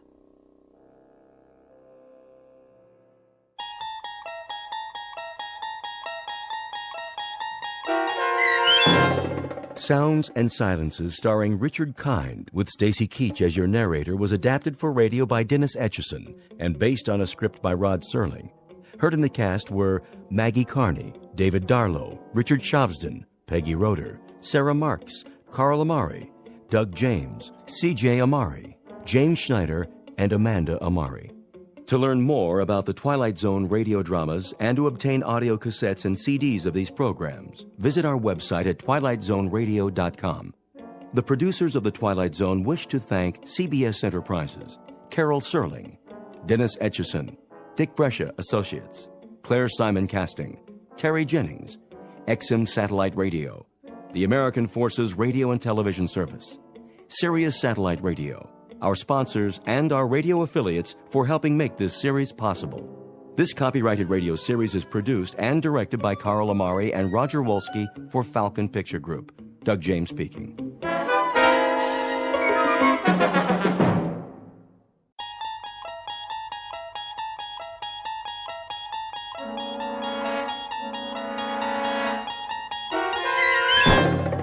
There is a fifth dimension beyond that which is known to man. It is a dimension as vast as space and as timeless as infinity. It is the middle ground between light and shadow, and it lies between the pit of man's fears and the summit of his knowledge. This is the dimension of imagination. It is an area which we call the Twilight Zone.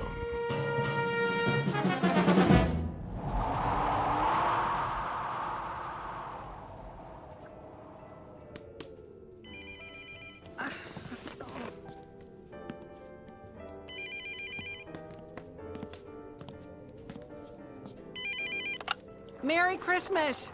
Mom? Hello? Mom, can you hear me? Barely. Are you all right? Our flight is grounded in Chicago.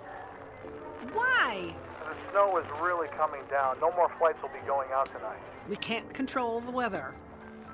Where will you stay? We got a room at the airport hotel. Well, that is no way to spend Christmas Eve. Well, we're better off than the people sleeping on the floor of the terminal. I guess so. Merry Christmas, Mom. I love you. Wait, tell Katie that Santa will leave her presents here and I'll keep them safe. Mom? Luke? Luke? Merry Christmas to me.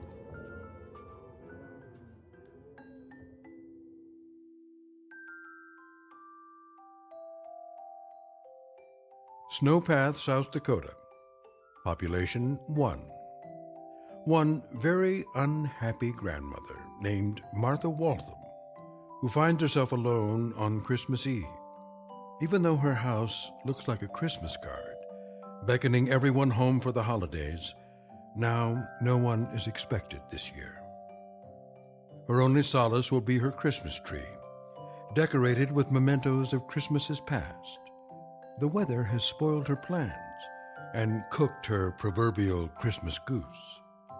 But Christmas is a time filled with miracles, and Martha Waltham is about to find out she won't be spending Christmas Eve alone after all, because she is about to meet some very special visitors from the Twilight Zone. And now, the Twilight Zone and our story, Snow Angel, starring Sean Astin, with Stacy Keach as your narrator. And more snow. Get out the snowshoes and the shovels. It's beautiful to look at if you're inside and don't have to go anywhere. And you might not want to go anywhere if you don't have to. And in entertainment today, Might as well so go to bed. So young and so...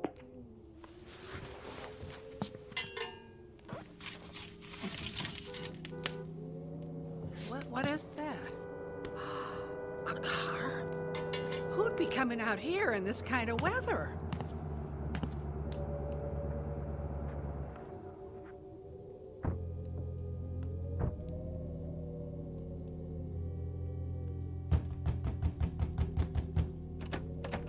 Who's there? Help! We need help!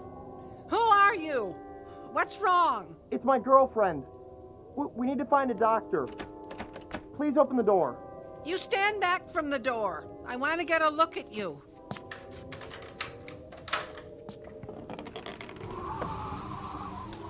We need help. Please. You're just kids.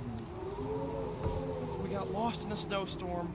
We were going to the hospital and missed the turn for Sioux Falls. We're almost out of gas.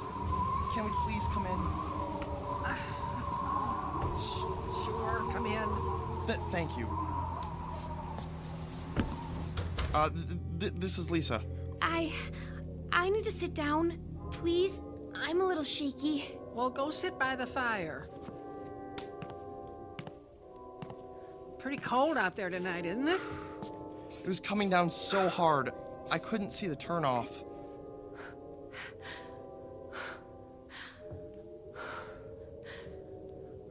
Lisa, you're breathing awfully hard. Are you all right? I'm fine. I'm just practicing my Lamaze breathing. Lamaze? She's getting ready to have a baby.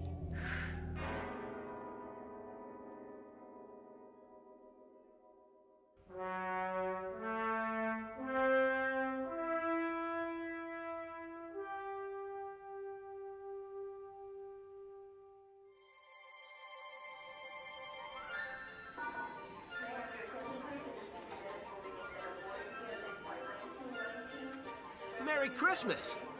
Merry Christmas. What do you want for Christmas, little girl? I would settle for a pizza right now.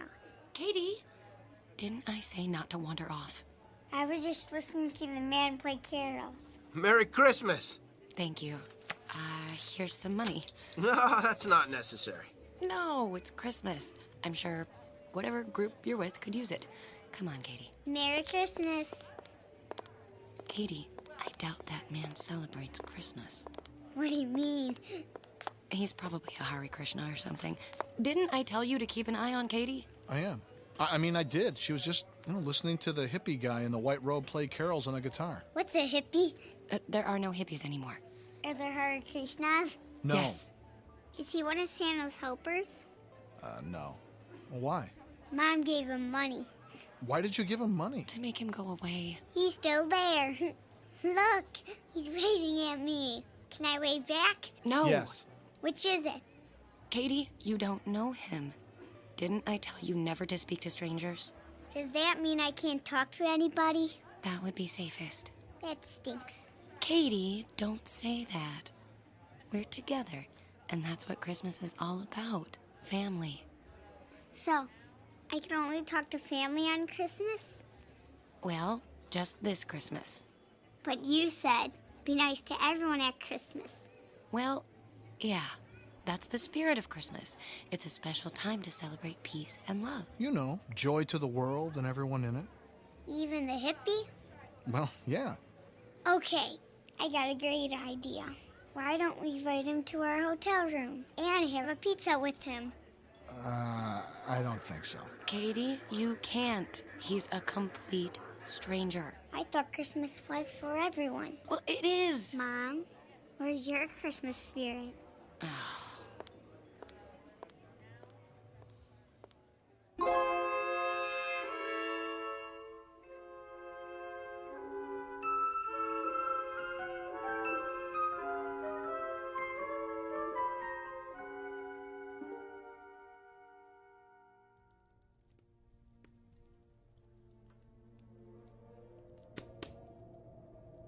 Are you okay, Lisa? I think I need a doctor. Yes, you do. You really can't have the baby here. What do you mean? Well, I didn't mean it the way it sounded. She's gonna need some help. We have to get her to the hospital. I'm gonna call the sheriff's office. The sheriff's office? The sheriff can get her to the hospital. Ow! It hurts! It really hurts! And besides, the sheriff's got an EMT on call for emergencies just like this. Quite frankly, I think the baby could come any time now, and it makes no sense to take chances. Oh, perfect. The phone just went dead. God, I don't believe it. The storm must have torn down the lines. Ah! What's happening? What's happening? Ah! Don't be scared. The lights just went out. Oh, great. Now we've lost the electricity, too. Well, I'll get some candles. Look, lady, we need help. What are you going to do? Don't use that tone of voice with me. Sorry. Look, she needs help. We've got to do something. Okay. I've got a 4-wheel drive SUV in the garage. Here are my keys. You go warm it up, and I'll stay with her and get her ready to travel. Now you bring it around, and I'll drive you to the hospital. Thank you. Thank you so much.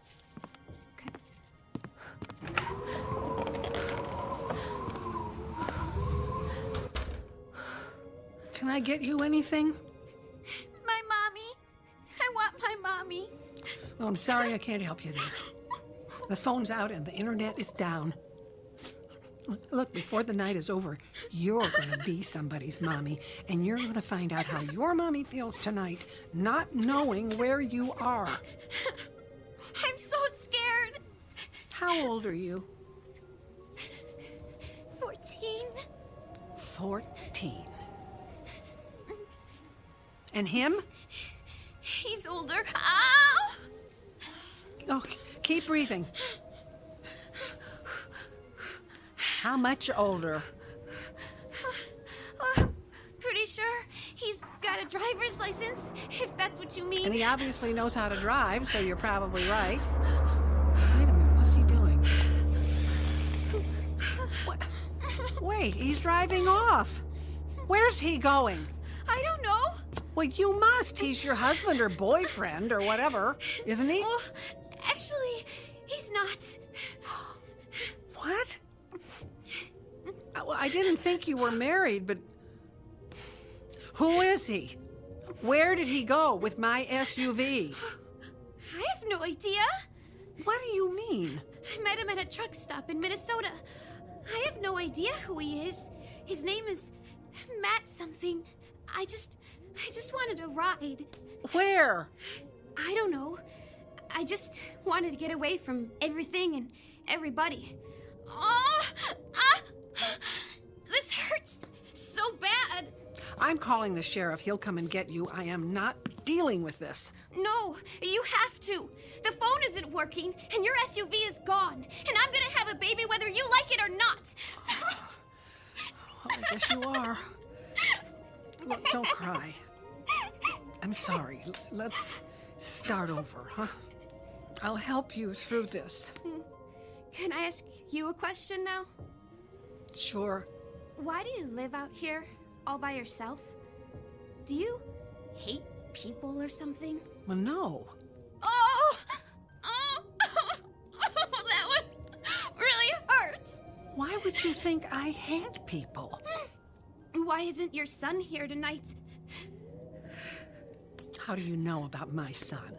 Relax. I saw a picture on the end table. I figured it was your son. Am I right? Yes. How come he doesn't live here with you? He went away to college, met a girl, and got married. He started a new life somewhere else. Do you miss him? Yes. So, why didn't you go see him for Christmas instead of making his family come out here to the middle of nowhere? My family comes home for Christmas. But your son's family can't be home for Christmas because they had to come here for Christmas. I never thought of it that way. He and his wife and daughter were supposed to be here tonight, but they got snowed in.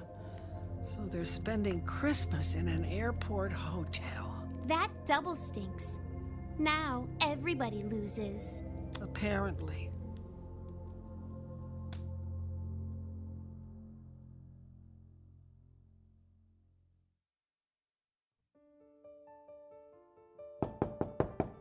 I'll get it. Don't answer it. This is a hotel. You don't know who's there. That's why I want to answer it. Merry Christmas. Merry Christmas. I've got a pizza for you. Mom, it's the hippie. He got some pizza for us. What? There must be some misunderstanding. Look, I don't know who you are or what's going on here, but... I work for the airline. Here's my ID. Look, he has a name tag with wings, just like a pilot. I'm not a pilot, but I've got a lot of airtime. I don't mean to be rude, but what's with the robe? My angel costume? Not many people want to work on Christmas Eve. They want to be at home with their families, so, I volunteered to work tonight. I told you he was nice. But it's not within my angelic powers to make the snow stop, so people are pretty crabby about their flights being canceled. I'm just doing my best to keep everyone happy. That is so nice of you. Come on in. Is there an angel that can stop snow? The Archangel Michael, but he's pretty busy tonight. The Archangel That is Michael. so cute.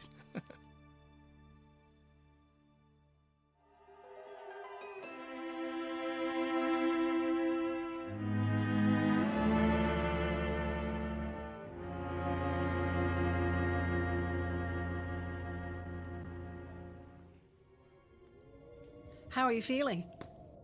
The contractions stopped. Maybe it isn't time. Hey, the lights came back on. They must have fixed the power lines. How did they do it that fast? They didn't. I have a generator for when the power goes out. You can freeze to death up here without one. We might not get to the hospital, but at least we won't freeze to death. Maybe we can get you to the hospital. How? Matt stole your car, and his was on empty. Do you think he left his keys in the car? Probably. I mean, he stole the car, so I don't think he cared much about it. Good. The generator runs on gasoline. I can siphon the gas out of that tank and put it in the car and drive you to the Sioux Falls Hospital.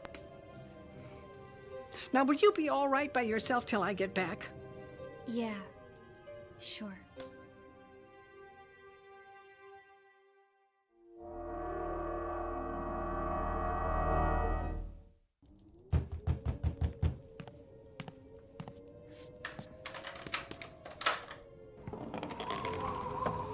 Hi, Merry Christmas, little lady. Is Martha around? She's out back getting more firewood. That sounds like Martha to me. I wouldn't be surprised if she was chopping wood right now just for the exercise. I got her a chainsaw for Christmas. Wow, that's a thoughtful present. You visiting for the holidays? Yes, we barely made it through. Our car was running on empty. Martha's son got snowed in. She's really bummed out about that. She was really looking forward to the family getting together tonight. She doesn't admit it, but I think she gets pretty lonely out here all alone. Well, tell me about it. Well, at least she's got you to keep her company. So is everything okay? Yep, everything's good. It's Christmas. I'm wrapped up in a warm blanket. I've got a good book. And Martha chopping wood for the fireplace. What more could I want? I'll call her son and let him know you're both okay. Hey, I'm sorry, I didn't catch your name. Lisa. All right, Lisa. You keep yourself all bundled up in that blanket. It's gonna be a cold one tonight. Sure thing. Good night. Good night.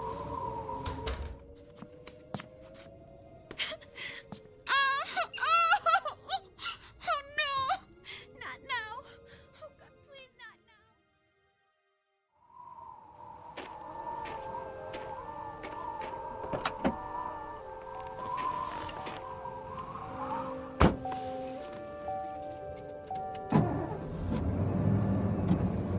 Sheriff, where are you? Copy. Hey, I'm just leaving the Walton place, over. Everything okay out there? Oh, yeah. Martha's phone lines were down and her son's flight got grounded in Chicago. He asked me to check on her. I can't imagine Martha ever needing help, though. What's up? Keep your eyes open. State police are looking for a kid who stole a car. On Christmas Eve?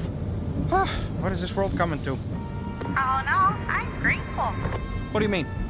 If it weren't for guys like that, we'd be unemployed.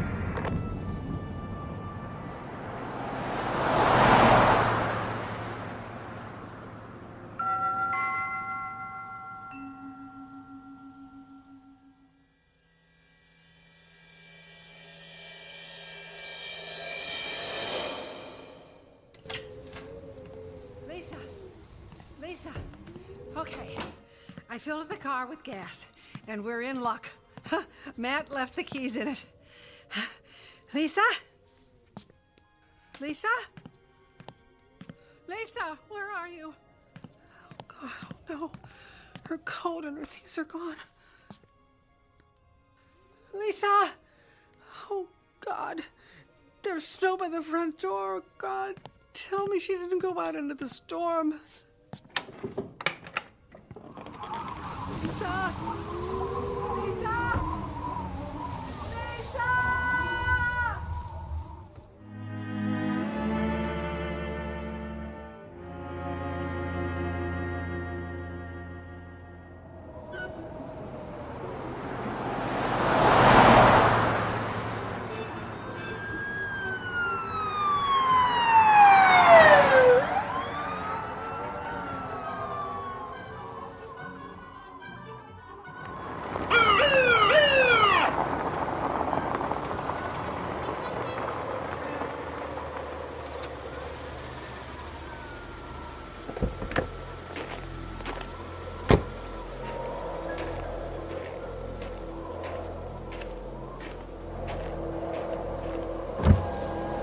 Can I see your license and registration? Of course, officer. This isn't my car, by the way. I know. Get out of the car, please. Sure, it's my Aunt Martha's. You got some ID? Of course. Here. My sister and I are visiting her for the holidays. What's your sister's name? Lisa. Can you describe her? Cute little blonde, She's with Aunt Martha right now. Oh, okay. Hey, here's your license. Yeah, I just met her. She told me how she got Martha a chainsaw for Christmas. Save old Martha's back from chopping wood, although I always thought that fit her personality more. I know what you mean. So, what are you doing driving around on a night like this? Well, Martha was saying how good her four-wheel drive is in this kind of weather, so I just wanted to try it out. Well, I don't blame you. Hey, have fun. We drive safe now. Merry Christmas. Merry Christmas.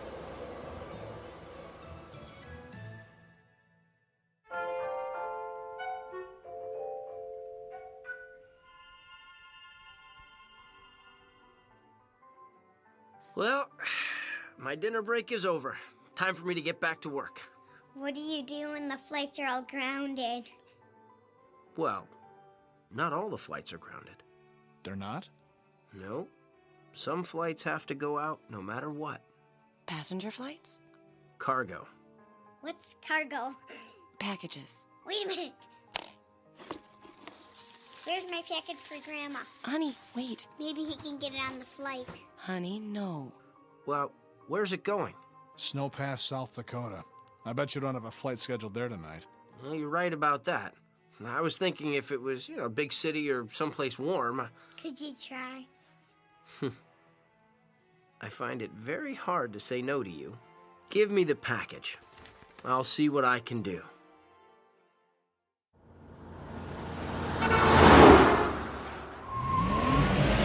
Those reindeer and the nose is shiny red.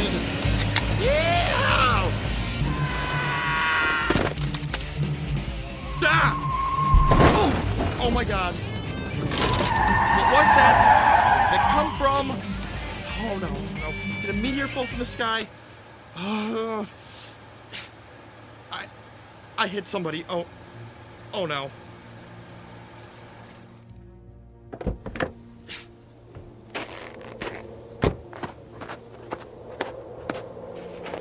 Ah! Oh man, I am so sorry, dude. Just lie still. Lie still.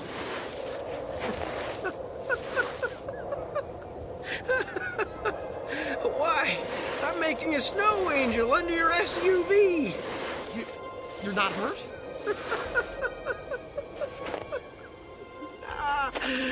The snow is thick and soft. Whew, my angel wings are nice and fluffy. Go ahead, feel them if you want. What?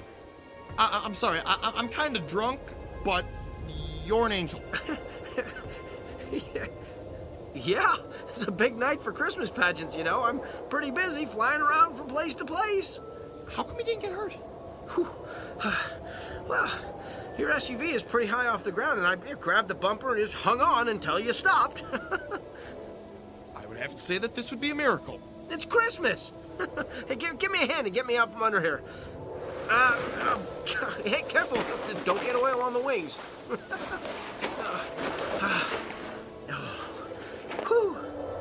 Wow. That's some snow angel you made. It's perfect. Yeah, well, I loved making them when I was a kid. When the truck stopped, it was the first thing I thought of. So I made one. People love snow angels. Just to double check. You're not hurt, right? Absolutely. Nothing can hurt a snow angel. I mean, think about it. When I fell from out of the sky, blam! Did I get hurt? No. You think a little thing like getting run over by an SUV is going to bother me? You did fall from the sky. Well, of course.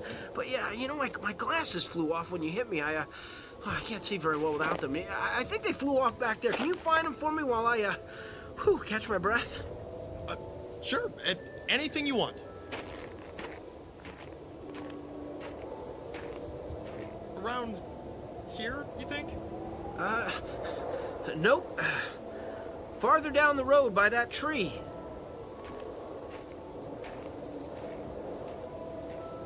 Like here? Further. Hey! Hey, what are you doing? Where are you going with my truck? Don't leave me out here, I'll freeze to death!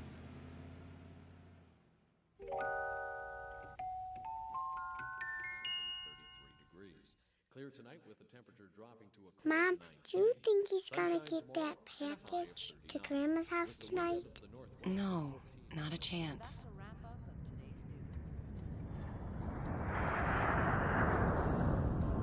What's that sound? A jet just took off. Look out the window. You can see it. Mom, maybe there is a chance. Sorry to disappoint you, but no. Hundreds of flights were grounded. We're going to have a long wait. Maybe Grandma's line is fixed. The phone company barely gets lines fixed on weekdays, and they're going to fix a line on Christmas Eve? Hello? I don't think so. Yes, this is Luke Waltham. You're Mommy Negativity. No, I'm not. See what I mean? Okay, you got me. Really? Okay. Thanks. Was that Grandma? No. Told you so. It was the airline. They said to pack our bags and come to the terminal immediately. We're the first plane out of here.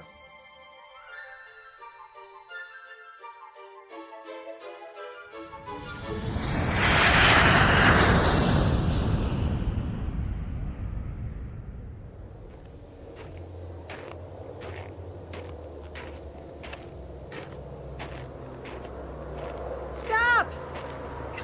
Help! Stop!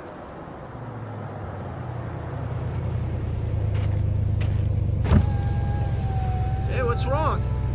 Who are you? Does it matter? You're gonna freeze to death out here. Get in.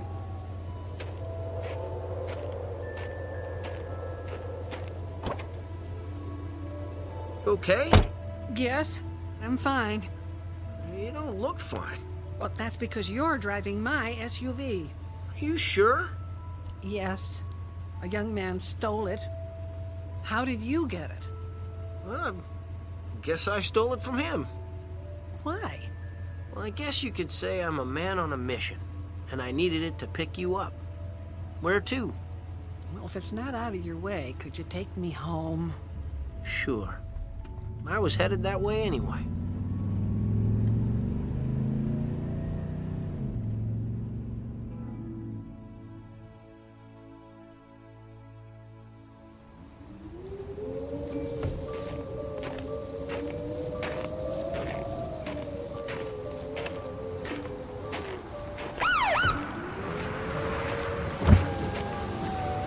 Hey, what happened to Martha's SUV?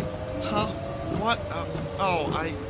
Well, I thought I hit somebody back there a ways, and... You did what? Well, I thought I did, but I couldn't have, because he came from out of nowhere. I mean, it was like he fell from the sky.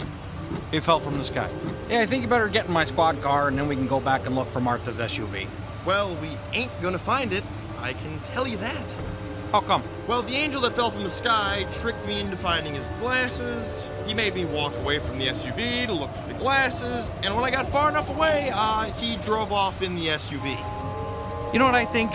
You got mugged, somebody hit you in the head real hard, and then stole Martha's SUV. You know, I did see a flash of light just before it happened, and then stars.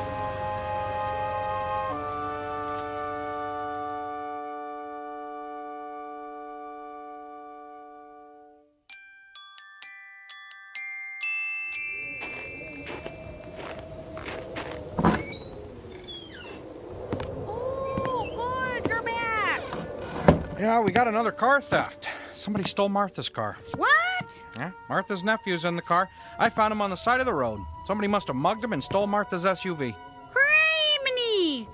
This car thief must really be busy tonight. The car reported stolen wasn't an SUV. It was an Eagle Talon with Minnesota plates. Oh, you got any ID on the guy? Minnesota State Police sent a picture of the guy who stole the Talon off a security camera at a truck stop. Oh, let's see that. Huh. This is a picture of the guy who's sitting out in my cruiser. Don't look now, Chief, but I think he just stole his third vehicle of the night.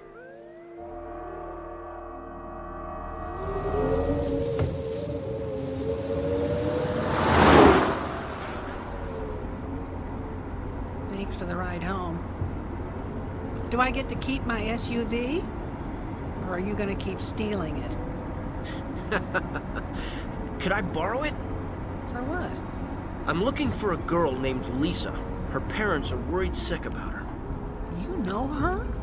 I get around. She was here earlier. But I scared her, and she ran off into the snow. I was out looking for her. I know. She's inside. What?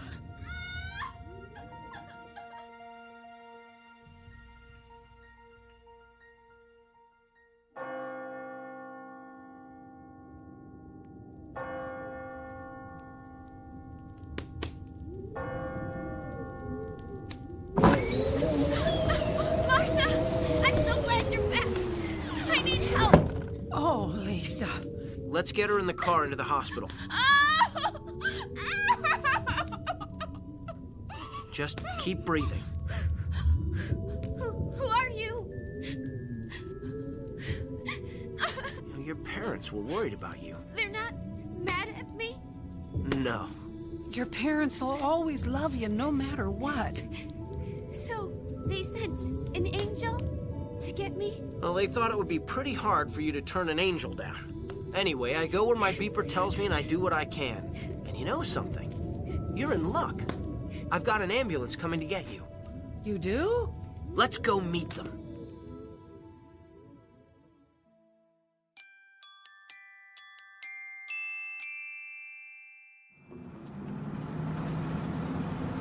Is this ambulance the only non-stolen vehicle left in the whole county? Could be. I didn't even make my car payment this month, so I'm not sure if I even have a car anymore. And how could I have been so dumb to leave that guy in my cruiser with the keys in it? Your Christmas spirit let you put your guard down. Hey, isn't that Martha's car heading towards us? Looks like it. Flash your lights. Will do. Oh, wrong button.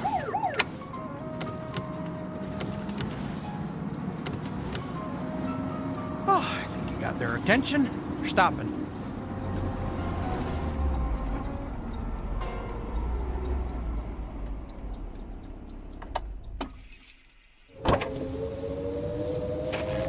Sheriff, I'm so glad you got word to bring the ambulance. Say what? Lisa's getting ready to have her baby. She's what? I'll go check her, Chief. Well, my phone was out, so I couldn't reach you. And then my car got stolen. I know. You knew? Yeah, well, the guy who stole your car, he stole my cruiser. Hey, Chief, quit gabbing and get over here. We've got to get this little girl to a hospital now. She's getting ready to have a baby. What is going on? Come on, let's get her in the ambulance. It's so good that nice man was able to get through to you to bring the ambulance. What nice young man? Nobody called us. We're only driving this because my cruiser got stolen. Get up front and drive. Close the doors and let's get moving. I'll get back to you later, Martha.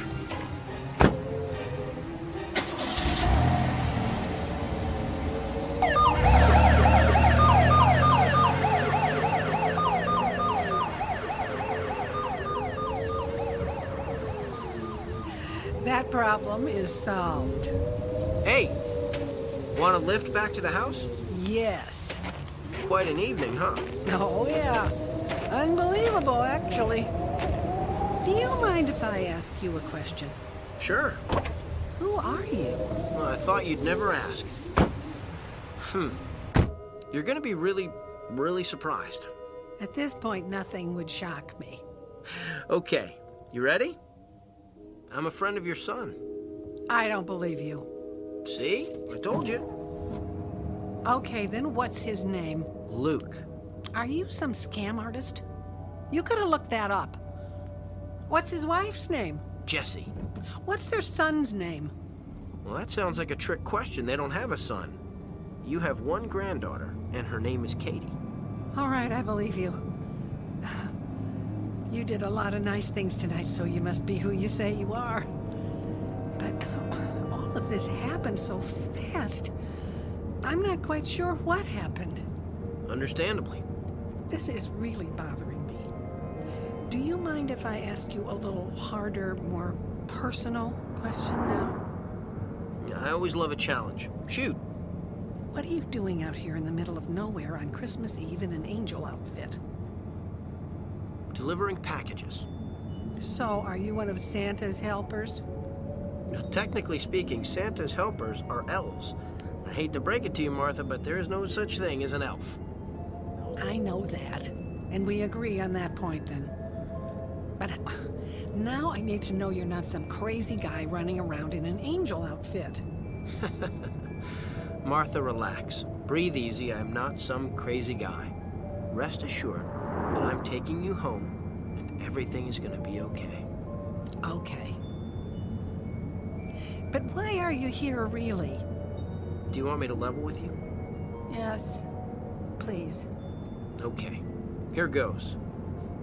I made a promise to deliver a package tonight, and I never break a promise. Who are you delivering it to? Well, the package is in the trunk. Should I stop the car and show it to you so you can see? No. Just take me home. No problem. You know what would be really something? What? If when we got there, your family was waiting for you. Now that would really surprise me.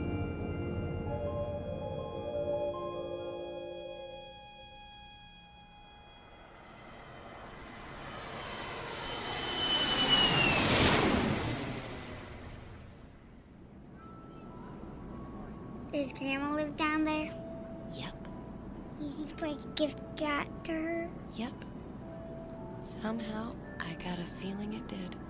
No more mommy negativity? No more mommy negativity. How come? It's Christmas.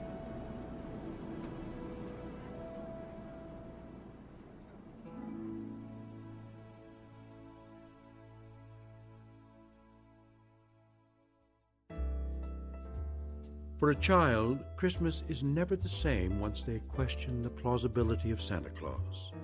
Giving one person the responsibility of delivering a gift to everyone in the world just doesn't seem possible. So Christmas is a time of wonder. It is a special time set aside for wishing, hoping, giving, and receiving, when everyone believes the impossible is possible. That's why it never makes sense to question a miracle or where an unexpected gift comes from. It might have come to you on the wings of a snow angel, special delivery from somewhere deep within the Twilight Zone.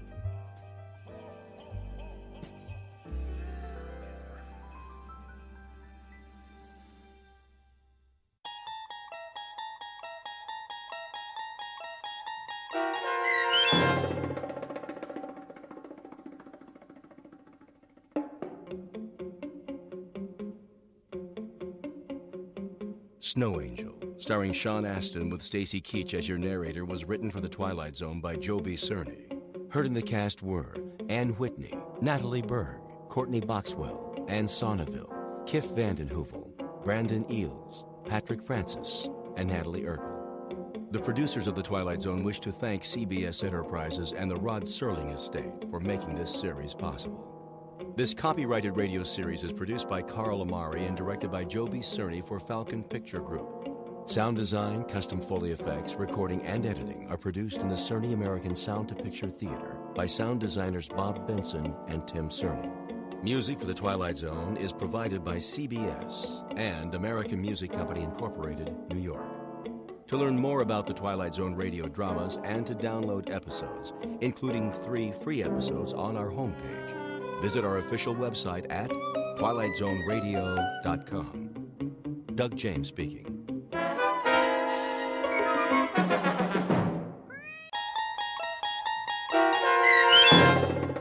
The Last Rites of Jeff Myrtlebank, starring Robert Knepper with Stacy Keach as your narrator, was adapted for radio by Dennis Etchison and written for The Twilight Zone by Montgomery Pittman. This copyrighted radio series is produced and directed by Carl Amari and Jason Mallow for Falcon Picture Group. Doug James speaking.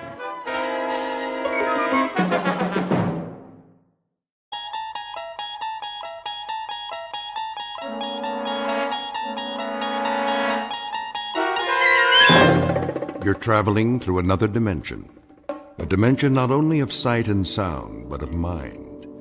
A journey into a wondrous land whose boundaries are those of imagination. Your next stop, the Twilight Zone.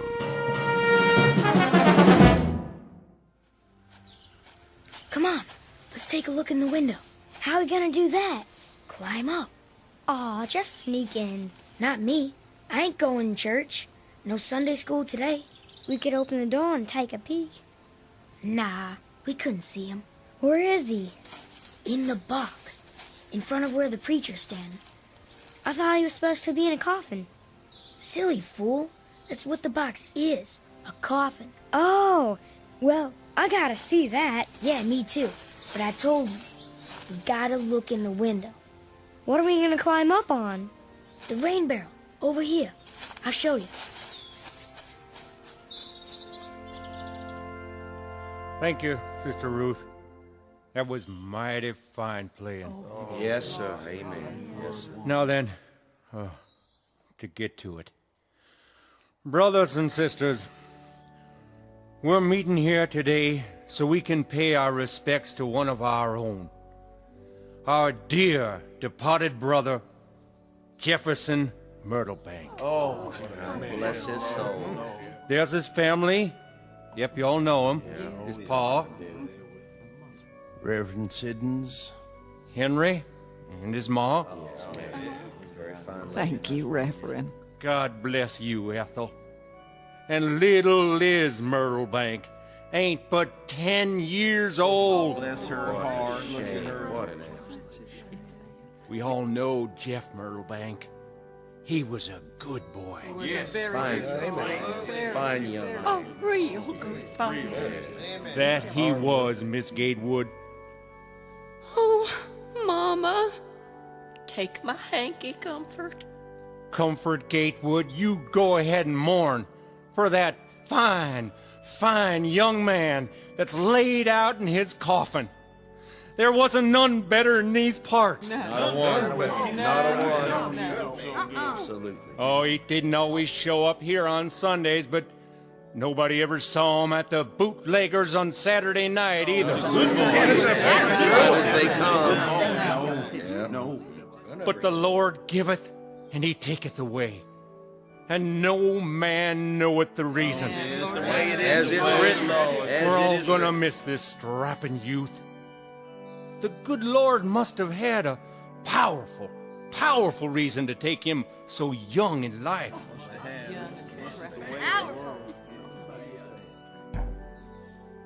Oh, my. Huh? What is that? Did you hear that? But we all know the Lord moves in mysterious ways. His wonders to perform. What is going on?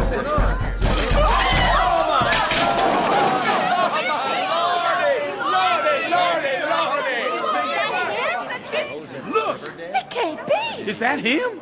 Big as life. What in the... Who put me in this here box? He's alive! It's a miracle. It's the devil's work. Praise God! Praise God! Hallowed be thy name! Now, will somebody please tell me what is going on here? It's a funeral, Jeff. Oh, yeah? Whose is it? Well, it's yours. Don't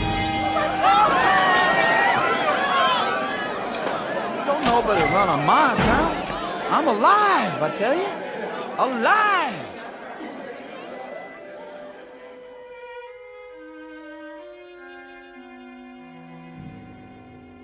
Time, the mid-1920s. Place, the Midwest. The southernmost section of the Midwest, in the state of Arkansas, to be exact. This particular area hasn't changed much since the Civil War, though progress has brought an easier way of life to some, provided it doesn't cost too much to achieve that progress. The church is a simple one-story wood-frame building. It hasn't been painted for some time, and there's a chimney in the roof for winter heating. The faithful come to this church on foot, a few in their Model Ts, and some still in horse-drawn wagons, for this is a population that can't afford to change with the times. They're all hard-working, God-fearing folks who believe in the good book, and today they've come to say goodbye to one of their own, a certain Mr. Jeffrey Myrtlebank, age 26. Only it seems that the funeral in question will have to be postponed. it may be a bit premature thanks to some unexpected intervention from the Twilight Zone. And now, The Twilight Zone and our story, The Last Rites of Jeff Myrtlebank, starring Robert Nepper, with Stacy Keach as your narrator. Excuse me. Let me out, please. Please let me out. Excuse me. I'm getting out of here. Where's everybody going? Don't leave on my account. Easy, Jeff. Take it easy now. He can talk. Stand back. Don't touch him. Come on, somebody tell me. Who in thunderation put me in that pine box? Now, brethren. Let's not give way to panic. What we got here is a little mistake. Little? Brother Siddons. Why don't you sit down on the steps? 'Cause I don't need to sit down. I feel fine, don't you? Jeff? Is that really you? Course it is, Ma. You're looking a little pale, son. Just a minute, Pa. Brother Siddons, you still seem to have some sense left. What's going on around here? Tell him, Reverend. Son, we was about to bury you. Bury? We was real certain you died. Me? Dead as a doornail. But that's foolishness. Doc Bolton pronounced you deceased. When was that? Oh, day before yesterday. That's right, son. Hold on, Pa. Doc, why would you go and do a thing like that? Well, now, your heart stopped beating. Yes, sir, it sure did. I was at your bedside. We all were. My heart? But it couldn't have. It's beating right now. Here, feel it. It wasn't but 2 days ago. You was sick, son. Real sick. He's speaking the truth, Jeff. Well, I'm sure glad you didn't embalm me. A miracle is what it is. How do you feel now, boy? Pretty good, I guess. Kinda weak, but rested, like I had a good night's sleep. Hungry, though. Real hungry. I could about eat a bear, hide and all. Reckon you should be hungry. Ain't et for 3 days. Well, don't look so surprised, Ma. You too, Pa. It's me, all right? It surely is, boy. I'd know my Jeff anywhere. Hope you got a good supper on the stove. You sure it's him, Ma? Little Liz, what's the matter? Don't you know your own brother? You're not thinking I'm a ghost, are you? Ma, don't go touching her just yet. Well, I'll be double-dogged. My own folks is afraid of me. How about the rest of you? Comfort? You here, too? Jeff, I don't rightly know what to say. Now, just you hold off from touching my sister. What for? By dang, I'll bet she ain't scared. Not the man she's gonna marry. Maybe Orkram is right. Hold back your touch now. That the way you feel, Comfort? Well, I don't know. I reckon maybe you are, at that. Little Liz, where are you? Let go of Ma's skirts. You're not as scared of me, are you, honey? Well... Lizzie? You fooled him, didn't you, Jeff? Yes, honey, I fooled him. Give me a hug now. You swear you're really and truly my boy, Jeff? None other. In the flesh. Praise be, son. Come on home where you belong. Look at They're family again. brings a tear to my eye. Give me your hand, Chief. I know what it is. Listen to me. I know what it is. What's that, Doc? It's a medical miracle, and it happened right here in our county. Now, the scientific term is ipso-suspendoanimation. Say that again? Very rare. In fact, well, there have been only, let's see now, 30 cases in the last 1,500 years. You sure you ain't trying to cover up your own miscalculation, Doc? I never heard of no sickness like that. Not likely you would. 30 cases in 1,500 years, and all of them in Europe. But everybody's going to hear about this one as soon as I write it up for the medical journal. I don't know if I want to be famous, Doc. Can't we just keep this twixt ourselves? Best thing you can do is to stop trying to slander my name and get this boy home. I do feel kind of weak. Give him a bowl of soup. Put him to bed. He's gonna need his rest. Bless you, Doc. We'll do that. Come on now, Jeff. We're going home. Soon as I crank the car. If I could just sit down for a minute. Oh, you go ahead, son. Right here on the running board.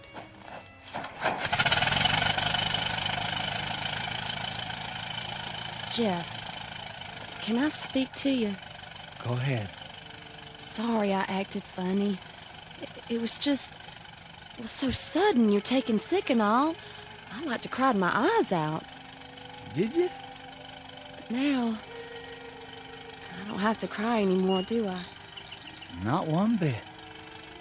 I just want to say, it sure is nice to have you back. Well, thank you kindly, Comfort, honey. But you know something? What's that, Jeff? Truth be told, I ain't never been away.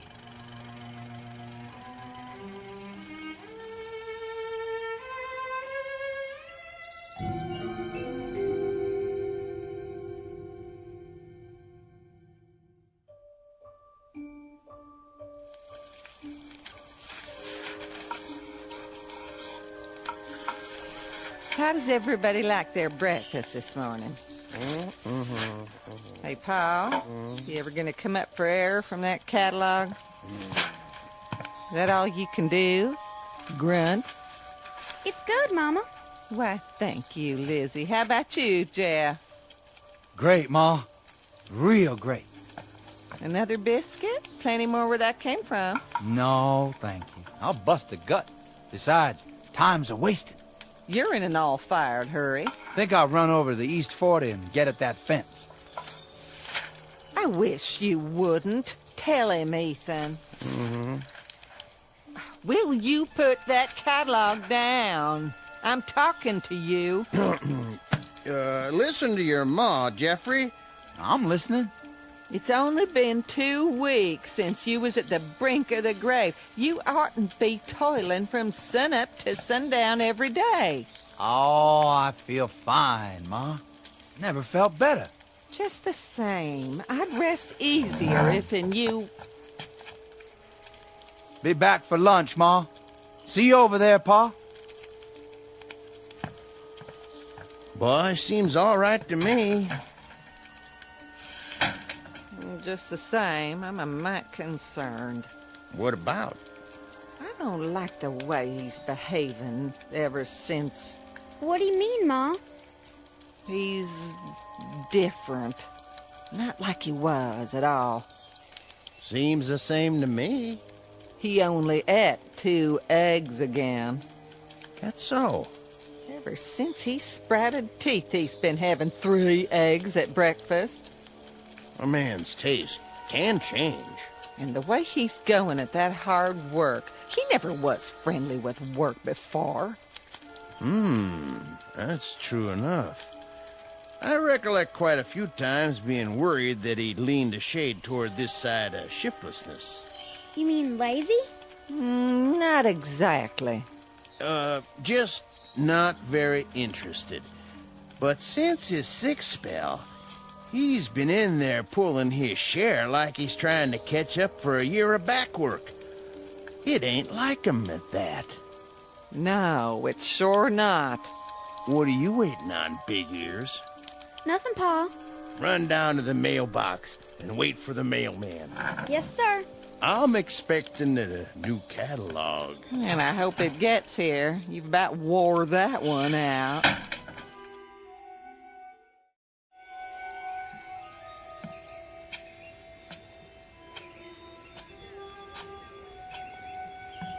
Hello there, Peters.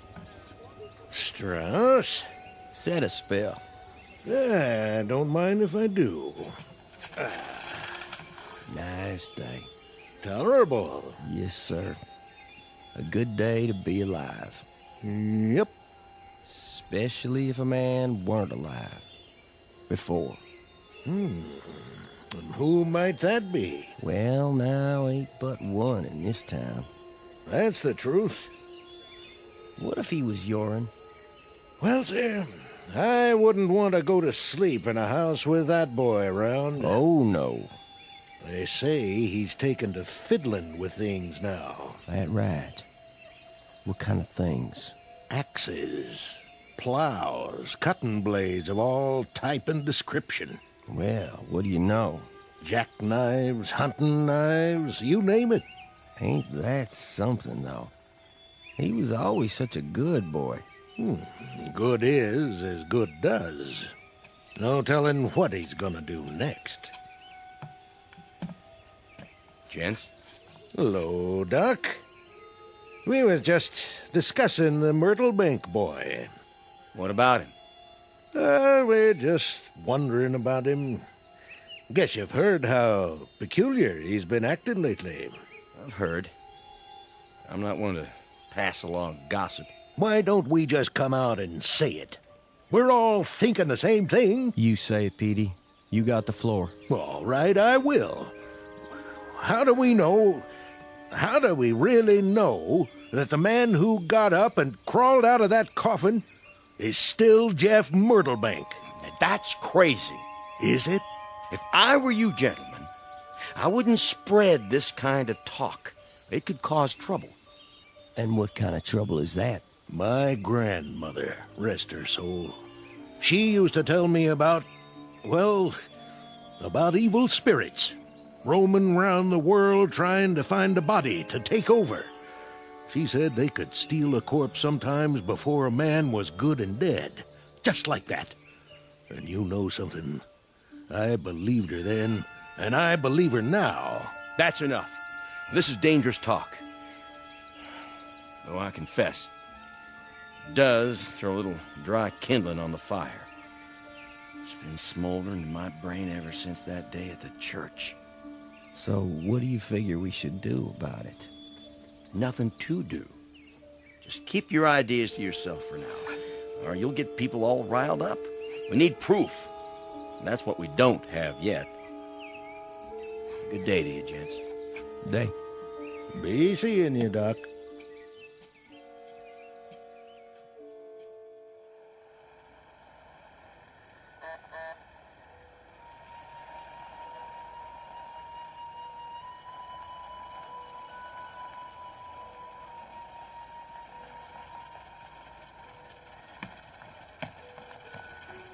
It's him.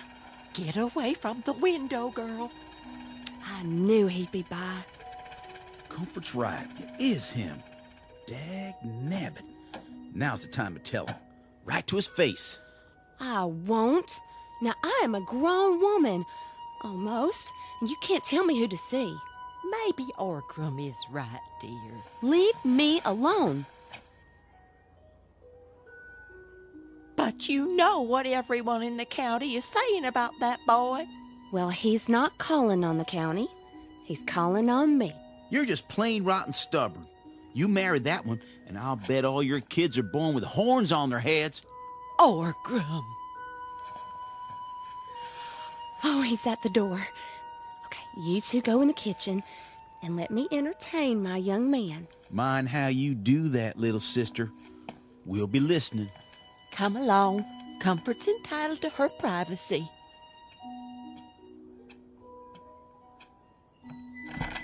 Well, bless my soul. Look who's here. Hello, honey. Come in. How's your ma and Orgrim? Oh, just fine. And you? I mean, well, how's your folks? Same as ever. Only ma's gonna be mad as a hornet tomorrow. Mad? Yeah. I raided that vine of tame roses she's so proud of. Thought you might like a little bouquet. I wrapped it up and everything. You brought me flowers? How sweet. You oughtn't to have done that. Go on, put them in some water before they die. All right, I will. Oh, What's the matter? I guess tame flowers don't last long, do they? Huh? When'd you pick them? Just before I came over. Well, look at them now. They're dead. All of them? Every last one. Dried out. Black as night. Oh, well, I'll get you some new ones. That's all right. Dangest thing I ever saw. Give me a little hug anyway, would you, honey? Why don't we have some music first? If that's what you want.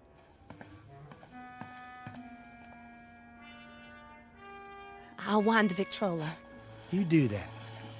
And pick out a record you like. We bought a new blue yodel last week. Did you? Yeah, it's real pretty. You mean, like you? Oh, silly. You'll like it. Here, let me play it for you. Can we dance to it? Oh, just you wait now. Comfort, honey. Don't. What'd I do? Nothing.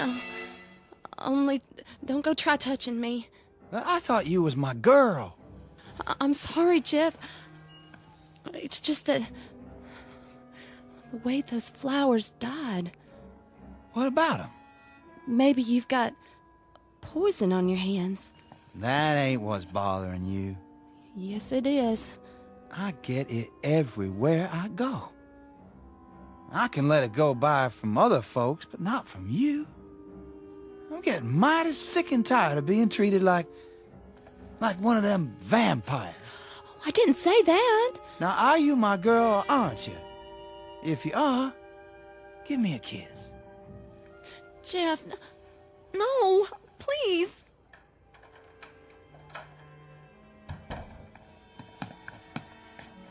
Land sakes, child, you look scared half to death. I'm all right. What'd he do? Nothing. It's time I put a stop to this. I'm the man of the family now. He didn't do anything wrong. No? How come your eyes are so wild? He just got me kind of flustered. I ain't liked him since we was both 3 years old. Now's the time to do something about it.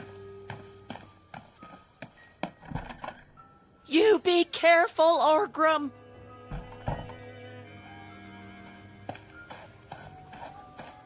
Jeff! What do you want? I don't want you hanging around here no more. Let me give you some advice, Orgrim. I'm pretty mad right now. I ain't mad at you in particular, so it'd seem a shame if you got in my way and I took the whole thing out on you. You threatening me? That the way you take it? Man, don't forget who I am. And who is that? We go way back. If I had a dime for every time I whooped you, I'd have $100. True enough. But you haven't whooped me lately. Now get out of my path. Make me.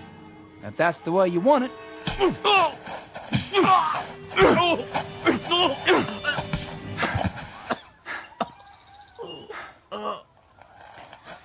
Times have changed, Orgrim. Times sure have changed.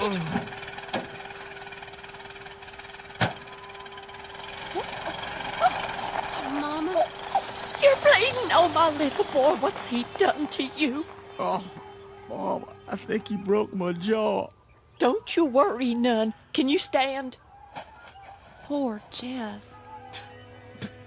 Poor who? He doesn't have anybody now. That's right. And now you don't neither. Comfort, go and hitch up the team. I have to go to him. Hush. We got to get your brother into Dr. Bolton right now. But Jeff needs me. He needs a lot more than you can give him, girl. A lot more. Now let's get moving, unless you want to see your brother in a pine box, too. I ain't that bad, Ma. No, but if somebody doesn't stop Jeff Myrtlebank in his tracks, this whole town's headed for trouble. It's gonna be just like the good book says. When the dead walk, the end times is near.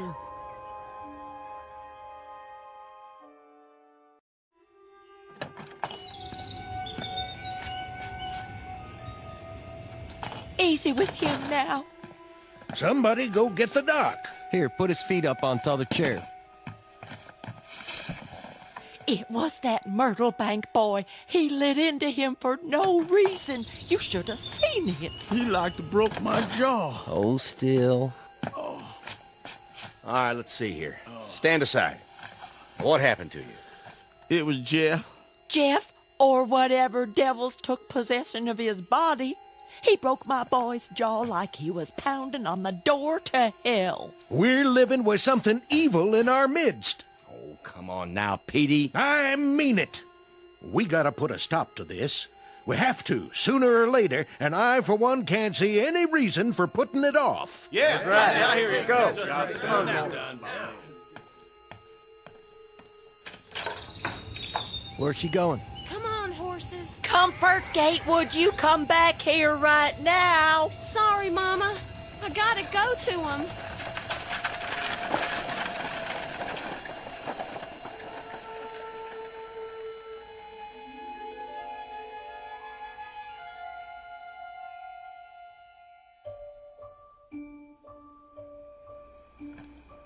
How was your dinner, son? Good as usual, Ma. You're the best cook for miles around. Oh, now. It's true. You know just how to make it. Jeff, you help your sister with her homework. I don't have any, Ma. Yes, you do. Reading and writing and your numbers. But, Ma... Rest a while, Lizzie.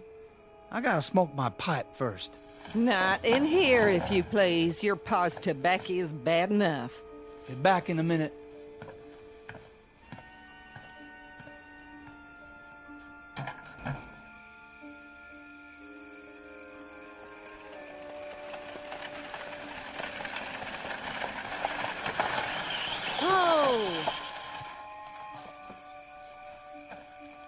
That you, Comfort? Hello, Jeff. You come out here all alone? That I did. Well, I sure can't think what for, after today. I rode out to warn you. Warn me? You think I need warning? There's a group of men coming. I heard them in town. They are, huh? What do they want? They're gonna ask you to move. Move where? Out of the county. That's so. Well, all I can say is, let 'em come. Jeff, please, at least get inside. I can't do that, Comfort. This here is my property. Always has been.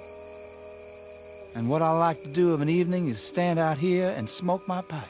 Same as ever. This is serious, Jeff. They're not kidding. Neither am I. Jeff, I'm begging you. What do you say about it, Comfort?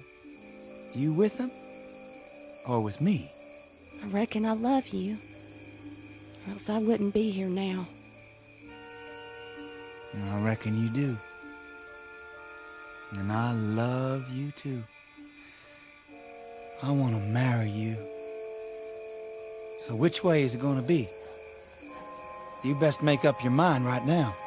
Oh, Jeff.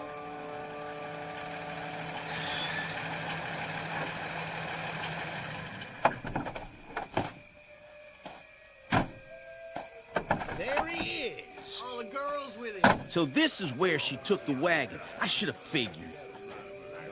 Let's stick together. We know what we're going to do, right? Do we know what we're doing? Gents? Now listen here, Jeff. You get on home, Comfort. Don't be telling me what to do, Organ. Well, might late to be driving all this way out here, ain't it? Jeff, we want to talk to you. You know this is private property, don't you? Now hold on. We come here to speak our piece as a committee. You did, huh? Yeah, we're speaking for the town. We all talked it over, and we reached a conclusion. Well, now, why don't you just come out with it? You know you're going to anyway. Well, our conclusion is Jeff Myrtlebank is dead.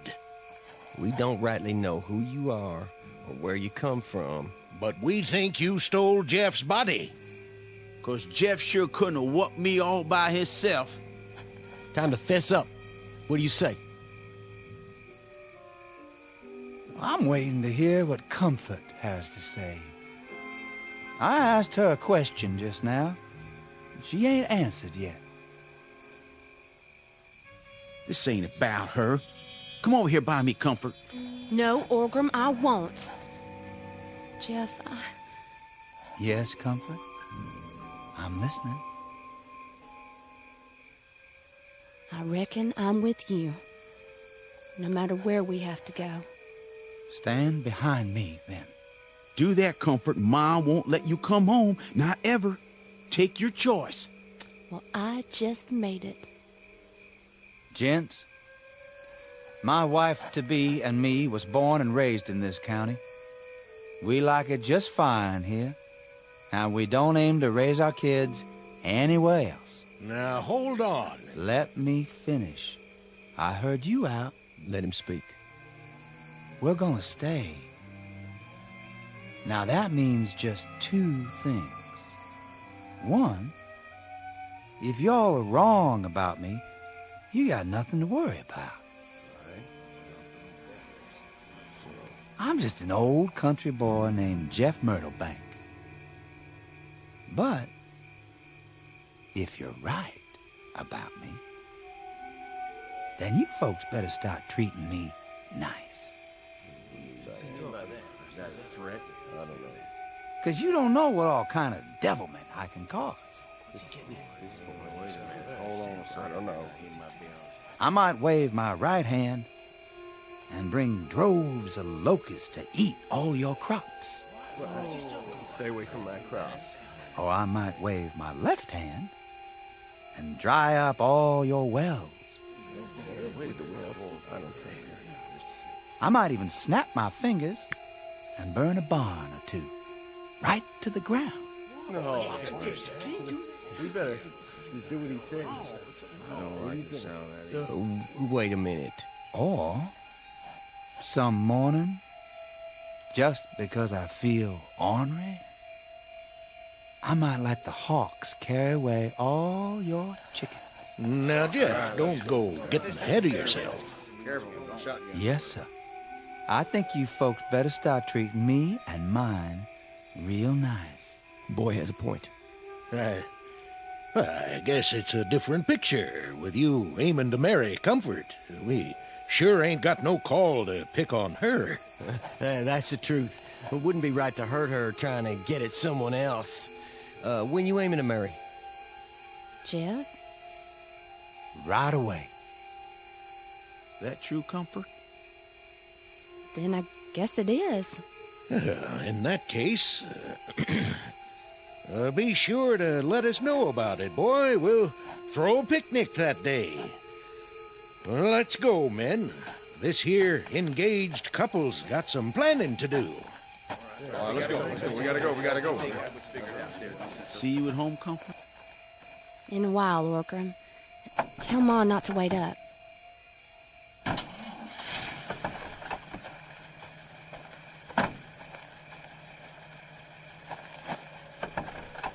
I guess things are gonna be different now, aren't they, Jeff?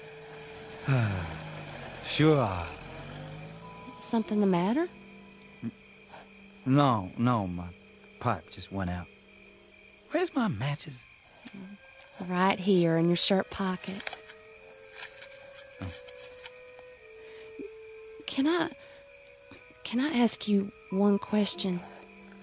Sure, honey. You couldn't really do all those things, could you?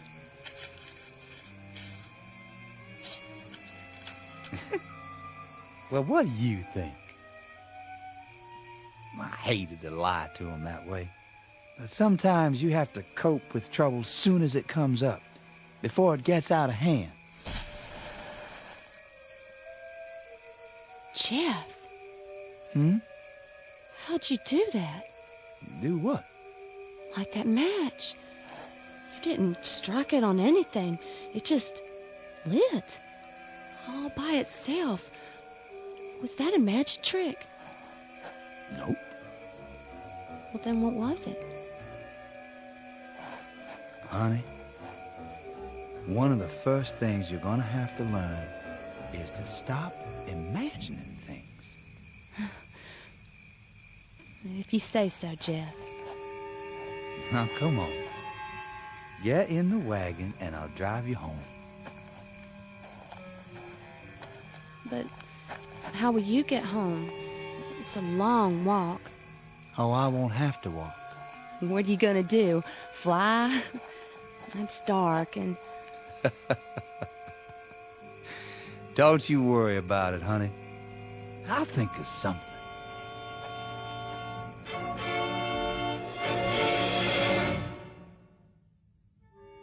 You'll be relieved to know that Jeff and Comfort are still alive and happily married after all these years.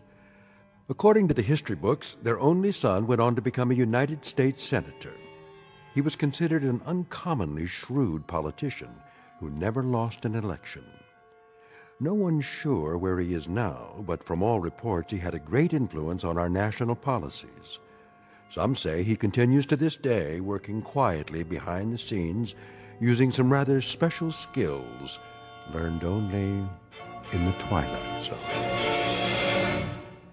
The Twilight Zone continues in just a moment. You are about to enter another dimension, a dimension not only of sight and sound, but of mind, a journey into a wondrous land of imagination. Next stop, the Twilight Zone. Hi, this is Stacy Keach. I'd like to take a moment to tell you about our Twilight Zone website at twilightzoneradio.com.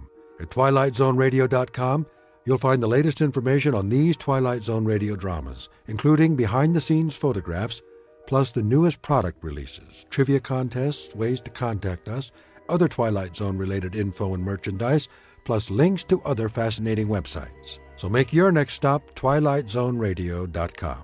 Visit twilightzoneradio.com to purchase these Twilight Zone radio dramas on cassette and CD, or call toll-free 1-866-989-ZONE. That's 1-866-989-9663.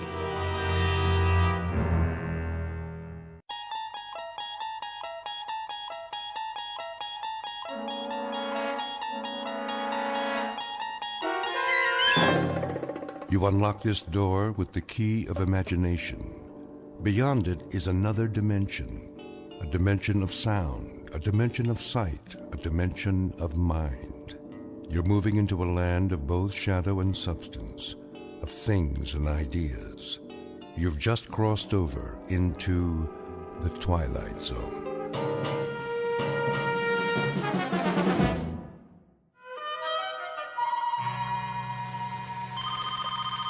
Education Toy Company. O'Brien? Yes, Mr. Judson. Where's my robot? Your robot, sir? The Space Invader robot for the Christmas catalog? I was just going over the blueprints.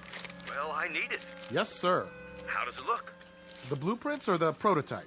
Both. All finished, are they? Oh, yes, definitely. It walks, it talks, it shoots death rays, just like Mr. Ford said it would. Then bring them to my office by the end of the day. We need to start production. No problem, sir.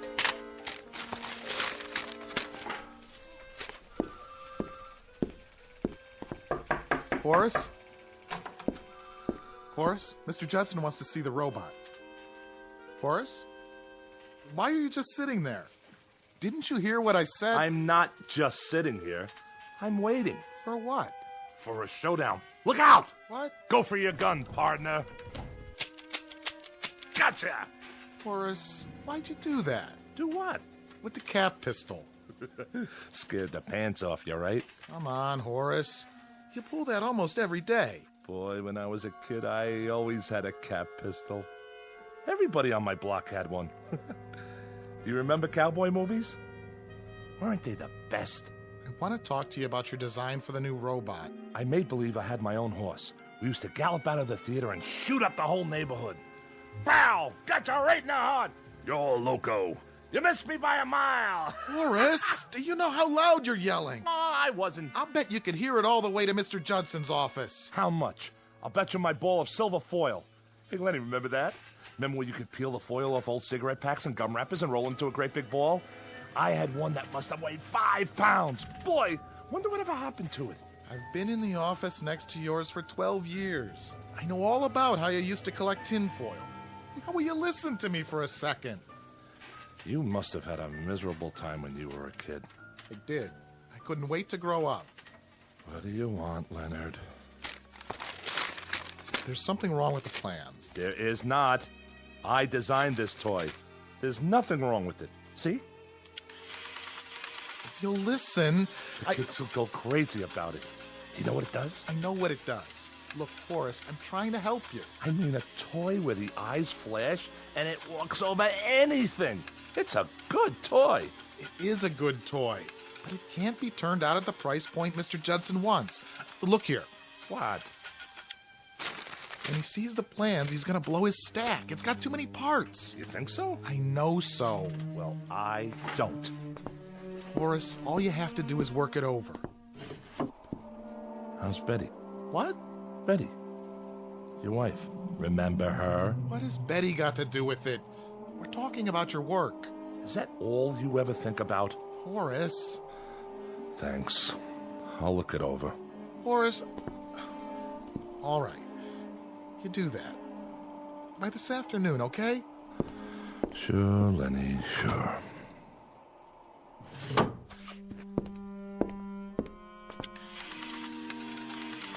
great little toy, if you ask me. I would have loved to have this.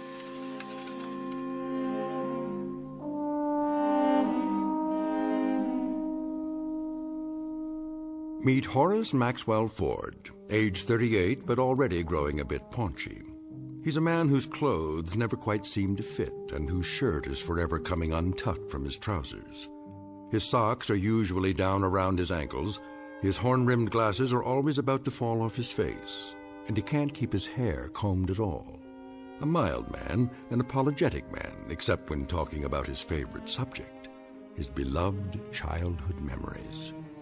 He's the type who quite naturally becomes the butt of endless jokes, at least when the jokers don't feel instinctively sorry for him. But were they wise enough, they would notice that there is a tragic quality about him as well. In just a moment, Horace Ford will come to understand what's tragic is not the fact that he's an inadequate man, but really an inadequate grown-up boy, a life-changing discovery, and one that could happen only in the Twilight Zone. And now the Twilight Zone and our story, The Incredible World of Horace Ford, starring Mike Starr, with Stacy Keach as your narrator. Leonard? Laura, come in. What's the matter? Here. I don't want Horace to see this. It's his birthday present. Len, would you take it with you so he doesn't see it lying around? Check. I'll bring it along Friday night. Thanks. So how are you? Oh, I'm exhausted. It is not easy to shop for that man. What'd you get him? The smoking jacket. I guess that means he's growing up.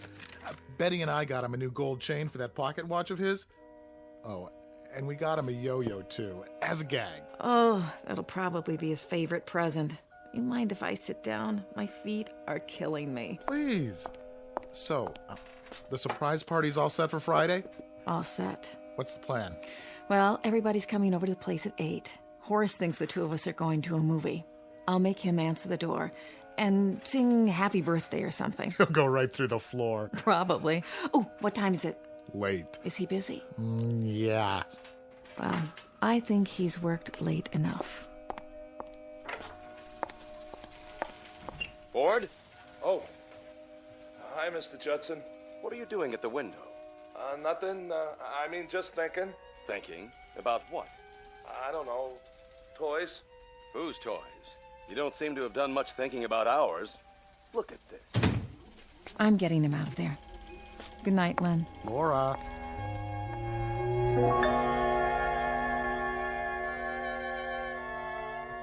Well, look at it. I know what it is. The blueprint for the robot. What happened? If we put this into production the way it is, do you know how much money we'll lose? But it's a good toy. That has nothing to do with it. See here, Ford, you've been with us a long time. You must know that we're in business to make a profit. This design just isn't cost-effective. I want it simplified. What do you want to simplify? For one thing, the eyes don't have to flash on and off. Sure they do. You want to ruin it? The flashing eyes? That's the beauty part. It's terrific. You could play for hours with a toy like that. Why are you raising your voice? I'm not. But you're talking about... Look, Ford, I don't want to argue about it. Just do the design over. Don't you remember when we used to play soldiers? With a mechanical man like this, you could... Is this the office? Oh, there you are, Horace. Laura? Mr. Judson, you remember my wife? Mr. Judson. Oh, how nice to see you. A pleasure. Remember, Ford, I'll need it first thing in the morning, no later. Yes, sir. Good evening. Hello, Laura. Aren't you surprised that I'm here? Yes, yes, I am. What time is it? Well, why don't you check your watch? Almost 6. Oh, that late? I've been shopping all afternoon, and I'm absolutely done in. Well, how about taking me home? Okay. And here's your briefcase. I'm just going to fall into bed tonight, literally fall into bed. That's all right. I have some homework. Oh, no, not again. Now, what is it this time? The robot. He's trying to ruin it. Oh, I'm sure Mr. Judson's only trying to... I'm telling you, he is. That toy has no meaning unless the eyes light up.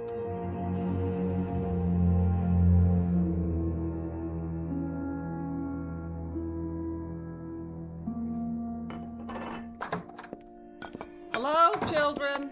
Mama. How's my boy? Fine. That's good. Are you hungry? A little. Dinner's almost ready. Laura, there's something wrong with the chicken. It's like leather. These birds they give you nowadays, like people don't know what chickens are anymore. Well, it looks all right to me. How was the office today? It was okay. What's the matter?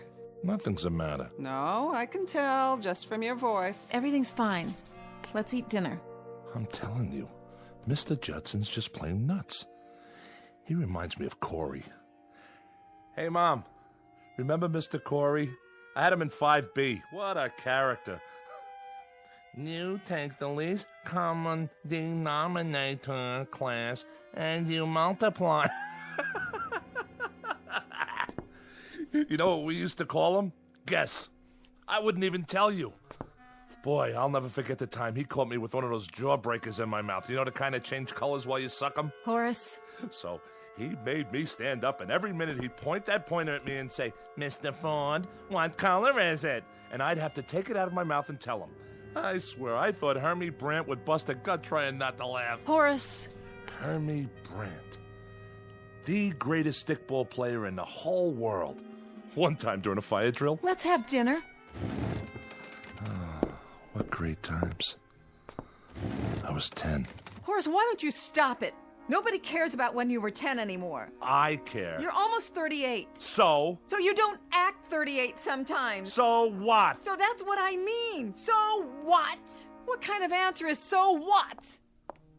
Laura. I'm telling you, this chicken's dry, no matter how much I basted it. Why do you have to keep talking about when you were a kid? People get tired of it. Oh, be quiet for once, will you? Horace. Let him go.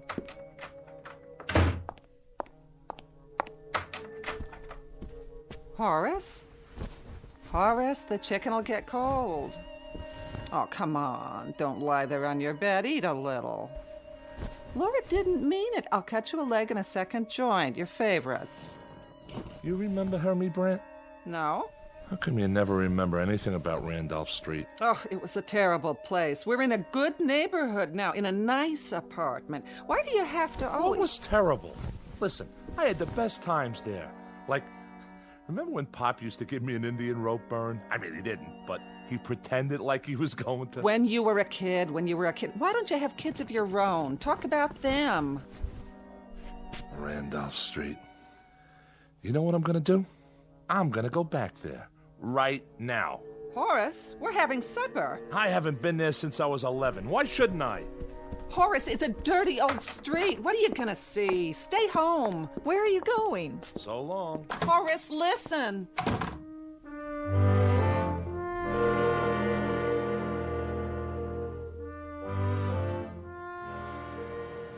Will you look at all this? Frank on a roll, 3 cents. No thanks. Oh, excuse me, young folks. Bread and butter. Hey, which way you going, huh? Sorry. Hey, give me my ball. What? Oh, sure. Stay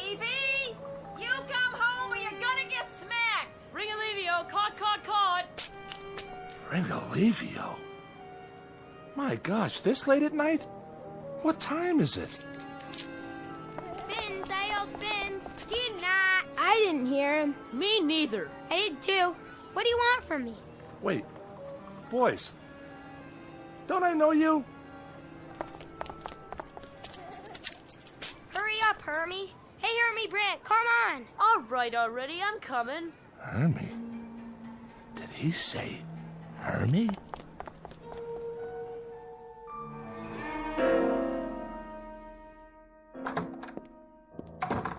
Nice of you to come back.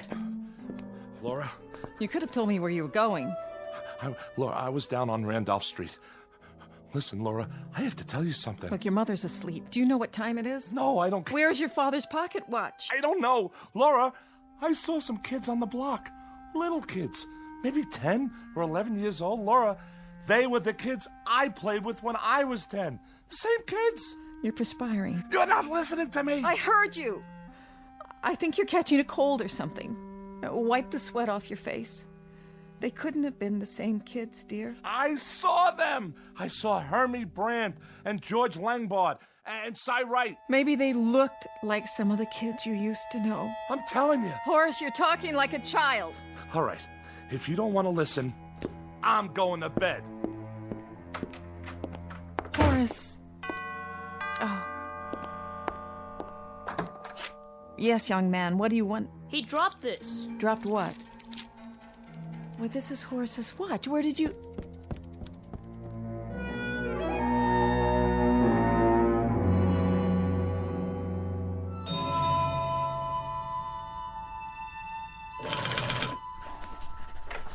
Mail, Mr. Ford. Oh, hi, Freddie. Just leave it over there. Ringolevio. God. What'd you say, Mr. Ford? Ringolevio. What'd you think I said? You never heard of that? No, sir. Did you ever play Salugi? I don't think so. 1, 2, 3, 4, 5, 6, 7, 8, 9, 10, red light. See you later, Mr. Ford. Where were you brought up anyway? Mr. Ford speaking. No, I'm not finished yet. Well, I don't know when it'll be ready. I can't help it if Mr. Judson wants to know. Listen, you can't turn these things out like donuts. Horace? Hi, Lenny. You tell him I am rushing it. Well, what does he think I am? Then let him do it. Sure, you can tell him that. Judson's office. What does he want from me? They want to get that toy into production for Christmas. He's got 6 more months. Take it easy, Horace. Look, he's an okay guy, but he's in business. You gotta remember that. It's nothing personal. How's it coming? Now don't you start on me. What's wrong? I'm not sure. I saw a kid last night. Were you ever on Randolph Street? I don't think so. Why? Randolph was my old street when I was a kid. He wore the same kind of clothes we used to wear, this kid I saw. Same shirt, same pants, same shoes. Kids don't dress that way anymore. So, you're not going to believe this, but I was walking on the street, and all of a sudden, I hear a kid yell, "Ringolevio!" That's a game we used to play. You know how it made me feel hearing that? I was a very good Ringolevio player. You have to be fast, and you need a lot of stamina. Boy, the running you have to do. First, we choose up sides. 1 potato, 2 potato, 3 potato, 4. Remember that? Then one side has to hide. Once I was hiding behind a grocery in the back where they keep all the cartons and all. Horace. So, I fell asleep back there. When I woke up, I took one look at my Mickey Mouse watch, and Mickey Mouse watch? My God, I haven't thought of that in 20 years. Remember when you had a Mickey Mouse watch? What a big deal that was? Anyway, I was telling you about last night. I was on Randolph Street for the first time. Look, Horace, I've got some work on my desk. I only wanted to tell you. I just stopped in to say hello. See you at lunch. Of course, we never had toys like this back then. Ford? Oh, Mr. Judson. I didn't see you there. I want to ask you something. What was the point of shouting at my secretary over the telephone? She was shouting at me! Aren't you happy with your job here? Yes, but... Look, Horace, you're a first-rate designer. You have value to this company, and for our good as well as yours, I don't want to see it dissipated. You've been behaving peculiarly. Is there something wrong, maybe at home? Excuse me, Mr. Judson. I'm trying to finish this redesign. And I'm not speaking just to hear the sound of my own voice. Do you understand what I'm saying? Perhaps I shouldn't have bothered.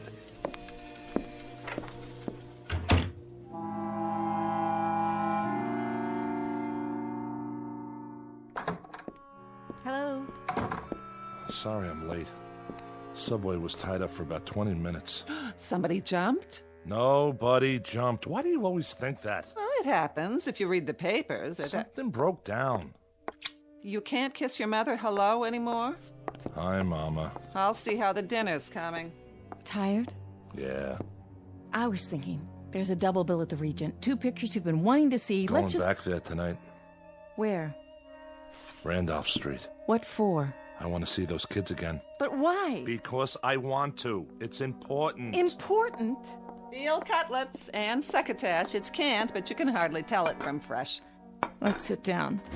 Help yourself to the meat, Horace. If it's overcooked a little, blame it on the subway. Are you sure nobody jumped? Please, he said no. What's so great about disasters? What? I remember when we lived on the block.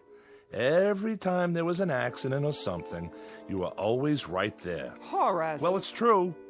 What about the time Harvey Bender got his arm caught in a fire hydrant? Harvey Bender? Who's Harvey Bender? If that wasn't the dopiest thing. What's he talking about? The hottest day of the summer, he picks to clog up the hydrant. We all figured they were going to have to bust it open to get his arm out. What do you mean you don't remember Harvey? We were playing marbles, on the manhole cover. I remember it like it was this morning. I got this big fat Puri, and I'm belting them out, cleaning up, when all of a sudden this nut says, "Let's turn on the hydrant." I swear, he was the gooniest kid. His favorite thing was Shakespeare, sock in the ear. Horace, stop it! Why should I? Just stop! Please. But he was one of the kids last night. Who was one of the kids? Harvey Bender. What? I saw him last night. Don't you know that's impossible? I know what I see. He was 10 years old when you were 10 years old. He's as old as you are now. I'm telling you, I saw him. And George Langbart and Cy Wright. They're still kids. He's got a fever, I can tell. I have not got a fever. Mother, be quiet. Horace, sit down. Feel his head. Leave me alone. Listen, darling. I don't know what's happening at your office, but I can see the way you come home. You're tired? I mean, overworked, and sometimes I would like you to see a doctor. What for? Just to let him check you. You think I'm imagining it? No, I don't. Yes, you do. Listen to me, Horace. Horace, where are you going? To see my friends. Horace, please.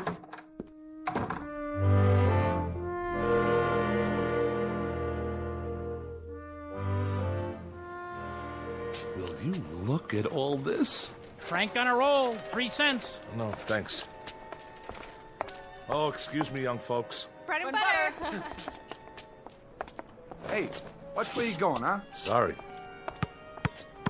Hey, give me my ball. What? Oh, sure. Davy, you come home or you're gonna get smacked. Ring Alivio, caught. Ring Alivio. My gosh, this late at night? What time is it? Vince, I yelled Vince. Did not. I didn't hear him. Me neither. I did too. What do you want from me? Wait, boys. Don't I know you? Hurry up, Hermie. Hey, Hermie Brant, come on. All right already, I'm coming. Hermie?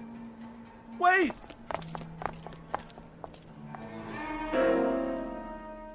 Hey, let's swipe some apples from the fruit stand. Hey, Nitsy. We each grab one. Next to Larry. Next to Larry. Okay, I'll go first. Boys, please.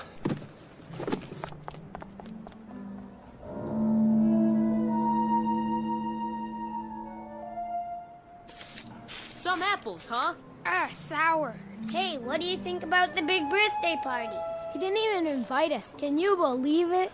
Who are you talking about? Yeah, and I'm supposed to be his best friend. That stinks. We had to myrtleize him, right, Hermie? Boy, and how. Listen to me. I can explain. Come on. Let's get him. No. No!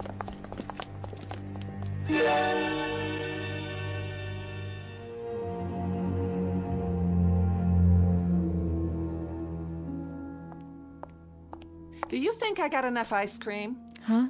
There's 1 quart of chocolate, 1 vanilla, and 1 butter pecan. Where should I put the cake so Horace won't see it? I don't know. In the kitchen. Where is he? What time is it? 20 to 8. I'm getting worried. He should have been home an hour ago. Oh, he probably just got stuck at the office. I'm gonna call. Horace, you're so late. I didn't know what time it was. Something's wrong with your watch? I lost it again. But how?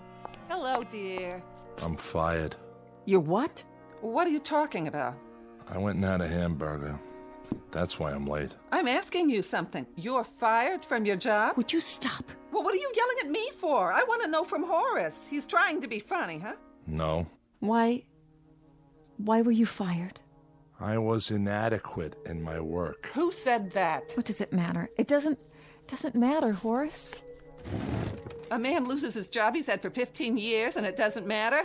What do they mean, inadequate? Don't they know what they've got? I tell you, gold. They've got pure gold. Would you please stop it? Your life's blood is in that place. I want you to call Mr. Johnson or whatever his name is. You get him on the wire and you let him know what's what. I'm not calling anybody. A weekly paycheck. You think you can find that on the street? What's gonna happen to us? All of a sudden, my whole life is going before me. Up, down, up, down. I'm 61 years old. It's time I didn't have to be afraid anymore. Why don't you look at me when I'm talking to you? What's gonna happen to me? Shut up! I'm gonna talk to Horace alone. What did I do wrong? Ever in my whole life? Somebody tell me. I couldn't help it. It's only a job. Like there are other jobs. You were stagnating there. I never had another job. Why did she have to cry? She's an old woman, Horace. That's always her first reaction to trouble. She's scared to death. Step on a crack, break your mother's back. She'll be all right. Did you get any severance pay? I don't know what I got. I walked out of there. Well, let's forget about it for now. We've got the weekend. Monday you can start looking. We'll make a list. I've got to support her, and you, and myself. You think that's easy? You know what Mr. Corey said? He said that I would never... Mr. Corey was your teacher in 5B. Mr. Judson, he said that I was having a nervous breakdown. He's out of his mind. Listen, I'm telling you, I saw those kids, and I know who they are. Horace! They were running up and down the street, swiping apples and having fun. That's all they were doing, having fun. They yell fins. Did you ever yell fins? It's not the subject we're talking about. That is the subject. Me making a living for 3 people while they're swiping apples and running in the street. Well, you're a grown-up man. What do you think you're supposed to do? They were sore because they weren't invited to some kid's birthday party. That's the biggest problem they've got. Horace, you have got to stop this! That's what I'm gonna do! When I went back the second time, the same things happened all over again. Some man wanted to buy me a hot dog. Those teenagers walked by holding hands, and when they let go to walk around me, they said bread and butter. Then this guy bumped into me. I tell you, Laura, nothing changed. It's some kind of a pattern, and I'm in it. I'm in it. God, Horace, stop. I'm gonna call a doctor. Well, whatever it is, I'm gonna find out. I have to. Horace, where are you going? You can't go out now. You can't. What's wrong with him? Laura, tell me. I don't know. What is the name of a doctor? Tell me the name of the doctor. What are you doing? Who are you calling? For heaven's sakes, I have to know what's going on here. Horace. Surprise! Hey, where's the birthday boy? Laura, what's wrong? Maybe we'd better go. No, please come in. He'll be back.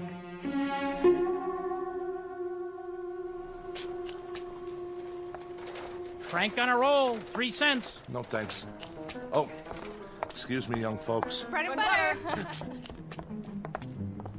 Hey, watch where you going, huh? Sorry. Hey, give me my ball. What? Oh, sure. Davy, you come home or you're gonna get smacked. Ring-a-levio, caught. Ring-a-levio? My gosh, what time is it? Where's my watch? Fins, I yelled fins. Did not. I didn't hear him. Me neither. I did too. What do you want from me? Wait, boys. Hurry up, Hermie. Hey, Hermie Brant, come on. All right already, I'm coming. Hermie? Wait! Hey, let's swipe some apples from the fruit stand. Hey, Nitsy. We each grab one. Next to Larry. Next to Larry. Okay, I'll go first.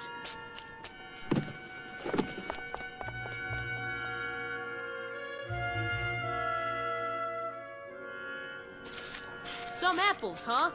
Sour. Hey, what do you think about the big birthday party? He didn't even invite us. Can you believe it? Who are you talking about? Yeah, and I'm supposed to be his best friend. That stinks. We had to myrtleize him, right, Hermie? Boy, ain't how. Listen to me. I can explain. Come on. Let's get him. No. No!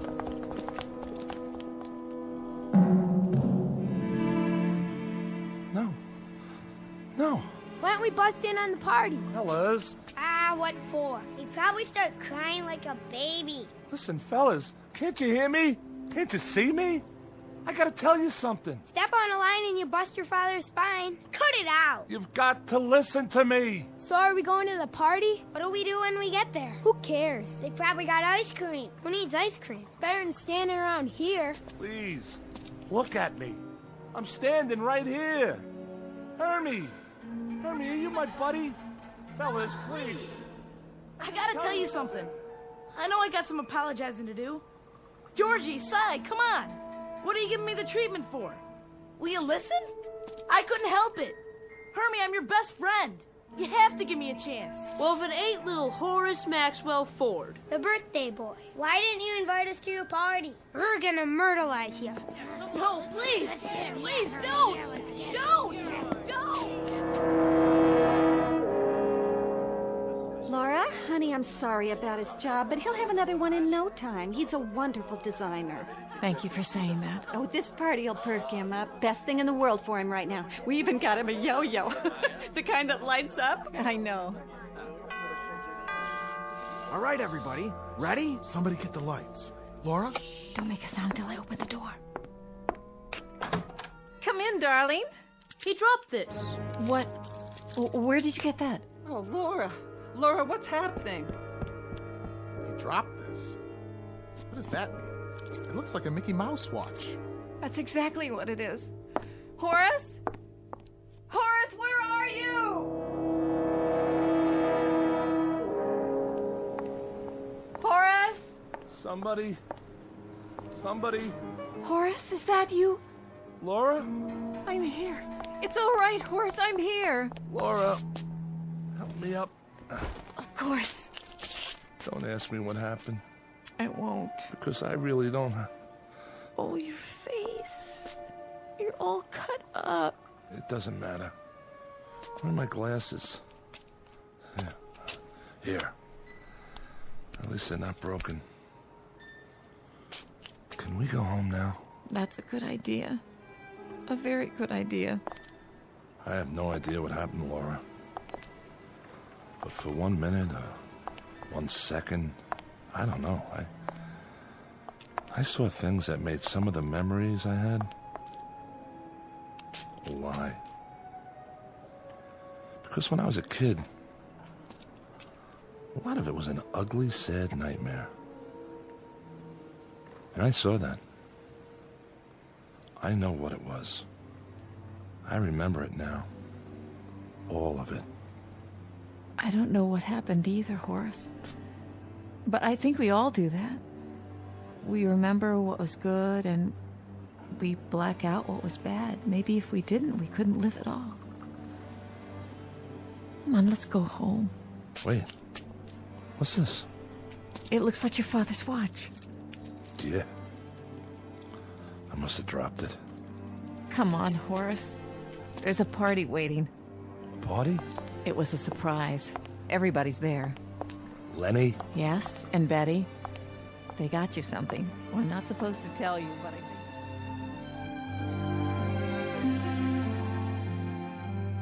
Mr. Horace Maxwell Ford, age 38, a bit disheveled but soon to be whole again, with his shirt tail tucked in, his socks up, his glasses straight, and his hair combed, at least most of the time.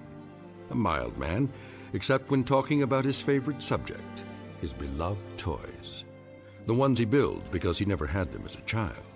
Don't feel sorry for him. He's just begun to understand that he's really a very adequate man. All grown up and not the awkward boy he used to be.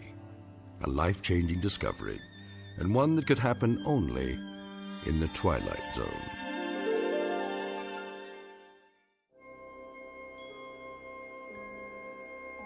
Hi, this is Carl Amari, producer of the Twilight Zone Radio Dramas. I'd like to take a moment to tell you about our official website at twilightzoneradio.com, where you'll get the latest news and information on these Twilight Zone radio dramas. Plus, at twilightzoneradio.com, you can digitally download 3 free episodes or any of our episodes for only $1.95 each. In this age of ever-changing technology, we've decided to make these episodes instantly available to you by making the Twilight Zone radio dramas a digital download-only series. This means that this series will no longer be offered on CD. The CD collections at our website are now being offered while supplies last at buy one, get one free. So be sure to get your favorites before they're sold out. Be sure to visit us often, and I'll see you in the zone.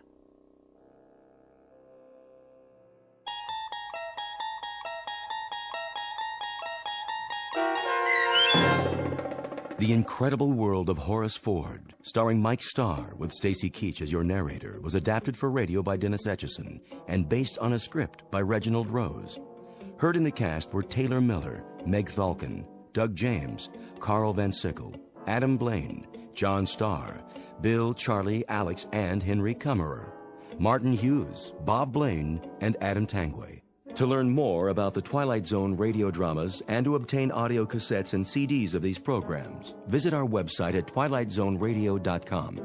This copyrighted radio series is produced and directed by Carl Amari and Roger Wolski for Falcon Picture Group. Doug James speaking.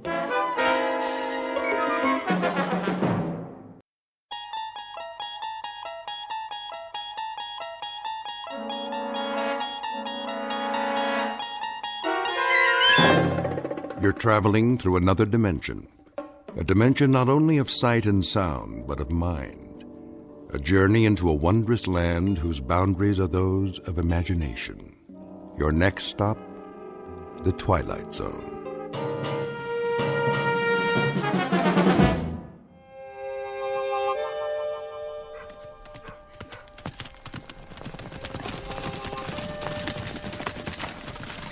He ain't here yet. He will be. Almost noon. Knows what's waiting for him. Yep. He knows he's gonna get shot. Let's go inside and have a drink.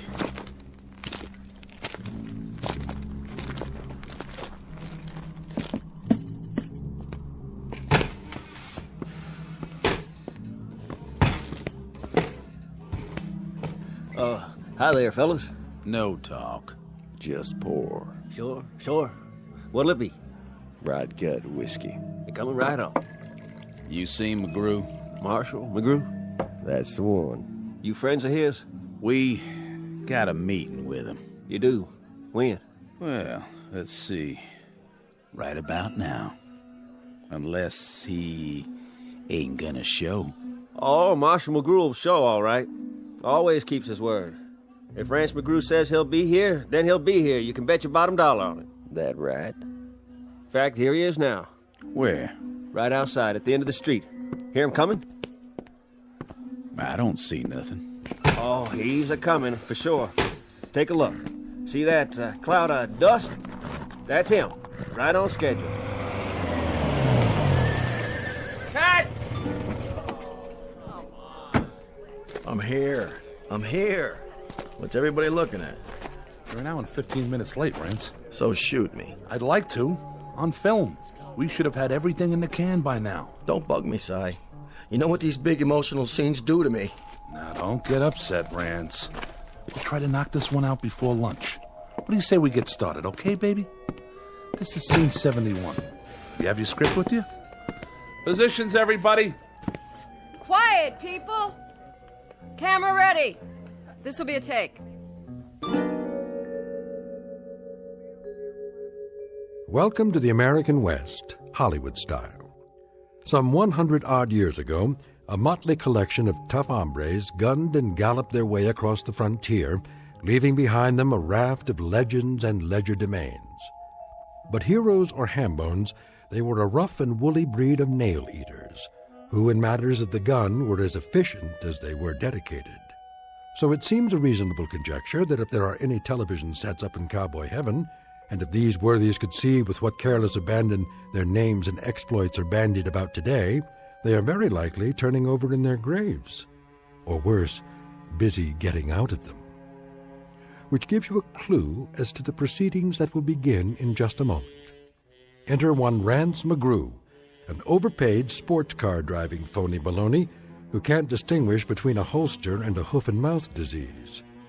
His claim to fame is that he dispatches these baddies, or actors bearing their names, in gunfights, where the fast draw is simply a matter of cutting and the outcome is a setup, complete with blank cartridges and staged blood. But Mr. Rance McGrew is about to discover that this week's edition of Make Believe is being shot not on the usual back lot, but on a peculiarly authentic location, one found only in the Twilight Zone. And now, The Twilight Zone and our story, Showdown with Rance McGrew, starring Chris McDonald, with Stacy Keach as your narrator. Get me a key light on the end of the bar. Coming up. Props, where are the breakaway bottles? Right here. You know the scene, Rance? Read it to me. Interior saloon, cover shot of two bad men at bar. Rance McGrew enters through the swinging doors. He walks slowly to the bar, glancing sideways, left and right. But glancing left and right? That's what the script says. Well, how am I supposed to do that? Is my head on a swivel? I don't know, Rance. I didn't write it. I'm going to tell you something, Si. When a cowboy enters a bar, he walks to the far end of the room, he gets his drink, he looks at it, then he looks straight ahead and drinks it. He doesn't look left and right. Take it from me. A man lets his eyes roll around his head, he can get himself in a whole lot of trouble. Capiche? All right, Rance. Anything you say, we'll shoot it your way. Now, can we begin? In a minute. My stomach's killing me. A scene like this, it gets to me, you know? These miserable, emotional scenes, they're draining. Where are my pills? Right here, Rance. Well, don't just stand there. Give me one. Make it 2. Water. Yes, sir. All right, boys, if you're set up, this is scene 71. A tracking shot of Rance as he enters the saloon. Let's get with it, everybody. We're way behind. This one's for real, people. Stand in, out. The star's here. Cowboys 1 and 2, positions. Outside the door, Rance. I got it. Where's wardrobe? Yes? Do something about my shoulder pads. More on the left side. Let me just open your vest. Holster. Right here? An inch lower. No problem. Now, my gun. Here you go. It should be right where my fingers hang. A real gunfighter had to get his gun out fast. Did you know I took lessons from the national fast draw champion? Did you? Now, you don't believe me? Ready when you are, Rance. Watch this. You hook it with your fingertips, like so. You bring it up in an arc. Careful, sir. Give it a little twirl. Whoops. Rance, what are you doing? What's wrong with this holster? It's got oil on it. Replace the mirror behind the bar. We'll have to wait for the new glass. I told you, Si, never, ever rush me. Okay? I'm a perfectionist. Wasn't like this in the Old West. What wasn't? In the old days, they made sure. They had to. Men's lives depended on it. You can't hurry justice, Si. All right, everybody. Lunch!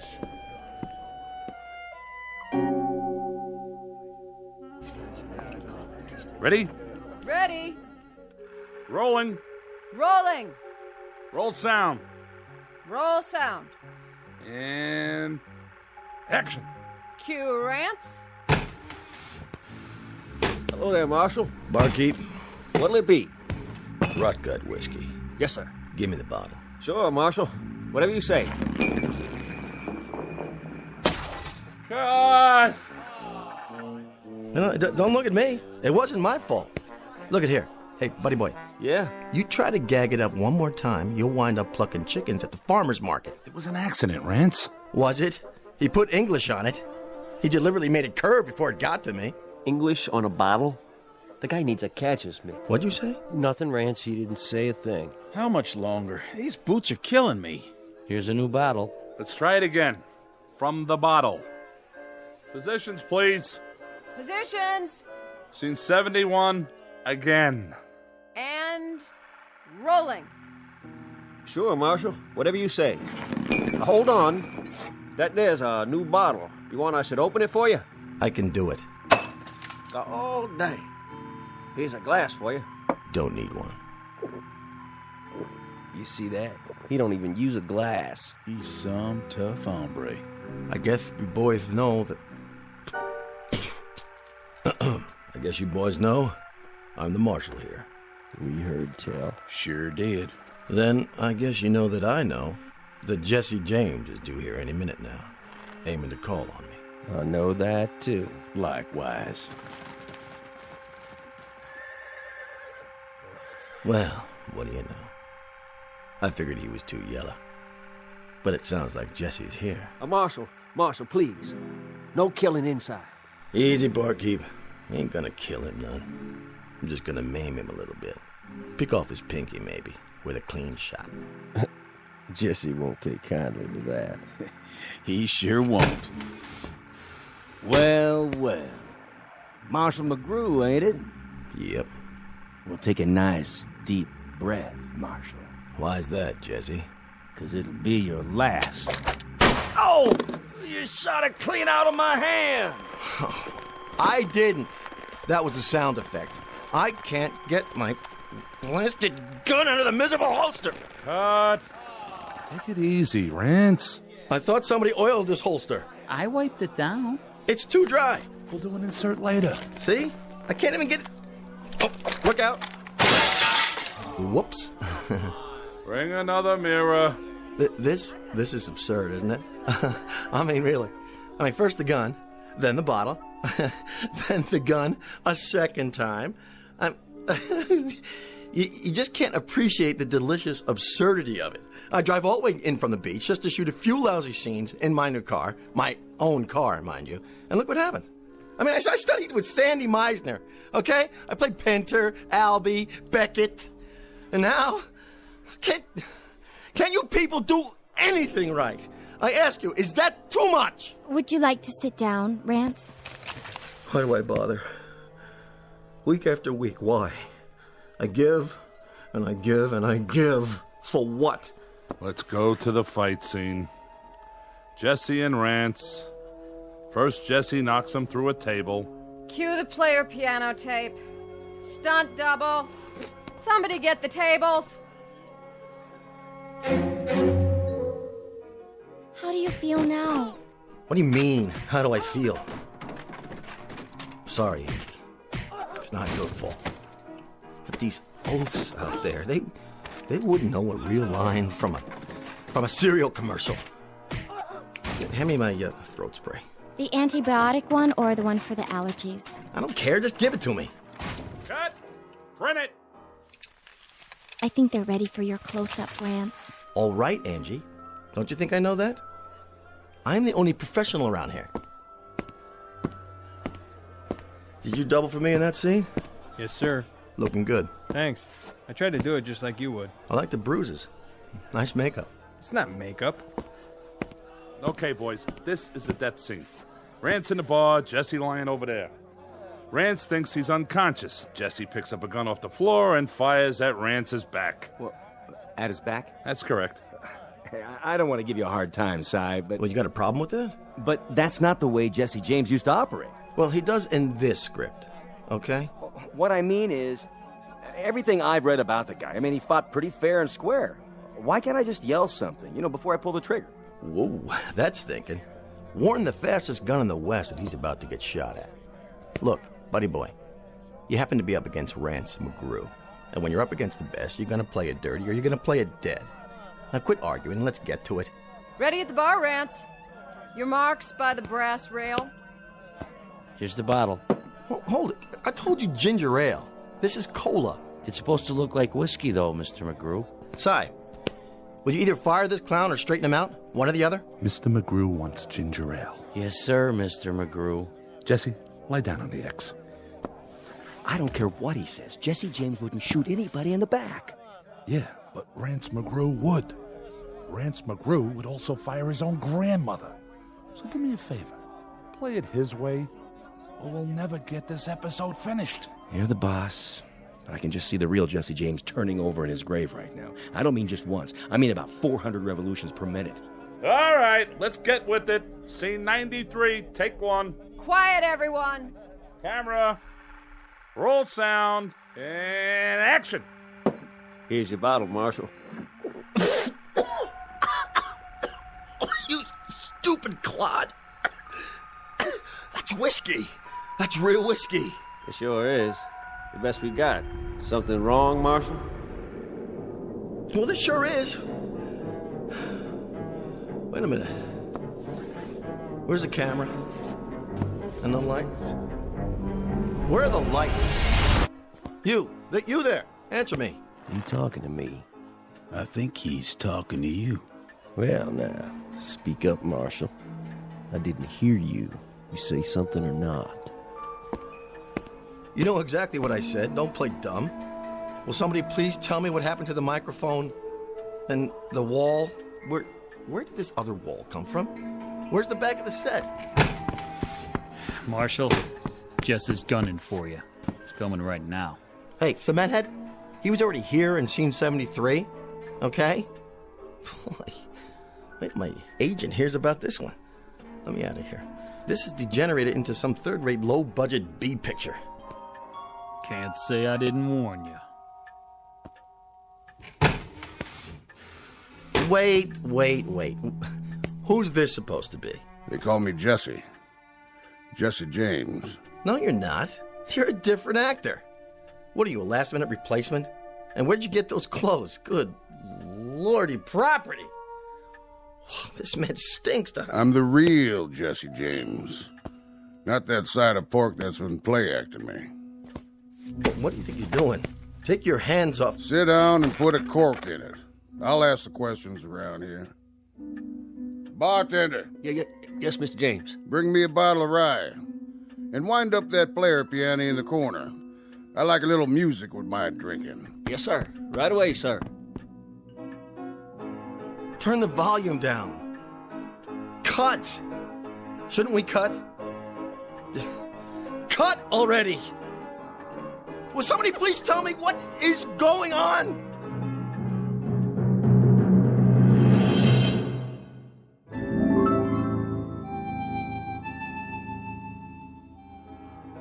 Don't you hear good, mister? No habla inglés. Sure you don't. Well, habla this. Sí. I'd be looking for the marshal. No es aquí? No. No, señor. Fellow named McGrew. Rance McGrew. So? You know him? Sí. He here? Come si, come ça. Come what? Si. Si? Si. Who's Si? The director. Get me out of here! Where you going? That way. You wouldn't be McGrew now, would you? Not a chance. Then what's this badge doing pinned to your chest? Well, where's the fella who loaned me this vest? I think you and me. We better have a little talk, Marshal. Talk? Maybe a long talk, maybe a short talk. But a talk just the same. Okay. You're supposed to be a tough hombre. But he don't look very tough. No? Know what you look like? I couldn't venture a guess. You look like a marshmallow. A I do? Don't that rile you none? No, not much. Why not? I haven't been myself lately. It's these allergies. Come on. First we'll have a drink, and then we'll talk. Then we'll have a showdown. A showdown? Where's that bottle? Right here, Mr. James. I gotta see this. Yeah, see what? How you break the neck off without wrecking the whole bottle? Oh, that's just in the movies. Might get broken glass in it. Don't want to ruin good whiskey.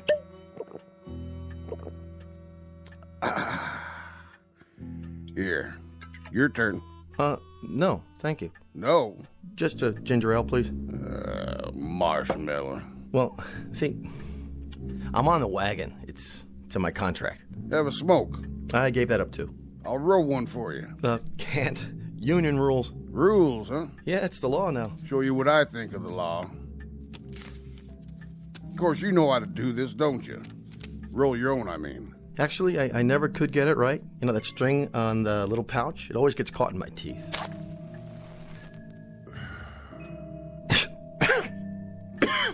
Would you mind not blowing smoke in my face? That rile you, does it? Not really. It's just that it's not good for my voice. Nothing riles you. You're just about the most even-tempered dude I ever did meet. However, I ain't got no more time to be sociable, Marshal. I'd say it's past time we came to a meeting of the minds. Duck and cover, boys. What's everybody hiding for? Think about it, Marshal. Why do you suppose? Because the place is closing? That must be it. Yeah. Curfew time, huh? Well, I'll just mosey on home. Nice meeting you, Jesse. Oh, Mr. James. Whoa, just stop right there. You wasn't leaving, was you, Marshal? I mean, you wasn't just gonna up and walk out on me, was you? Me? No, I was just wondering whether it was gonna rain. You know, looks like it's not, though. No, not today. Have a seat. Okay. As long as this doesn't take too long, I got a meeting with my agent after we wrap. You know what I thought, Marshal? I thought you was gonna play some kind of trick on me. Me? Why would I do a thing like that? Remember the time that bad guy had you covered from behind? And you started out the swinging doors, and you swung one door back and knocked the gun out of his hand? That was the opening show last season. Or how about when that rustling gang was waiting in here to bushwhack you? 10 or 11 of them. 13. I was up for an Emmy for that one. That was where you shot from the hip and brung down the chandelier. I gotta hand it to you. Some shooting, Marshal. I did better next week. Horse thief named McNasty shot a glass out of his hand. Bullet ricocheted and hit his partner out there on the porch. Got 1,300 pieces of mail on that one. I bet you did. I just bet you did. Why, folks couldn't help admiring a man of your talents. Thing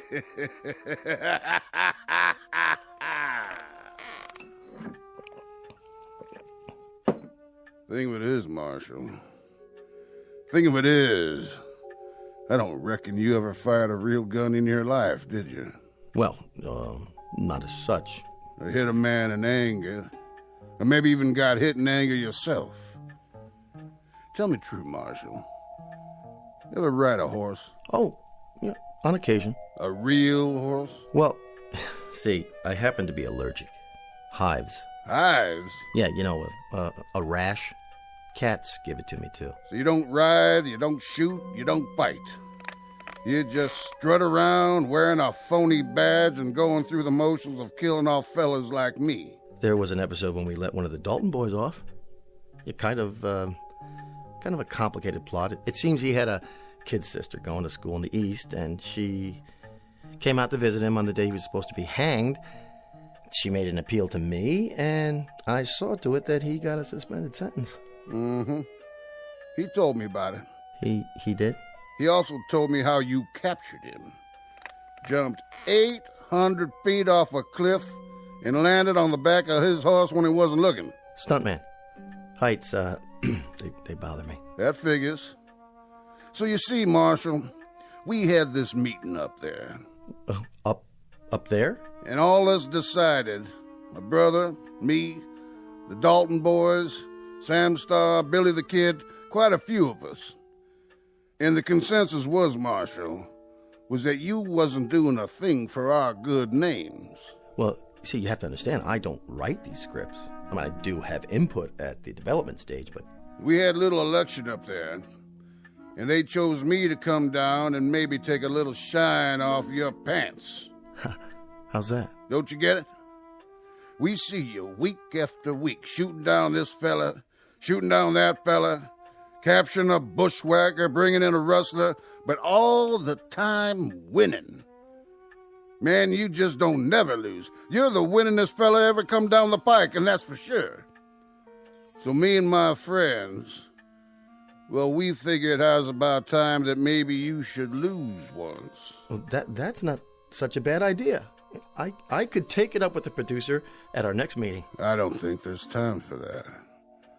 I think that maybe if you're gonna lose, you're gonna have to lose right now. Now? But I'll tell you what I'm gonna do, Marshal. I'm gonna play it square with you.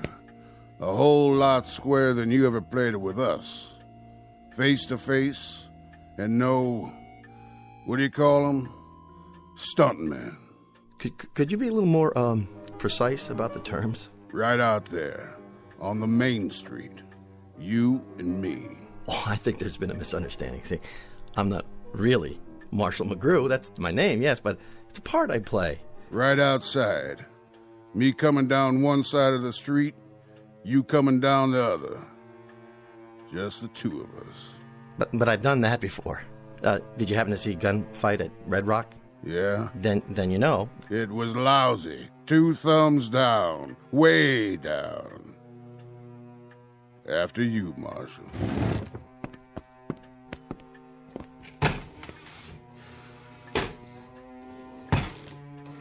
You can come out now, boys.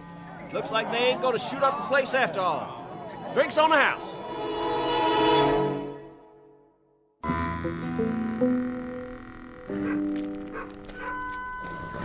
We take 20 paces each. You come around that corner. Which one? By the general store. I'll come around that one over there. Then what? I'll let you make the first move. Nothing could be fairer than that, could it, Marshal? Fair? Oh my, no, indeed. Nothing at all. That I can think of, unless... What? Could we make it tomorrow afternoon? Your girl can call my girl and... This afternoon. Now. You mean now? As in right now? Or in the general sense, as opposed to the past, let's say, or the future, or... Too much, John. Let's go. Stuntman? Oh, Stuntman. 14, 15, 16... Better check all my bullets. But they're blanks. All blanks. What am I supposed to do? Ready, Marshal? I'm coming for you. All right, here goes nothing. Talk about method acting. Go ahead, Marshal. Make your move. This is ridiculous. I'm gonna count to 3. Why not 5? Or 10? 1. It never happens this way. Makeup! I got sweat in my eyes. 2. I didn't even want to be in the series. I wouldn't have signed up for it at all if it hadn't been for the residuals. God, that and the fact that they let me use my own name in the title. Rance McGrew, Frontier Marshal. Had a nice ring to it, I thought. 3. Slap leather. Props! Would you fix this holster? Reach for the sky. Okay. There's my gun, see? You win. Just like I figured. This guy couldn't outdraw a crayon. Jesse, give me a break. Will you give me a break, Jesse? I'm too young to die. Think of all the guest spots I could do after the series. Not to mention the syndicated reruns. You say you got nominated for an Emmy? Twice! Man, you can't act any better than you can draw. What about it? I'll do anything. I mean it. You name it. I'll do it. I'll do it. Just give me a break this one time. Anything? Anything. Say it. Marshal, you know something? You and me, maybe we ain't such a long ways off from a bargain after all. What is it you want? Well, sir, I ain't exactly sure what it is I want, but I'll think about it some. You will? You mean you're not gonna shoot me down like a dog? Like a cur? Like an empty beer bottle? Like an old tin can set on the fence post of life? On a lonesome road somewhere, a road less traveled, you might say? Nope. But I'll tell you what I will do. If you stop talking like a schoolmarm. What's that? I'll see to it that you play it mighty careful from now on. Done? You gotta play it straight. No more of this Hollywood junk. You got it. We may be stiffs up there, but we're awful sensitive. We'll be watching you, Marshal. Jesse? Jesse? Where'd you go? Where do I send the deal memo? Here you go. What? It isn't whiskey this time, Mr. McGrew. It's ginger ale like you ordered. Okay, people, this is a take. Quiet, please. Where'd all these people come from? And the lights, the camera. You all right, Rance? Yeah. Yeah, I'm all right, but where'd you all go? Where do we go? Rance, you're such a kidder. We didn't go anywhere. Are you sure you're all right? You look a little pale. Yeah, I'm fine. Make up. Touch up, Mr. McGrew, please, so we can get the shot. The shot? Jesse's on the floor. What's he doing there? You knocked him down, remember? Or rather, your stunt double did. Chair and a table. How much longer? This floor's really uncomfortable. Just a few more seconds. But that's not Jesse. Not the real Jesse. Rance, please. After this one, we'll call it a day. Now, you think he's unconscious, but he tries to get you in the back. Before he can shoot, you fall to the floor, roll, turn over with your gun in your hand, fire, and let him have it while you're still on your belly. Got it? That's what was in the script. Of course it is. Now, do you think you can do that? Somebody wants to talk to you, Mr. McGrew. Can it wait? Tell him Rance is about to shoot a scene. He says he's Rance's new agent. My agent? My agent hasn't come to see me in years. Driving a big convertible with cowhide seats, steer horns on the hood. Like he's some kind of Texas rancher or something. A new agent, Rance? Look, I don't know what your chain of command is nowadays, but go out there and talk to him if you have to. Find out what it is he wants, and what it is you want, and what it is, so we can shoot. Sure thing, Si. I'll do that.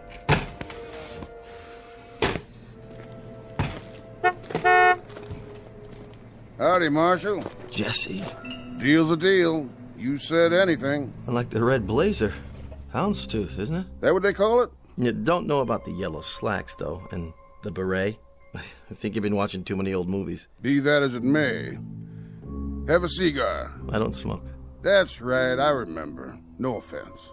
Well, now, to get to the point, anything is the following. Let's keep it simple. I'm just gonna stick around from show to show and make sure you don't hurt no more feelings. Such as? Take this here scene. Change it so's the other Jesse don't fire at your back. That would be real cowardly. Say he's lost a lot of blood and he's weak as a tea.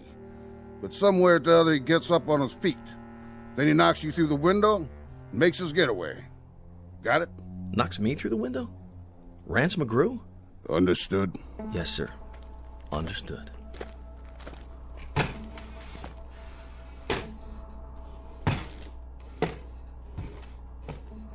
What? Are you out of your mind? No stunt double? Jesse does what? Scene 93, take 2. Places. Lights. Roll sound. And action.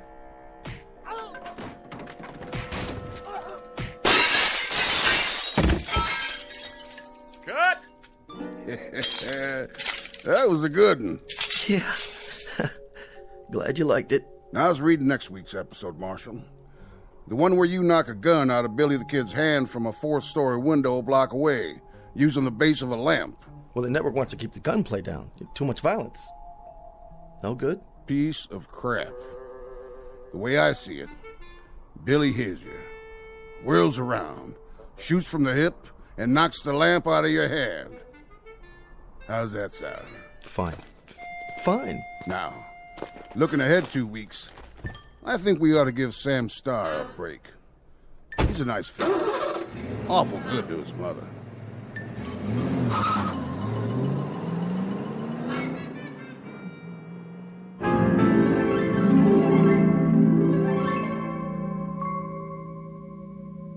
The evolution of the so-called adult Western and the metamorphosis of one Rance McGrew, former phony baloney, now upright citizen and defender of truth, dedicated to all things involving tradition and the history of cowboy lore. It's the way the cookie crumbles and the six-gun shoots in the Twilight Zone.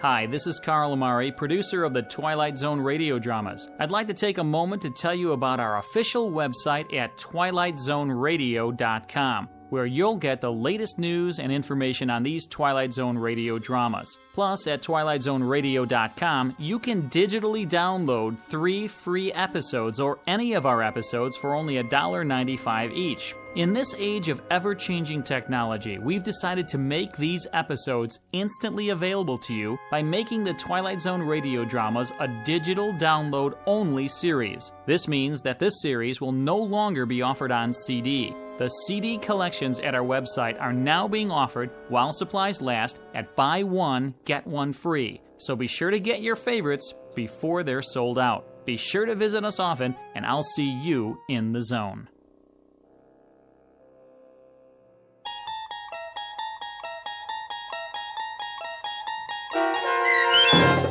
Showdown with Rance McGrew, starring Chris McDonald with Stacy Keach as your narrator, was adapted for radio by Dennis Etchison and written for The Twilight Zone by Rod Serling. Heard in the cast were Mike Starr, Frenette Lebo, Doug James, Kurt Nabig, Rich Komanek, Sean Cross, Steve Key, Jeff Lupetin, Carl Amari, Roger Wolski, and Vince Amari. To learn more about the Twilight Zone radio dramas and to obtain audio cassettes and CDs of these programs, visit our website at twilightzoneradio.com. The producers of The Twilight Zone wish to thank CBS Enterprises, Carol Serling, Dennis Etchison, Dick Brescia Associates, Claire Simon Casting, Terry Jennings, XM Satellite Radio, Sirius Satellite Radio, our sponsors, and our radio affiliates for helping make this series possible. This copyrighted radio series is produced and directed by Carl Amari and Jason Mallow for Falcon Picture Group. Doug James speaking.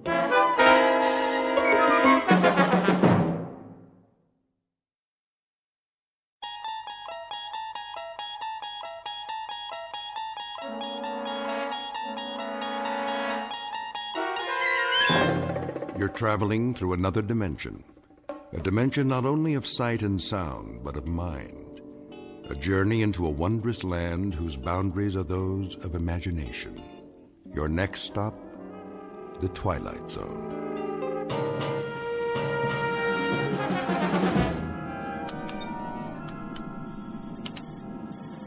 Boys. Oh, boys. Yeah, Ship. There's a planet up ahead. I think it's the one you've been looking for. I see it. Thanks, Marilyn. We'll take it from here. How's our course, Mr. Knopf? Bearing 0090, Commander. Gravitational field? 1.1, same mass as Earth. Almost. Good. We don't need to compensate. That'll save some power. All we have to do is slingshot in and follow the orbit for one revolution. This is the last planet on the list, right? Right. One more recon and it's back home. Commander. Yeah, Knopf. Think they're going to give us a parade? You mean up Fifth Avenue with ticker tape? Don't hold your breath. Why not? We've been in space longer than any other mission, right? Right, but this isn't a glamour job. We're strictly survey and reconnaissance. The guys who make Planetfall get the front page, you know that. Yeah, the pretty boys. The ones from Central Casting. So what's wrong with us? Are we that ugly? Well, I don't know about you, Knopf. I'm serious. I mean, we're in shape. I work out every wait period. I take all the food supplements. I even got a UV tan. Look at this profile. Pretty good, huh? Heads up. The planet's in sight. Got the cameras ready? Yeah. Shutters are all set. Spectroscope? Check. Biodetector? Check. Digital storage bank? Check and double check. Let's do it and get out of here. You know, maybe I'll get a satellite interview this time. What do you think? Or a collector's hologram. An action figure, at least. Ready for flyby. That's your mark. It's not like I want more money or anything. I mean, I'm not greedy. Set coordinates. I just want what's coming to me. A little respect. On one. On one, got it. I mean, 6 months in deep sleep for every mission. 3, 2, 1. That's the same as staying in bed while everybody else is doing things. Going places, having a life, in other words. 1. Set. Okay. Oh, good Lord, there's a meteor belt. That's not in the database. Fire retro rockets. We're going too fast. They'll stall out. Manual override. Now? That's in order. If you say so. Manual firing of retro rockets is not recommended at this speed. Severe damage may result. I'll say that again, boys. Manual override is not. We'll have to ride this out. No sweat, Commander. Those meteors are the size of fleas. We missed the orbit. Scuttle the flyby and get us out of here. Too late. Gravity field's got us. Then set her down or it'll tear us apart. Fire side retros. Did you know that firing retro rockets in a gravity field wastes energy? I really think you should wait to attain proper cruising speed. Boys, I'm not kidding about this. I'm feeling pretty shook up right now. Shut your mouth, computer. Retro's on. Turning. We have to set down now. Look for an open space. Looking, Commander, but we're losing altitude fast. Then go for the first clean landmass, you see. We're in a dive. Level her out. Tail gear down. I'm trying. Hard starboard. Harder. We're going to burn out the bearings. 500. 400. 300. Turn. Turn! Landing at this angle is unsafe at any speed. Please apply your anti-vibration absorbers and abort your present course. I'm serious about this, boys. I really mean it. The fine for unsafe turns in planet space is just not cost-effective on this mission. Boys, can you hear me? The time is the space age, when interplanetary flights to collect scientific data are a matter of course. Except that in this instance, the data collectors made a miscalculation and flew too close to the planet in question. Below them is a barren landscape located millions of miles from Earth that unfortunately has little to recommend it for an extended stay. So the most pressing order of business is simply to repair the craft and head home. But as you might imagine, some things are easier said than done. The cast of characters in this little misadventure? You've just met them. William Fletcher, commander of the craft, his co-pilot Peter Knopf, and the voice of a computer with the unlikely name of Marilyn, whose job it is to make sure these flyboys get back home safe and sound. As to any other individuals who might inhabit this particular locale, well, you may never actually meet them face to face. But you can take it on faith that they're here just the same, as these two gentlemen will soon find out. Because we're about to partake of an unscheduled exploration into that gray shaded area in space and time known as the Twilight Zone. And now, The Twilight Zone and our story, The Little People, starring Daniel J. Travanti, with Stacy Keach as your narrator.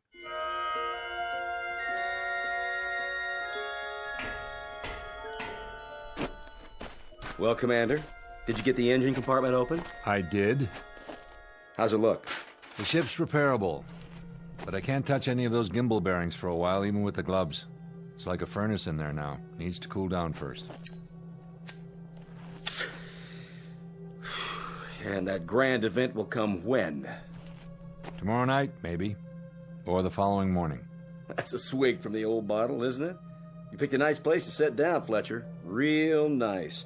The floor of a canyon. You must be some kind of 8-ball artist, because you snookered us but good. I took us to the first landmass that came up on the screen. The way I remember it, there wasn't much of a choice. And for the record, Knopf, I didn't pepper the side of that vehicle with pin-sized meteor holes. I also didn't foul up those rocket boosters. You think I did? I didn't say that. We can chalk it up to Mother Nature if you like. Or gremlins. All right. Just strikes me as kind of a dumbhead place to set down. The bottom of a canyon. The walls are a mile high, we can't climb out. The only way we're going anywhere is to blast off, if you can make those repairs in time. Oh, I'll get them repaired, don't you worry about it. And we've got the time we need. There's enough rations in the hold right up that ladder. Matter of fact, I brought some down so you wouldn't have to exert yourself. Here, knock yourself out. Food concentrate, A163, modified luncheon plan. Kind of gets the old juices flowing, doesn't it? Yeah, there may come a moment in time when I'll enjoy this. But that time hasn't quite hit me yet. Wonder what we get for dinner. A pea-sized steak and a capsule of Tang? Better chow down now. If you don't, you won't have enough strength to do anything. Hold your socket wrenches for you mean? Look, if you don't want to get your little hands dirty... I'm eating it, all right? Oh, jeez, what is this stuff? Petrified wood? You know, there may come a moment in time when you'll lick a rock as if it were the drumstick of a Thanksgiving turkey. But for the time being, buddy, you'll eat what's prescribed to eat. And if you've got any deep-rooted complaints, enter them into the ship's ledger, for the record. But don't spray them all over me, because it's a waste of effort and a waste of food. Do you read me, Knopf? Yeah, loud and clear. Then dwell on it. And while you're dwelling on it, you might count a few blessings. We don't have any extra food and water, that's a fact. But we've landed in a place where there's oxygen and we can survive. We walked away from the landing without a single bone out of place. And all things considered, I'd say we happen to be a couple of extremely lucky people. Now, the standing order is as follows. You got tears to shed, save them for sleep time, and shed them into your pillow. Just don't bother me with that. Now, do you read me? Still loud and clear, Commander. But there are times when a man gets sick of being led around by the nose, and I mean sick to death. That's a big thing with you, isn't it, Knopf? What is? Taking orders. Being on the receiving end of a command. That's hard for you to live with, isn't it? Oh, if I had my druthers, I might stick in a few changes. Like what? Say again? I mean beyond getting out of here. Let's assume that this is the end of the line. Try to use that imagination of yours. Say this happened to be it for us. What would you ask for to sweeten the pot? If you could have anything. A sirloin steak. A blonde? What? How about Mumbly Peg? Or maybe 20 questions. Try me after dinner. I may feel up to charades by then. Just a point of interest is all. What are you interested in, Fletcher? I guess I'm interested in what makes you tick. Or maybe it's what makes you tick so loudly. What do you hunger for the most? Try this one on for size, Fletch. I'd like a whole lot of people at my elbow. What do you think of that? And the more the merrier. And the louder, the better. I'd like Yankee Stadium right alongside me. Anywhere I go, but I'd like them on my terms. That's what I'm getting at. What are your terms? I'd like to be the #1 straw boss. I'd like to be the one who gives the orders. I'll bet you would. That a crime? No, no. Hey. What's the matter? Shh. What's wrong with you? Did you hear that? Hear what? Something wrong with your ears? What? That sound. Sound? Fletch, I heard something. I definitely heard a sound. A sound like... A sound like what? Of people. Of voices. Right. I know what it was. You do? Sure. It was the crowd at Yankee Stadium cheering when you throw out the first ball of the season. What else could it be? Hold on, I think they want you to sing the national anthem while you're at it. You don't believe me? Sure, I believe you. Of course, this planet is uninhabited, which you'd know if you'd bother to look at the database. I'm telling the truth, Fletch. So am I. Now, why don't you take a walk around and see if you can find us some water while I get to work on the ship? I've got an energy panel to fix before the sun goes down. Or should I say both suns?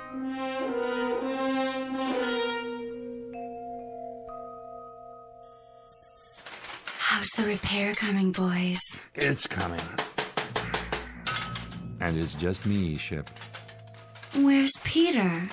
Lord only knows. Off communing with nature or something. That's not very considerate. We need him if we want to get home. Wouldn't you agree, Commander? I can handle it, Ship. Well, is hot in here, and frankly, I don't think you can tolerate the temperature as well as I can, Willie. Me? I'm doing fine. But you've got circuit boards that'll fry if they overheat. You want me to turn on the air conditioning? I don't think that's such a good idea, Commander. It would only use up more of our power. Then why don't you give it a rest? How's that, Willie? Shut yourself down so I can get my work done. Do my conversational skills displease you? No more than normal, but every word I say uses up 7 calories of my energy. Are you sure? I don't see that information in my databank. Take my word for it. Oh my. Then you've just wasted, let me see, 35? No. 102? No. 200? I can count, Ship. 28 more. I'd better switch to monitor mode before you collapse. It is odd, though, that your vital signs don't show any extra loss of energy. Nap time for you. Sweet dreams. Thanks, Willie. And don't call me Willie. Nobody calls me that. Nobody human. I'll make a note of that in my crew profile, Commander. And remember, if you need me, I'm always here for you. How could I forget? Don't let the bedbugs bite. Sorry? Forget it, Ship. Catch you later.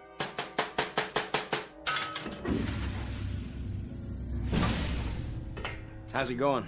Well, well. And where has my wandering boy been all day? Taking a walk. Another one? You take a lot of walks, buddy. Something better to do? Oh, a few things, like checking out the subspace radio and the hydraulics, the propulsion system, the injectors, the thrust chamber. Yeah, Knopf, there's a few things you could do. But no, you got more important places to be. Still hearing voices? Maybe. Guess I can't blame you. A few more days on this rock, I'll hear a few of my own. Find much out there? Not much. I could have told you that. I think it would be an exceptionally good idea if you started to work on those charts again. You sound like the computer. I need your cooperation is all. Offhand, I'd say we should be able to try it tomorrow, late afternoon. That is, if you can tear yourself away from your bird walks long enough to climb into the co-pilot seat again. Thanks. Don't mention it. Hot, isn't it? Tolerable. You some kind of a camel, Knopf? What do you mean? It just occurs to me, I haven't seen you take any water. I'm a straight whiskey man myself. Or hadn't you noticed? You're going to have to do better than that. What's going on? Repeat the question. You heard me. Your water hasn't been touched in 24 hours. You couldn't have found anything by any chance, like a mountain stream, and decided to hang on to it all by your lonesome, could you? Why don't you talk sense? Why don't you? For the last 2 days, you've been pulling out of here on a private safari every morning, as soon as that double sun comes up. Where do you go, Knopf? And what do you find wherever it is you go? I'll tell you what. Let's you and I make that trek together. Get your jacket, let's go. Thanks, but no thanks. I'm tired this afternoon. I said put it on. Give me that, it's mine. Well, well, what's this, a sample box? And what's inside? Something green? You found life? It's only moss. Where'd you find it? I told you, I've been looking around. It's wet. You found water, didn't you? Where? About a mile up ahead. But it's just a crummy little stream. But with enough water for you to drink anytime you feel like it. Come on, Fletch. I'd have told you about it. As a matter of fact, I've been testing it. I just found out it was pure a little while ago. I've underrated you, mister. I knew you were a foul-mouthed little malcontent, but I didn't know you were a cheat. It's just a variety of lichen. Let's look at it through a magnifying tube, huh? Or have you done that already? Fletch. Trees? They look just like miniature trees. That's what they are. And where that came from, there's a little stream. It runs about 100 feet. It's about, 2.5 inches wide. All right. I might as well show you the rest. Look at this. Where? Here, on the palm of my hand. That little speck? Looks like a grain of sand. Now take a look through the magnifier. What is this, a trick? If it is, how'd I do it? You're looking at it with your own eyes. What do you see? I see a boat. A tiny microscopic boat with an outboard motor on the back of it. That's fantastic. Fantastic. You want to see more, Fletch? You bet I do. Then let's go. After you, Commander.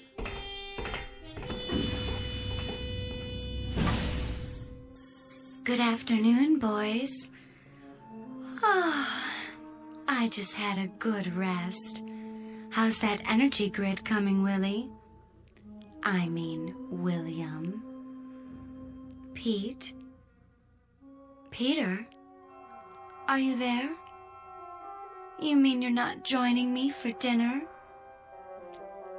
You know, boys, a word to the wise. It's not a good idea for you both to be away from the ship at the same time. If anything happened, where would that leave me? Boys? Boys? Don't you like me anymore?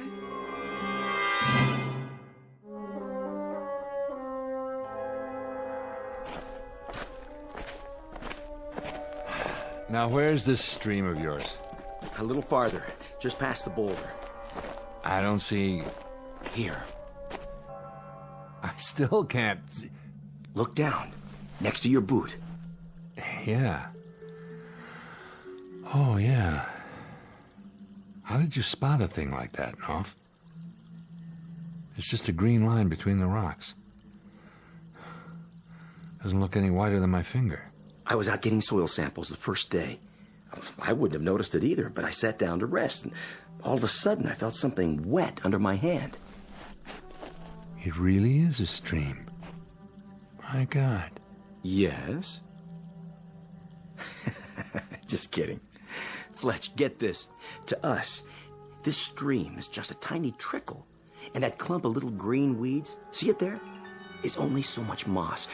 But if you look close, I mean real close, you'll see a couple of other items that aren't par for the course. I'm not sure I... Here, use the magnifying tube.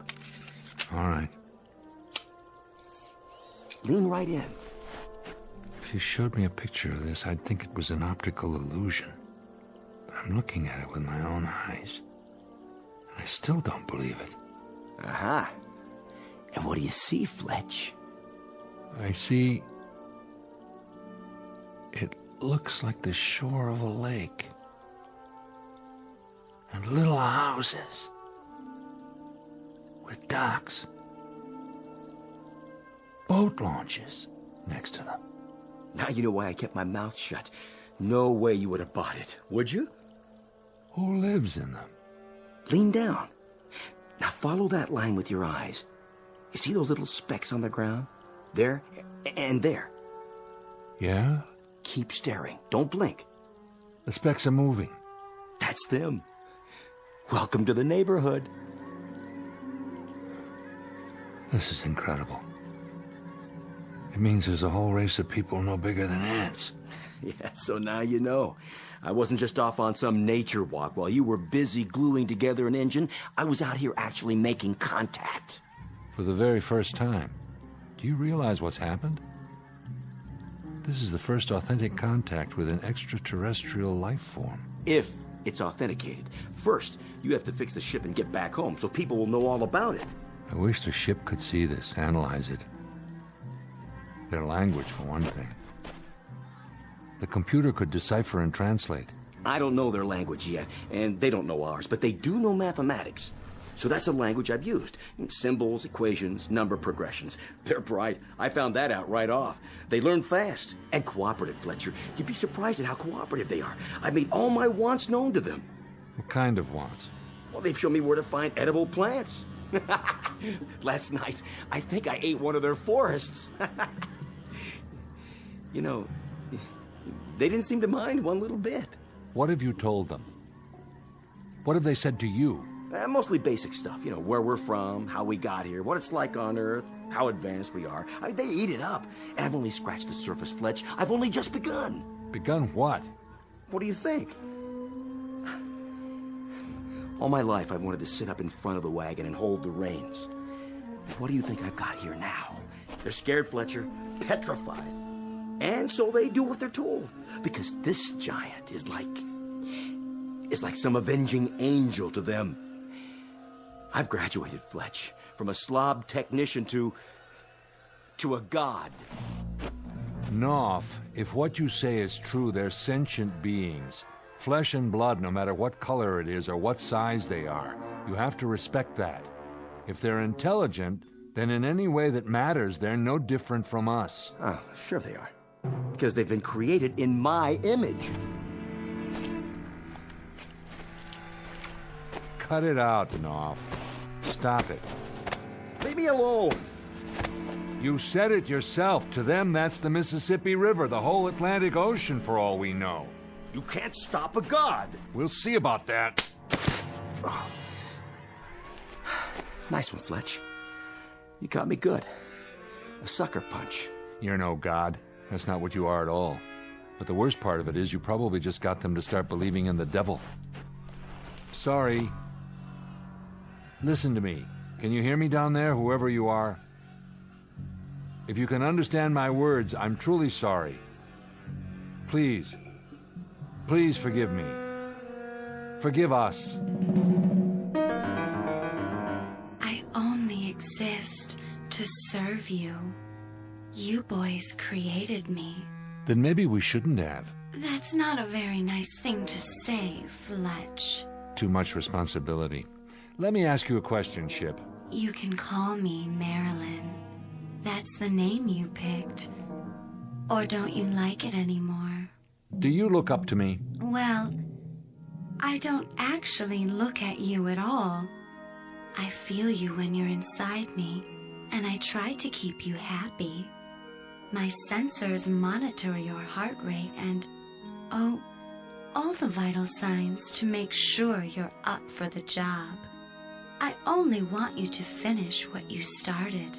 Yeah, I know, but you don't think of me as your god, do you? Nothing like that. I don't think that word applies here, do you? It wouldn't have any meaning in this situation. Or am I missing something? You don't know how glad I am to hear you say that. The way I see it, we're partners. We work together for a common goal to blast off and stay up till our time together is over. After that, well, I wouldn't want you to worry about the future. All you have to do is take me home. I'll be there whenever you need me, day or night. If we're going to do this again, that's strictly up to you. I like your attitude. Thanks, boss. I like yours too. Ready to test. Set your tail levelers. Tail fins spread and in position. Then here we go. Contact.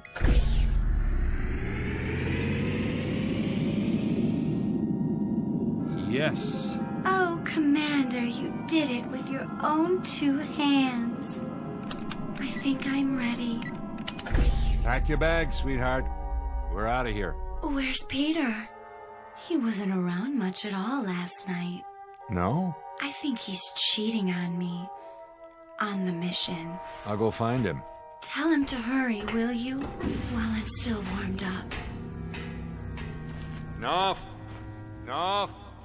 Hey, Knopf!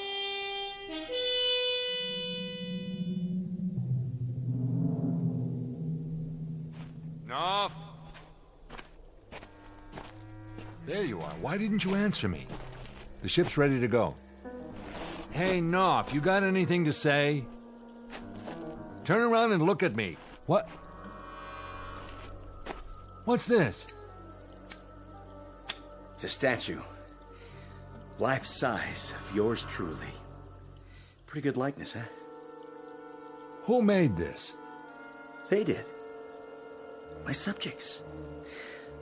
Amazing how much they accomplished with nothing to work from but rock.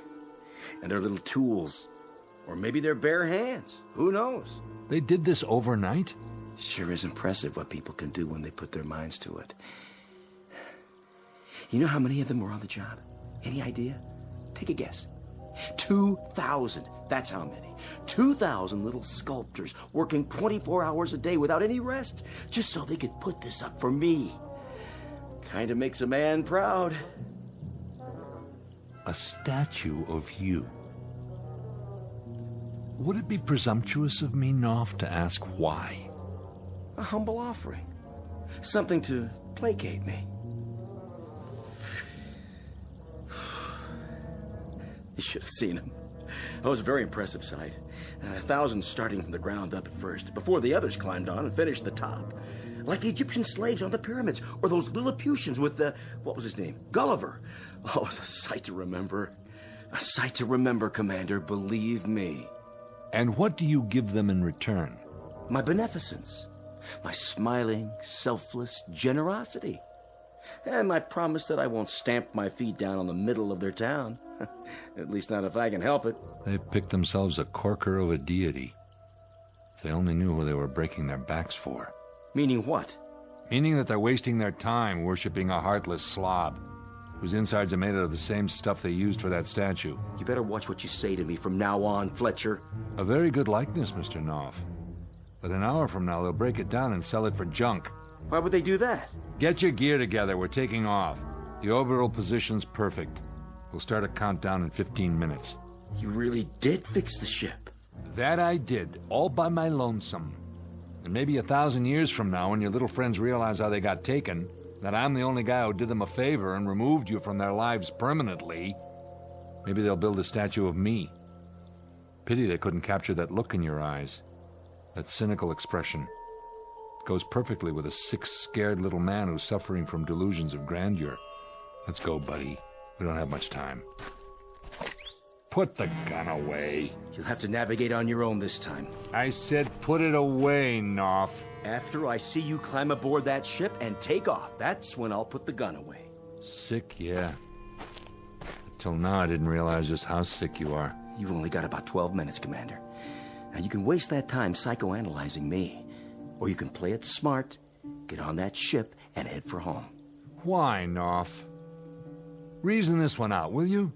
Will you make an effort and reason this one out? You'll play make-believe for, another 48 hours, and then you're gonna crack wide open. You'll have 1 million little microbes honoring you with torchlight parades, but you're still going to die of loneliness. Come on, Knopf, put the gun away and come with me. Did you hear what I said? I ordered you to put that... You're even a lousy shot. So what? Plenty more where that came from. Don't you get it? You're not infallible. You blew the head off your own statue. They saw that. And now they know too. They'll rebuild it. All I have to do is give the word. You're down to 9 minutes, Commander. If you're still here in 8 minutes, I'm going to have to kill you. You'd do that, wouldn't you? You'd actually do it. For what? This is a monotheistic society here. There's only room for one God. So take off! I feel sorry for you, Knopf. I really do. Yeah. But tell the truth. Don't you wish you could be me? Bye now. Hope you and Marilyn live happily ever after. No, it's more than that. I feel pity. You make me sick to my stomach.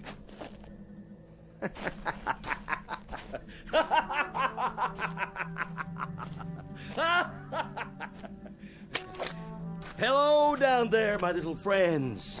How you all doing today? Nice day for something, wouldn't you say? Well, I would. And I'm giving the orders around here. So listen up. Here's a proclamation for you. From on high. This is the beginning of a new age. The age of Peter Knopf. Oh, we've got lots of plans to make, little friends. Lots and lots of plans. Projects to figure out. Big projects. Much work. Oh, more work than you've ever done before.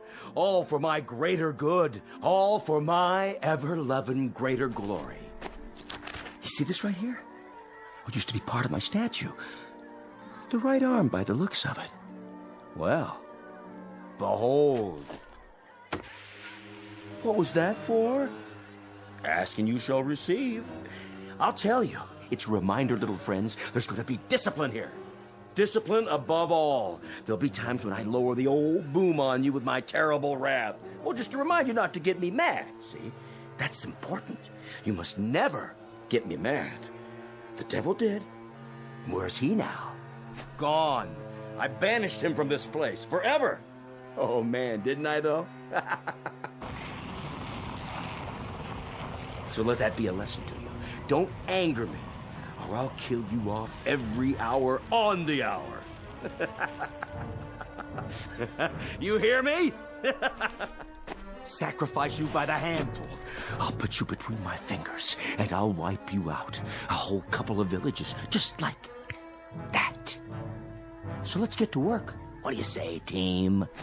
Start building the statue up again, and this time, try to get the expression right. What's going on? Fletcher came back? What? What'd he do? Change his mind? Wait a minute. That doesn't sound like Fletch. Some other ship. But from where? There aren't any other expeditions in this star system. Unless it's not from Earth.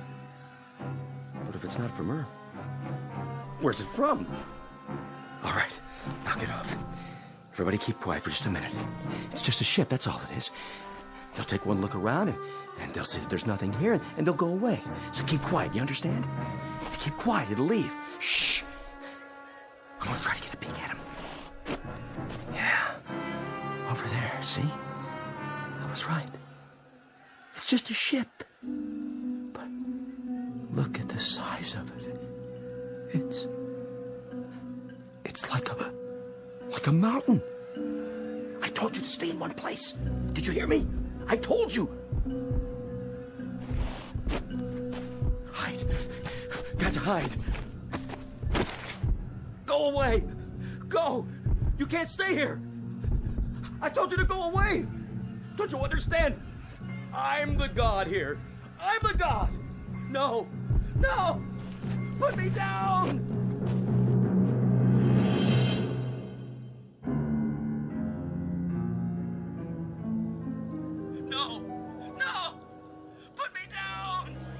What have you got there? A man. A tiny little man. You've killed him. Crushed him to death in your fingers. Not quite. Look, he's still wriggling. Do you suppose there are more of them down there on the ground? It doesn't make any difference. We're not exploring. We're just down here for repairs. Come on, let's get back to the ship. Yes, Commander, as you wish.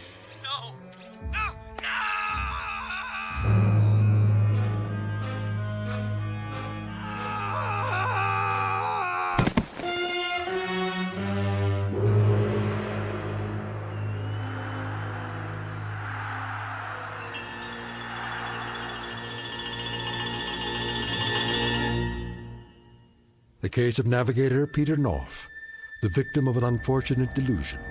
In this case, the dream dies a little harder than the man. A small exercise in space psychology and relativity for you to try on for size. In the Twilight Zone.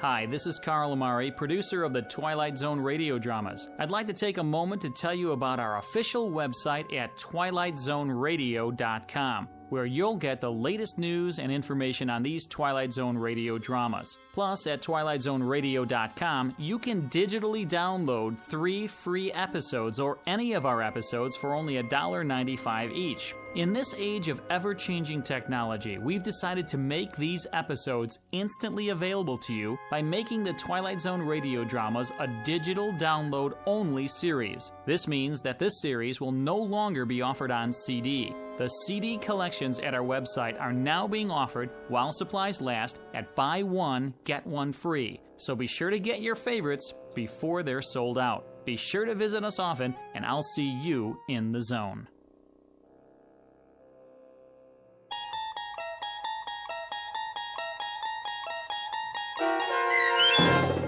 The Little People, starring Daniel J. Travanti, with Stacy Keach as your narrator, was adapted for radio by Dennis Etchison and based on a script by Rod Serling. Heard in the cast were Doug James, Elizabeth Oss, Bobby Gibson, and Carl Amari. To learn more about the Twilight Zone radio dramas and to obtain audio cassettes and CDs of these programs, visit our website at twilightzoneradio.com. This copyrighted radio series is produced and directed by Carl Amari and Roger Wolski for Falcon Picture Group. Doug James speaking.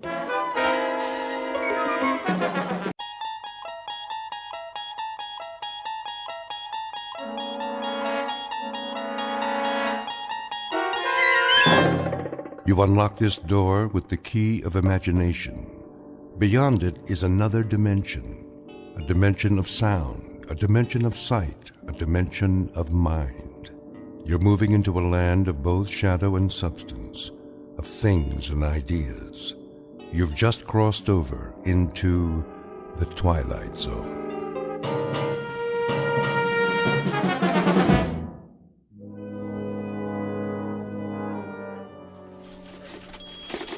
Hey, Miller. Yeah. Hey, your copy ready? Almost. Well, the old man wants it on his desk now. The old man drinks too much coffee. Ooh, easy, pal. Hey, I'm just passing it on. So what's your column about? Read it in the morning edition, like everybody else. Hey, that ain't very friendly. I'm not the friendly type. You get too friendly and guys like you start stealing my angles. Would I do that? Hey, let me guess. The new baseball commissioner. No, the shakeup in the NFL. Sounds like every sports page in the country. Oh, then you must have a juicy one. Say, what's that file you got there? Nothing that'd interest you. Jockey disqualified, banned from all U.S. tracks, Racing Commission denies appeal. Wait a minute. I remember that guy. Got bounced for doping horses in the Triple Crown. What was his name? Brady? Something like that? Write your own story, Maze. Now get lost. I got work to do. All right. I'm going. Me? I'm taking a dinner break. Some people know how to meet their deadlines around here.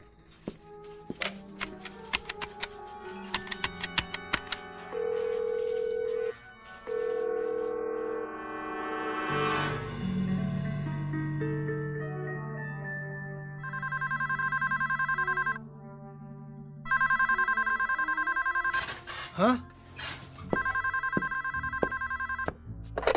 Yeah. Grady. What do you want? If this is the front desk, I already told you. I'll pay up tomorrow. For the whole week. Got that? Tomorrow. Grady, this is Rich Miller calling. Who? I read a column for the Post. Which paper? Oh, yeah. I seen that, Rad. I wonder if I could ask you a few questions. Miller, huh? Wait a minute. I know who you are. You're a creep. Mr. Grady, I just want to set the record straight. I said creep. Don't Mr. Grady me. I can read. Yeah, I can read, all right. Every now and then I get a look at your column, and afterwards I need a stomach pump, you know? Because it makes me sick. If you give me a minute, I'm willing to print your side of the story. Look, Fink, don't nuzzle up to me. 3 years ago, you stuck in the first shift, only you got it wrong. I didn't have nothing to do with horse doping. I didn't say you did. You didn't, huh? Get off your elbows, you Judas. You had me hung out to dry from the start. A couple of fast pages on the old typewriter, that's all it took. And I got a 60-day suspension. I think you have me mixed up with somebody else. Oh, is that a fact? Well, listen, baby. You can play it real safe now. You're 50 blocks away. But if you was in my room here, I'd fix it so they could scrape you off the wall and spoon you into a cup all by myself. Some people say you got a bum deal. If you'd care to make a statement. Yeah, here's your statement. This is Grady to the press. You're all a bunch of grave-digging finks with delusions. Print that, hyena, and don't forget to spell my name right. Chump. Yeah, you in the mirror. Some jockey you are. A couple of lousy fixes and you fall off your mount. The big boys walk away with all the money, the bills, the bundles. What do you get? Chump change and black and blue silks, like a real patsy. Look at yourself. Nothing plus nothing equals nothing. So what do you do now? Maybe rent a carriage? Drive lovers through Central Park? Yeah, right. Grady, you kill me. You really knocked me out. You dumb little shrimp. There isn't a mother's son in the whole world as dumb as you are. Now what am I supposed to do? Will you tell me that? What in this stinking world can I do, huh? The name is Grady, 5 feet short in stockings and boots, a slightly distorted offshoot from an old and honorable breed of humans who raise horses. But this happens to be one of the rotten apples in the barrel, bruised and yellowed by dealing in dirt. A short man with a short memory, who somewhere along the line forgot that he worked for the sport of kings and helped turn it into a cesspool, used and misused by certain two-legged animals who have hung around sporting events since the days of the Colosseum. So this is Grady in a Fleabag hotel room on his last night as a jockey. Behind him are Hialeah, Hollywood Park, and Saratoga. Just now, he's rounding the clubhouse turn and coming up fast in the Twilight Zone.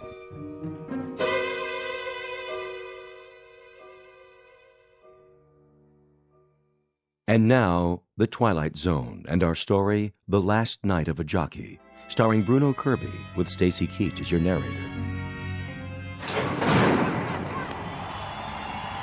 Around the far turn, it's Baby Needs a New Pair of Shoes, 2 lengths back, Jazz Bakery, followed by Janine L, Lovely Lita, Stratisfaction, Red Dreams, Double Edge, and trailing is Taz.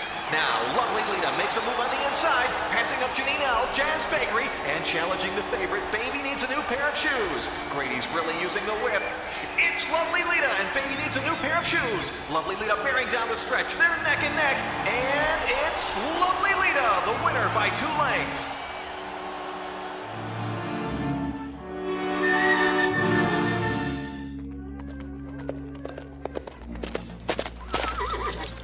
Hey, get a shot of the winner. Look this way, Grady. Smile. Who would have thought? Beating the #1 horse. You did good out there, Grady. Yeah. Didn't I, though? Yeah, never saw Lita run like that before. Well, she had a good jockey this time. Well, at 12-1, you sure made some folks happy today. You don't know how right you are. Good boy, Grady. You did the job. Sure I did the job. What did I tell you? So, Mr. Hanachek, you got an envelope for me? Cool it down first. Then come over to the trailer. The grooms can walk her. I got to take care of some stuff. So I was thinking, Mr. Hanachek, if it's all the same to you. What's the big hurry, Grady? I just like to get paid, is all. Don't worry about it. You'll get what's coming to you. Like the man said, what's the big hurry? No hurry. I got to put my gear away. Like maybe a needle? What are you talking about? Sure came to life in the stretch, didn't she?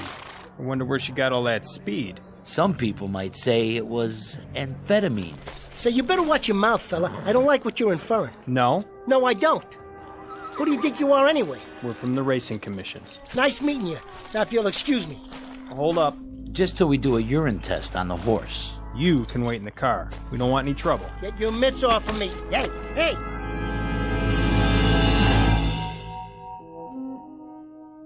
Hey, hey! Hey, hey. How goes it, Mr. Grady?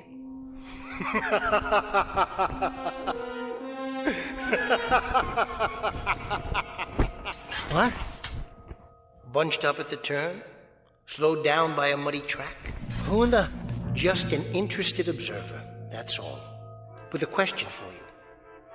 How goes it in your world?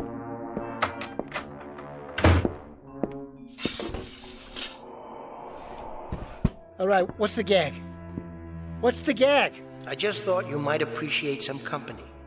A little conversation, perhaps. Okay, wise guy. You made your point. Now, where are you? Hiding under the bed?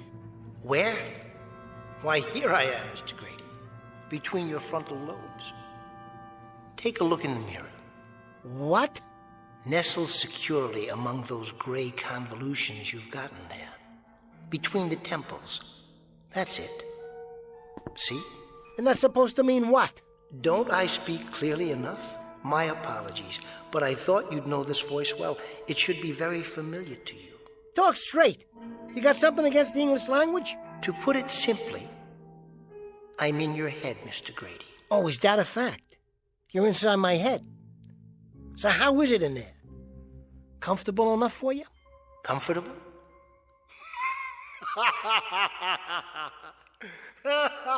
Hey, cut that out, will you? This room ain't big enough for the both of us. You're making my head hurt. You'll forgive me, Mr. Grady, but you must admit it is a funny question. What's funny about it? Comfortable? Inside your head? It's like sleeping in the middle of 42nd Street during a parade. Noisy, crowded, and quite uncomfortable. To be blunt, I'm sick of it. Time to come out for a while and have a stretch, if you don't mind. What do you mean? Where? Look in the mirror over your dresser. Ah, that's much better. Hey, what is this? Some kind of trick?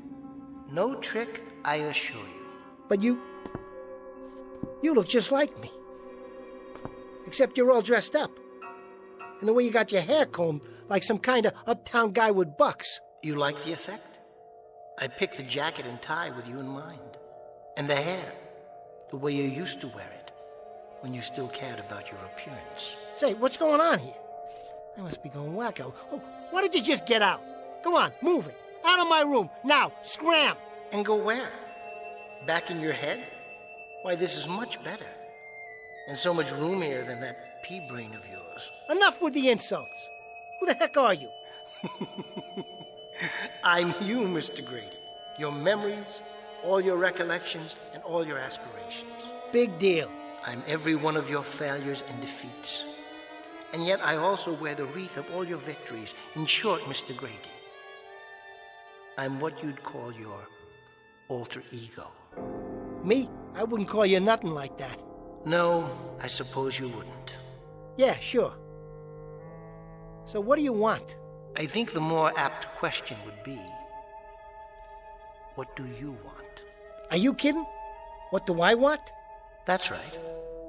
After all, you are a dumb little toad, aren't you? Watch it, buddy. But that's what you call yourself. An ugly little toad.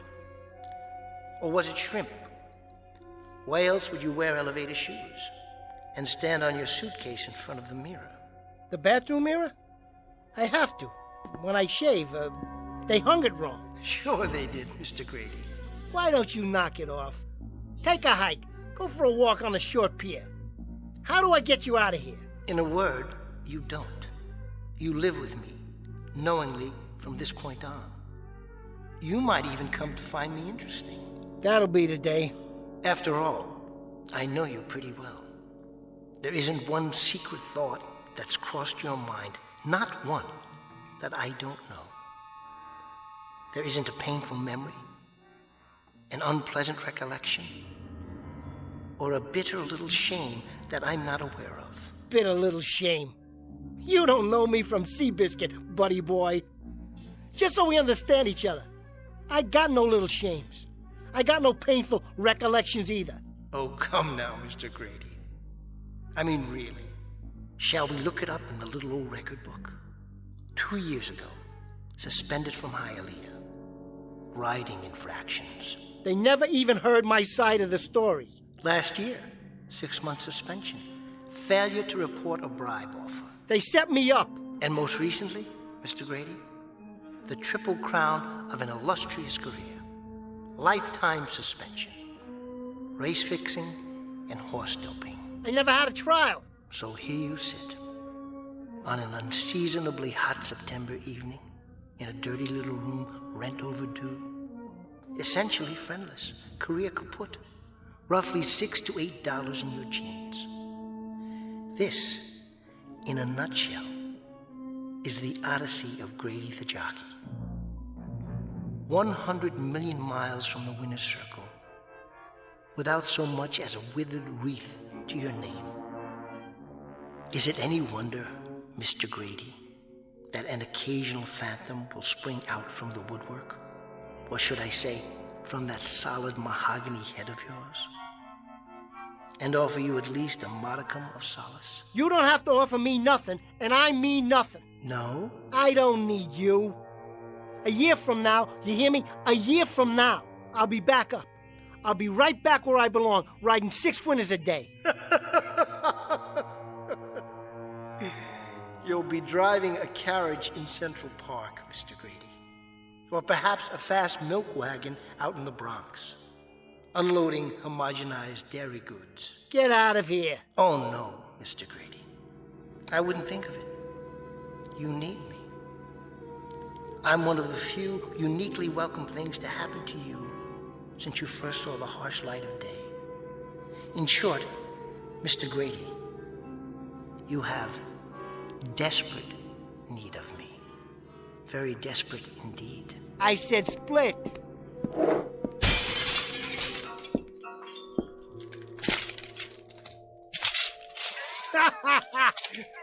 Fink? Where are you now, Fink, huh? Like pneumonia, I need you. Like a fractured leg. Like a 3-legged trotter for a steeplechase. That's how I need you. Who did you think you were talking to, huh? Who, I said? All I have to do is pick up that telephone, see? I call Hanachek. I say to him, Hanachek, I handle the fix. Now let's have the payoff. And you know what happens? Inside of an hour, I got plane fare to Puerto Rico. That's what happens. Next week, I'm riding in the warm sun, and 2 years from now, I'm back here officially wearing my old silks again. That's what happens. Then why don't you? Huh? Why don't you call Hanachek? Go ahead, Mr. Grady. Give him a buzz. All right. I will.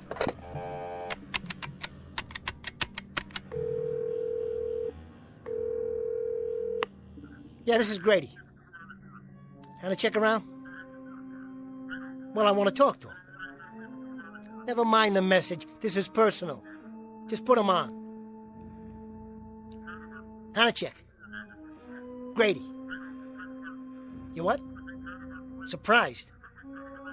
What's to be surprised about? I'm sitting down here in a pit, all by my lonesome. I got $8 to my name, and somebody just knocked me off my mount. I'm the one who took the fall. What do you expect me to do? Write a will and take gas? Knock it off. You know what I want. That's right. I think the word is... Sustenance. Sustenance. Look it up in a book, Hanachek.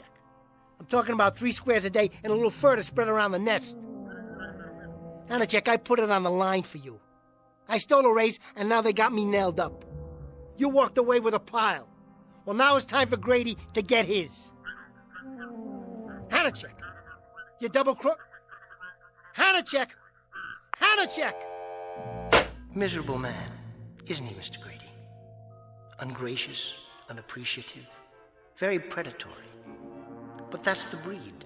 Like all crooks, they take, they never give. You got that right. What's to do now, Mr. Grady? Write a will and take gas? What do I care? That lousy nickel and dimer? A year ago, I could buy and sell him. Buy and sell him. Well, guess what? I don't need you. I don't need him. I don't need anybody. Now make yourself scarce, will you, buddy? You're getting on my nerves. I was a big man once, and I'll be a big man again. You'll see. Ah, now we get to pay dirt. The moment of truth, the acid test. The ultimate coming together of forces. What are you jawing about? Merely that you can have your heart's desire, Mr. Grady. The time has come at last. Now you'll finally get what you want. What I want? Yes. Whatever it is that you want. More than anything else in the world. So think it over carefully, Mr. Grady. Think it over. Won't you?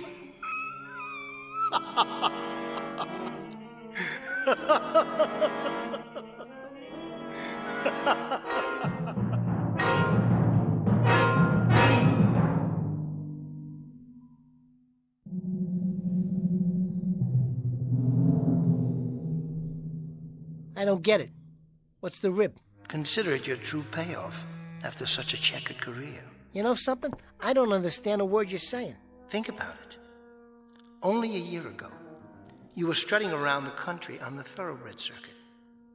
You wore shiny shoes, new clothes, you tipped big. You had some compensation then, Mr. Grady. Compensation for what? For the fact that you're the runt of the litter. For the unpleasant realization that all your life you've had to stand tiptoe just to see what's around you. Let me tell you something. If I had you around here for very long, I'd compensate you, but good. You do have me, Mr. Grady. Now you do. I'm no longer content to remain in the shadows, basking in the glow of your reflected glory. The time has come to turn over a new leaf, wipe the slate clean, make a fresh start. Face it, you want to be respected, admired, looked up to, don't you? You hate to get off a horse, because in the saddle, you're as high as the sky. And on Mother Earth, you're a half pint. And I'm telling you, get out of here. Make tracks pronto. First, tell me what it is that you want. This is the moment. Seize it. What? What do you really want? What do I want? What do I want? Such as? Anything. All you have to do is name it. Because believe me, you deserve it. What I want is... I want to change what I see every time I look in the mirror. Or in the window when I'm walking down the street in people's eyeballs. When they're staring at me. That's right. Let it all out. I don't want to look in there and see a shrimp. A toad. A fink. You know what, man? I want to be the biggest. I mean, I want to loom. I want people to look up to me. Poor Mr. Grady. You dreamless, put-upon little man. How cheap you come. What a cut-rate little article you are, after all. You want size? That's your heart's desire? You want to be a giant among men? Yeah. Yeah, that's it. Is that all? Is that really all? Cool it, you're giving me a headache. I gotta lie down for a minute. Go ahead, Mr. Grady. Be my guest. We wouldn't want to overwork that gigantic brain of yours, would we?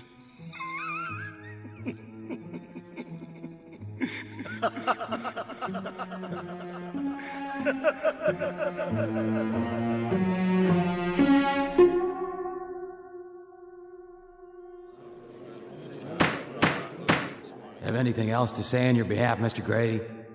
Yeah, Mr. Commissioner. I got plenty to say. I'm a jockey. That's how I make my living. You got no right to take a man's livelihood away from him. What makes you so high and mighty? Racing's a dirty game, all right? But you're making it so dirty, you should go home and take a bath. It ain't me. I'm just a little guy trying to get by. I didn't shoot up no horse with dope. All I did was ride, which is the one thing I know how to do. The only thing. I ride good, get me? Real good. You take away my license, and I can't put food on the table. What am I supposed to do? Fix horseshoes? You know how much that pays? I might as well disappear. Hole up someplace, sleeping in the stalls till I get put out the pasture. But how am I supposed to eat till then? Can you tell me that? You gotta give me another chance. Instead of making me take the fall for the big shots, you gotta give me a chance. It is the judgment of this commission that you be banned from the sport of horse racing in the continental United States for the remainder of your life. Wait a minute! Wait a minute! That's all, Mr. Grady. Your license is hereby revoked. Hold on, you can't do that! Listen to me! This hearing is over. You're dismissed. No! No! No! No! No, you gotta listen to me. Go ahead, Mr. Grady. I'm listening. Huh? Have a good rest. A good what? Your nap. I trust it was a good one. healthful and refreshing. Yeah, it was swell. What's it to you? I just wondered what it feels like to have your heart's desire after so long. Ow! Something hit me in the head. The ceiling, perhaps? Hey, this ain't my bed. It can't be. It's too little. It is now. I must still be dreaming. Oh, come now, Mr. Grady. I gotta get a drink of water. If that is your wish, feel free. You can do anything you want. Absolutely anything. Give it a rest, why don't you? Like everything else that's happened in your life, it's entirely up to you. Ow! Who put the bed flat on the floor? Why, no one. It's not the bed that's changed. What's going on here? Oh, I do wish you were more imaginative. Okay, I am dreaming. That's it. Is it? Touch the floor. Go ahead. That's real, isn't it? Touch the dresser. Now touch the wall. Put up your hand and touch the ceiling. Go ahead. Now stand. I can't, okay? It's not high enough. Correct. It's not. For you. These are all very solid objects. They have width, height, thickness, the properties of physical reality. In other words, like you. Pinch yourself, why don't you? That's the final test, isn't it? That hurts! Of course it does. But how in the... You were offered your heart's desire, Mr. Grady. And what you wished for wasn't a dream. You didn't ask for a simple 2-hour escape with Morpheus. You wanted stature. You wanted size. You wanted the view from a long way up and a long way out. Eye level would have been a bad compromise. And as always, anything short of that was defeat.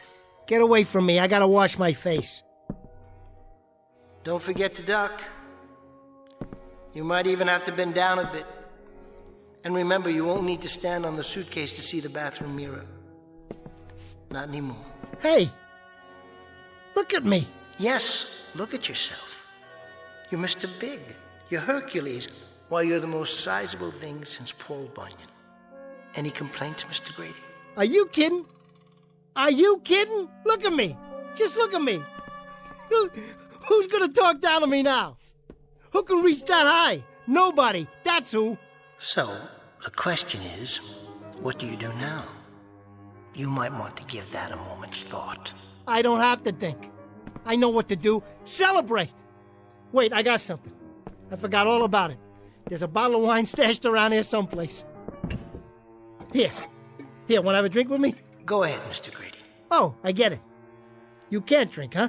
You do it for me. I'm with you in spirit. Ah, man, that goes down smooth. Too bad you can't join me. I'm joining you now, Mr. Grady. I'm feeling the little heat ripples, just as you are. Well, here's mud in your eye. Oh, man. It's like champagne. You're right. It is quite good. This is too sweet. Am I going to enjoy myself? And what will you do first? Anything I want. That's what. Anything. Tell me, Mr. Grady. I'm all ears, in a manner of speaking. I'm going to get me a dame.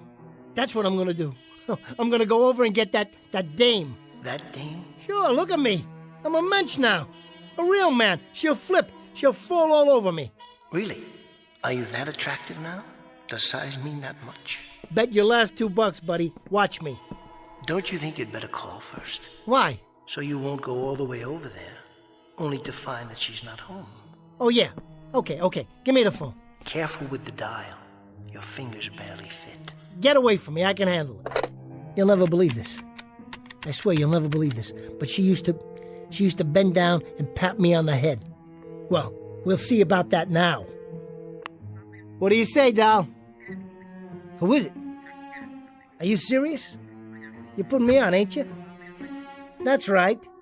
It's Grady. Don't try the cold shoulder with me, honey. I know you're too good. That's right. This is me, your ex-meal ticket. And those were 8-course meals, baby. Don't you forget it. What I want is the following. First, remember who you're talking to. That's number one. All right. That's more like it. I'll try this on for size. When I was in the money, I spread it around. Remember? Sure you do. All right, now I'd like you to... Reciprocate. That's it. Reciprocate me a little bit. You heard me. Look it up. Take one of those baubles off your wrist, Toots. Hang on to the pawn ticket and send the cash over here. What do you care for how long? Who bought it for you in the first place? Hold it, you haven't heard the news yet, honey. Just shut up and listen. That's better. See, I'm a big man now. I mean big. What are you laughing at? It's true. Everything's different now, babe. Will you put a cork in it? I'm 6'6", 6'7". More than that, surely. No, make that 7 feet. Yeah, 7 plus. 7.5 at least. That's what I said. Any minute, the Lakers are going to be sending one of them crummy talent scouts over here. You'll see. Yeah. Huh? Would I lie to you? I tell you, I've grown, really grown. Will you listen? Why, you cheap little alley cat. I don't take that kind of talk off anyone. Nobody calls me an ugly little runt. Nobody. That's what I said, especially you. Forget it. Go someplace and die for all I care. And I hope it's long, tough, and really, really painful. That's what I wish for you. Well done, Mr. Grady. Just my luck. I gotta go call on a cheapskate with my hat in my hand. A dirty little gimme like that one. You managed to flex your vocal cords in a very manly fashion. At this rate, women all over the world will be flocking to your doorstep. So I struck out once. Big deal. I could pick up the phone and call half a dozen dames better looking than her. Why am I singularly unimpressed? You will be impressed, buddy. You will be. I certainly hope so. What did I tell you? Here comes one now. Are you sure? What do you mean, am I sure? Remember your heart's desire. Do you know what that is? Of course I know. Take care, Mr. Grady. Give it some thought. Some very careful thought. Are you quite sure that you're ready? Because whatever you've wished for, something tells me that you're about to get it after all. In spades.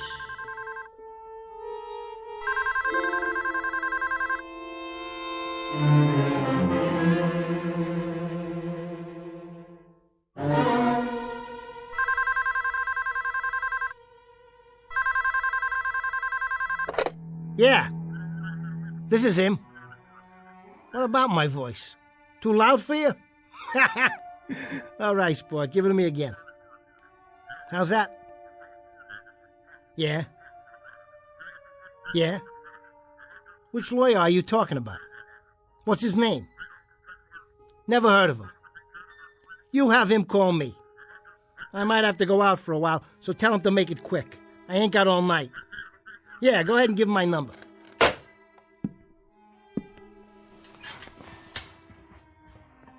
What was that all about, Mr. Grady? Who knows? Some guy from a law office or something? Says I'm getting a call from some other lawyer. At night, can you believe that? Must be important. That's 'cause I'm important now. Sure, that's it. Hey, you still here? I'm still here. How come you're hanging around anyway? I'd say we have some unfinished business, you and I. Level with me. Are you my imagination? Is that it? I'm afraid you don't have very much imagination, Mr. Grady. Then who are you? What are you? What's all this alter ego jazz? I thought you understood by now. I'm your conscience. Yeah, right. You don't look much like Jiminy Cricket to me. Well, I'll put it another way, Mr. Grady. This is something of an oversimplification. But for purposes of identity, I'll try to make it clear and succinct. I'm the fate every man makes for himself. Would you just talk for once and take off the training wheels? I'm doing my best. You generally find me down at the bottom of the barrel. I'm the strength dredged up out of desperation. I'm the last bit of seaweed that a drowning man scrapes for with his cold, dying fingers. I'm the last gasp, Mr. Grady. That's supposed to be clear? Man, I just don't dig you. For my money, you're a big fat nothing with a mouthful of $2 words. Oh, I'm not nothing. I'm something, Mr. Grady. I'm really and truly something. In certain cases, something's very good, depending on the person I'm representing. I can work miracles. I may come with heroism, sacrifice, strength. Even more than that, I may epitomize everything noble in the human spirit. Now, in your case, Mr. Grady, the requirements were quite small.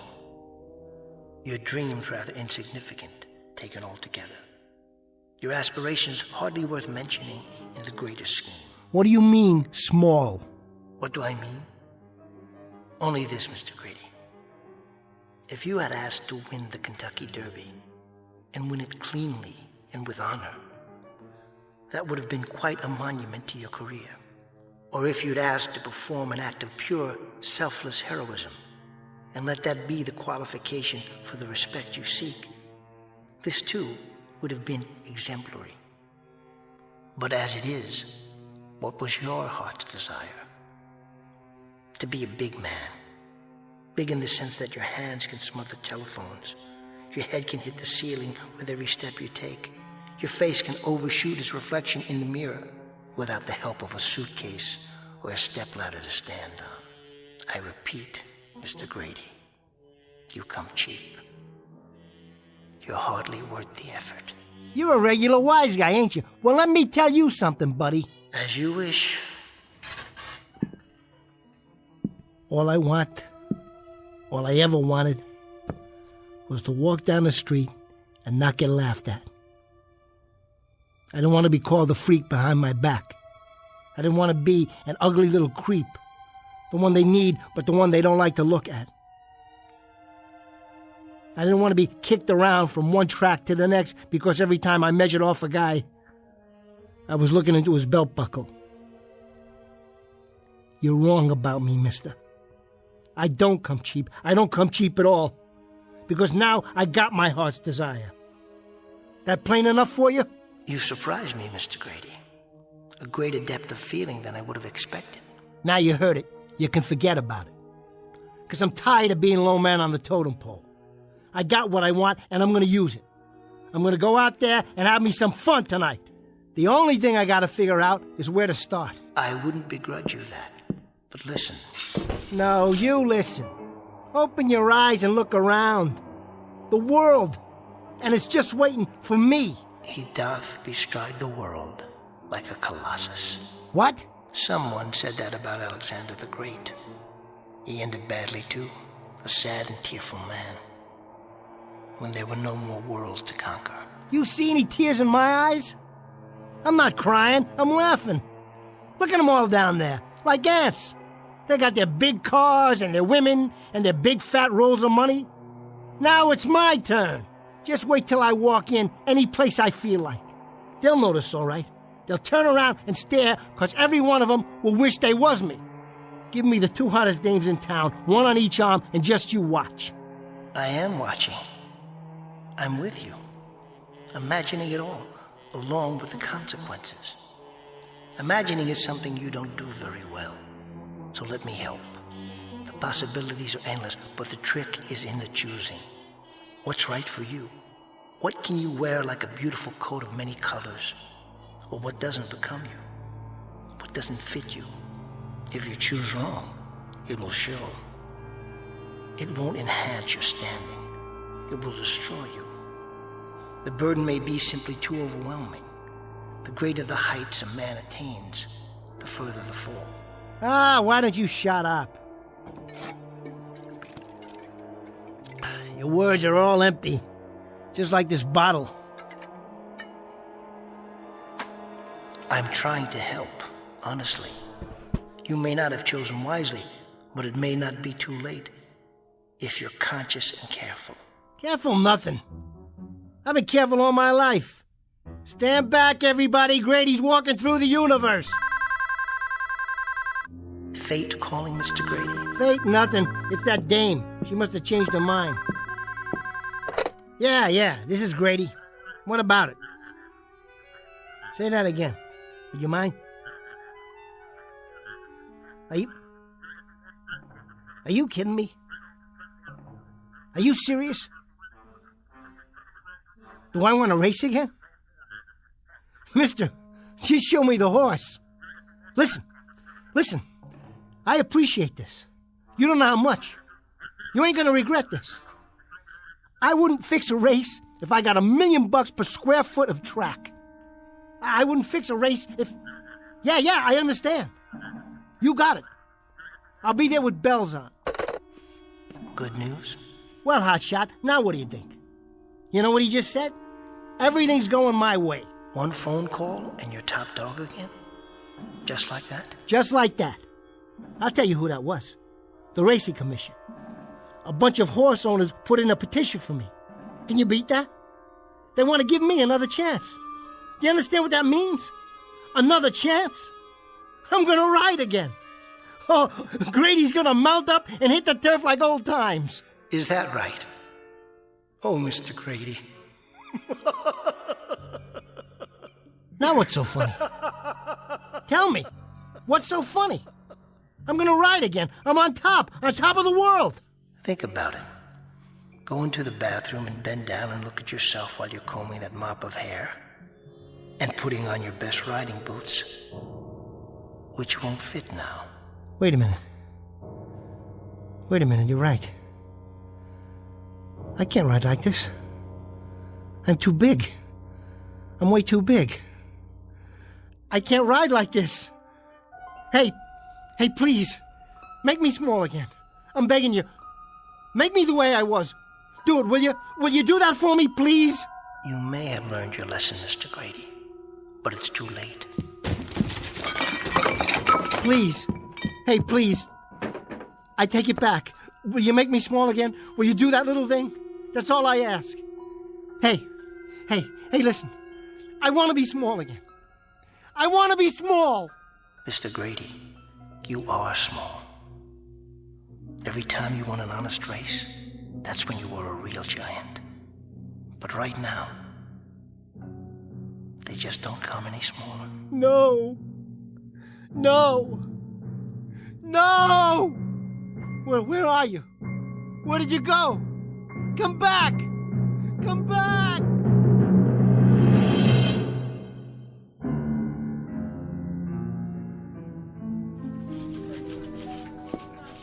You still here, Miller? What does it look like? Didn't you finish your column yet? Yeah, I finished it, but now I have to rewrite the whole thing. Well, how come? The old man didn't like it? I just got a call from the precinct. That jockey. He took a dive tonight out the 17th floor window of the St. James Hotel. No kidding. Poor little guy? Little? Yeah, I guess you could say that. There's something weird about the body, though. Yeah, what about it? It didn't look right. But they ID'd him. It was Grady, no doubt about it. So now I gotta do my column from scratch. Well, at least you don't have to worry about Grady anymore. They'll cover him in the obit page. Yeah, but how? Something tells me there's more to this story. A lot more. If I only knew what really happened. Don't let your imagination run away with you. Remember, this is the sports page, not the literary section. Somebody's gotta tell his story. If I don't, who will? The last night of a jockey.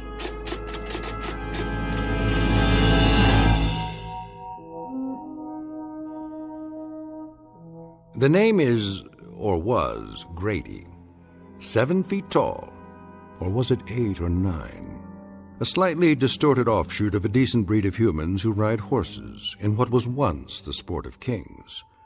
But unfortunately for Mr. Grady, this court jester learned too late that you don't measure size with a ruler, you don't figure height with a yardstick, and you never judge a man by how tall he looks in a mirror.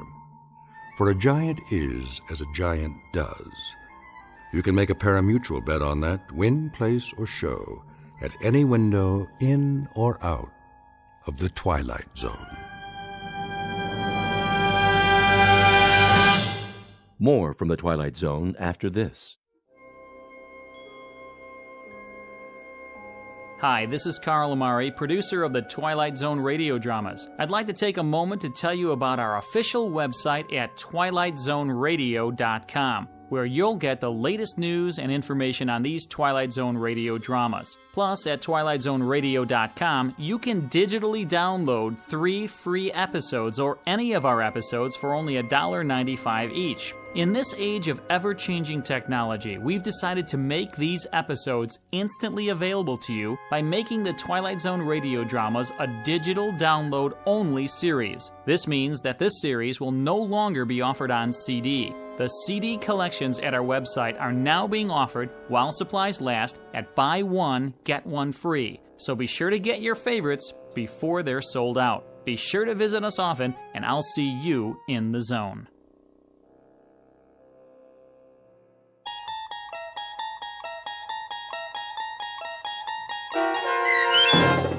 The Last Night of a Jockey, starring Bruno Kirby with Stacy Keach as your narrator, was adapted for radio by Dennis Etchison and based on a script by Rod Serling. Heard in the cast were Christian Stolte, Doug James, Todd Manley, Andy Herman, Sarah Marks, Rick Vargas, Terry Babler, Paul Patch, Vince Amari, and Roger Wolski. To learn more about the Twilight Zone radio dramas and to obtain audio cassettes and CDs of these programs, visit our website at twilightzoneradio.com. The producers of The Twilight Zone wish to thank CBS Enterprises, Carol Serling, Dennis Etchison, Dick Brescia Associates, Claire Simon Casting, Terry Jennings, the American Forces Radio and Television Service, our sponsors, and our radio affiliates for helping make this series possible. This copyrighted radio series is produced and directed by Carl Amari and Roger Wolski for Falcon Picture Group. Doug James speaking.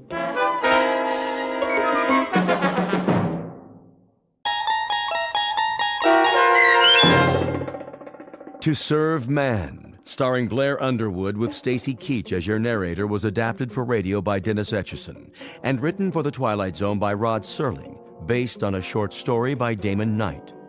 Heard in the cast were Doug James, Alyssa Fraden, C.J. Amari, Amber Lake, Christian Stolte, Jeff Lupetin, Kip Karstedt, Terry Berner, Tony Sancho, Alex Sopener, Steve Keys, Joby Cerny, Kurt Nabig, Amanda Amari, and Rick Arthur. To learn more about the Twilight Zone radio dramas and to obtain audio cassettes and CDs of these programs, visit our website at twilightzoneradio.com. The producers of The Twilight Zone wish to thank CBS Enterprises, Carol Serling, Dennis Etchison, Dick Brescia Associates, Claire Simon Casting, Terry Jennings, XM Satellite Radio, Sirius Satellite Radio, our sponsors, and our radio affiliates for helping make this series possible. This copyrighted radio series is produced and directed by Carl Amari and Jason Mallow for Falcon Picture Group. Doug James speaking.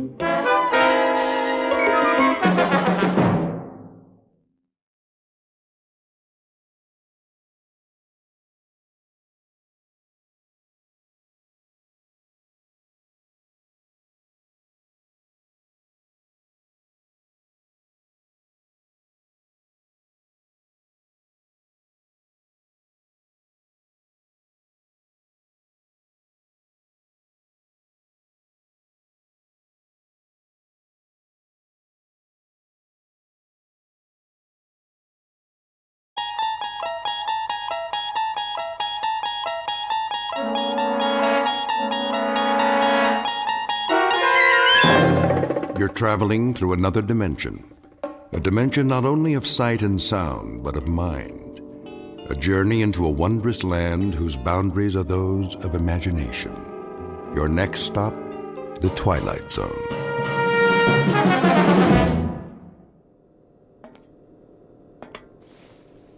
Mr. Chambers.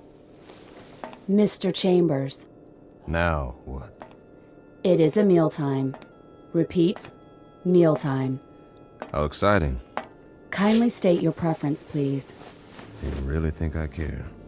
We have a full menu on board, suitable for human consumption. It has been designed to meet your dietary needs.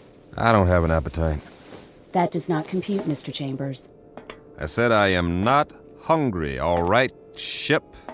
Very well. I'll let you know when.